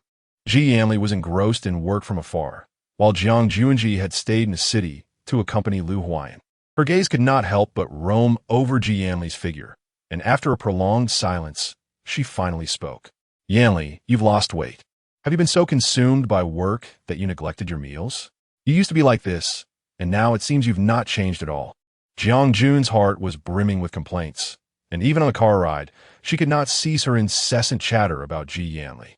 Yet, Ji Yanli had surprisingly learned to jest with her. I never realized you could be so talkative. Has your verbosity increased since being with Lu Huayan? Was she this loquacious when she was by your side? Their eyes met, and both unconsciously revealed a hint of relieved smiles. However, Lu Huayan's silence at that moment was, in Jiang Jun's eyes, a tacit acknowledgement. Jiang Xun felt a profound sense of disappointment, as her dear Yanli brother had seemingly allied with Lu Huayan, conspiring together to tease her. Feigning a sullen demeanor, Jiang Xun dashed over to Jiang Ming, presenting a pitiful countenance to complain. Despite being grown, Jiang Ming was always responsive to his daughter's whims. What is the matter? Who has been troubling our Junzi? Tell Daddy, and he'll take care of them. Furiously pointing at the two gentlemen across from her, she exclaimed, They have conspired to bully me. Yet, Jiang Ming merely smiled, fully aware that either of these two could spoil Junzi to the heavens, leaving no room for her to feel aggrieved. Although he claimed he would reprimand them, no substantial action followed. During dinner, Jiang Xun deliberately distanced herself from them, opting to sit beside her father. Seeing his daughter next to him filled Jiang Ming with immense satisfaction. Chapter 113. Worrying, it has been a while since you two have seen each other, hasn't he it? Upon hearing Jiang Ming's words, Lu Huayan and Ji Yanli nodded in agreement. Initially, Jiang Ming had faced a difficult decision. Both Lu Huayan and Ji Yanli were exceptional candidates, and he had long wrestled with whom to choose as his son-in-law. Logically, Jiang Ming favored Ji Yanli more. Yet his daughter's affections lay with Lu Huayan. In this dilemma, Ji Yanli ultimately made the choice to withdraw. Now that his daughter's path was clear, Jiang Ming was eager to settle matters with Yanli, feeling it would at least provide some closure to Yanli's parents. Although his daughter had not chosen Ji Yanli in the end, it did not diminish Jiang Ming's regard for him, treating him as his own. Yanli, you're not young anymore. It is time to consider your lifelong matters. At Jiang Ming's words, Ji Yanli momentarily lost himself in thought. Today was a propitious day, and he did not wish to disrupt the pleasant atmosphere. Uncle Jiang, I do not yet have a person of interest. Matters of the heart rely on fate. Perhaps I shall have good news to share next month. It is disingenuous to claim that Lu Huayan and Jiang Xunzhi are indifferent, particularly since Ji Yanli's attitude towards Jiang Xunzhi was publicly evident from the outset. Given your sentiments, your uncle is reluctant to impose his will upon you. As long as both of you are well, I harbor no grievances or desires. Jiang Ming could not help but scrutinize them, and he began to cough. The moment Jiang Sun heard the sound of coughing, she immediately stood up, her face etched with concern as she gazed at her father. Father, what is the matter? Have you been spending too much time in the laboratory again? I have reminded you countless times that your health is fragile. You must not overexert yourself. Despite the nagging from his daughter, Jiang Ming felt a hint of vexation, yet he managed to wear a smile. All right, my little housekeeper. It seems that you shall be the one wielding the most influence in our household in the future. Jiang Sun feigned anger at her father's teasing. Father, she exclaimed, regarding him with a reproachful gaze, as if to say he was beyond consolation. All right, I promise to take care of my health. Grasping Jiang Sun's hand, he continued, What business do I, an old man, have intruding upon the lives of the young? Besides, as long as you miss me or I miss you, you're always welcome to visit. Nevertheless, Jiang Sun wished to press her point. During her recent visit, she had observed the increasing number of gray strands in her father's hair, a silent reminder that Jiang Ming was indeed aging. With only Jiang Ming remaining as her family, she felt a profound sense of worry. Enough of your stares. It's not as if you cannot see me again. Don't forget, I intend to be present at my daughter's wedding. Make sure I do not see you looking too thin, or else I shall hold Lu Huayan accountable first. Jiang Ming was skilled at diverting the conversation. By the time Jiang Sun realized what had occurred, they were already on their way home. Watching her father's somewhat stooped figure, Jiang Sun's eyes brimmed with tears. For the first time, she felt an intense wave of emotion. Her father was truly aging, and she was genuinely growing up. Do not be disheartened.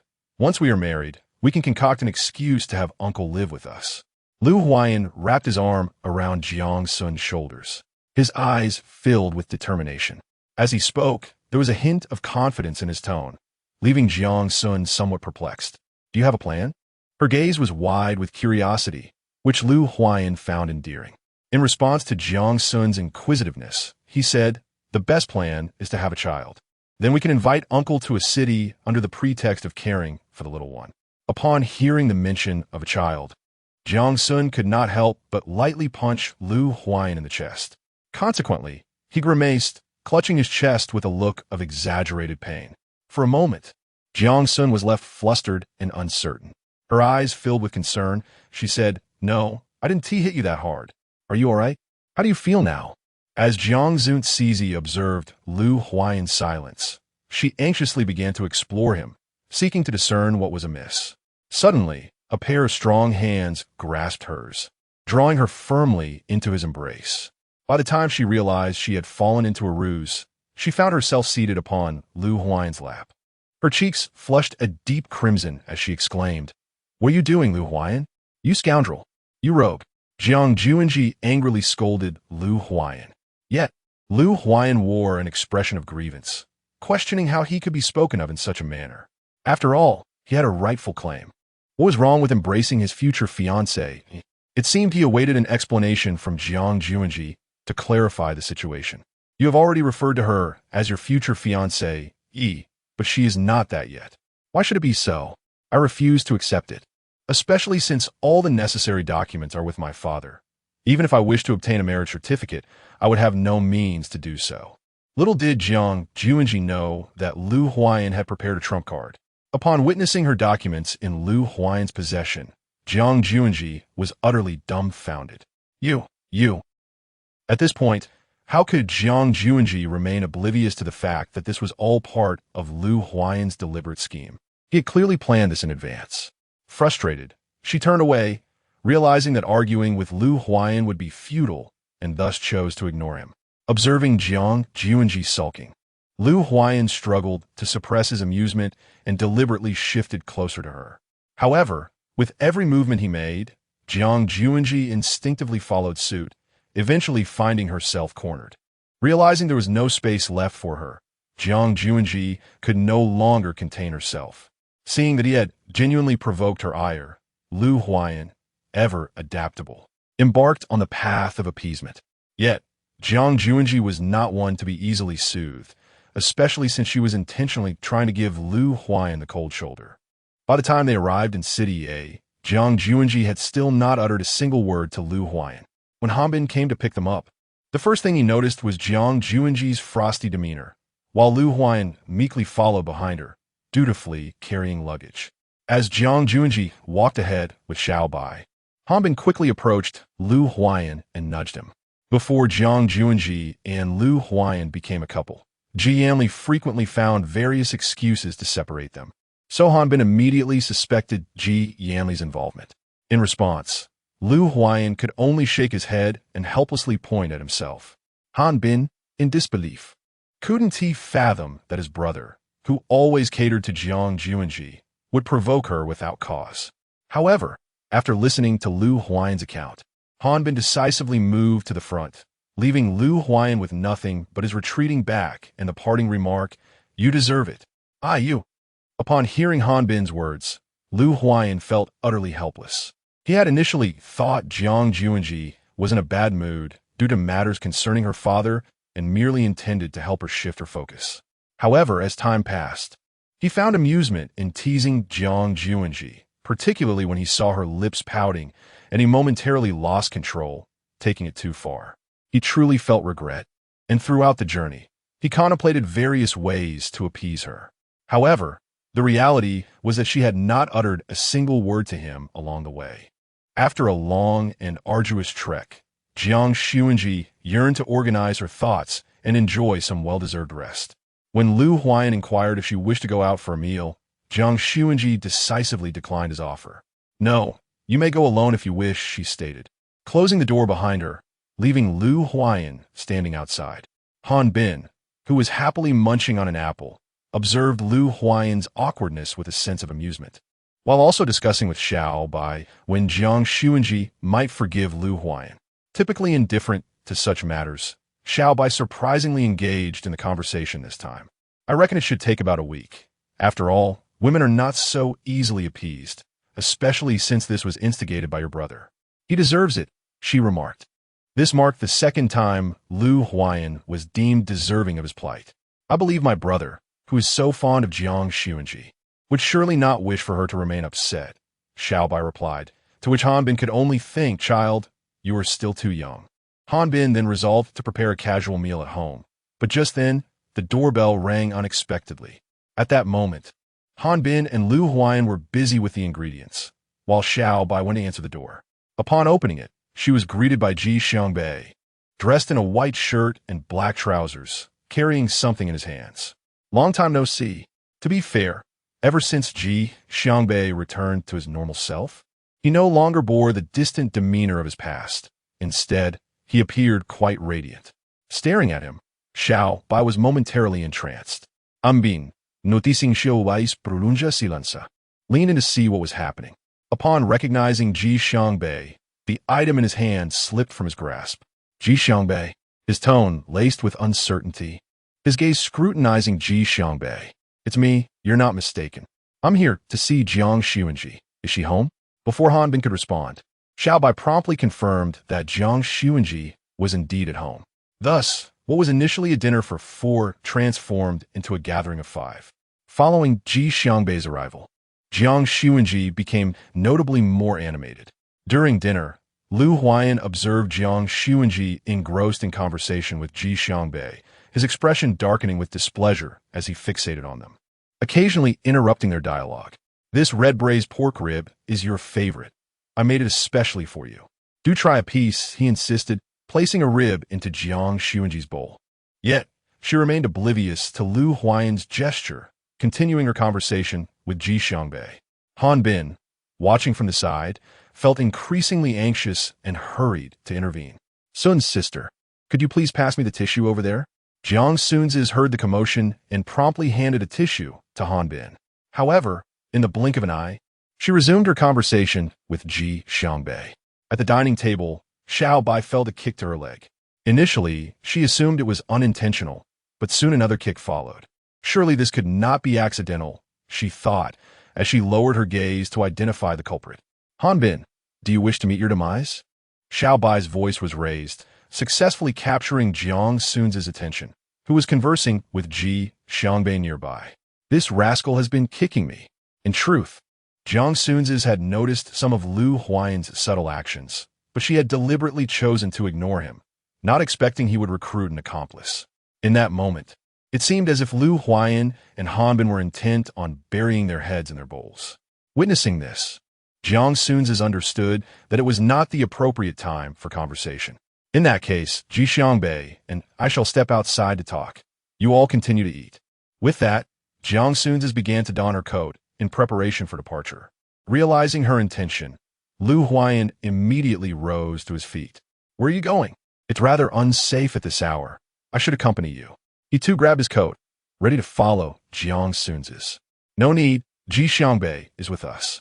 Thus, Lu Huayan could only watch helplessly as Jiang Xunzhi and Ji Xiangbei exited alone, unable to voice any objections. His hand, still clutching his coat, remained suspended in the air, while his thoughts had completely followed Jiang Xunzhi out the door. Meanwhile, Xiao Bai and Han Bin exchanged nudges, seemingly waiting for one another to take the lead. Ultimately, it was Han Bin who spoke up. Hey, why don't we eat first? A man is iron, rice is steel. If we skip a meal, we'll be famished. Hearing Han Bin's comforting words, Xiao Bai was infuriated to the point of almost spitting blood. Seizing the moment, she delivered a swift kick to Han Bin's calf. In pain, Han Bin crouched down, cradling his leg. Chapter 115. Reconciliation. Hey, Han Bin may not be eloquent, but we have other matters to attend to.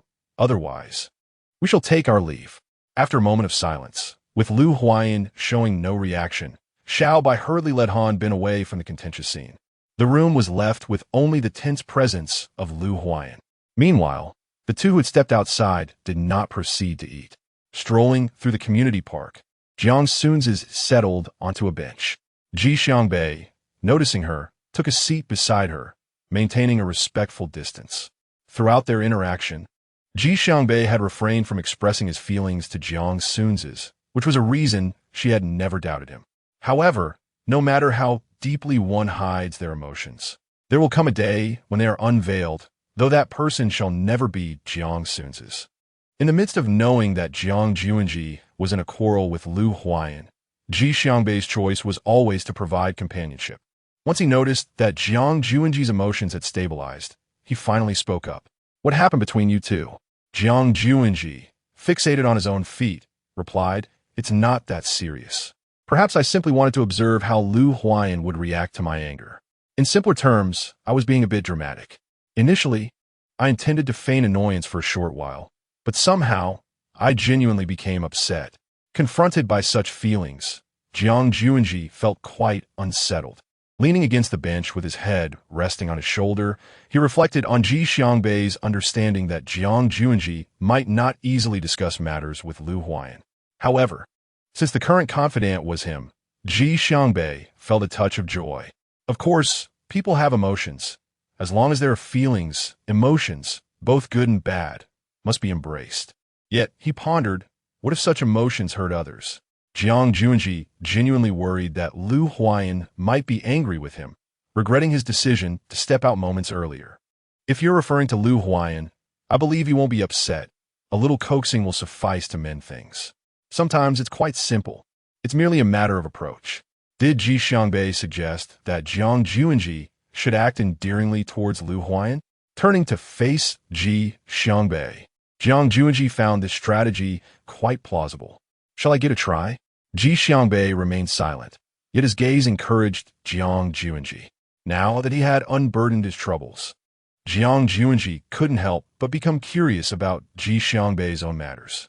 To be honest, since Ji Xiangbei returned to his normal self, his personality had undergone a remarkable transformation. He no longer engaged in confrontations and began to speak gently to others. Had it been the Jiang Xunzhi of the past, she would have found this hard to believe. No, I'm not at school to pursue romance. You're the one on the brink of marriage. Ji Xiangbei surprisingly posed this heart-wrenching question in the lightest tone. Soon, perhaps next month, you'll be toasting to our wedding. You must come. Your share of the gift must not be short. When discussing her impending marriage to Lu Huayan, a spark ignited in Jiang Xunzhi's eyes, radiant yet regrettably never meant for her. Ji Xiangbei listened intently as Jiang Xunzhi spoke at length, until she finally decided it was too late and bid him farewell. The temperature difference between day and night in city, it was quite significant, and Jiang Xunzhi realized he had lingered there for an extended period. Just moments before, while chatting with Ji Xiangbei, he and T noticed. Now he found himself shivering, wrapping his arms around himself as he paced back and forth. until a loose-fitting coat was draped over her shoulders. A deep voice emerged from behind her. "It is so cold outside. One should truly consider wearing an extra layer." Lu Huayan's tone carried a hint of reproach, yet lacked any semblance of anger. Jiang Xunzhi, with one side of her body stiffened, dared not raise her gaze to meet Lu Huayan's. Her head persistently bowed. What has transpired? Just moments ago, she had been met with his arrogance when he was upset with her, yet now she found him so submissive. I was never arrogant towards you. You were exaggerating."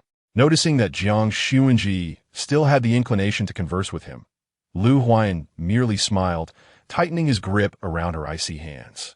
The moment they entered the room, Jiang Xunzhi felt as though she had come back to life, dashing straight to the sofa and collapsing onto it. It was only after a while that she realized something was amiss, as Lu Huayan was crouched by the shoe cabinet, arranging her disheveled shoes.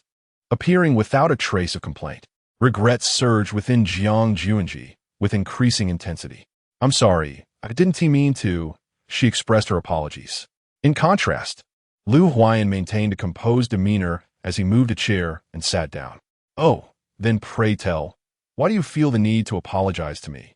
At that moment, Lu Huayan, seemingly devoid of anger, feigned a gloomy expression, which Jiang Xunzhi found far more daunting than silence itself.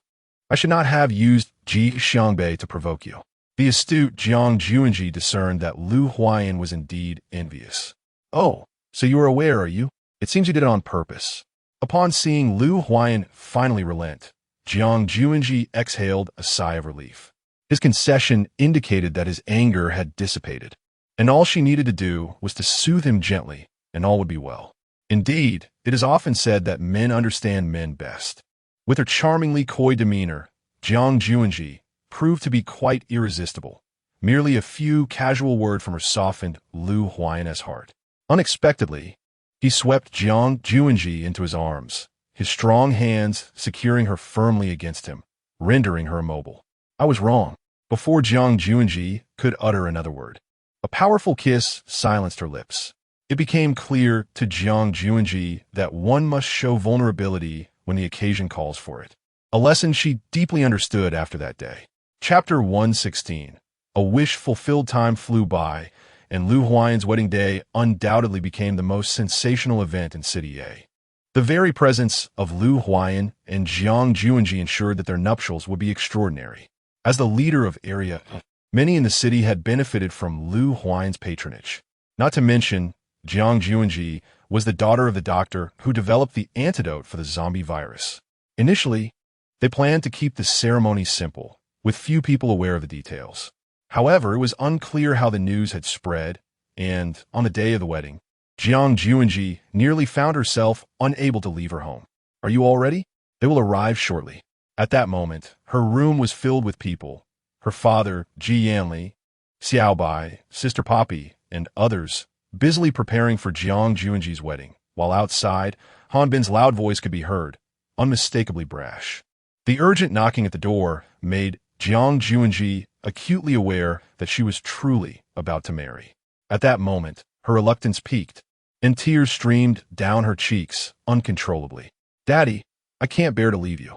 Why don't you come with me to my new home?" In Jiang Xunzhi's eyes, there was a glimmer of affirmation, and her serious demeanor unexpectedly transformed Jiang Ming's previously sorrowful emotions. "Silly child, what are you saying? Fathers do not accompany their daughters in such matters. It defies convention." Yet, Jiang Xunzhi, with a sniffle, displayed a nonchalant attitude. "Who says it cannot be done? If Lu Huayan is unwilling, then I shall remain unmarried, allowing him to go alone." This childish sentiment evoked a deep affection in Jiang Ming. Yet he knew that from this day forth, his beloved Xunzhi would become another man's bride. Enough of such talk. Let Lu Huayan hear it, and he will only mock you. Outside the door, Han Bin persistently pounded on it, while Xiaobai clamored for red envelopes. It must be said that Lu Huayan's red envelopes were indeed substantial. One swollen envelope nearly slipped through the door crack, only to be divided into two smaller ones before it finally made its way in. At that moment, Xiaobai's eyes sparkled with a single thought. It's a windfall. Witnessing this scene, Ji Yanli chuckled and shook his head. The sheer thickness of a casual red envelope subtly indicated Lu Huayan's deep regard for Jiang Xunzhi. Observing this moment, Ji Yamli felt a sense of relief. Perhaps Xunzhi's choice to follow Lu Huayan was indeed the wisest one, as he was the most suitable match for her. As the time drew near, Ji Yamli instructed someone to open the door. The crowd outside had been pressing against it, and when it swung open, they all tumbled to the ground in surprise. I have arrived. Among the throng, Lu Huayan's gaze immediately sought out Jiang Xunzhi. Today, she was radiant in her pristine white gown, making her appear almost ethereal. After calling out to Lu Huayan several times, Hanbin finally noticed that his attention was fixed solely on the bride, prompting him to tease. "Did you see? The bride is stunning today. Our groom seems quite entranced." In response to Han Bin's playful inquiry, Lu Huayan showed no hint of reproach. Instead, he boldly declared, "What is wrong with admiring my wife? I have committed no crime."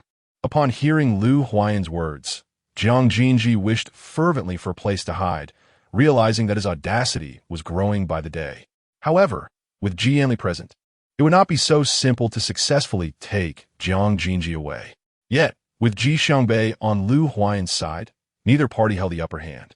As the stalemate lingered, threatening to delay the proceedings, Jiang Ming, as her father, decisively issued an order, instructing Lu Huayan to take Jiang Xunzhi away. "All right, let us not waste any more time. Hurry and get into the car." At this moment, Jiang Xunzhi felt a wave of shyness wash over her, and as Lu Huayan lifted her into his arms, she smiled bashfully, burying her face in the crook of his neck. Life is replete with firsts. On the day of her wedding, Jiang Xunzhi had envisioned countless scenarios. Yet when that moment arrived, an overwhelming sense of unreality enveloped her. As she beheld Lu Huayan approaching with measured steps, tears of joy welled in her eyes. Han Bin, ever the lively spirit, animated the atmosphere by handing the microphone to Lu Huayan. "Today, I extend my heartfelt gratitude to everyone present at our wedding. Among your family and friends, and I, Lu Huayan, am deeply thankful for your attendance." Choked with emotion, Jiang Xunzhi noticed Lu Huayan struggling to contain his tears, as if on the verge of breaking down. Moved by this sentiment, she instinctively looked skyward, attempting to quell her own tears. There's a line in The Little Prince. "Perhaps there are 5,000 identical roses in the world, but only you are my one and only." She aspired for a future where, despite the trials endured, they would find their way back to each other, sharing joy side by side. "So, Jiang Xunzhi, will you marry me?" His words were imbued with profound love, and in that moment, his gaze was solely fixed on her. Upon hearing his question, Jiang Xunzhi worried her makeup might betray her emotions. She had not anticipated such heartfelt declarations from Lu Huayan, perhaps believing they had already established their commitment to one another for life. I do." At that moment, an unexpected burst of music filled the air, a whimsical intrusion that startled her. She glanced at Lu Huayan, who wore a broad smile in response. The melody was one he had sung, a gift meant for her. As he embraced Jiang Xunzhi, she continued to stifle her sobs. "You are so mischievous, preparing all this while I have nothing in return. It may seem I love you less." Yet Lu Huayan gently pressed his lips against hers. "Silly girl, your love for me need not be validated by others. As long as I know it, that is enough." In that shared gaze, they found reflections of one another. The main text concludes here. Chapter 117. Lu Qinyang. My name is Lu Qinyang. My father is Lu Huayan, and my mother is Jiang Xunzhi. Before the age of 5, I lived with my uncles, gaining a wealth of life experience. This arrangement arose from my childhood mischief, which led to mischief among the other children in the neighborhood. With my father occupied by work and my mother unable to manage my spirited nature, my 3 uncles took turns caring for me. I recall a particular night when I was 5. While my mother experimented with her culinary creations in the kitchen, I stealthily slipped out of my room. Faintly, I heard the sounds of moans emanating from a nearby room, accompanied by a woman's piercing screams. At that moment, I was oblivious to the gravity of the situation, yet my instinct was to assume that the woman was being victimized. Influenced by my father's principles, I could not stand idly by while a woman was in distress. So I cleverly shouted for help around the neighborhood. "Help! There S.A. thief. Catch the robber. Most of the residents in the vicinity were still awake. Upon hearing my cries, they rushed out of their homes armed with makeshift weapons, some even barefoot. My mother, clad in her apron, hurried out through the front door, seemingly convinced that the voice belonged to me. Upon seeing me, she embraced me tightly, carefully inspecting my body for any signs of harm. Relieved to find me unharmed, she exhaled a sigh of relief. Having caused such a commotion, as a mother, Jiang Xunzhi naturally felt compelled to apologize to everyone involved. Fortunately, they were understanding and did not pursue the matter further, allowing Chen Yang to escape the predicament thanks to his charming little face. However, on our way back, Jiang Xunzhi's demeanor towards Lu Qinyang was decidedly less forgiving. She regarded him with a serious expression, her face devoid of emotion. At this moment, Lu Qinyang, despite his usual disobedience, stood obediently against the wall, occasionally glancing at Jiang Xunzhi with his large, expressive eyes, inherited from both parents. Do you understand your mistake? Lu Qinyang was quick to acknowledge his wrongdoing, surprising even Jiang Xunzhi. I'm sorry, Mommy. Please don't be angry. I shouldn't have been mischievous. From a young age, Lu Qinyang understood a crucial lesson. One could irk everyone else, but never provoke his mother's ire. If he angered her, not only would she discipline him, but his father would also use his strong hands to spank him, and his uncles would be less inclined to take him out for fun. Tentatively, he reached out with a small hand, tugging at Jiang Xunzhi's sleeve. Sorry. Mommy, can you forgive Qinyang? His little eyes looked up at her with a pleading expression. And how could Jiang Xunzhi bear to see her son in such a state? Her heart softened immediately. If Yang kisses Mommy, then Mommy won't be upset anymore. After all, he was still just a child. Since Qinyang had taken the initiative to admit his fault, Jiang Xunzhi could hardly continue to harbor resentment toward a child. With a smacking sound, a kiss, damp with his saliva, was pressed onto Jiang Xunzhi's cheek. During dinner, having acknowledged his misdeed, Qinyang was finally able to eat his vegetables obediently. Even Lu Huayan cast a couple of additional glances at Qinyang, eventually setting down his utensils. What's going on?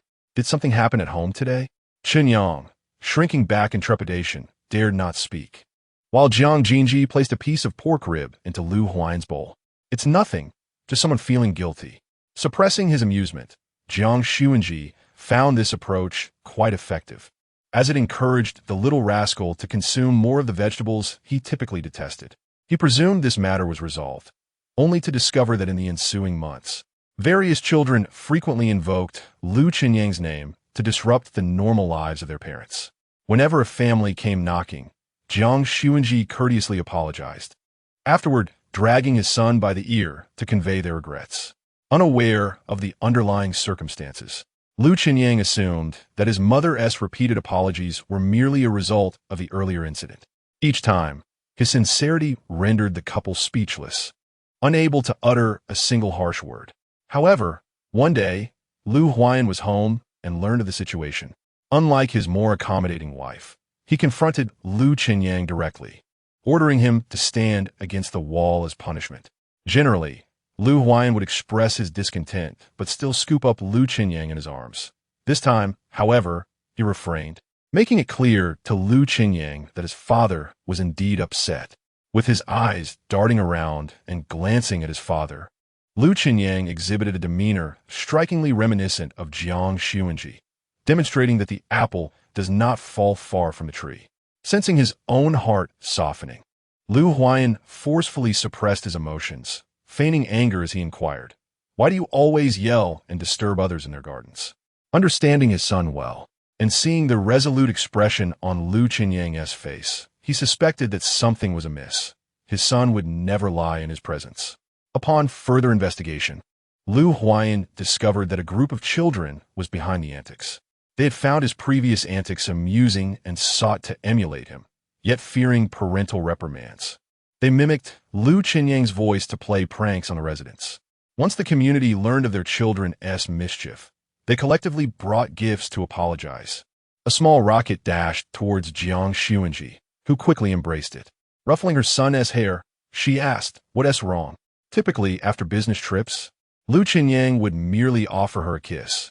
This exuberant display of affection was unexpected. In a soft, tender voice, he replied, "Mommy, I miss you so much. Daddy is not at all fun at home. I wish you could always be with me." Upon hearing this, Jiang Xunzhi understood immediately. The little rascal must have provoked Lu Huayan, who undoubtedly reprimanded him, prompting this heartfelt confession. After returning home and listening to Lu Huayan recount the events, Jiang Xunzhi experienced a moment of clarity. No wonder she had thought Lu Qinyang was too mischievous. She had misjudged her son. Kneeling down, she gazed at Lu Qinyang, who was playing with his toys, her expression filled with remorse. "Yang, I'm sorry. Mommy wrongly accused you before. Can you forgive me?" Jiang Xunzhi has always believed in placing himself and his child on an equal pedestal, insisting that regardless of who has erred, both parties must extend an apology to one another, irrespective of their status. With a magnanimous spirit, Lu Qinyang discarded the toy in his hand and wrapped his arms around Jiang Xunzhi's neck. "Mom, may I sleep with you tonight?" he inquired. Following the recent incident, Jiang Xunzhi, naturally, was entirely compliant with her son's wishes and readily consented. Chapter 118. 3 Uncles disregarding his tousled hair. Lu Qinyang stormed towards his parents' bedroom in a huff. However, the bedroom door was locked from the inside. He knocked several times, but there was no response. In a fit of frustration, he began to cry outside the door. "Just continue sleeping. I'll handle it," Jiang Xunzhi thought, blushing as she covered herself with the blanket.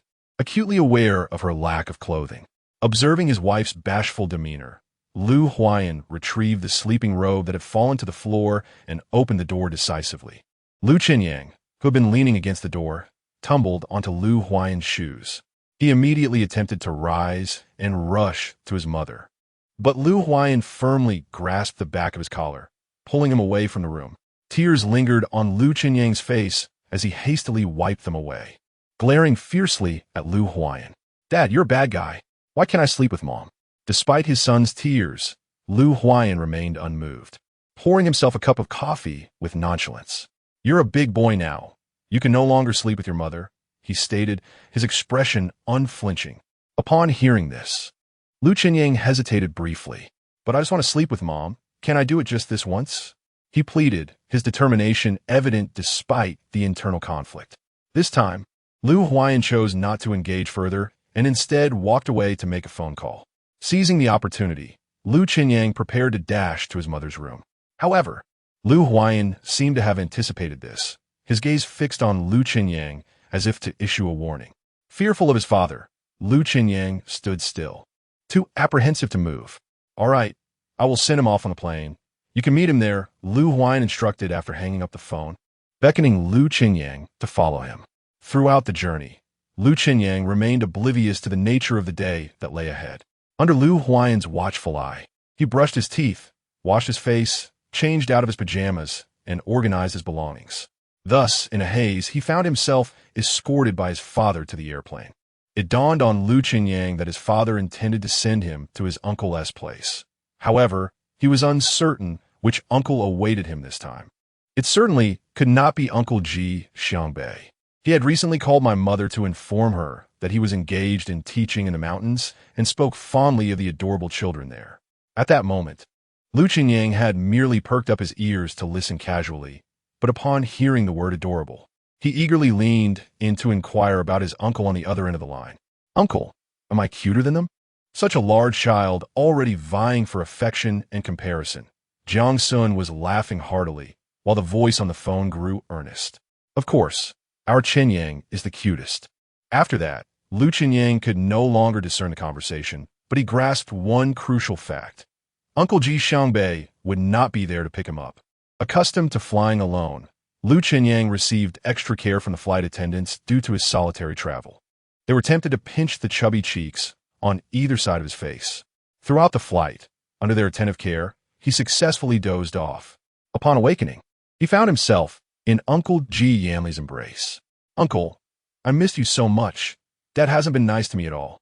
Ji Yanli was well accustomed to Lu Qinyang's complaints. Whenever he received a call from Lu Huayan, he would ensure that everything was prepared early. "How about you live with Uncle from now on? I won't bully you."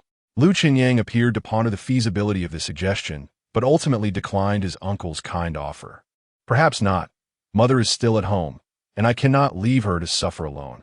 The driver, Mo Hai, could not suppress a chuckle, perplexed as to how someone like Miss Jiang and Lu Huayan could produce such a clever child as Lu Qinyang. What a good boy!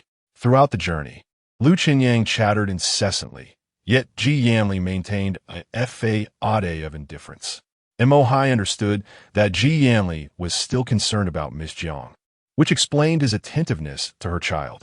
Uncle, do you know where my little Uncle Han Bin has gone these days? I haven't seen him for quite a while. Ji Yanli had indeed heard something regarding Han Bin.